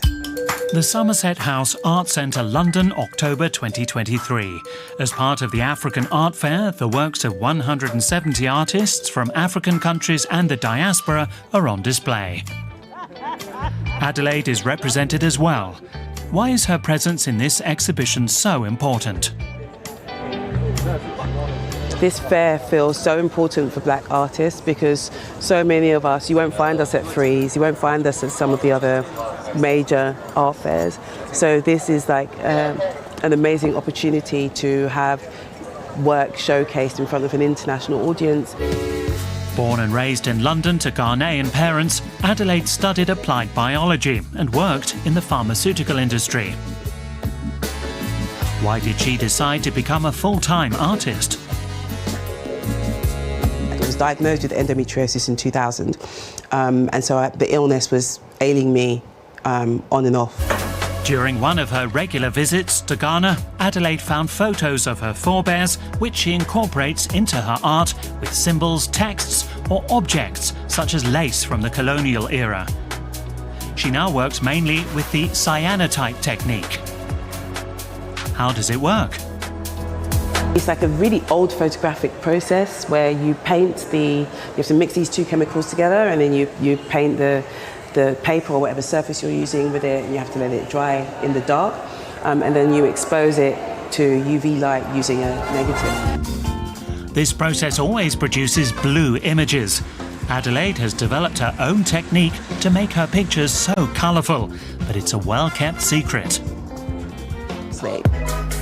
Adelaide Demoa sees her art as a journey of healing, which is also meant to encourage the viewer to reflect.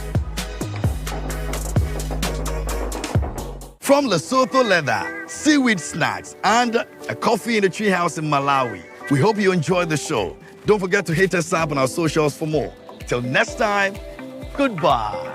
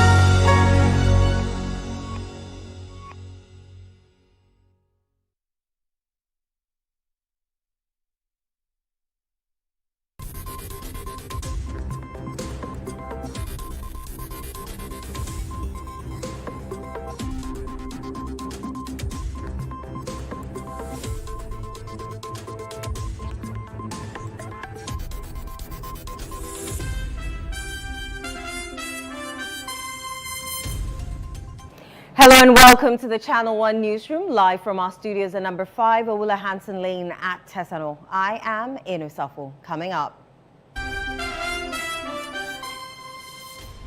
Finance Minister Kasiel Forson announces scrapping of COVID-19 levy as government targets 2% fiscal deficit in 2026 budget statement. Justice Paul Bafoboni approved by Parliament as Ghana's Chief Justice after a heated debate of the Appointments Committee's report and fierce opposition by the minority.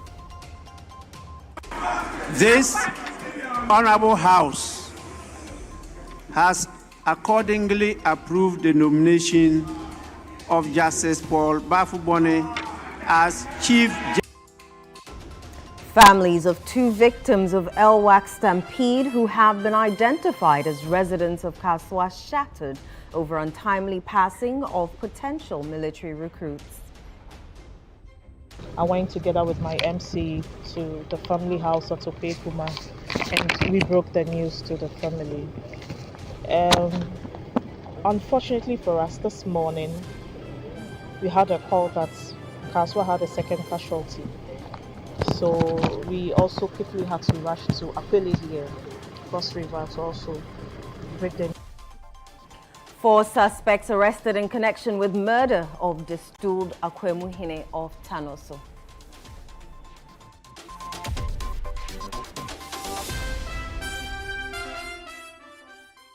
In Channel One Business.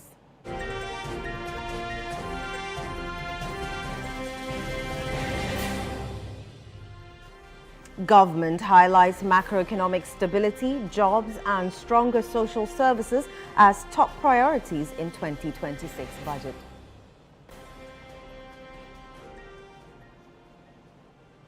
In Channel One Sports.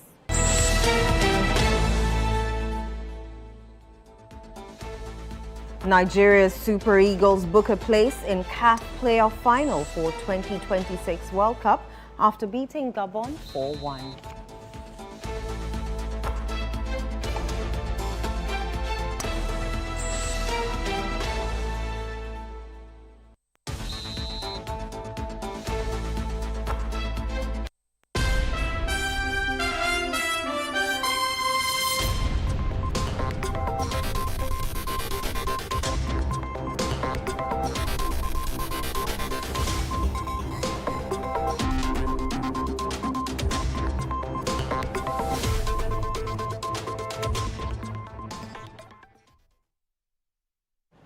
Let's begin our stories from Parliament. Finance Minister Dr. Kasiel Forson has officially abolished the COVID-19 levy as part of the 2026 budget aimed at boosting household income, supporting businesses and driving economic transformation.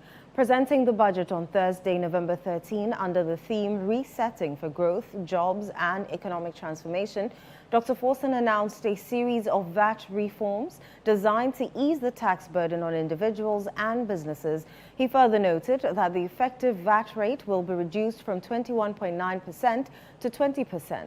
The VAT registration threshold increased from 200,000 Ghana cedis to 750,000 Ghana cedis, and VAT zero rating on locally manufactured textiles extended to 2028. The Finance Minister explained that abolishing the COVID-19 levy alone will return 3.7 billion Ghana cedis to individuals and businesses, while the broader VAT reforms are expected to benefit households and enterprises by nearly 6 billion Ghana cedis. Dr. Forson expressed confidence that these measures would stimulate economic activity, promote private sector growth, and provide much-needed relief to Ghanaians grappling with a high cost of living. Let's go over the phone lines now and speak to our correspondent, our parliamentary correspondent, Ni Ayikwe Okan, to gauge the reaction of members in the House after the presentation of the budget. Ayikwe, good evening and welcome to the Channel One newsroom. How are you doing? Good evening, and I'm doing fine. What about you? I'm very well, thank you. It's been a very long day in Parliament. Tell us about the reactions, especially from the minority side, after the presentation of the budget. Well, so as it stands now, the Finance Minister, Dr. Kasiel Forson, has presented the 2026 budget statement to Parliament. And we had cheerings from both sides of the House, the majority and minority caucuses, to the extent that the Speaker had no option than to walk out from his seat. So the cheering was ongoing despite cautions from the Speaker, Alban Bagbin. So he had no option than to vacate his seat and leave the members of Parliament on the floor to keep cheering on the Finance Minister. That's those from the majority side, whilst those from the minority side also raised placards to the effect that the government is failing in its fight against illegal mining activities. As it stands now, that is currently what is going on the floor of Parliament. But let me give you some highlights of what the Finance Minister, Dr. Kasiel Forson, has been presenting to Parliament. What he stated is that the government intends to abolish the COVID-19 levy, and this is expected to generate about 3.7 billion Ghana cedis to Ghanaians. This will inure to the benefit of individuals as well as businesses. The government also announced the allocation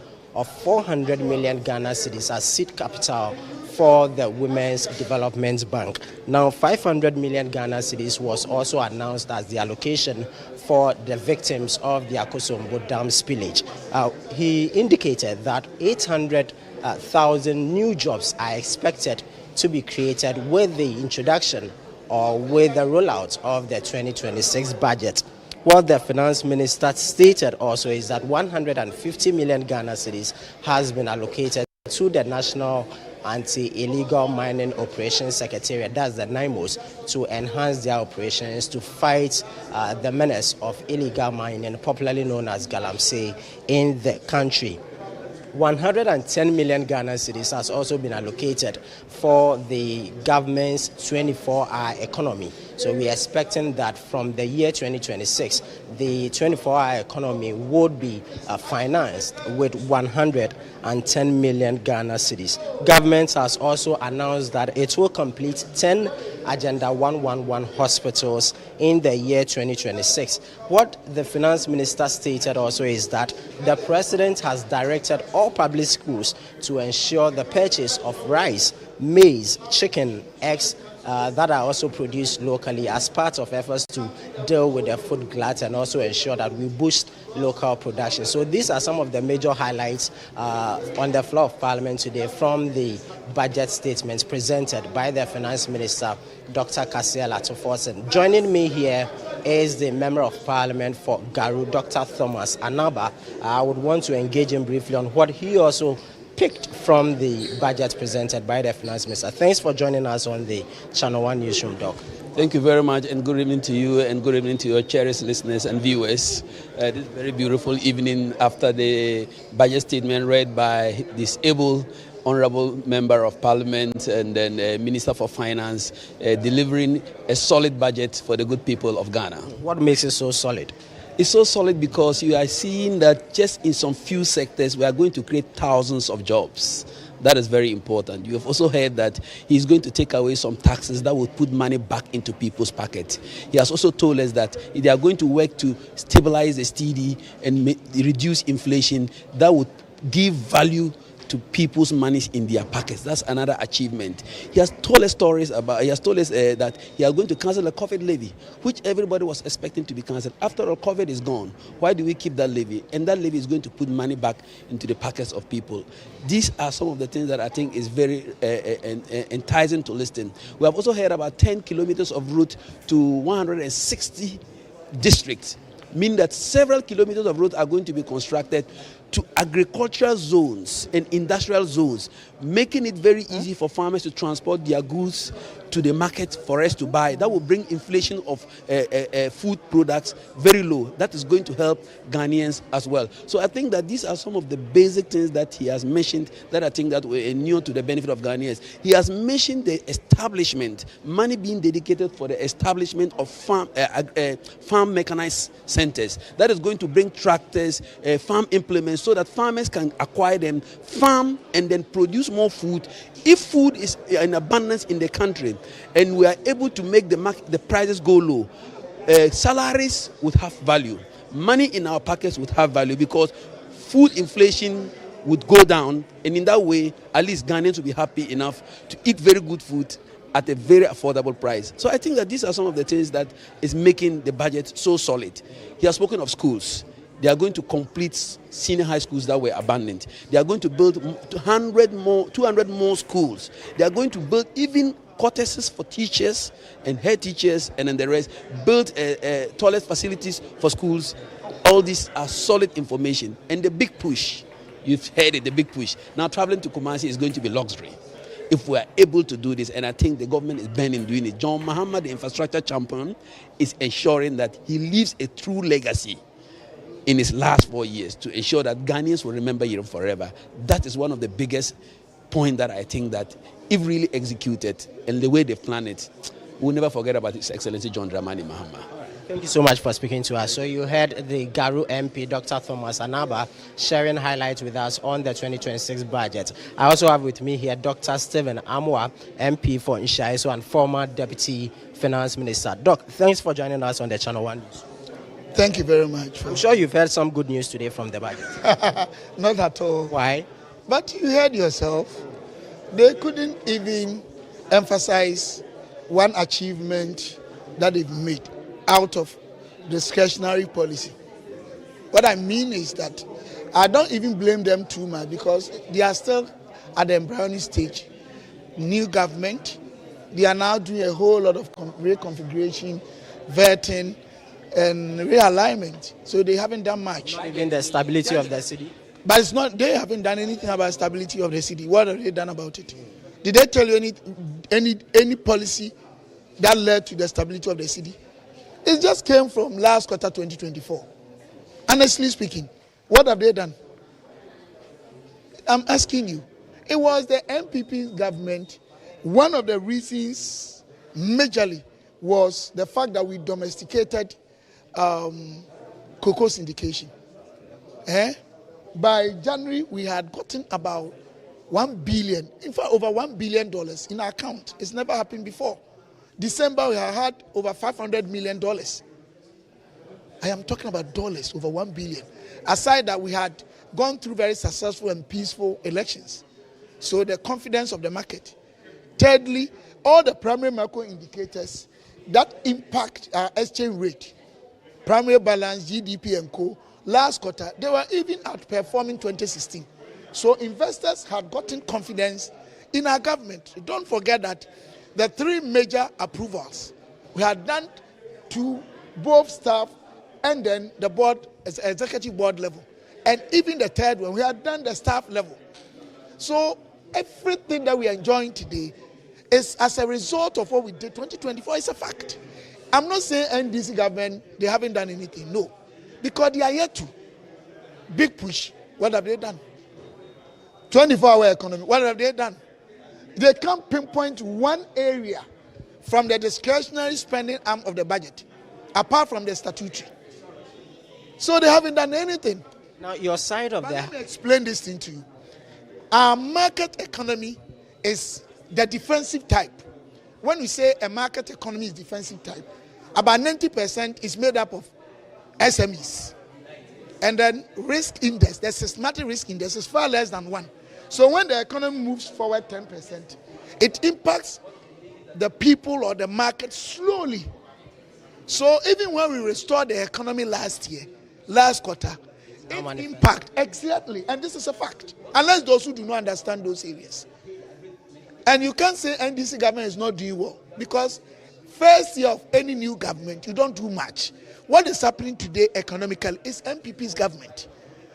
I was expecting them to give us hope with respect to how they are managing their fiscal policy and the relevant elements of our fiscal policy. One, debt sustainability. They have not done anything. They are enjoying what they actually inherited. Two, revenue generation. We are running what I describe as negative effective tax rate economy. What it means is that money is generated every year in our country. If we divide them among the households, amount that each house will get is far less than the amount that each house will get if we divide the expenditure. So we are always running a deficit economy. So if because of politics, because of political capital, you start withdrawing and reducing taxes for people to say, hey, not thinking about stability and the resilience of our economy. Is that how you manage economy? Ghanaians don't know what they are doing. They are simply taking us back. Thank you so much for your time. It's a pleasure. So that's Dr. Stephen Amoah, MP for Nshaiso and former Deputy Finance Minister, also sharing with us his perspectives on the 2026 budget that was delivered a few minutes ago by the Finance Minister, Dr. Kasiel at Forson, on the floor of Parliament. Back to you in the studio, Eno. Thank you very much, Ni Ayikwe Okan, our parliamentary correspondent. Now, let's still stay on the budget because the Finance Minister did mention that the COVID-19 levy had been abolished. Mr. Speaker, we will abolish the decoupling of Get Fund and National Health Insurance levies from the VAT tax base. Mr. Speaker, we will abolish VAT on recognizance and prospecting of minerals. Mr. Speaker, we'll reduce the effective VAT rate from 21.9 to 20%. Mr. Speaker, we'll raise the VAT registration threshold from 200,000 to 750,000 cedis. Mr. Speaker, we will extend VAT zero rating on the supply of local manufacturing textiles to 2028. Mr. Speaker, for emphasis, we promise to abolish the COVID-19 levy. With the support of this House, Mr. Speaker, I'm proud to say that I'm happy to announce that today, COVID-19 levy is accordingly abolished. Mr. Speaker, by abolishing the COVID-19 levy, government is putting 3.7 billion Ghana cedis in the pockets of individuals and businesses in 2026. Mr. Speaker, these reforms will also reduce the cost of doing business by 5% as a result of subjecting Get Fund and NHIL levies to input-output deductibility for businesses, Mr. Speaker. When this administration took office, Ghana's energy sector was saddled with about $1.4 billion United States dollars in debt to independent power producers, a ticking fiscal bomb, I call it. Mr. Speaker, today, that burden has been lessened. We have renegotiated all power purchase agreements led by Ghanaian experts at no cost to the state, saving over $250 million and restructuring 1.1 billion Ghana cedis over a four-year period. Mr. Speaker, government is now fully current on payment, clearing $300 million United States dollars in 2025 year to date, and allocating 345 million United States dollars for 2026. Mr. Speaker, for the first time, we are not accruing new arrests in energy sector. Solar tariffs, projects like BXC and Mineji have dropped from 18 to 6.5 cents per kilowatt hour, cutting costs and expanding access. Mr. Speaker, this was achieved as part of the renegotiation. Mr. Speaker, the Electricity Company of Ghana revenues has risen almost 90% from 900 million to 1.7 billion Ghana cedis per month, thanks to better enforcement of the cash waterfall mechanism. Mr. Speaker, I repeat, ECG's revenue has improved by almost 90% per month, from 900 Ghana cedis per month to 1.7 billion Ghana cedis per calendar month. Still in Parliament, the House has approved the nomination of Justice Paul Bafuboni as the new Chief Justice of Ghana following a heated vetting and debate on the Appointments Committee's report. Justice Bafuboni's vetting on Monday, November 10, was marked by a walkout from minority members of Parliament who rejected his nomination. The minority cited ongoing court cases challenging the removal of former Chief Justice Gertrude Tokonu as grounds for their boycott. There's more details in the following report. Justice Paul Bafuboni has been approved as Chief Justice by a majority decision in Parliament, despite strong opposition from the minority caucus. We, the minority, hold the view that there has been inconsistency in the approach in this matter, and that if care is not taken, this country that we all seek investment for may not attract that needed investment. He qualifies under Article 1284 of the Constitution, has been a judge for 30 years, overly qualified, has been a Supreme Court judge for more than a decade and a half, and is now acting as the Chief Justice. The motion has accordingly been adopted.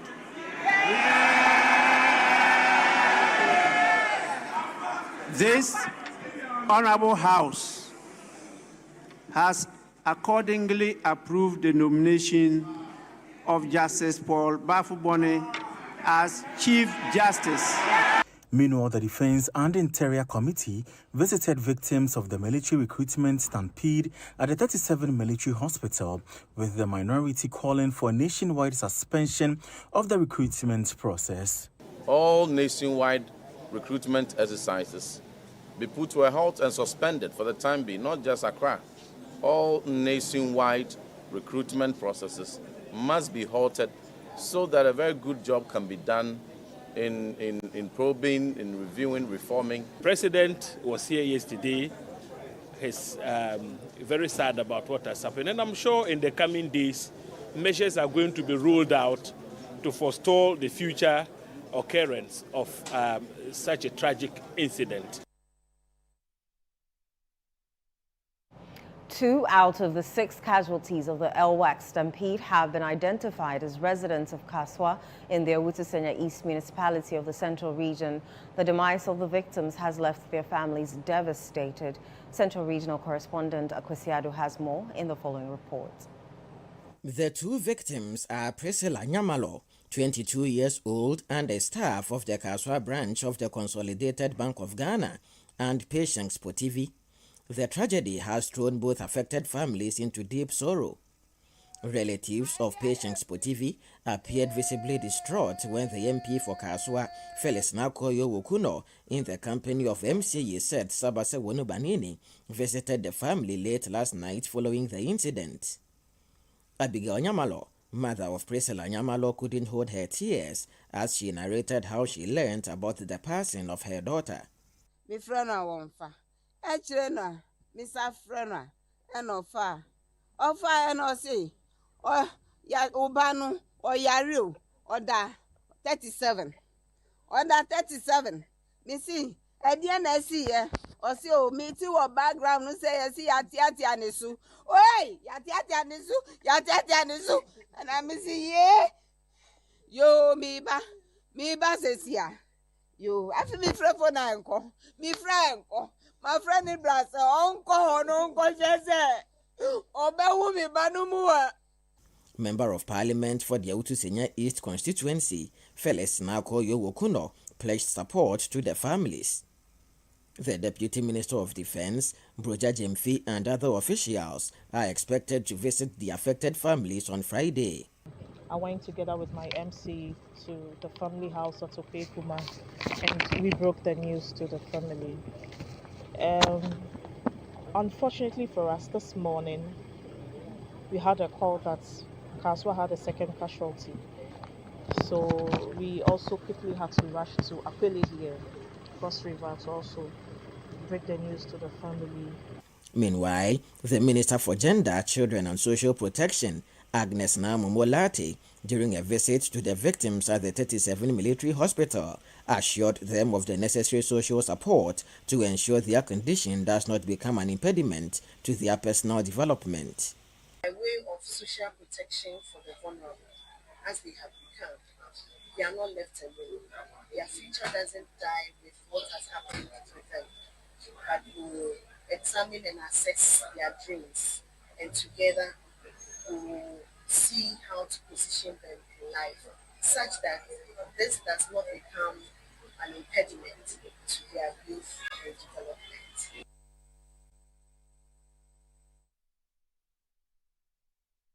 Young Ghanaians seeking to join the Ghana Armed Forces in the Ashanti region say they are motivated by a strong sense of patriotism and the desire to serve their country. Many of the applicants who turned up for Day 2 of the ongoing recruitment exercise expressed confidence that if given the opportunity, they will dedicate themselves to safeguarding the nation's peace and security. Ashanti Regional Correspondent Brighty Abua reports. The second day of the ongoing military recruitment exercise at the Babayara Sports Stadium in Kumasi has been smooth and well coordinated. This comes after Wednesday's session, which was marred by brief moments of commotion that led to minor stampedes, leaving 5 applicants with injuries. According to the station manager of the Ghana National Ambulance Service at the stadium, Jafar Abdullahi, Thursday's process has been incident-free, a situation he attributes to improved coordination and better crowd management by security personnel. The Navy and the Air Force will be coming on Saturday. Because of that, the number have been reduced. And if you look at the arrangement, it's far better. They have been partitioned into the various stands. For yesterday, they were all in the rest stands. Some were behind. So when they opened the gate, a lot of people come into the gate, and that was creating some stampede. Who gave us those problems? But for today, things are really good. We just have a few people who reported with headache and some ankle injury. To the applicants, the desire to serve their country remains the driving force behind their decision to join the Ghana Armed Forces. When I was young, I wanted to serve my country, so that is my motivation. So since senior high school, junior high school, my aim was to be a military man. Applicants say the ongoing recruitment exercise has seen a major improvement compared to the previous day. Today, everything is going well. Yesterday, it wasn't easy at all.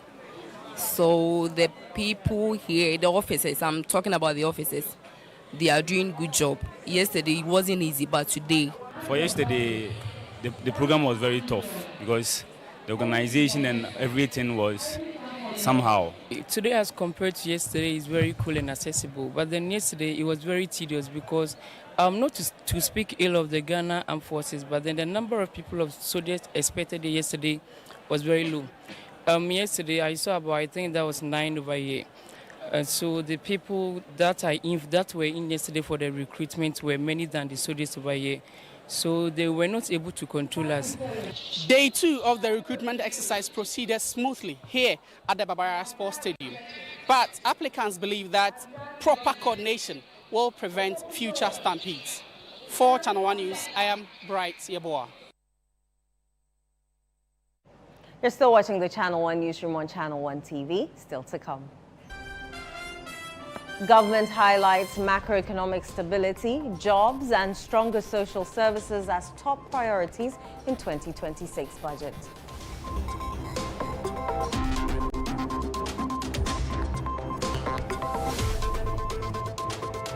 We have the details shortly. Do stay.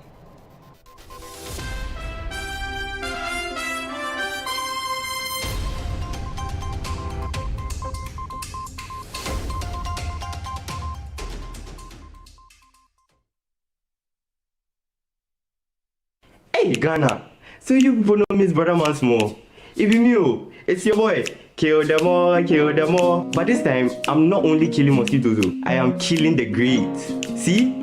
This wouldn't have been possible if I didn't have the perfect mosquito-free atmosphere. Thank you, Out Insecticide. And yeah, Out Mosquito Coil. For a mosquito-free atmosphere, trust Out to... You are not serious. Out Insecticide. So ya boa, faha.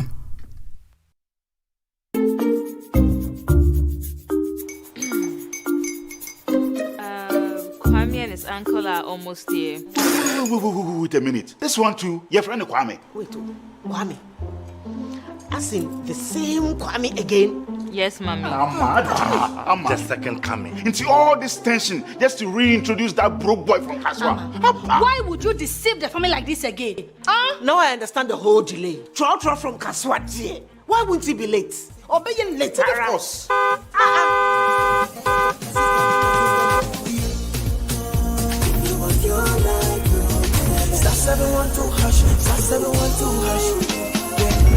Go give me the luckiest. Go people to just be luckiest. From not the pure cause she be luckiest. Yeah, you go be luckiest. No matter why you're luckiest. Everybody go be that luckiest. That's Kwame!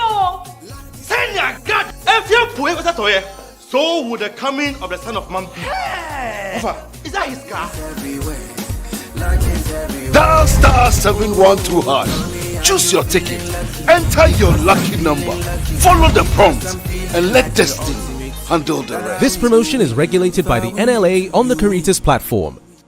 Christmas, my favorite time of the year. This festive season, Volta Serene Hotel invites you to experience the magic of Christmas and New Year like never before. From 20th of December to the 1st of January, step into a world of joy, music, laughter, and celebration. We begin on the 20th with a soulful carols night, filling the air with warmth and melody. Then, on 23rd and 24th of December, arrive in style as we welcome you with fresh coconut and local treats. Christmas Day brings pure delight, exciting moments for kids, relaxing escape for adults, and an elegant all-white dinner under the stars, crowned with a spectacular fireworks display. On Boxing Day, embrace culture and rhythm, from picnics and traditional dance to an unforgettable high life and old school night. As the week unfolds, enjoy movie night, live music, karaoke, and endless fun, until we welcome 2026 with a breathtaking fireworks show on New Year's Eve. Special Christmas packages starting from 4,050 for individuals, 5,250 for couples, and 8,900 Ghana cedis for a family of 4 for 2 nights. Call or WhatsApp 0541 539 867 or 0362 025 243 to book your experience today. Volta Serene Hotel. Feel the serene touch.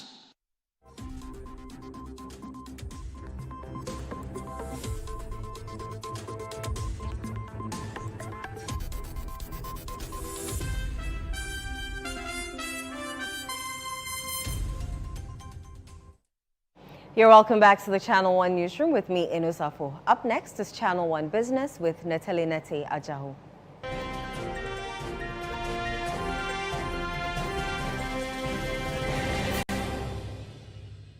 Channel One Business is brought to you by MTN and EcoBank. We're not sure what's causing the panic, but if you're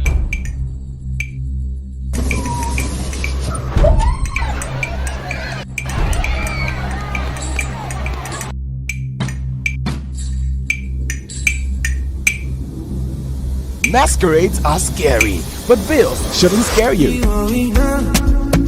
Be one of 10,000 lucky winners when you deposit multiples of 400 Ghana cedis or take a loan in multiples of 4,000 Ghana cedis to win up to 1.5 million Ghana cedis in cash and prizes, 1-year insurance cover, and more. Tap into vibes in the EcoBank 5-Star Enjoyment Promo. Up to 15% discount when you use our cards and digital platforms. EcoBank, the Pan-African Bank. EcoBank will never call or text asking you to verify sensitive information like your PIN, Ghana card, or bank card information. Pay better attention to details.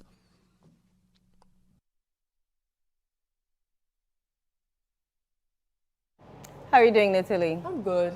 Today the budget was read. Yes, it was, and I'm sure you're excited about the scrapping of the I'm very, the very, COVID-19 very happy levy. about that because at least it takes off some burden off us. Give us the details. Okay. Now let's do some budget-related stories.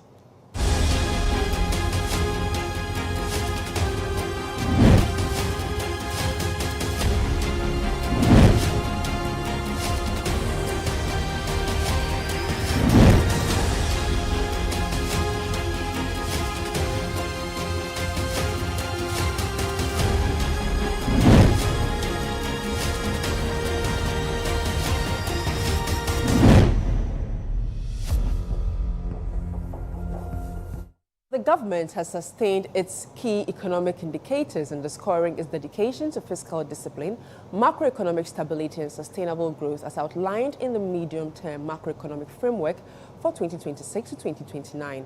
While presenting the 2026 budget statement and economic policy to Parliament, Finance Minister Dr. Kasiala Forson emphasized that the government's medium-term strategy focuses on consolidating macroeconomic achievements and promoting inclusive growth. Here is more. Presenting the 2026 budget statement and economic policy on Thursday, November 13, Dr. Forson stated that the growth target will be driven by a recovery in the services, manufacturing and agricultural sectors, with particular emphasis on expanding non-oil activities. He further highlighted that the 2026 fiscal plan anticipates year-end inflation of 8%, underpinned by strict fiscal discipline, prudent monetary policies, and enhanced coordination between the Ministry of Finance and the Central Bank. Of stability, resilience and shared prosperity, government has set bold but achievable macroeconomic target for 2026 fiscal year and the medium term.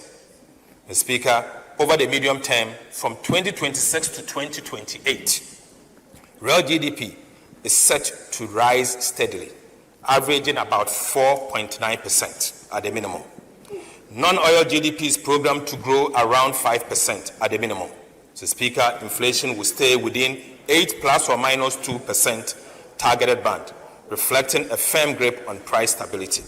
Mr. Speaker, the fiscal balance will remain strong, with the primary surplus of 1.5% of GDP from 2026 onwards. Meanwhile, the government has unveiled comprehensive value-added tax reforms in the 2026 budget, highlighted by the removal of the COVID-19 health recovery levy and a reduction of the effective VAT rate from 21.9% to 20%. Government will, ahead of 2027, embark on a comprehensive reform of Ghana's key tax laws, including the Income Tax Act, Excise Tax Acts, and the Customs Tax Act, to align them with global best practices, promote equity and competitiveness, simplifying compliance and enhance revenue generation.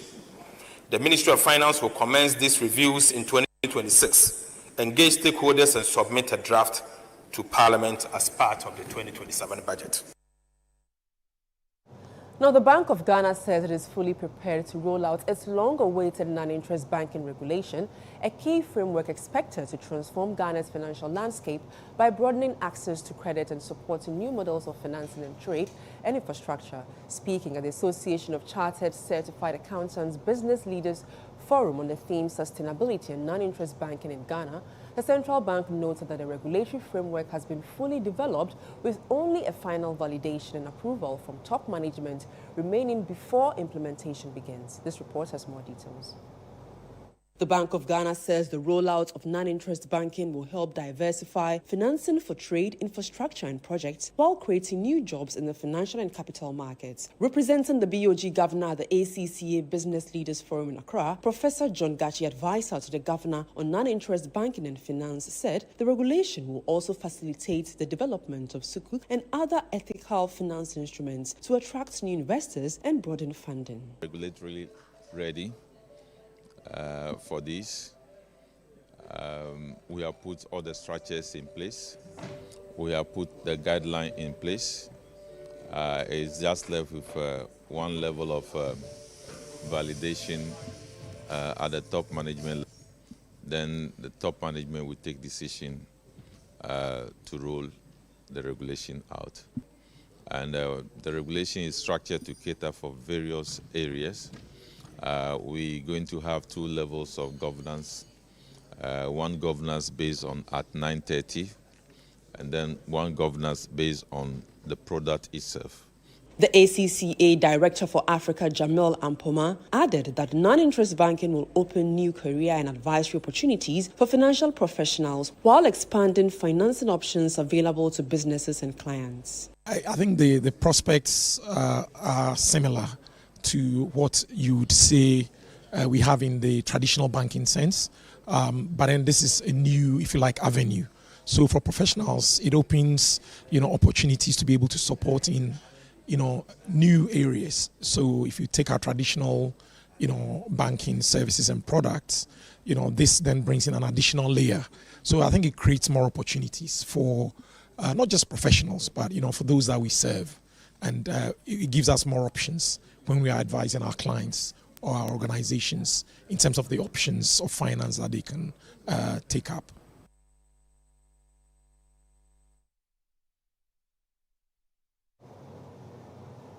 Let's now bring an update on how the currency is performing on the interbank market.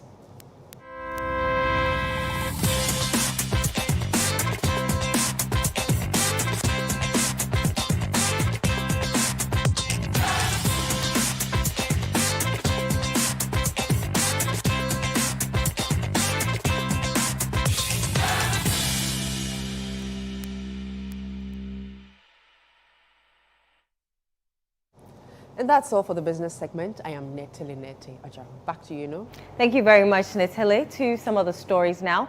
The Office of the Special Prosecutor has notified the Criminal Court 3 of the High Court in Accra of the ongoing extortion case involving former National Petroleum Authority Chief Executive Dr. Mustafa Hamid and 10 others has been transferred to a new court after the filing of a fresh charge sheet.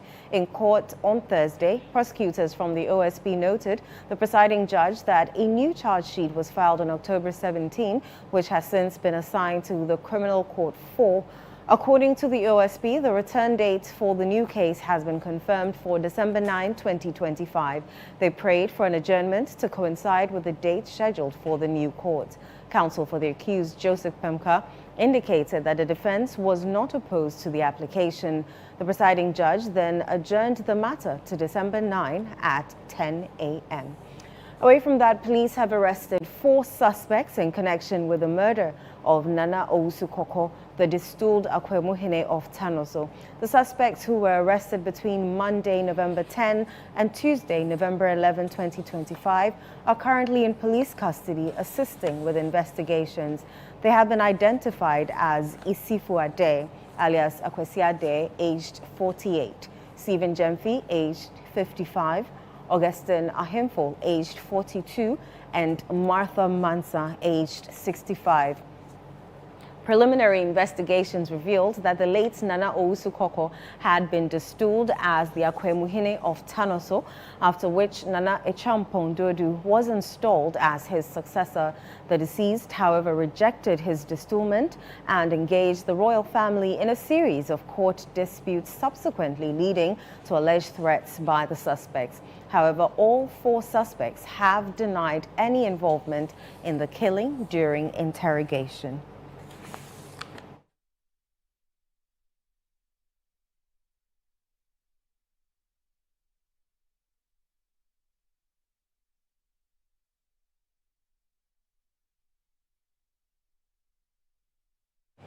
A middle-aged man is battling for his life at the Korle Bu Teaching Hospital following a fire outbreak that destroyed several structures at the Malamata market in Accra.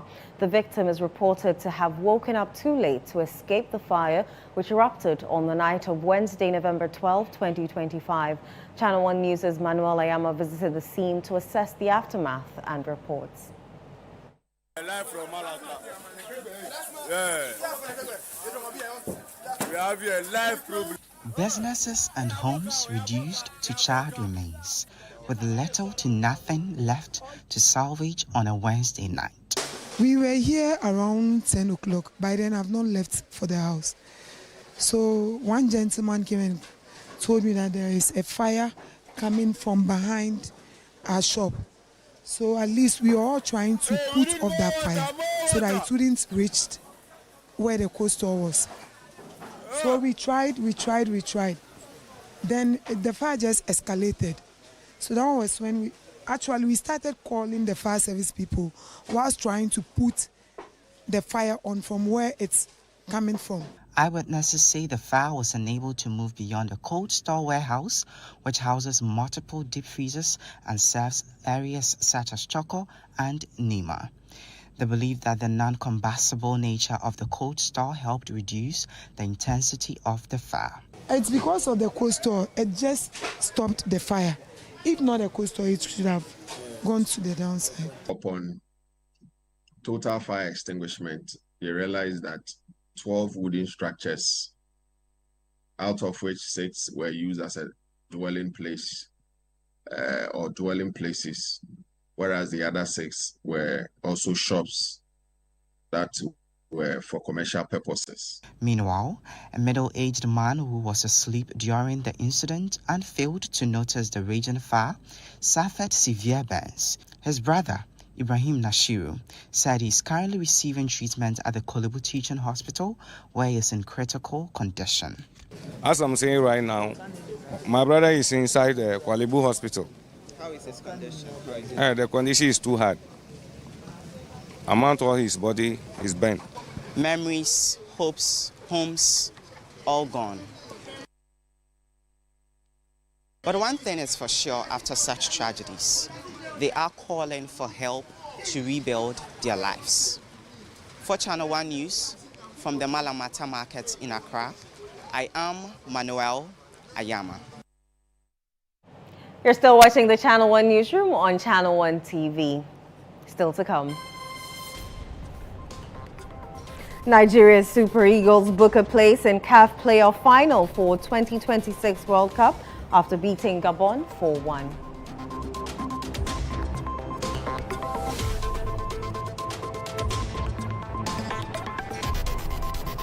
We have the details shortly. Do stay.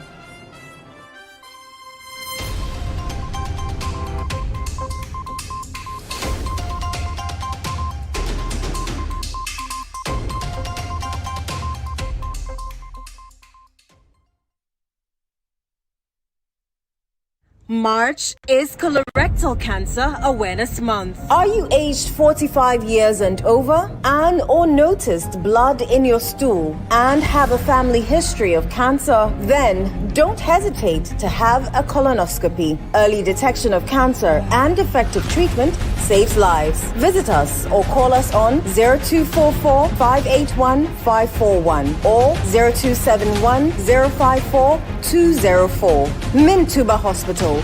In to serve a peculiar health need. Hey Ghana, so you people know Miss Brother Once more. If you knew, it's your boy. Kill them all. But this time, I'm not only killing mosquitoes, I am killing the grades. See? This wouldn't have been possible if I didn't have the perfect mosquito-free atmosphere. Thank you, Out Insecticide. And yeah, Out Mosquito Coil. For a mosquito-free atmosphere, trust Out to... You are not serious. Out Insecticide. So ya boa, faha.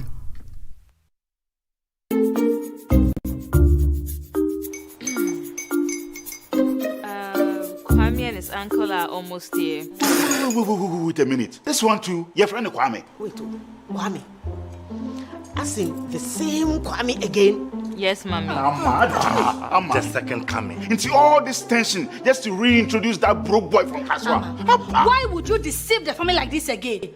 Now I understand the whole delay. Troll from Kaswa. Why wouldn't he be late? Or be late, of course.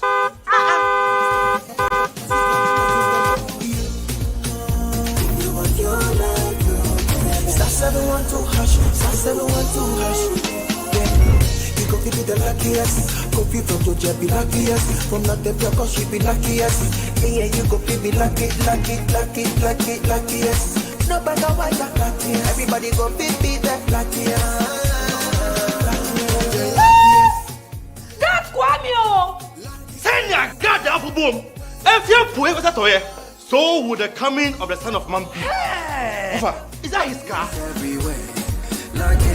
Dial star 712 hash. Choose your ticket. Enter your lucky number. Follow the prompts and let destiny handle the rest. This promotion is regulated by the NLA on the Caritas platform. Catch him. I didn't know when this assassin. But say if one the home for Sonia Emperor in fear. Na I won't hear you. And I didn't in fear. As me to me a man in your best way, who bet to me a cool. Mr. Daddy.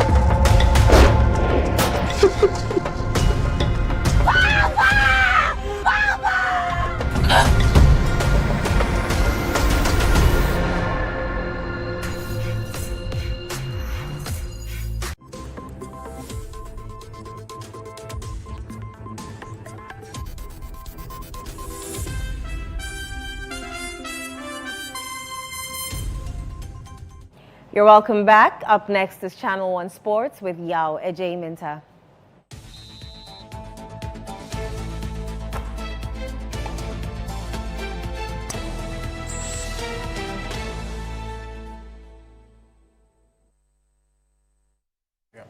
How are you doing, Yao? I'm doing very well, So what's up with the Nigerians? They've qualified? Yes, they've qualified to play in the playoff final, which will take place on Sunday. All right. But they have not qualified to the World Cup yet. Give us the details. Okay. And yes, the Super Eagles of Nigeria had to dig deep for a spirited extra time performance to overcome Gabon and book their place in the CAF playoff final for the 2026 FIFA World Cup that is set for the USA, Canada, and Mexico. Akko Adams opened the scoring in the 78th minute, but Mario Lemina's 89th minute equalizer forced the match into extra time. From there, the Super Eagles took control with Chidera Ejuke, restoring Nigeria's lead early in the first half of extra time before star striker Victor Osimhen sealed the result with a brace, scoring in both halves of extra time to complete a commanding finish. The win comes amid recent dispute between the players, technical team, and the Nigerian FA over unpaid bonuses, which is an issue that Captain William Troost Ekong confirmed had been resolved on the 12th of November 2025.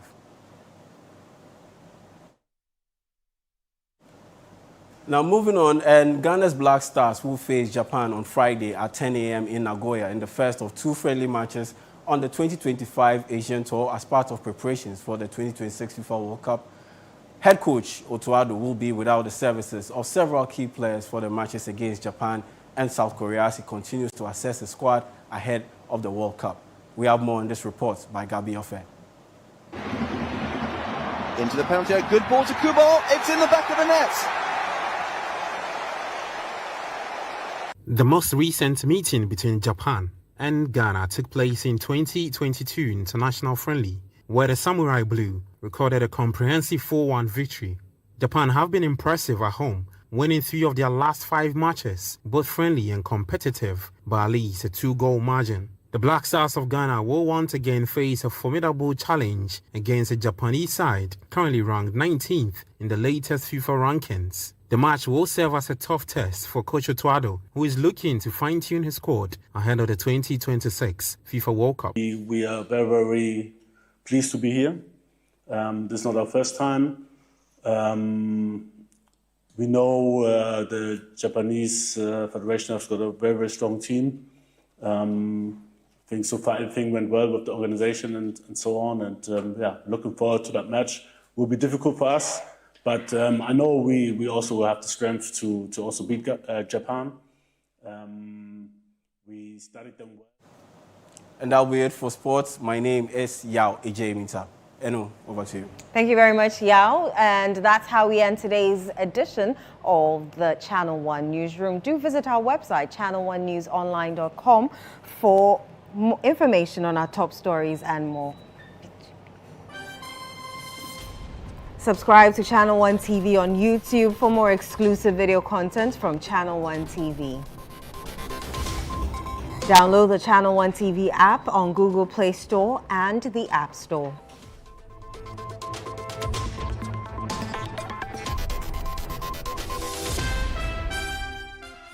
I am Eno Safo. Many thanks for watching.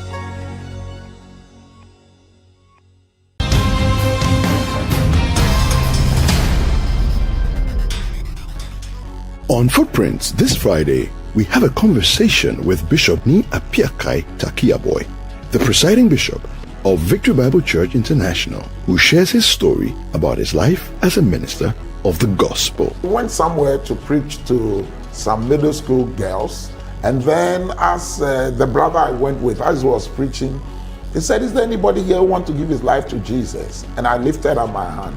He thought he had made a mistake because or thought that I didn't understand what he was saying, because he knew me in Scripture Union. So when I lifted up my hand, he repeated about 3 times and realized that I was the only one who lifted up his hand. Then he said, "Okay, pray after me." So I prayed after him, and then the moment I said amen, then I knew that I'll do God's work. And the first Sunday were about 80. Oh, so don't say. So what was the expansion like? In fact, we had 4 services on a Sunday. 4 back-to-back 4 services. I used to pity you. 4 Especially services. when I saw you preach on the 3rd service at times. the man is tired, but Charlie, no, we were young. We were young, but the people who really had the blunt were those who were leading praise and worship. God has been faithful. God has been very, very faithful, because we've gone to court. In fact, they always take us to court. Footprints airs every Friday at 7 p.m. with a repeat on Sunday at 5:30 p.m. only on Channel One TV. This November, something amazing is coming to Accra. Are you a farmer with fresh produce? Are you into fish farming, poultry or livestock? Then get ready for the November edition of the AgriFair 2025. Yes, AgriFair 2025. It's happening on Friday the 28th to Sunday the 30th of November. It's happening at the Ifosadan Children's Park, and it's 10 a.m. to 6 p.m. each day. It's the ultimate weekend marketplace. From fruits and vegetables to poultry, livestock and fish to agro-inputs and processing machinery. All at unbeatable farm gate prices. Whether you're selling or buying, this is your chance to connect, trade and grow. Enjoy the freshest farm produce, sizzling kebabs, and a vibrant marketplace atmosphere all in one space. Register now and secure your spot. Call 0558-973-973 for more information. AgriFair 2025, where culture meets innovation.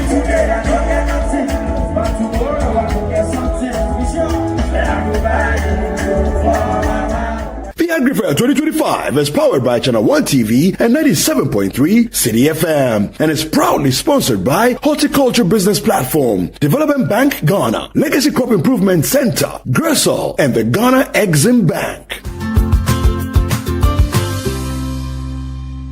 It's time to promote volunteerism, active citizenship, and patriotism in Ghanaian society, where we shine the spotlight on the unsung heroes among us. Today, we're not just launching a program, we're igniting a revolution of skills, dreams, and hope On Volunteers TV, we highlight and celebrate people and groups that are great examples to us all. Every single region in Ghana, we're doing something. Good. So no one's being left behind. Over 800 kids that come to school. So having an extra classroom, extra resources will be really, really beneficial. If you're a volunteer, you are actually serving because you are giving up your time and resources for nothing in return. Volunteers TV, Sunday at 6:30 p.m. only on Channel One TV. On the Upside Down show this week, join Frema Edunyame as she sits with a man full of talent, known for his electrifying stage performances and captivating voiceovers, Andrew Tando Adote. I went to Brisek, Legon, and then Odadie. Yeah. At what point did acting come in? So it was around the same time I had made the decision to do the voiceover. All out. I was looking around and I saw this veteran actor. He said, "Oh, forget those people. Go to the art center and join the theater group." He was put on the spot, but he didn't disappoint. Let me put you on the spot. All right. So City FM is 21 years old. Yes. Do something, with that your voice. As you know, City FM is 21 years old, and we would like you to join us in celebrating all this time that you have spent with us. All the fun, all the excitement, and all the cutting-edge news. And to serenade us, it's DJ Blake. Right now, I'm working national service. Where? In Matakana Commercial Bank. Commercial Bank? Yeah. Hey, biological science? Yeah. You are DJing? Yeah. And now you are in a financial institution? Everything's so good. Tune in to the Upside Down show this Sunday at 7 p.m. only on Channel One TV. Well, I don't want nobody. I love the things you do.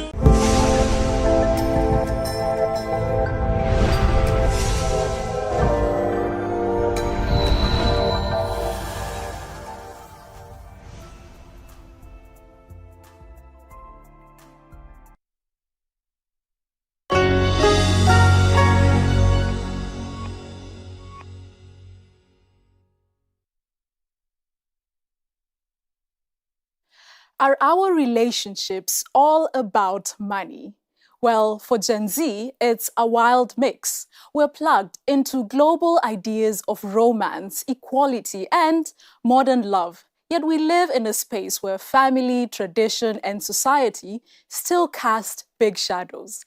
Trust me, even I have been there. And when you throw in the money, it gets even more complex. I'm Rachel Ndwati. Welcome to the show.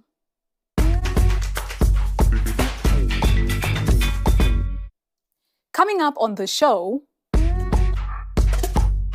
our street debate in Kenya asks what money has to do with love. South African women tell us the dangers of becoming a sugar baby. And we meet a Maasai tour guide who escaped a child marriage.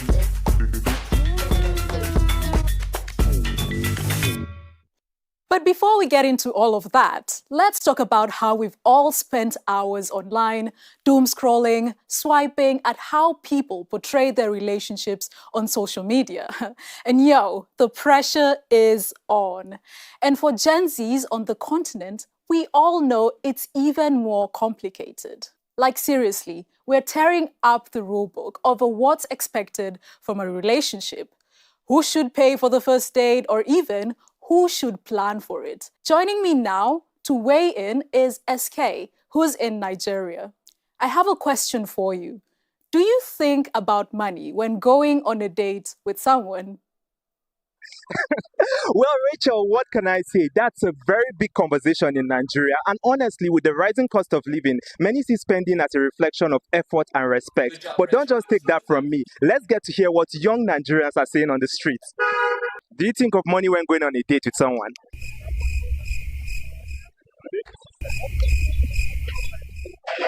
Do you think... Ooh! Good evening. Do you think about money when going on a date with someone? Ooh! Date with someone. Wow. Right. Oh, hold on. Let's talk for a minute. I got her to talk to me. So, do you think about money when going on a date with someone? Probably I'll have to have my vex money. Yes, definitely vex money is a thing. So I'll have my vex money before I don't go cast.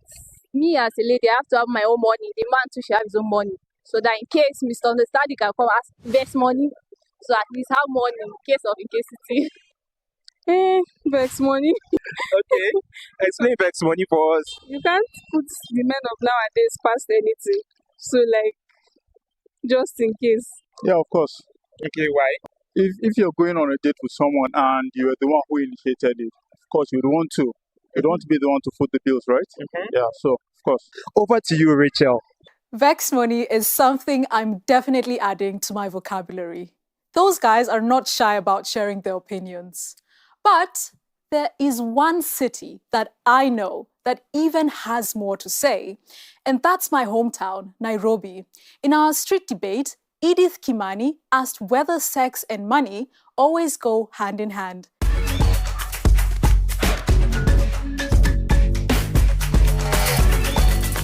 In her 1986 single, Gwen Guthrie popularized the expression no romance with no finance.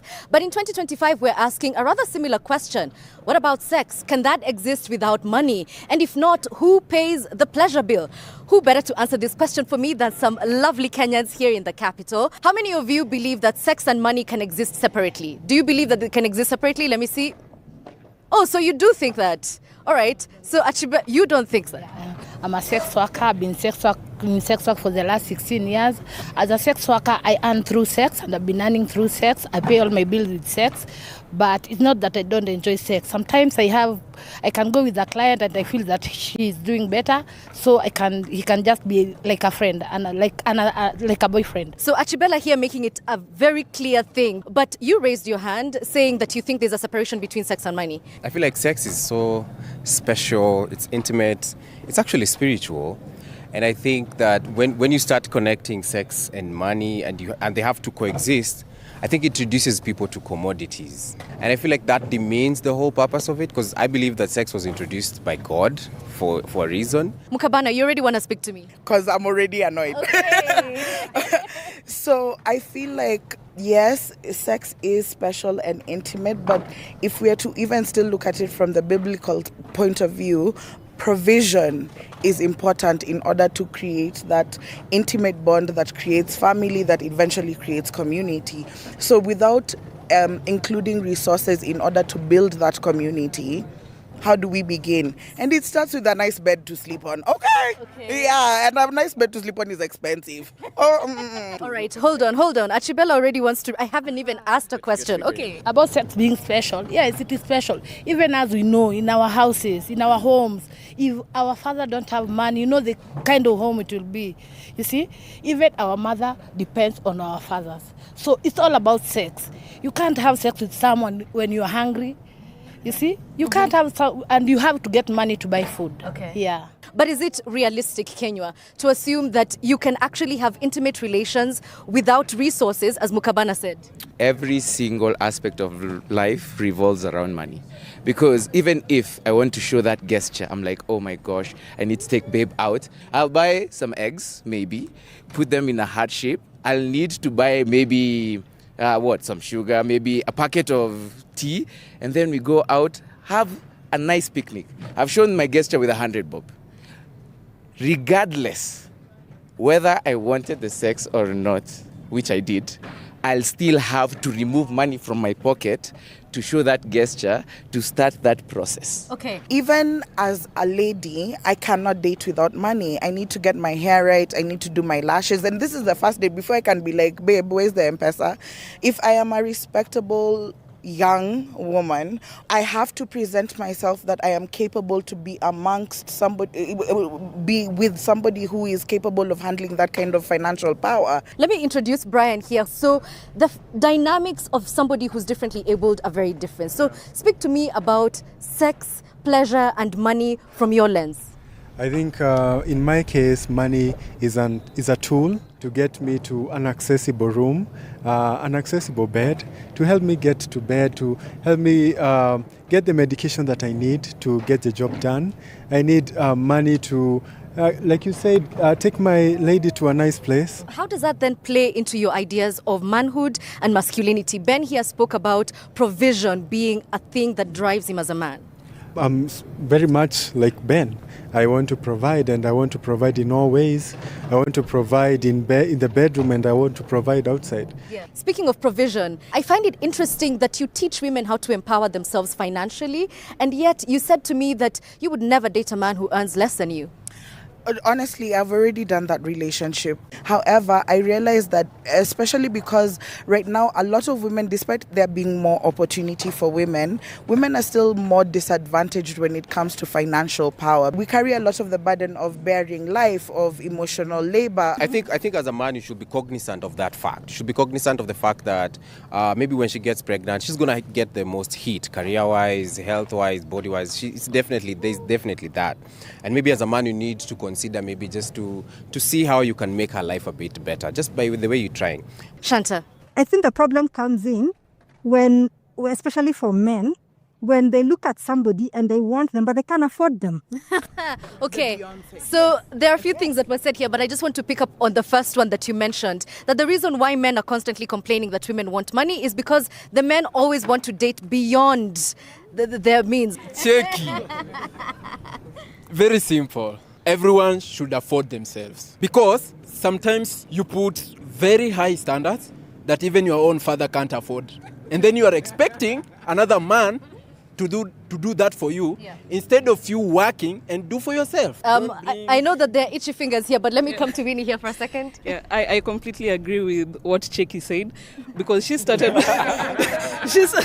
she started by saying that I need money to make my hair get a complete makeover so that I attract someone.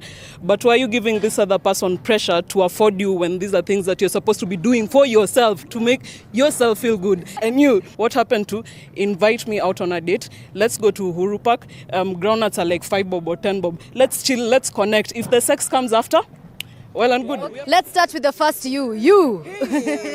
So why not just come up with the money for your own hair, your lashes? You look very beautiful today. I did not say that the person that I'm going to date is the one who needs to provide that. I said that even I, as a girl in Nairobi, I can't date without having some kind of resource to put myself together. And I'm not pressuring anyone to afford me. I'm saying that I want to present myself to the standard and caliber of the kind of person I want to attract. But let me get a comment from Brian here, because we've heard about financial incompatibilities when it comes to relationships, right? But sometimes you start a relationship and you're on an equal footing and something happens and you lose the finances. What I'm feeling from the panel here is that most people are in relationships with the wrong people. I think they should find people that are more compatible with them. And if you want someone who is a provider, then look for someone who has those qualities. If you want someone who is a nurturer, go for those. So the problem is that you're looking for a provider in someone who is just trying to build at that time. Let's hear from Shanti. Somebody said that our parents' relationships used to last longer. But those women suffered. In fact, what is happening today is that more and more we are discovering that women, especially in marriages, have a lot of financial abuse. Because you take a loan for this dude. He probably goes and spends it on his Mpango Kando. You build with this man. When you're in your 60s, he hooks up with this 25-year-old secretary. I'm like, at least give me a dowry when we get married so I can invest it. The day you decide to change your mind, I'm in a better place. So I want to wrap up with you, Ben, because at the very beginning, you were the only person who seemed to think that money and sex can exist separately. Having listened to all these people, do you feel more strongly about your position or less so? Yeah, I do. One thing I can tell people is that real relationships exist, and a lot of people on ground are doing relationships without having all these standards that we tend to portray, especially on the media. I feel like this is sort of an unrealistic standards that people set. So I think that the more we keep commercializing relationships and all this stuff, the more we keep getting it wrong. Okay. So I asked what appeared to be a simple question at the start. Who pays the pleasure bill? Can sex and money really exist separately? Well, according to this discussion, I don't think so, but it definitely has an interesting interplay. Thank you all for watching. Bye-bye.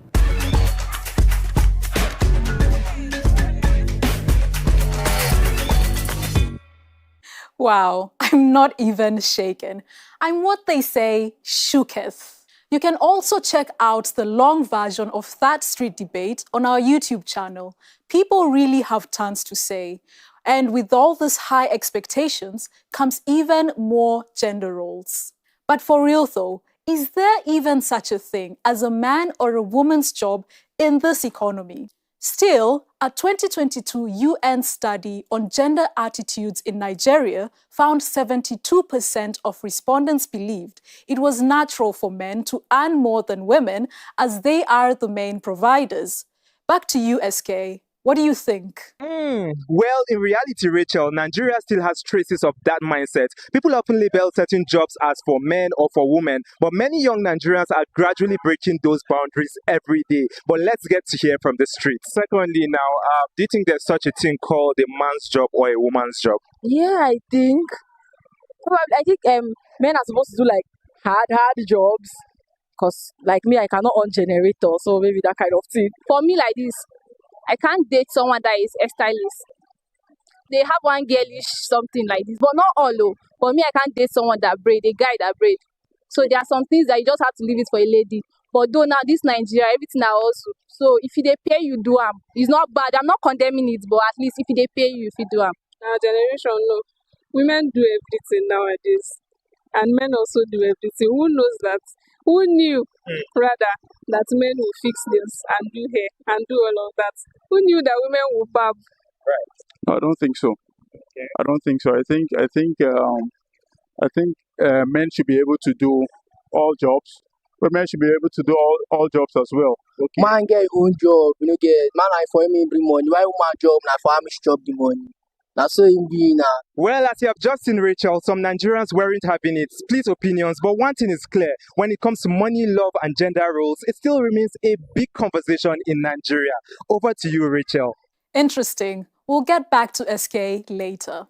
Now, another topic that has always raised eyebrows is dating older men within our cultures, from sponsors in Nairobi to blessers in Joburg.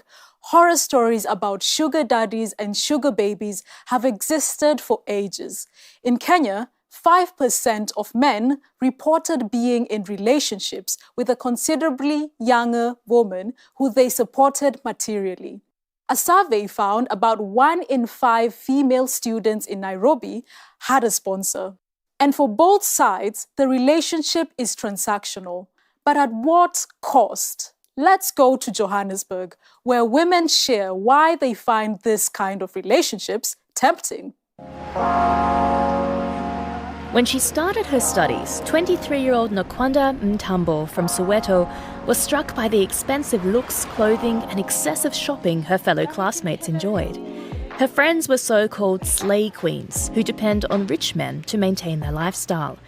They introduced her to her own blesser, a wealthy married man who was more than 20 years her senior. He was just saying I'm his queen. With the gifts. Who doesn't love jewelry, right? Can't say no. But the gifts did not come for free. Mtambo soon discovered that she'd need to perform sexual favors. This is when she started having second thoughts. You know, so it was like, do I really want this? It kind of just felt like I was being invited into, sorry to say this, but type of prostitution.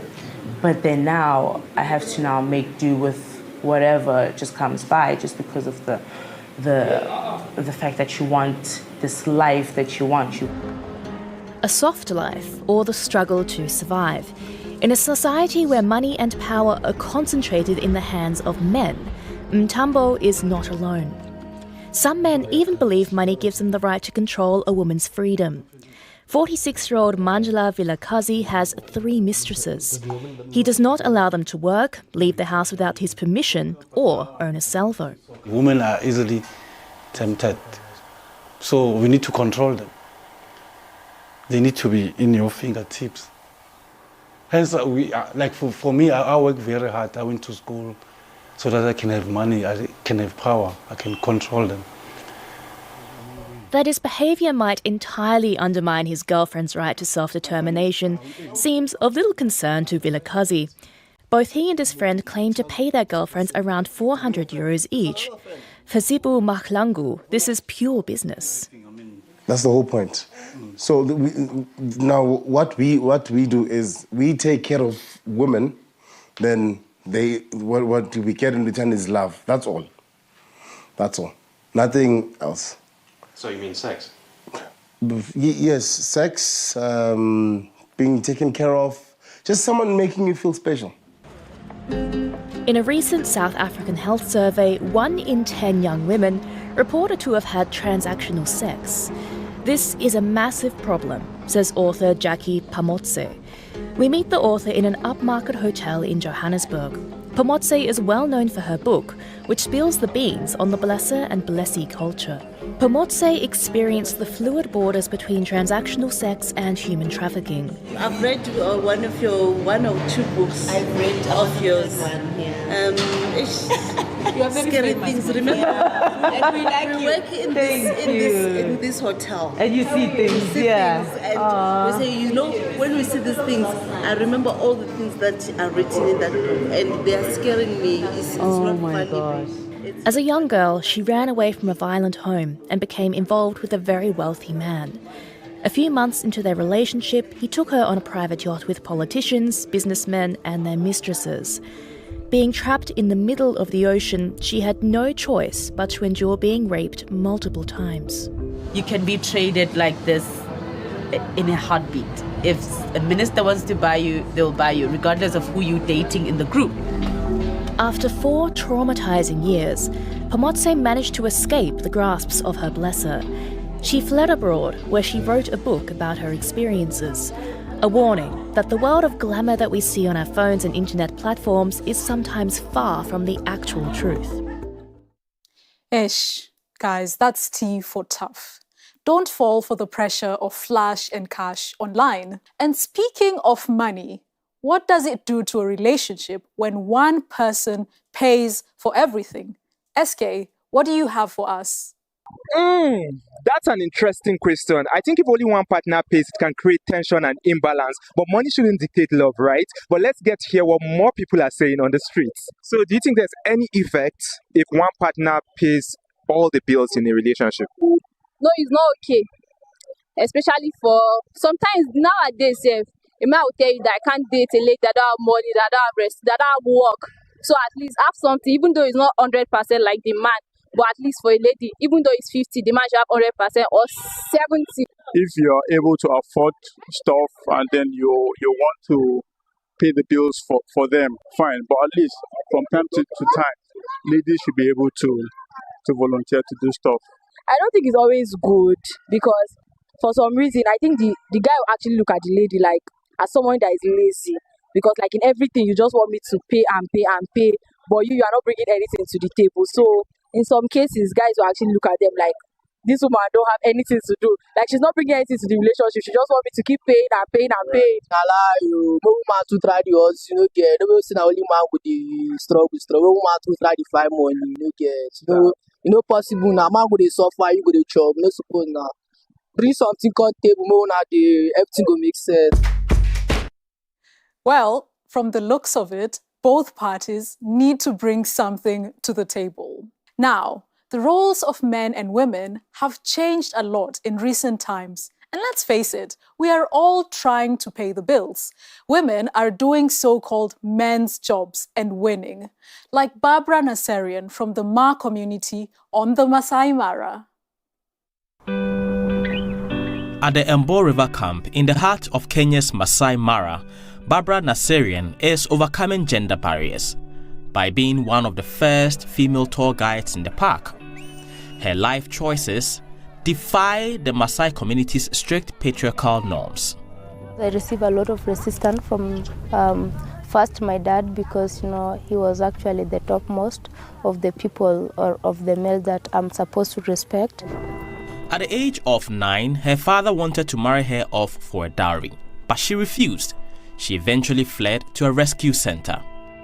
A woman in the Maasai community is viewed as a trade thing because, you know, when a woman is born, a baby girl is born in the at home, the dad is happy because he knows, of course, he's seeing cows. For you, when you really grow at an age of about 9 to 12, that's when now another person can come and talk to your dad, and then, of course, you can be married off. Naserian grew up in Narok, west of Nairobi, just a few kilometers away from the Masai Mara National Park. She used to herd livestock and often encountered wildlife. That's where her passion began. I saw that guiding field was a male-dominated field, and as per what I went through, actually, I really wanted to show my strength, and all that I thought was for going for something extraordinary. Women leading the charge in the tourism industry is not a common sight in Kenya. Overcoming challenges and prejudice, these women at Embo River are trailblazers. They are turning heads in the heart of the Masai Mara. Over 50% of their employees are female. But Naserian's courage to break cultural norms has also come with its fair share of challenges. Her life choices were not well received by her family, at least at first, but she has gradually shifted the perception of her community. My dad really now is a happy dad, and he's now supporting fully what I do, and he's even encouraging more ladies actually out to do whatever I'm doing. And for now, actually, my younger sisters don't really have that hard time of going to school. In fact, now he's forcing them. If you don't really want to go to school, you will have to go, because now he's really seeing that value in a woman. So it has really changed his perspective completely. Naserian continues to grow in her journey as a guide. She plans to keep pushing boundaries and changing norms by inspiring the next generation of women. Inspiring is an understatement. But before we wrap up, I have one last question for SK. After talking to all these people, do you think we can ever be equal in relationships? And will money always be a factor? Good question, Rachel. And honestly, from the conversations I've had, money definitely has something to do in a relationship. Maybe not mostly, but money really has something to do in a relationship. And about equality, I think Nigerians are not ready for that yet. Wow, I didn't expect that, SK. But I want to hear from you. Tell us how money works in your relationships. Join the conversation on our social media pages. I'm Rachel Ndwati, and until next time, bye-bye.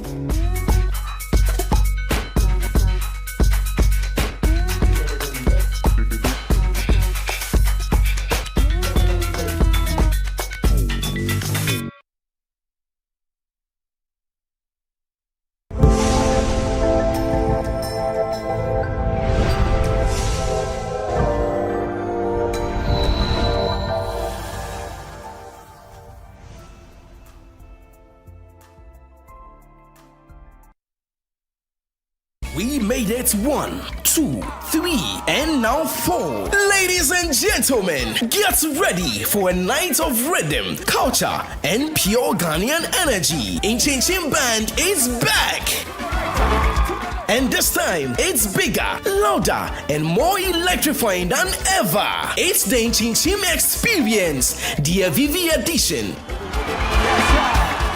Happening live on the 14th of November 2025 at the National Theatre. Showtime, 8 o'clock p.m. sharp. Featuring Lucky Mesa, Famiye, Na Ajaman, AEC, Lexi the Comic, Kwame Brenya, and TM Music. It's going to be a night of unforgettable music, laughter, and culture, all on one stage. Tickets going for 150 Ghana cedis. You can dial *920 *126 *2# to grab your tickets now. For more enquiries or information, call 0503 127 463 or 0541 690 409. This year's concert is mainly powered by AgriFair Foods, Ghana's fastest growing food brand, championing local produce and authentic homegrown flavors. Proudly sponsored by Center Point Mall, Verna Water, Boat, Zomo.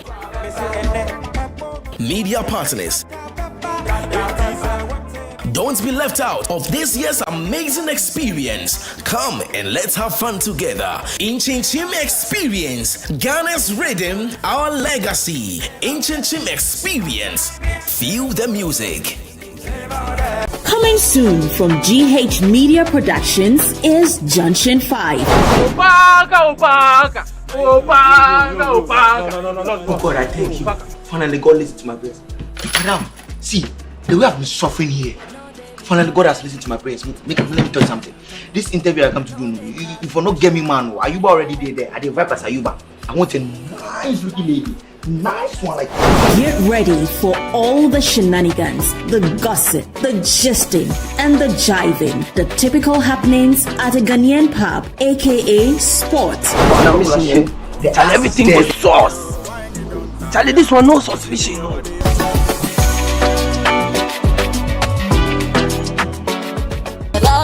I feel good.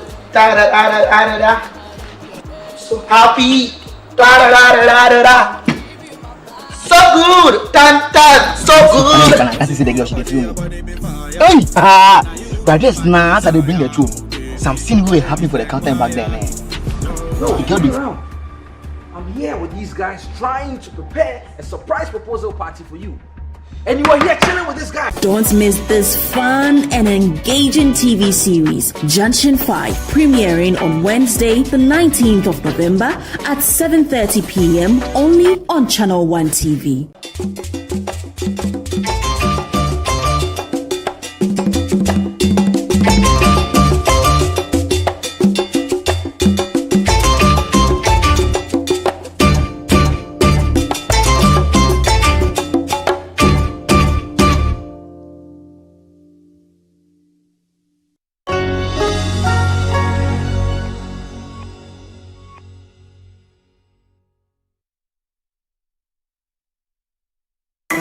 You know that old saying, man proposes but God disposes? Well, buckle up because this is one of those moments. Remember when I confidently declared that from Mole we are heading straight to the Bono region? Yep. Where the plan was to stay at the lovely Usbet Hotel and the Inchinchim Band had promised us an epic live karaoke night? Yeah, about that. Plot twist. Bus 2 had other plans. It broke down mid-journey, throwing a tiny little wrench into our big, beautiful schedule. But hey, no doom and gloom here. We turned our unexpected pit stop into a full-blown celebration. There were card games, spontaneous dancing, and an impromptu party with the town's kids, and even a mini dance-off that would have made a DJ jealous.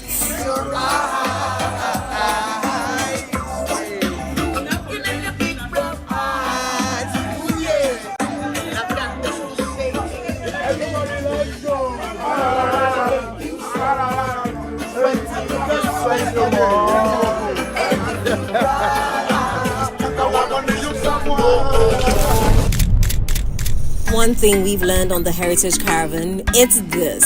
The real adventure, it's not just on the bus. Sometimes it's right in front of a school.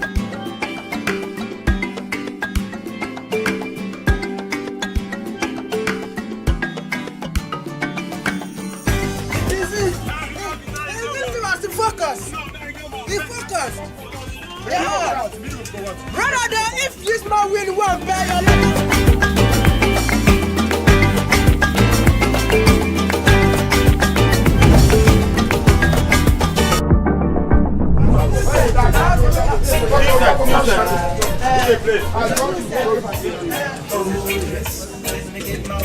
Chola clap we see the good one, the good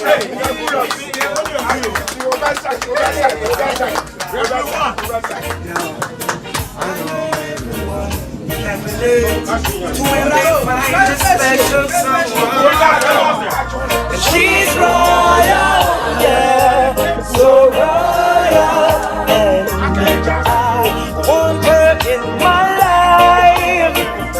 I never knew anyone. So I can. Roll me up, man. She has the qualities of a queen. I'm a queen. No problem.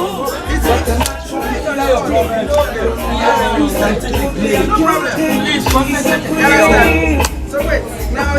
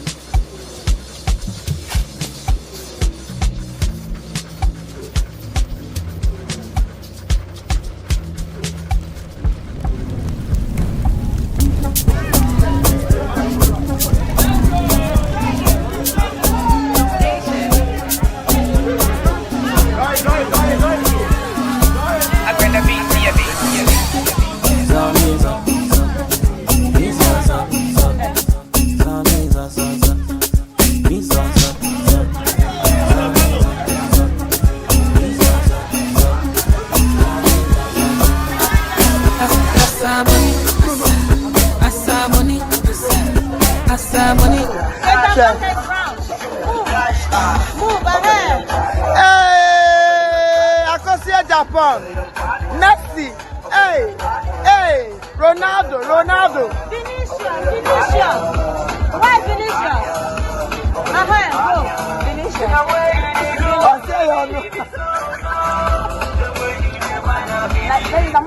Okay. Now judges. Is it Akosia Japan? No. Is it Messi? No. Is it Steven? Yes. Is it Steven? Yes. Because we are surprised. No. Go, let's go. Go. Come on. Let's go.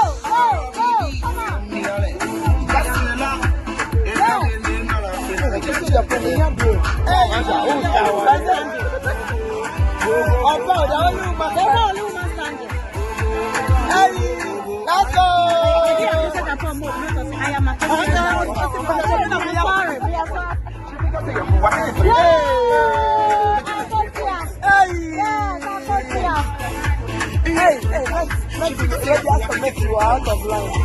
I'll give you 3 points. I'll give you 3 points.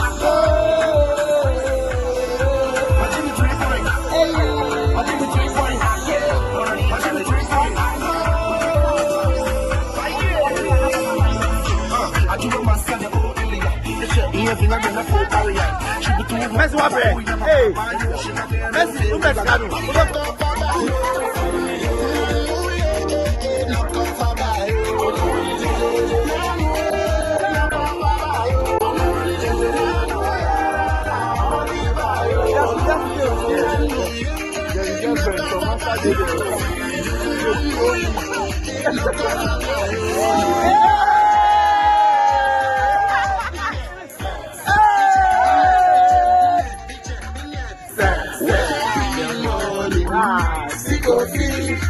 Don't you when you run there, find out for street.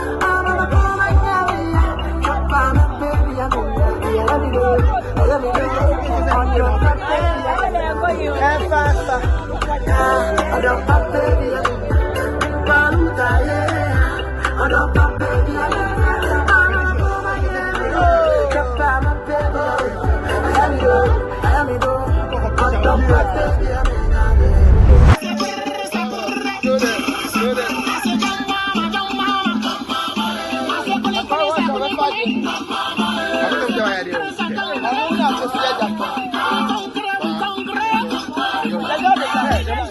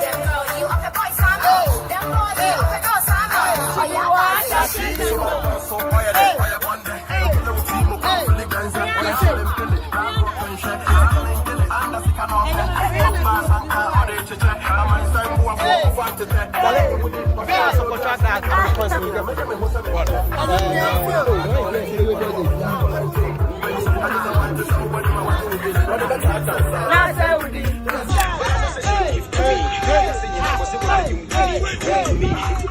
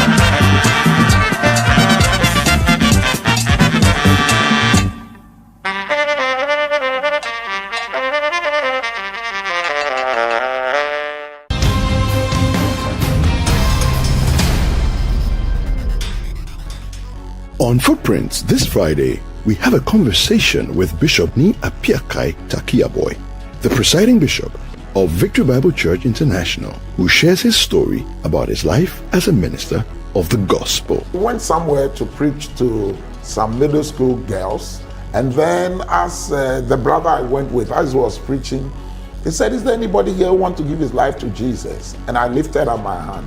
He thought he had made a mistake because I thought that I didn't understand what he was saying, because he knew me in Scripture Union. So when I lifted up my hand, he repeated about 3 times and realized that I was the only one who lifted up his hand. Then he said, "Okay, pray after me." So I prayed after him, and then the moment I said amen, then I knew that I would do God's work. And the first Sunday we were about 80. Oh, so don't say. So what was the expansion like? In fact, we had 4 services on a Sunday. 4 back-to-back 4 services. I used to pity you. 4 especially services. When I saw you preach on the 3rd service at times. the man is tired, but Charlie. No, we were young. We were young, but the people who really had the blunt were those who were leading praise and worship. God has been faithful. God has been very, very faithful, because we've gone to court. In fact, they always take us to court. Footprints airs every Friday at 7 p.m. with a repeat on Sunday at 5:30 p.m. only on Channel One TV.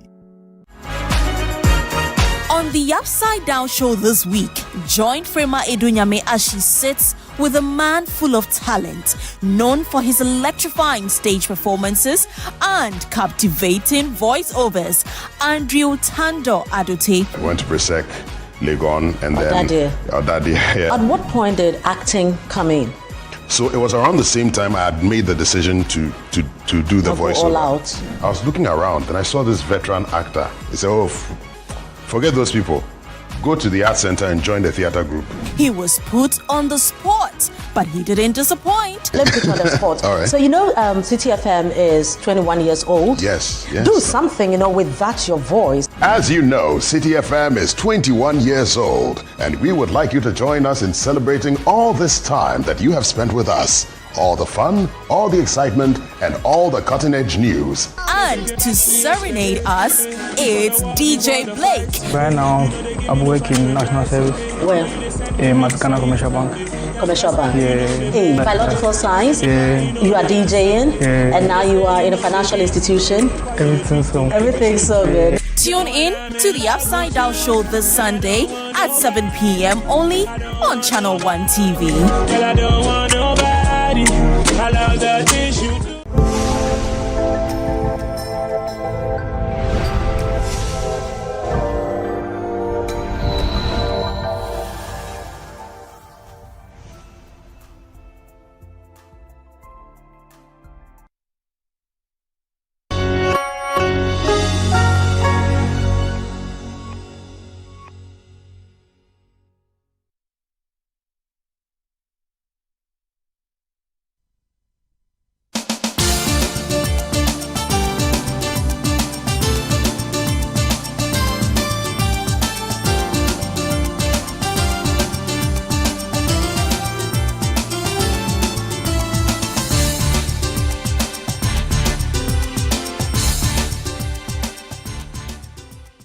Well, in a little over 2 months, actually less than 3 months, the New Patriotic Party, NPP, will be going to the polls to choose a flag bearer ahead of election 2028. The election is scheduled for 31st January 2026.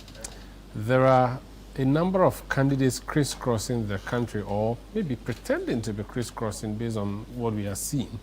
And they are all campaigning to NPP delegates, hoping to hold the flag of the party into the elections of 2024. One of them, persons hoping to be flag bearer of the NPP, is former Minister for Agric and Member of Parliament for Abetifi, Dr. Brian Champong. Today on Face to Face, we are going to touch base with his campaign to see what message he's sending to delegates, how the delegates are receiving these messages, and why he even thinks that he stands a chance to be flag bearer and eventually president. I am Umaru Sandamadu. Welcome to Face to Face.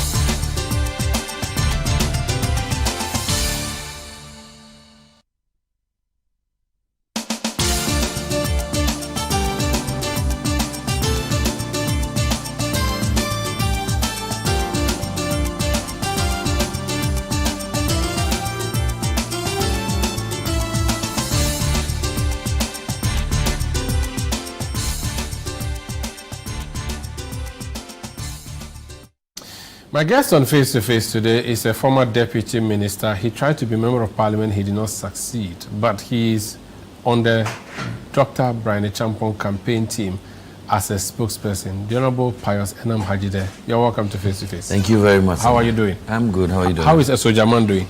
Well, Esojaman is great. I bring him warm regards from Esojaman. I was there over the weekend. Oh, you went there to campaign or you went there to just... I went to visit family and to touch base with my people. But when they see you, do they say, oh, they are sorry they didn't vote for you? Or they're like, yeah, we are happy we didn't vote for you because we have a deputy finance minister and we had voted for you and will be orphans? Well, no, I was deputy minister even before I became, or I wanted to become MP. If my party had won and I had won, I'm sure that the Sojaman would have been looking at maybe something, maybe even bigger than deputy minister. But we are grateful for the support we received during the campaign. It was a tough campaign, but we distinguished ourselves. We have congratulated the Member of Parliament.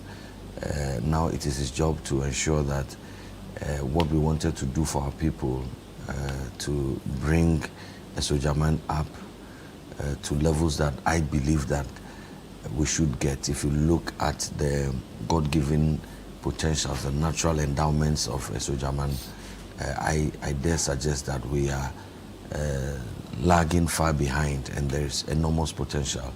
And now the people have reposed their confidence in the Honorable Thomas Ampim-Nyako. I wish him well. I continue to pray for him, for the strength and the wisdom to be able to do what we wanted to do.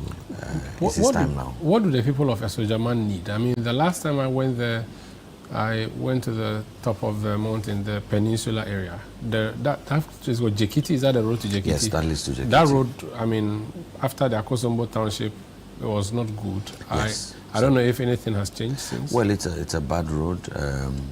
During the last administration, we ensured that the contract for the rehabilitation of the road was executed. Work had begun. We were steadily on course. You would notice that from around Marine, heading towards Sedom Junction, the culverts, Ajinadono Junction, we had developed the culverts. The contractor was very much actively on site. We were hoping that we were going to complete that road in record time. I think that just like it had happened with many other contracts, the impact of the COVID-19 and its implications on the finances of the state delayed the execution of the project for some time. But the contractor was on site. We expected work to have progressed at a more speedy pace, but that did not happen, unfortunately, and we lost the election. The last time I used that road, the contractor was not on site. I haven't used it in a couple of months. I can only hope and pray that now that we have a finance minister as our MP, he will leverage his influence in government to ensure that this project is completed and completed on time. It is the same for the Enumbuso Road. That one I personally played a major role in bringing the contractor to site. The bituminous overlay was started between Osibin Junction getting into Enum Township. the last time I used the road, I also noticed that work had stalled. We can only hope and pray that the Honourable Member of Parliament leverages his influence in government to once again look at that road and some other roads, the Apegusu-Mpakadan road, for instance. This was very much part of the reasons why we thought that we should get into public service to be able to advocate for the rehabilitation of that road. So, I mean, there are a number of road works that need to be done in Esojaman. But beyond that, you have been there. You see the tourism potentials of Esojaman, not too far from the airport in Accra, not too far from the national capital. But the flora and the fauna exists for us to be able to fast-track the development of Esojaman, hinging it even on tourism alone. Again, you know the agricultural potentials of Esojaman. The river Volta flows right through the constituency, you see, and goes all the way to waste in the sea. And so aquaculture is one of the things that we can focus on, and also irrigation, because the river flows right through the middle of the constituency, and it can be leveraged for irrigation. And so agriculture should be one of the areas that we should also look at.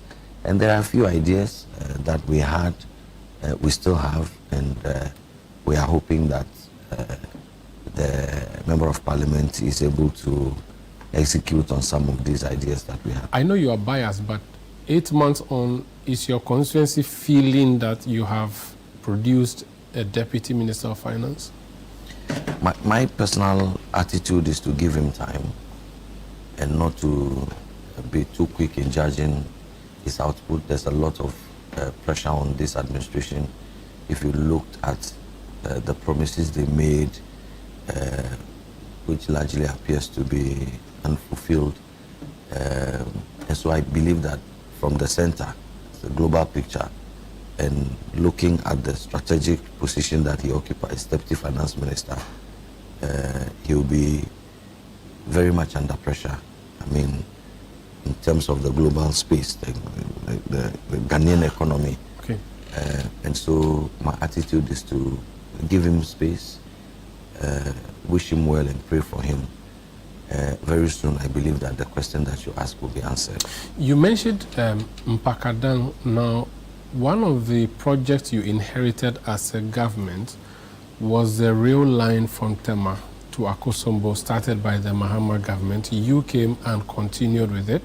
You changed the course and decided to put a bridge over the river and terminate it at Mpakadan, I think, or rather at the other side of the river. I'm not sure where exactly, which is still in your constituency. What is the, I know that the train has become operational. What I don't know is whether the bridge over the river has been completed, whether the train has been using that, and also where it is supposed to go and end up for the offloading of goods or for loading of goods onto barges onto the river. I don't know if you can tell us what the status of that is. Well, Sandra, I can. I just don't know why you would say it was started by President Mahama. I mean, then we could say that it was started by... It was a project? No, it was a project that was brought back to life by the Kufu administration, the MPP administration. But even then, if we want to go back, I'm sure that from Nkrumah's development plan, you also find the idea of connecting Tema to Akosombo, leverage water transportation to... So the idea had always existed. Kufuor's time, there was conversations around that. In Mohammed's time, there was conversation, but there was not much in terms of concrete action.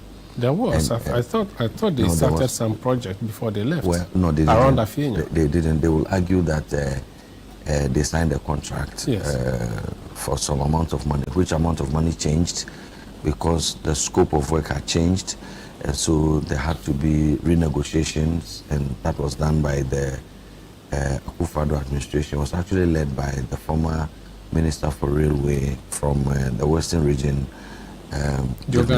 Honorable Joe Gatti.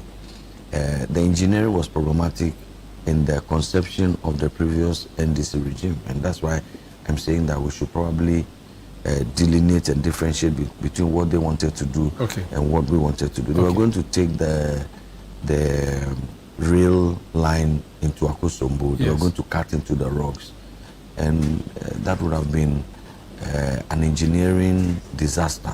The dam could collapse. The Akosombo Dam, which is a major, it's a mainstay of our hydro power generation capacity in this country. That bridge, that dam could have been compromised had the original design of the previous Mahama administration followed, because you had to cut through the rocks and also go through the gorge to be able to get to the river. And so in the wisdom of the Akufo-Addo administration, led by the technical people, the engineers, there had to be a rerouting, and now a rail over river, the first of its kind within our West African dispensation, was constructed. That has been completed, to answer your question directly. So the bridge is completed? The bridge is completed. There has been... At Senchi? At Senchi. There actually has been trials. There have been the train trials over the bridge. And so everything is set now. You remember there was an accident during one of the trials. Somebody had parked a vehicle in one of the, and the train ran into the parked vehicle. It was a major national matter. And so there is no doubt that the rail project, the construction was completed. The various stations were also completed. We were hoping that by now rail transportation would have resumed in earnest. I think there was a train on the track recently. I saw pictures that it has started commercial operations. I don't know where it starts from and where it ends. So that's what I was asking. Maybe it goes to Japan. If it crosses the river based on what you have said, then maybe at least it goes to Japan. But what about the end points? Do you know that one is in your constituency? Yes. Do you know whether that has been finished and whether... Well, the whole idea is to do... There's a mini port that's under development in Mpakadan. The idea is to leverage water transportation to be able to send some of the heavy goods that normally would ply the road through Kumasi, Techiman, Tamale. And these are heavy duty goods, cement, iron rods, all kinds of very, very heavy haulage that we use the roads. And it also compromises the lifespan of the roads. And so the whole idea is to not just focus on transportation of human beings, persons, but also goods. And so the port, which was still under construction, would then close that gap, because we have to connect the rail transportation beautifully to water transportation to be able to achieve the full objective of the project. That should be completed. We are hoping that the current NDC government... So for now, we can only use the track for commercial passenger transport, not for goods as envisaged. Well, goods can still go, but not the kind of goods that the connection that will facilitate the water transportation, and the port is not ready. Because we hope that the government completes it. Because you are familiar with the route, and I'm also from the area, that's why I'm asking you these questions, and so it terminates in your concern. I'm asking a question about this rail line. I mean, where I come from, Asuchari Junction, the rail line does not pass through the town necessarily. It passes a distant community. What I've noticed is that the rail line does not go along the Temakosombo Road.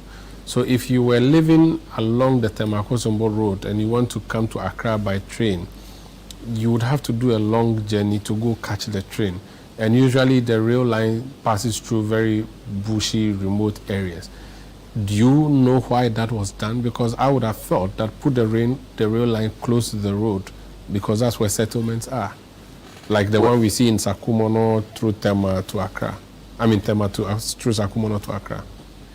Well, this is an engineering question, but I know as a student of engineering that the shortest distance between 2 points is a straight line. And so in designing roads and railways and rail tracks, engineers will take into consideration some of these things. And so I cannot speak directly to that matter, just that I must add that the stations are within accessible distances. It's not everywhere that the train will stop. The train will stop at specific locations. Those are the train stations. Those are sited strategically to be able to be accessed easily by people in the various catchment areas. And also remember that it's not all the people who live along the main road. There is a large number of people who also live within what one may describe as the hinterland, and they also should be given access. Otherwise, they too need to travel long distances to come to the main road. Okay. So I think that you may have a point there, but I think that the engineers will follow. Fair enough. Last week, my guest who sat in this chair that you're sitting in was an NDC parliamentary hopeful. He didn't make it. And I asked him directly, I said, okay, it's 4 years to the next election. Do you plan to run again, or it's too early? And he said no, he still plans to run, and he's making that communication announcement now. Do you plan to run again in 2028? I think that it's too early. It's too early. I think that we in this ecosystem of politics and public service should be able to support one another. We have a member of parliament now who is barely 8 months, 1 year. I think that if you are not careful and you communicate a certain intent, you may put pressure on him. He may leave what he has to do to be wanting to engage in politics. I am into this thing not for myself, but for my constituency and for Ghana at large. And so if today it is not yet my turn, and somebody else has been asked to hold the stead, I believe that the best we should do is to support the person or those group of individuals. We can criticize them, and they must be open to accept criticism with conduct and take it as feedback to impact their own planning and programming and delivery. But I think that it is early days yet. What we should need to do is to support the people who have the mandate at this point, give them time. In due course, we shall assess their output and compare it with our own vision and our own plan. And if there is a gap and we believe that we could do better, then you probably would want to announce. But if you get at them right now, then it's too early. Very well. But what is not too early is the flag bearer race, and my guest is going to talk to us about why he's supporting Dr. Brian Achampong in the MPP's internal race. This is Face to Face on ChannelOne Television. My guest, Payozena Mahajide, former Deputy Minister, former CEO, former NPP parliamentary candidate for Esojaman. I'm Umaru Sandamado. This is ChannelOne Television. We'll return with more. Please stay with us.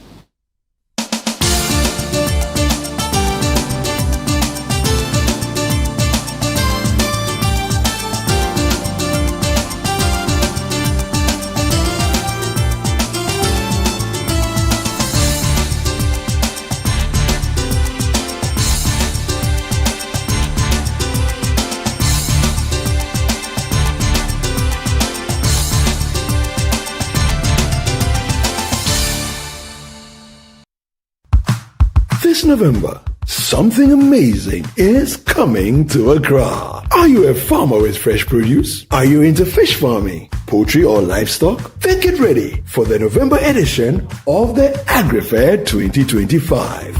Yes, AgriFair 2025. It's happening on Friday the 28th to Sunday the 30th of November. It's happening at the A4 Sutherland Children's Park, and it's 10 a.m. to 6 p.m. each day. It's the ultimate weekend marketplace. From fruits and vegetables to poultry, livestock and fish to agri-inputs and processing machinery.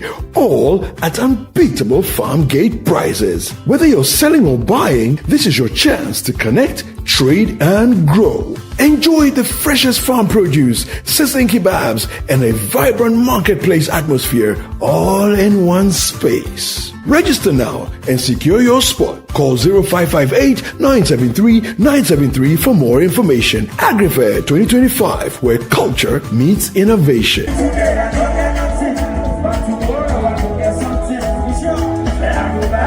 The AgriFair 2025 is powered by ChannelOne TV and 97.3 City FM and is proudly sponsored by Horticulture Business Platform, Development Bank Ghana, Legacy Crop Improvement Center, Gressel, and the Ghana Exim Bank.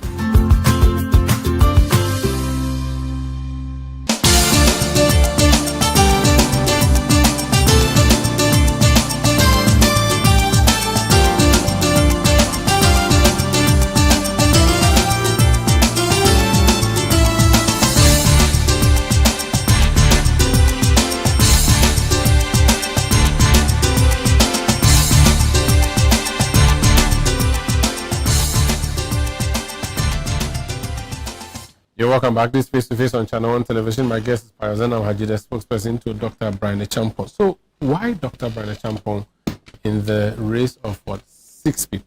5. 5, yes. Why did you choose Dr. Brian Champon to be the one to support? Well, let me begin by saying that all the 5 distinguished gentlemen who have put themselves forward qualify to be presidential candidate. But I believe that there is one whose marketability stands out and somebody who will get us to where we want to get to in the shortest possible time, i.e. 2028. And that person is Dr. Brian Champon. I believe, for instance, that there's so much tension and friction within our rank and file, which we can trace to the 2023 presidential primaries and its antecedent campaigns. You remember the showdown situations, and you remember the allegations that have been made that certain individuals, their commentary, their actions also accounted for our loss.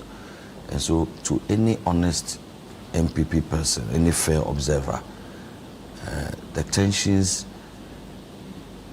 appear to be between the former Vice President and our former flag bearer, His Excellency Dr. Mahmoud Bawumia, and his most serious contender in the 2023 presidential primaries, the Honorable Kennedy Ohinye-Agyapong.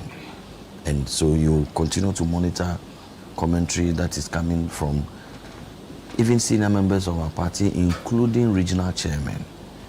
One shudders to think and to wonder, will the other party and their supporters come on board fully to support the other in the event that either of them wins? And I have come to the conclusion that the probability may be there, but very low. So you see Dr. Brian Champon as a compromise candidate? As a compromise candidate, as a strategic candidate, somebody who does not have any issues with the Dr. Mahmoud Bawumia camp. He has not promised any showdown. He does not have a problem with the Kennedy Ohinye-Agyapong camp. He has not accused them of being the reason why we lost the 2023 campaigns. And you see, there are traditional lessons that we have picked from home. Sometimes when 2 children are fighting even over a toy or something, it's in contention, sometimes you find that the parent comes and just takes the toy from the both of them, and calm is restored and sanity is brought back.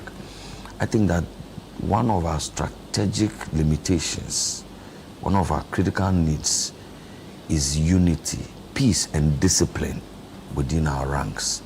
And I have looked at all of the distinguished men who have expressed an interest, and I've come to the conclusion that the person who can really and truly unify this party in the shortest possible time to be able to confront the NDC with an effective campaign, a united party campaign, is Dr. Brian Champon. But you're not crying wolf where there is none. This same Dr. Bawumia and Kennedy Agyapong contested when the party was in office.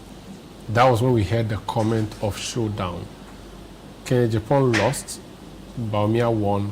The party didn't break up or disintegrate. It was a healthy internal contest. Why do you think the same thing cannot happen this time? You may be observing from afar.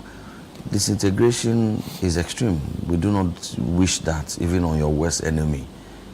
But the reality is that if you speak to our party people, our abysmal performance was partly due to the apathy that arose in the party, which some of us have linked to the manner in which the primaries was conducted. But and I believe that we saw the losing candidates follow Dr. Bawumia on the campaign trail, and they pledged their support, and we saw that happening. So, well, Sana, I'm saying that we can play the ostrich and bury our heads in the sand and pretend that there was is no that problem. what I just did? Well, but I'm not sure if first of all you are a member of the party or that you understand the workings of the party too much. But I observe. I don't want to push you from afar. For some of us, it is lived experiences. We are there. And so the party rank and file, the polling station people, the electoral area coordinators, the constituency executives, we know what's happened. We know. But did they say that this apathy was as a result of one person losing or another? The apathy was as a result of many things, including tensions and frictions within our ranks. Was that a huge reason? It was a huge part of the apathy. And so you had instances where people went out to say things that really and truly some of us would not want to repeat on national television. And we know. But my point is that, so we didn't see Kennedy go. I mean, the only person who left was Alan Chermantin. And so that's an example. That's an example that you just brought. And I'm saying that there are things that voters, the NPP delegates, can do today to prevent that kind of situation. And I'm saying that Dr. Brian Achampon has no challenges with anybody. And so for him to be the fulcrum around which the party unites is a given. Okay. Nobody will have any challenges. Okay. I don't want to get into the ifs and whens and whats and then risk it and lose it. No, okay. I don't want to do that. But if his biggest trump card is that he's the one who is a middle ground, you can't, if that's you go left. Biggest. I was going to give you a little. Okay, so I'm saying that if that's a trump card to celebrate or talk about, then you have Kwabena Ejepong. He doesn't also support either of the two. That is true. And he could also come around and say he's a middle candidate or the compromise candidate. That is true. So that campaign... You can actually also say the same for maybe the Honorable Educhum. Yes, so that's what I'm saying. Yeah, so that's what I'm saying, that it is not just that. Okay. There are many other considerations that so his personality would matter. Let's talk about his personality first. Then for instance, he's the youngest of all of the five. And it is a researched position that as we enter into these elections, young persons want to vote for younger people. Researched by yes. Who? Well, you can even check from a young person on the ballot the last time. You can even check from Mr. Musa Dankwa, for instance. He will say to you, when he posed the question to young persons. Do you believe Musa Dankwa now? Well, your party was poo-pooing and laughing at him. I've never poo-pooed him. No, I've never poo-pooed any post. I've always said that these polls are feedback. We should take it as feedback. But I also do know that sometimes these polls can be used as psychological operations. And I said that I did not, when you spoke to me, I did not understand exactly what the methodology of Musa Dankwa was relative to that specific poll. I had to take time to read the literature to find out the methodology, the sampling, the sample size, and so on, to be able to come to a conclusion. So I take polls seriously as feedback, whatever they may be, because we also do our own polling and we have to do a basis for comparison. So your belief is that young people want to vote for a young person? The young people are inspired by young people who have achieved, and Dr. Brian Achampon, without that, has achieved.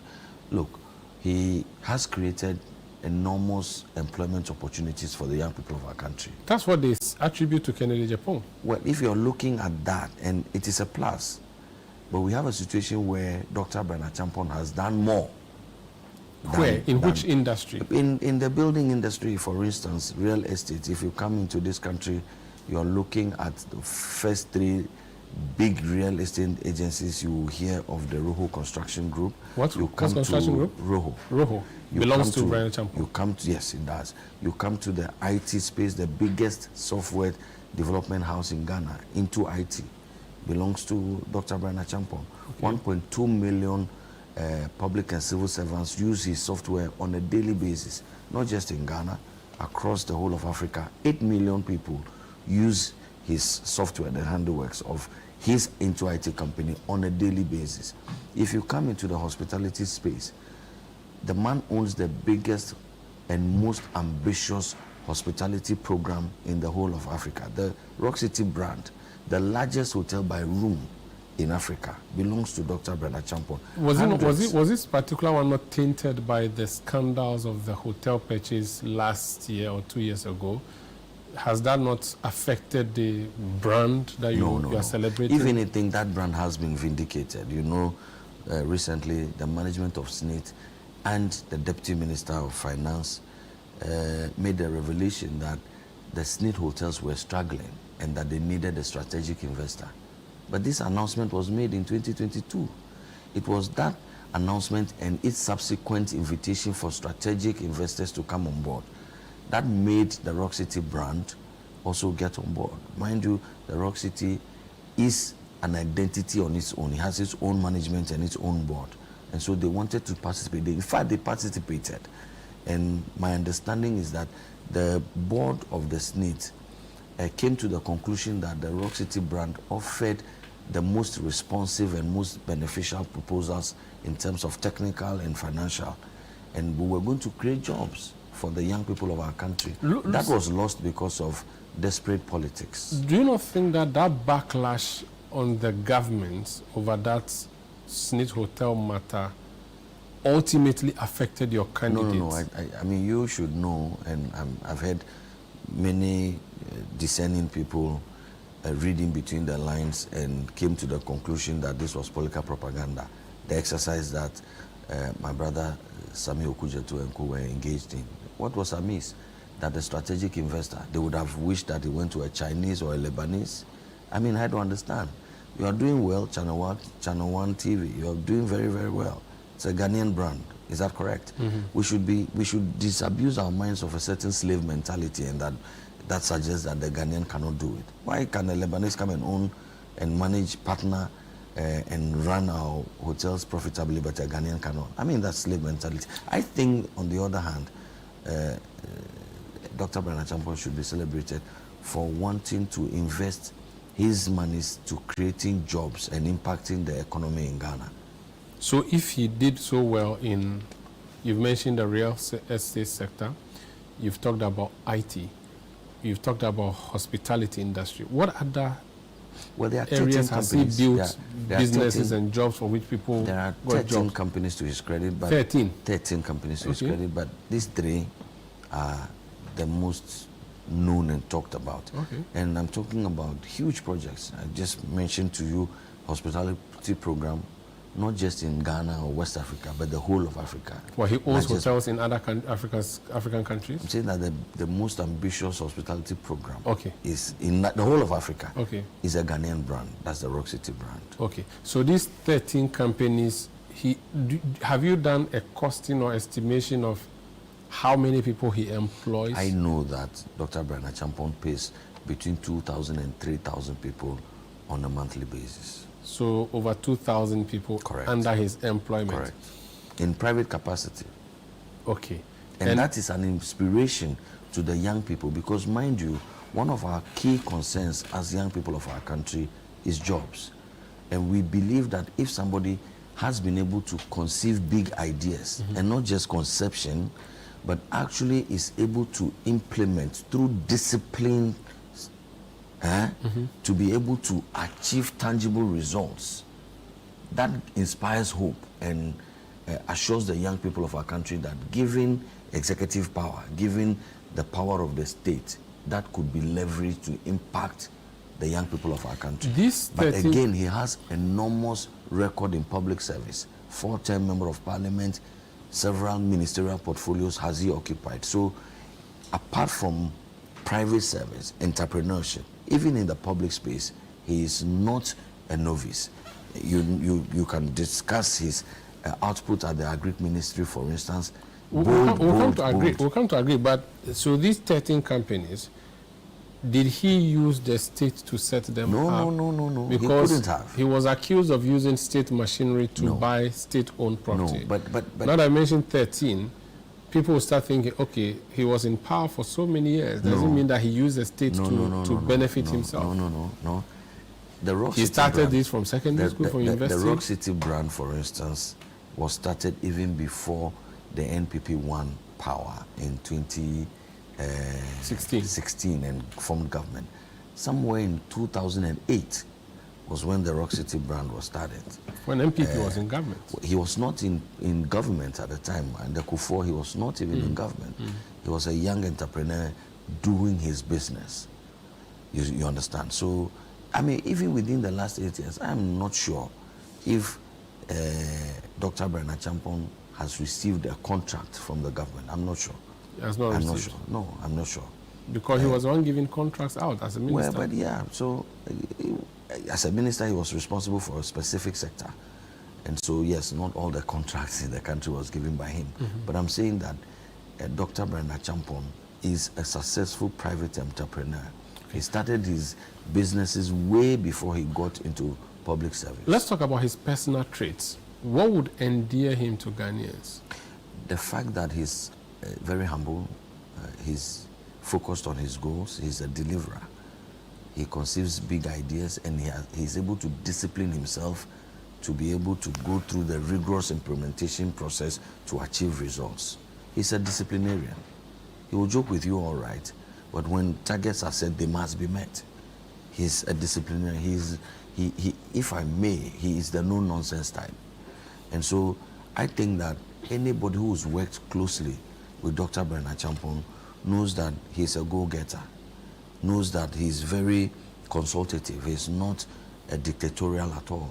Even in the campaign, as he sits at the head of the table, he is able to allow everybody, including persons like me, to make inputs, and he will take it on board if there is wisdom and sense in what you're saying. That is how he does his business. But at the end of the day, when a decision has been made, everybody around the table must commit to that decision, and that's discipline for me. You don't have to go outside the line. You cannot. As communicators and as a spokesperson, every time he has to remind me that if you stoop low, you get into the gutter because other people are doing it, other camps are doing it, throwing insults and jabs and so on. If you do that with me, never mind that I'm in the middle of a campaign, never mind that I need you, I vote too, I have a vote too, never mind that I need you as a voter, I will still discipline you, even if it means that at the end of the day you will not vote for me. So these are the things. So he will scare people? Not scare, he will discipline people. And those are, for me, the things I like about my next president. Let me pick one of the things you mentioned. You said he's humble. Yes. I mean, in Ghana, when we talk about politics and we mention humility, Atamils readily comes to mind. Is that the kind of humble Bernard Champon is, or which kind of humble is Bernard Champon? The humble that he is that he's the type who will take advice. He would listen. He will argue his case strongly, but he will always yield to better, alternative argumentation.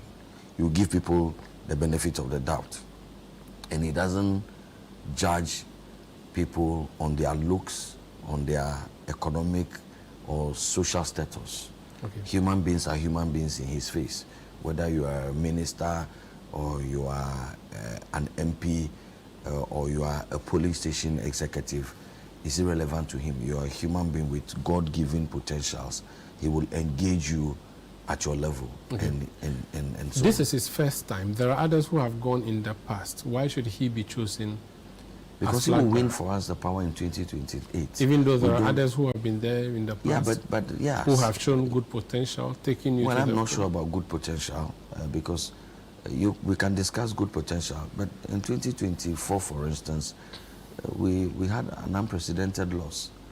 I mean, not just the quantum of loss, but even the trend. You know that before 2024, anytime we go for elections, presidential candidates secure more votes than the cumulative of all of the parliamentary candidates.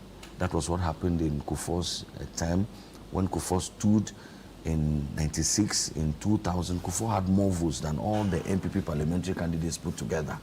When Akufo-Addo came, Akufo-Addo had more votes than all the NPP parliamentary candidates put together. For the first time, NPP parliamentary candidates put together had more votes than the NPP presidential candidate. You take my sister, Honorable Esiama Dokwa, her constituency. She lost about 5,000. As she was mourning her loss, 5,000.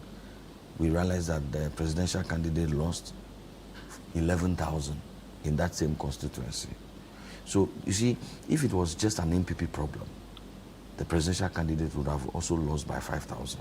There were other considerations. So the candidate was a problem for you in 2024? Well, there were other considerations. I mean... So if there are other considerations, fix those ones and repeat the candidates.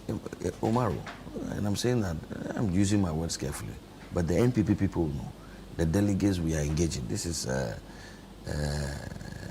national television conversation. It's not everything that I will say to you. But if you have a candidate, a presidential candidate score or lost by 11,000 as against his parliamentary candidate who lost by 11,000, that's not normal. That's not okay. Something has to be asked. Some questions will have to be asked. But there are places where parliamentary candidates win, their presidential candidates lose. Well, in our country, in our context, that's not been the trend. And I just discussed the trend with you. There were, in the 2024 elections, I've heard people from Dr. Mahmoud Bawumia's camp argue that we want the presidential candidate beat some parliamentary candidate, I think in about 5 or 6 constituencies. But the details they don't share with us. If you take, for instance, Asin, the honorable member in Tim Forjo's constituency. Asin South. Asin South. And if you take Gomwa, where the former gender minister, Cynthia Morrison, was MP, there were NPP independent candidates. Cynthia Morrison, for instance, went against Chris Atta. Chris Atta had won the NPP primaries, and Cynthia Morrison was not happy and went independent and pulled votes from Chris Atta. So that is an outlier, and that can be explained. You go to Asin, similar situation. There was an MPP person, a known MPP person, who went independent and drew some votes. So these are outliers. But in about 99% of the constituencies, parliamentary candidates outperformed the presidential candidate. So you cannot just argue that, okay, somebody has done it before, so let's take him. We are guided by the history. The history is that when candidates go, they outperform parliamentary candidates. When they go, they improve on the previous performance. Kufuor performed better than Albert Edubuahen. Kufuor performed better than himself in 2000 when he contested in his performance in 1996. He performed better than that in 2000. Okay, outperformed himself again in 2004. In 2008, Akufo-Addo outperformed Kufuor. And in 2012, Akufo-Addo outperformed himself in 2008. And so you see that there was the trend, you can see that there's an upward movement in the trend.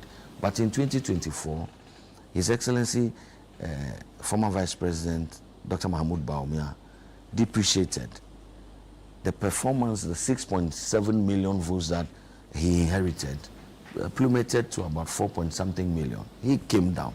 And so we have to take all of these things into considerations and not just say that, okay. And take into consideration other things, considering incumbency, disadvantage, considering the 8-year now period. It is disadvantage, it's yeah, it not depends. advantage. If you've been in power for 8 years, there's a disadvantage that comes with it. I thought there was also an advantage that came with it. Yeah, there are disadvantages as well as disadvantages.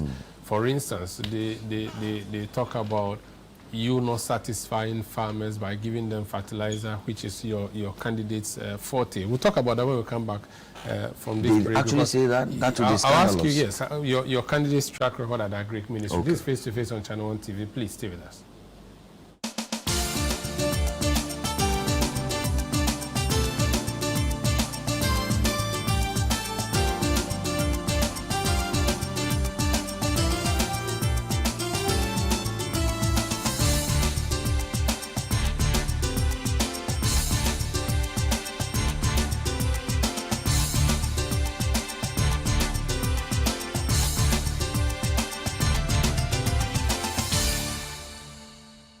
Coming soon from GH Media Productions is Junction 5. Oh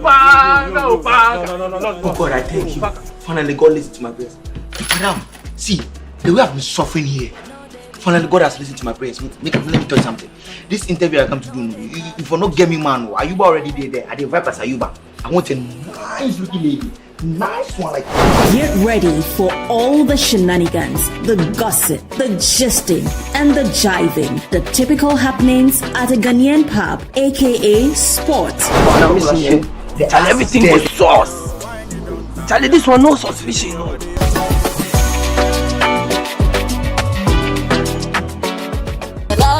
I feel good. So happy. So good. So good. That's the girl she feel me. Hey, but just now as they bring the truth. Some scene will happen for the counter back then. No, the girl. I'm here with these guys trying to prepare a surprise proposal party for you. And you are here chilling with this guy. Don't miss this fun and engaging TV series, Junction 5, premiering on Wednesday, the 19th of November at 7:30 p.m. only on ChannelOne TV.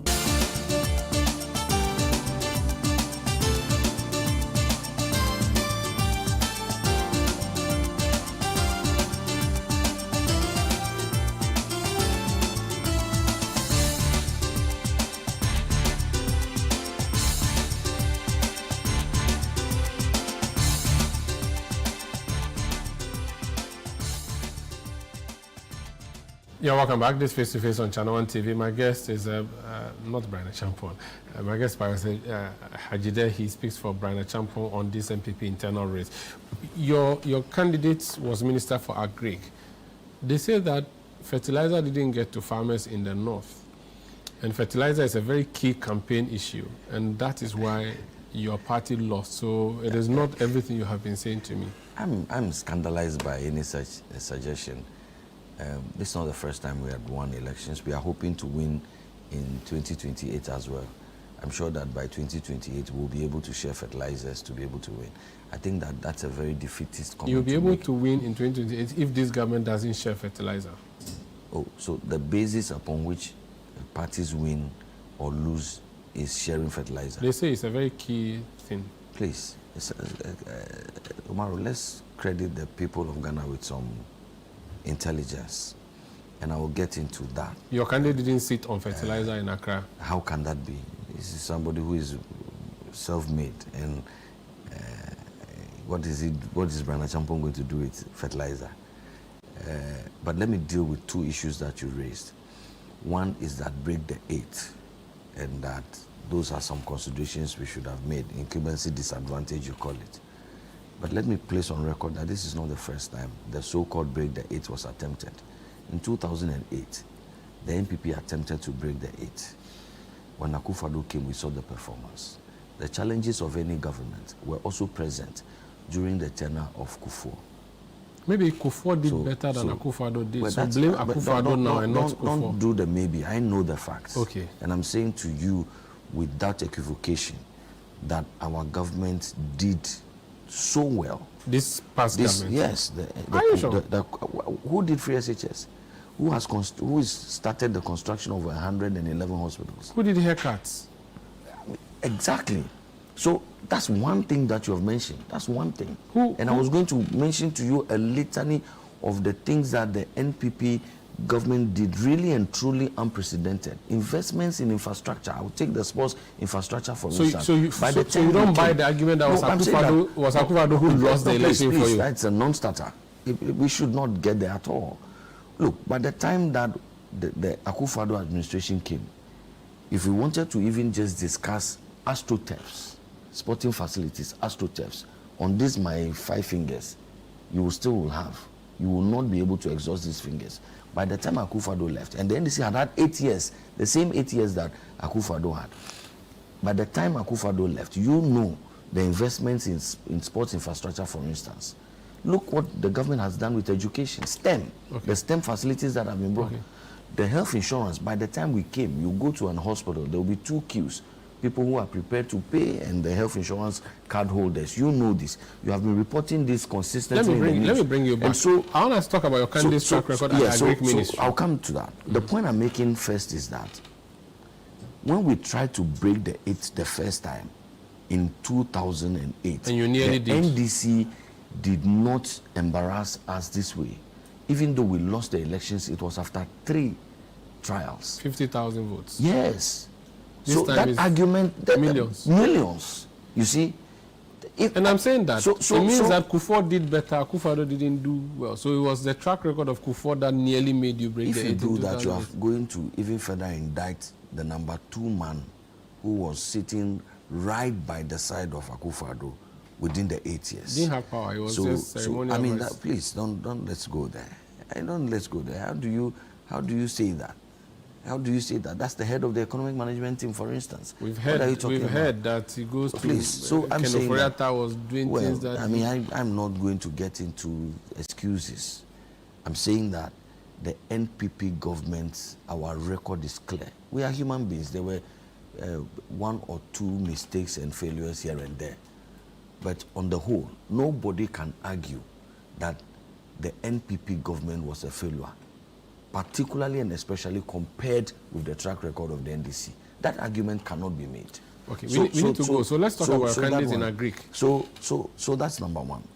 The number 2, as far as I know, the minister responsible for agriculture has an intervention to mitigate the impacts of the dry spell, thought about the Ghanaian farmers, imported fertilizers into the country, and distributed those fertilizers to each and every single region across this country. The minister's job is not to go and carry fertilizers and be distributing it to farmers. That's a job for the local decentralized structures of our governance system, assemblies and so on. So if for one reason a district did not distribute the fertilizers or distributed them late, it is only in desperation of the highest order that will make somebody put the blame on the sector minister. Sanda, is it your understanding that it is the minister who should come and distribute fertilizer in the Sojaman? When the fertilizers go to a Sojaman, my district chief executive led the distribution. I was there, I saw. Okay. So I don't know what people are talking about. I have one question for you, and I'm not going to answer the question you asked me, but rather I'm going to ask you a question. Talking about indictment. But what question did I ask you? No, you are asking me about the fertilizer thing, which I can't answer. But I'm saying that on indictments that you've talked about, your candidate is a sitting member of parliament. Correct. When we saw MPs endorsing a candidate, we didn't see huge number of MPs endorsing him. If his own peers don't trust him, why should MPP delegates trust him, and by extension Ghanaians? His peers are the MPP members and the delegates. The I just told you MPs that. are his peers. No, I'm telling you. If you say, is he not an MPP person? Yeah, but if they say that to These be judged by your own peers, yes, my peers would be journalists. Brian Achampo's peers would be his MP colleagues. Well, I'm saying that I see myself as a peer of his. Okay. I'm not an MP.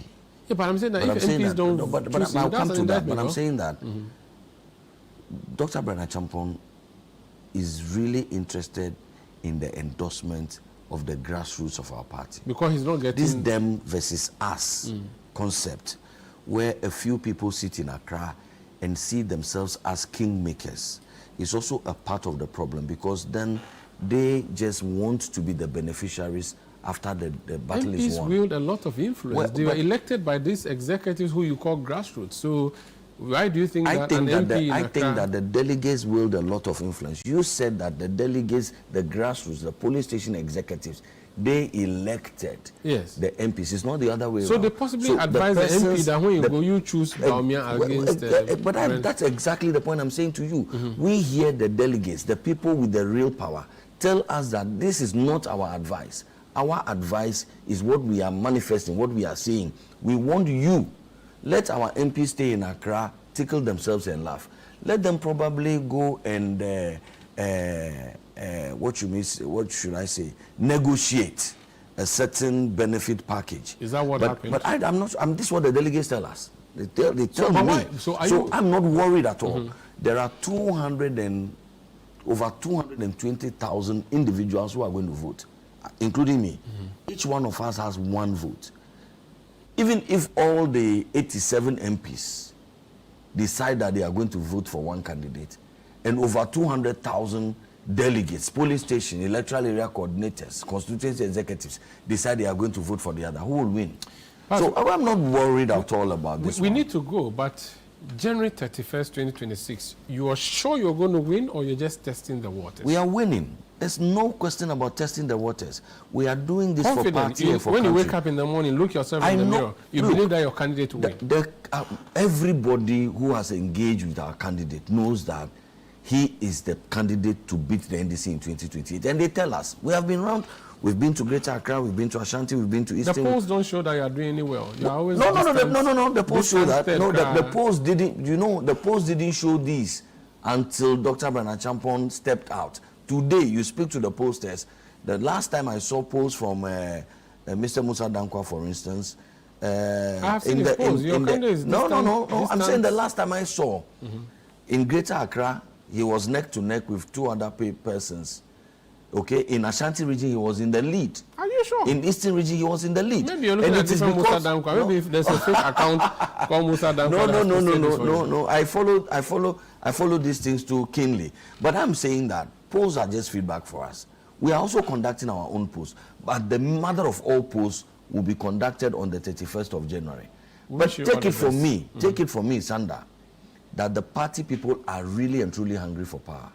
And they know that the person who has the time, the energy, and the resourcefulness to execute a rigorous campaign capable of unseating the NDC is Dr. Brana Champon. Thank you so much for joining us, and wish you all the best. Thank you for having me. That's Pius Enam Hajide. He is a spokesperson of the Dr. Brana Champon campaign. This has been Face to Face on Channel One Television. I'm Umaru Sandama. We will return next week with more. Please stay with Channel One TV.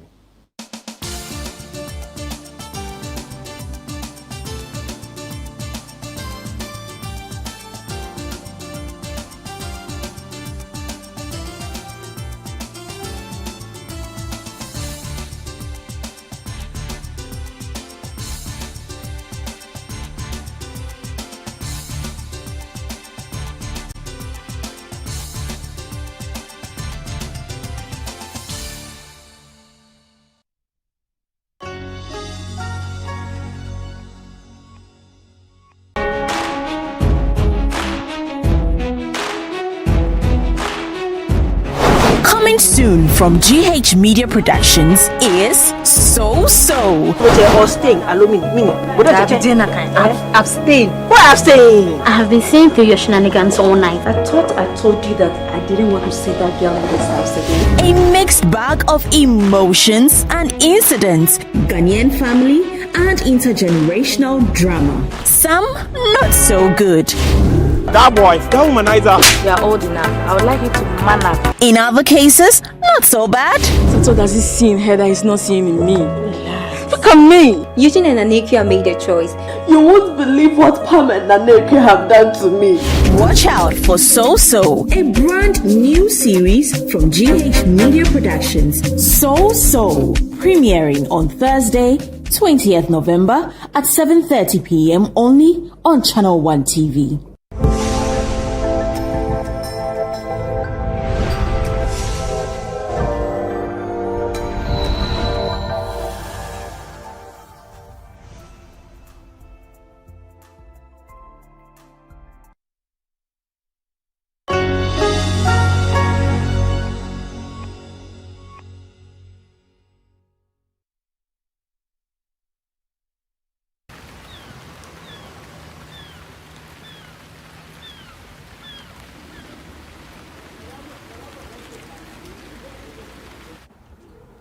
Only two Sally Walker sitting in the sun.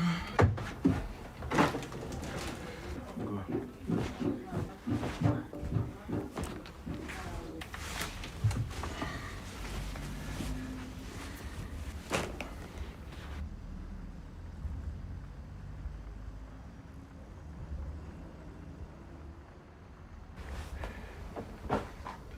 goes here.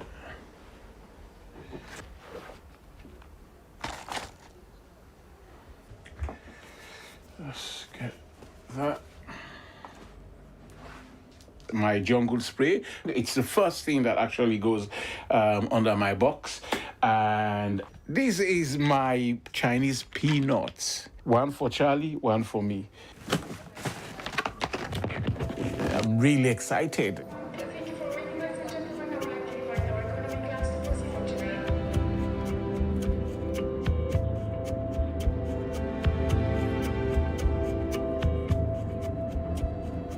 I'm going to my home country, Sierra Leone, to begin what I hope will be an amazing adventure.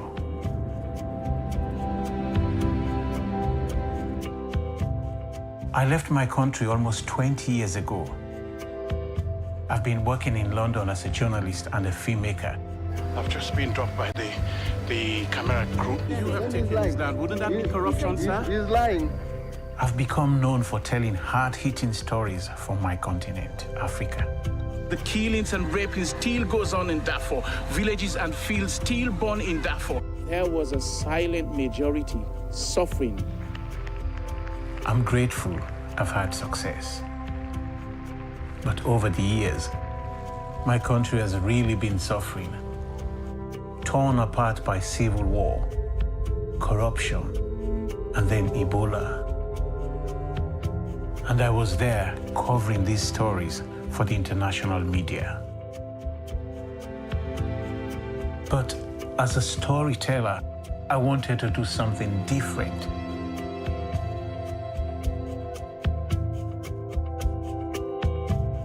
Back in the 70s, Sierra Leone had a thriving theater scene.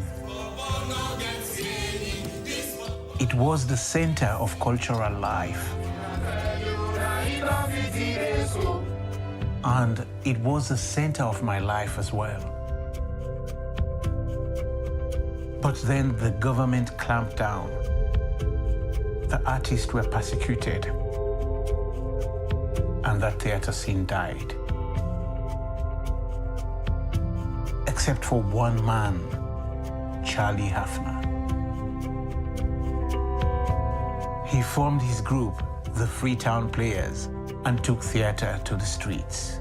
Bless, O Lord, our land of Africa. Land Africa, save our name and make our people free. He took theater right across from the city to the villages.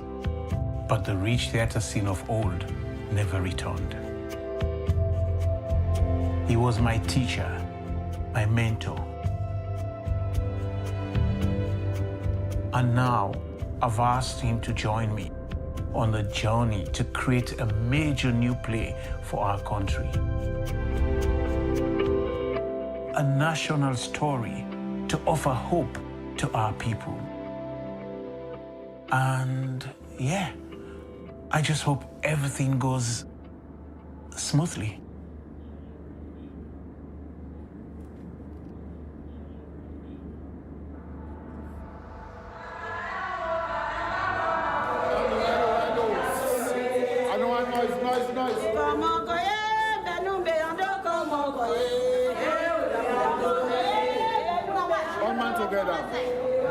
For the smile, no smiling. We know him as a traditional actor. We hear about him all over Sierra Leone, in the provinces. We hear about him. No question. Begin back.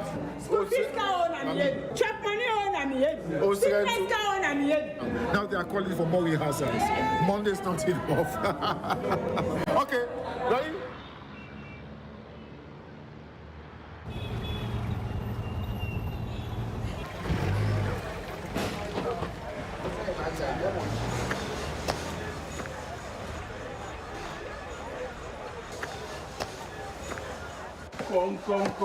Come.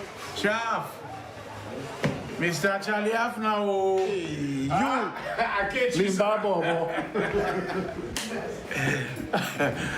how you do, sir? I was by you, Promise me I just Soyo Samura, a long time friend, 3 decades or more, and it's been really a long time I've not seen him. It's good to see him today. This is actually where it started for us. I was here as a student, and of course, Charlie was my teacher. Yeah, we were talking about 1977 then. Charlie at that time was one of very Mr. few Hafner, teachers. please. Mr. Hafner. Soyos is a guy who was always full of life, always laughing. His face was always bright. Charlie just won my heart from the word go. So that's how I got hooked onto drama as well. And today I'm standing here with him to go on this journey to tell the bigger story, the bigger picture. I couldn't have asked for anything more.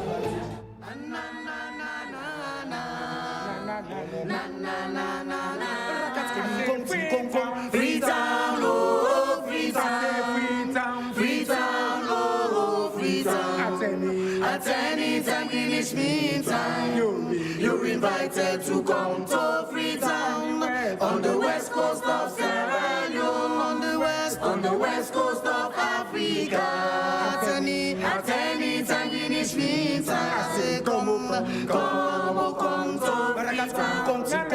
Na na na na.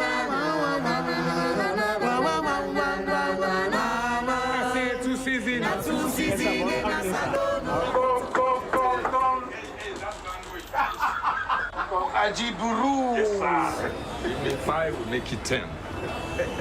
Welcome, sir. We're about to start this journey, Ajibs. Yes, sir. To start to tell the story of Sierra Leone. Yes. We want to uplift our people, uplift our nation, leave legacy for our children. Sometimes I feel afraid, I feel terrified when I think of the project. I don't even have a clue of what we want to present as a play yet. Now we are going to the provinces. We are going to undertake research to talk to everybody. What are your views? Where are we now? Where did we go wrong? These are the answers we are going to look for. And that is what this trip is all about. That's what my play is going to be about. At the end of this all, a play will be made where Sierra Leoneans will hold that play or see that play as one big mirror that we'll be able to find the answers. So that's why we're here. We want your guidance, we want your direction, we want your blessings. Let us know where we need to look. Sorios and Charlie, the team is about to take a very important journey across Sierra Leone. Please go out there with positivity. Know your country. Have real interaction with the traditional authorities. We are talking about national consciousness and pride.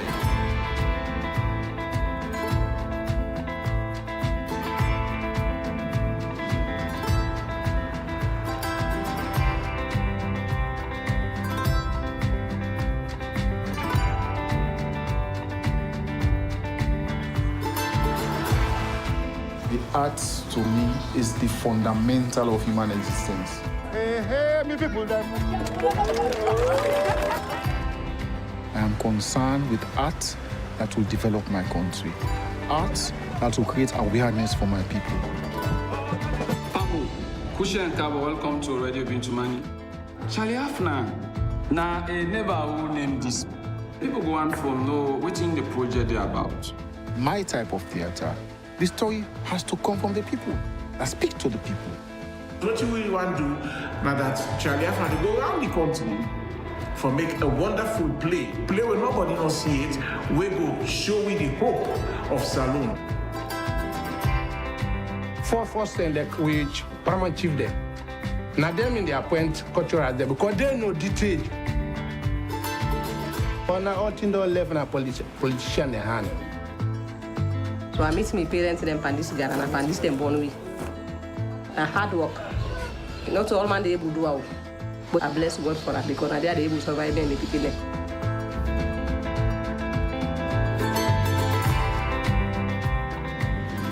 we no get better education system. Science lab, no day. Equipment, no day. The pregão now kicking themselves for the can. They don't go participate again. They don't go, let it be the picture plan, no maker for them.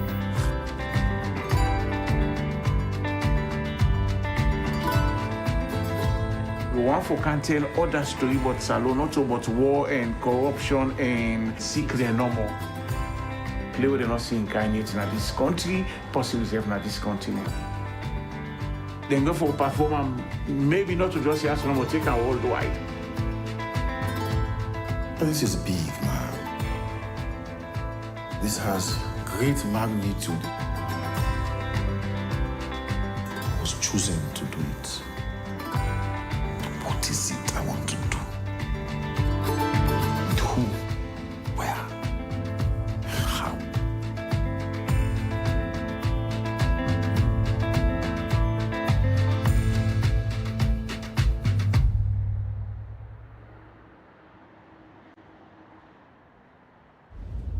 Africans want to be white Western people. The colonial masters. Think that we are not what we are. The African is lonely. We are neither African, we are neither Westerner. We are in the middle. Lonely people.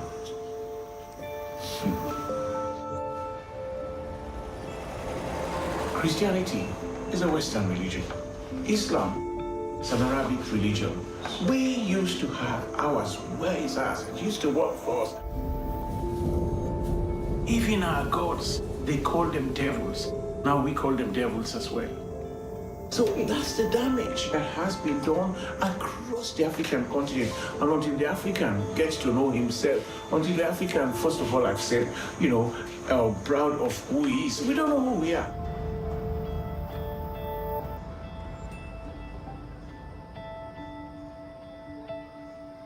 For many, we can think deep. Look how beautiful. Sitting on these steps, a slave base, especially for return of slave, and they base this fear to deep water. And when on come, I had them drop the people there. This country was a symbol for freed people. Once the British had abolished slave trade, Negroes who wanted to return home, most of them were returned here. That was why our country is called Freetown. It's a home for freed people. Province of freedom. Volunteer now don't know about them. Don't know about preservation, about heritage, conservation. No longer Athens of West Africa. Students from all over Africa came here to study. They believe that Sierra Leone is a citadel for education. Those things are all lost. If Wet Mommy owned this, the truth is that you will see them in the castle every day. You won't compete them. But who not sabi yourself say they exist? We don't even own this, not we give this country name. So we not get foundation till now. So this plain a foundation. Mr. Charlie Afna, now you with the charge now with the responsibility. Take we beyond. Let we know we safe.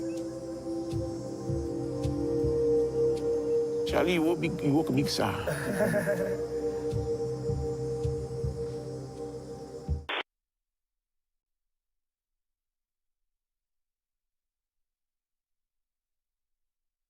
The world is full of wonders, global events to understand, players and teams to follow, stories and music that make our world richer, discoveries that transform science fiction into reality. Keep up with it all on the BBC World Service app. your home for live radio, sports and culture, as well as your favourite BBC programmes and podcasts.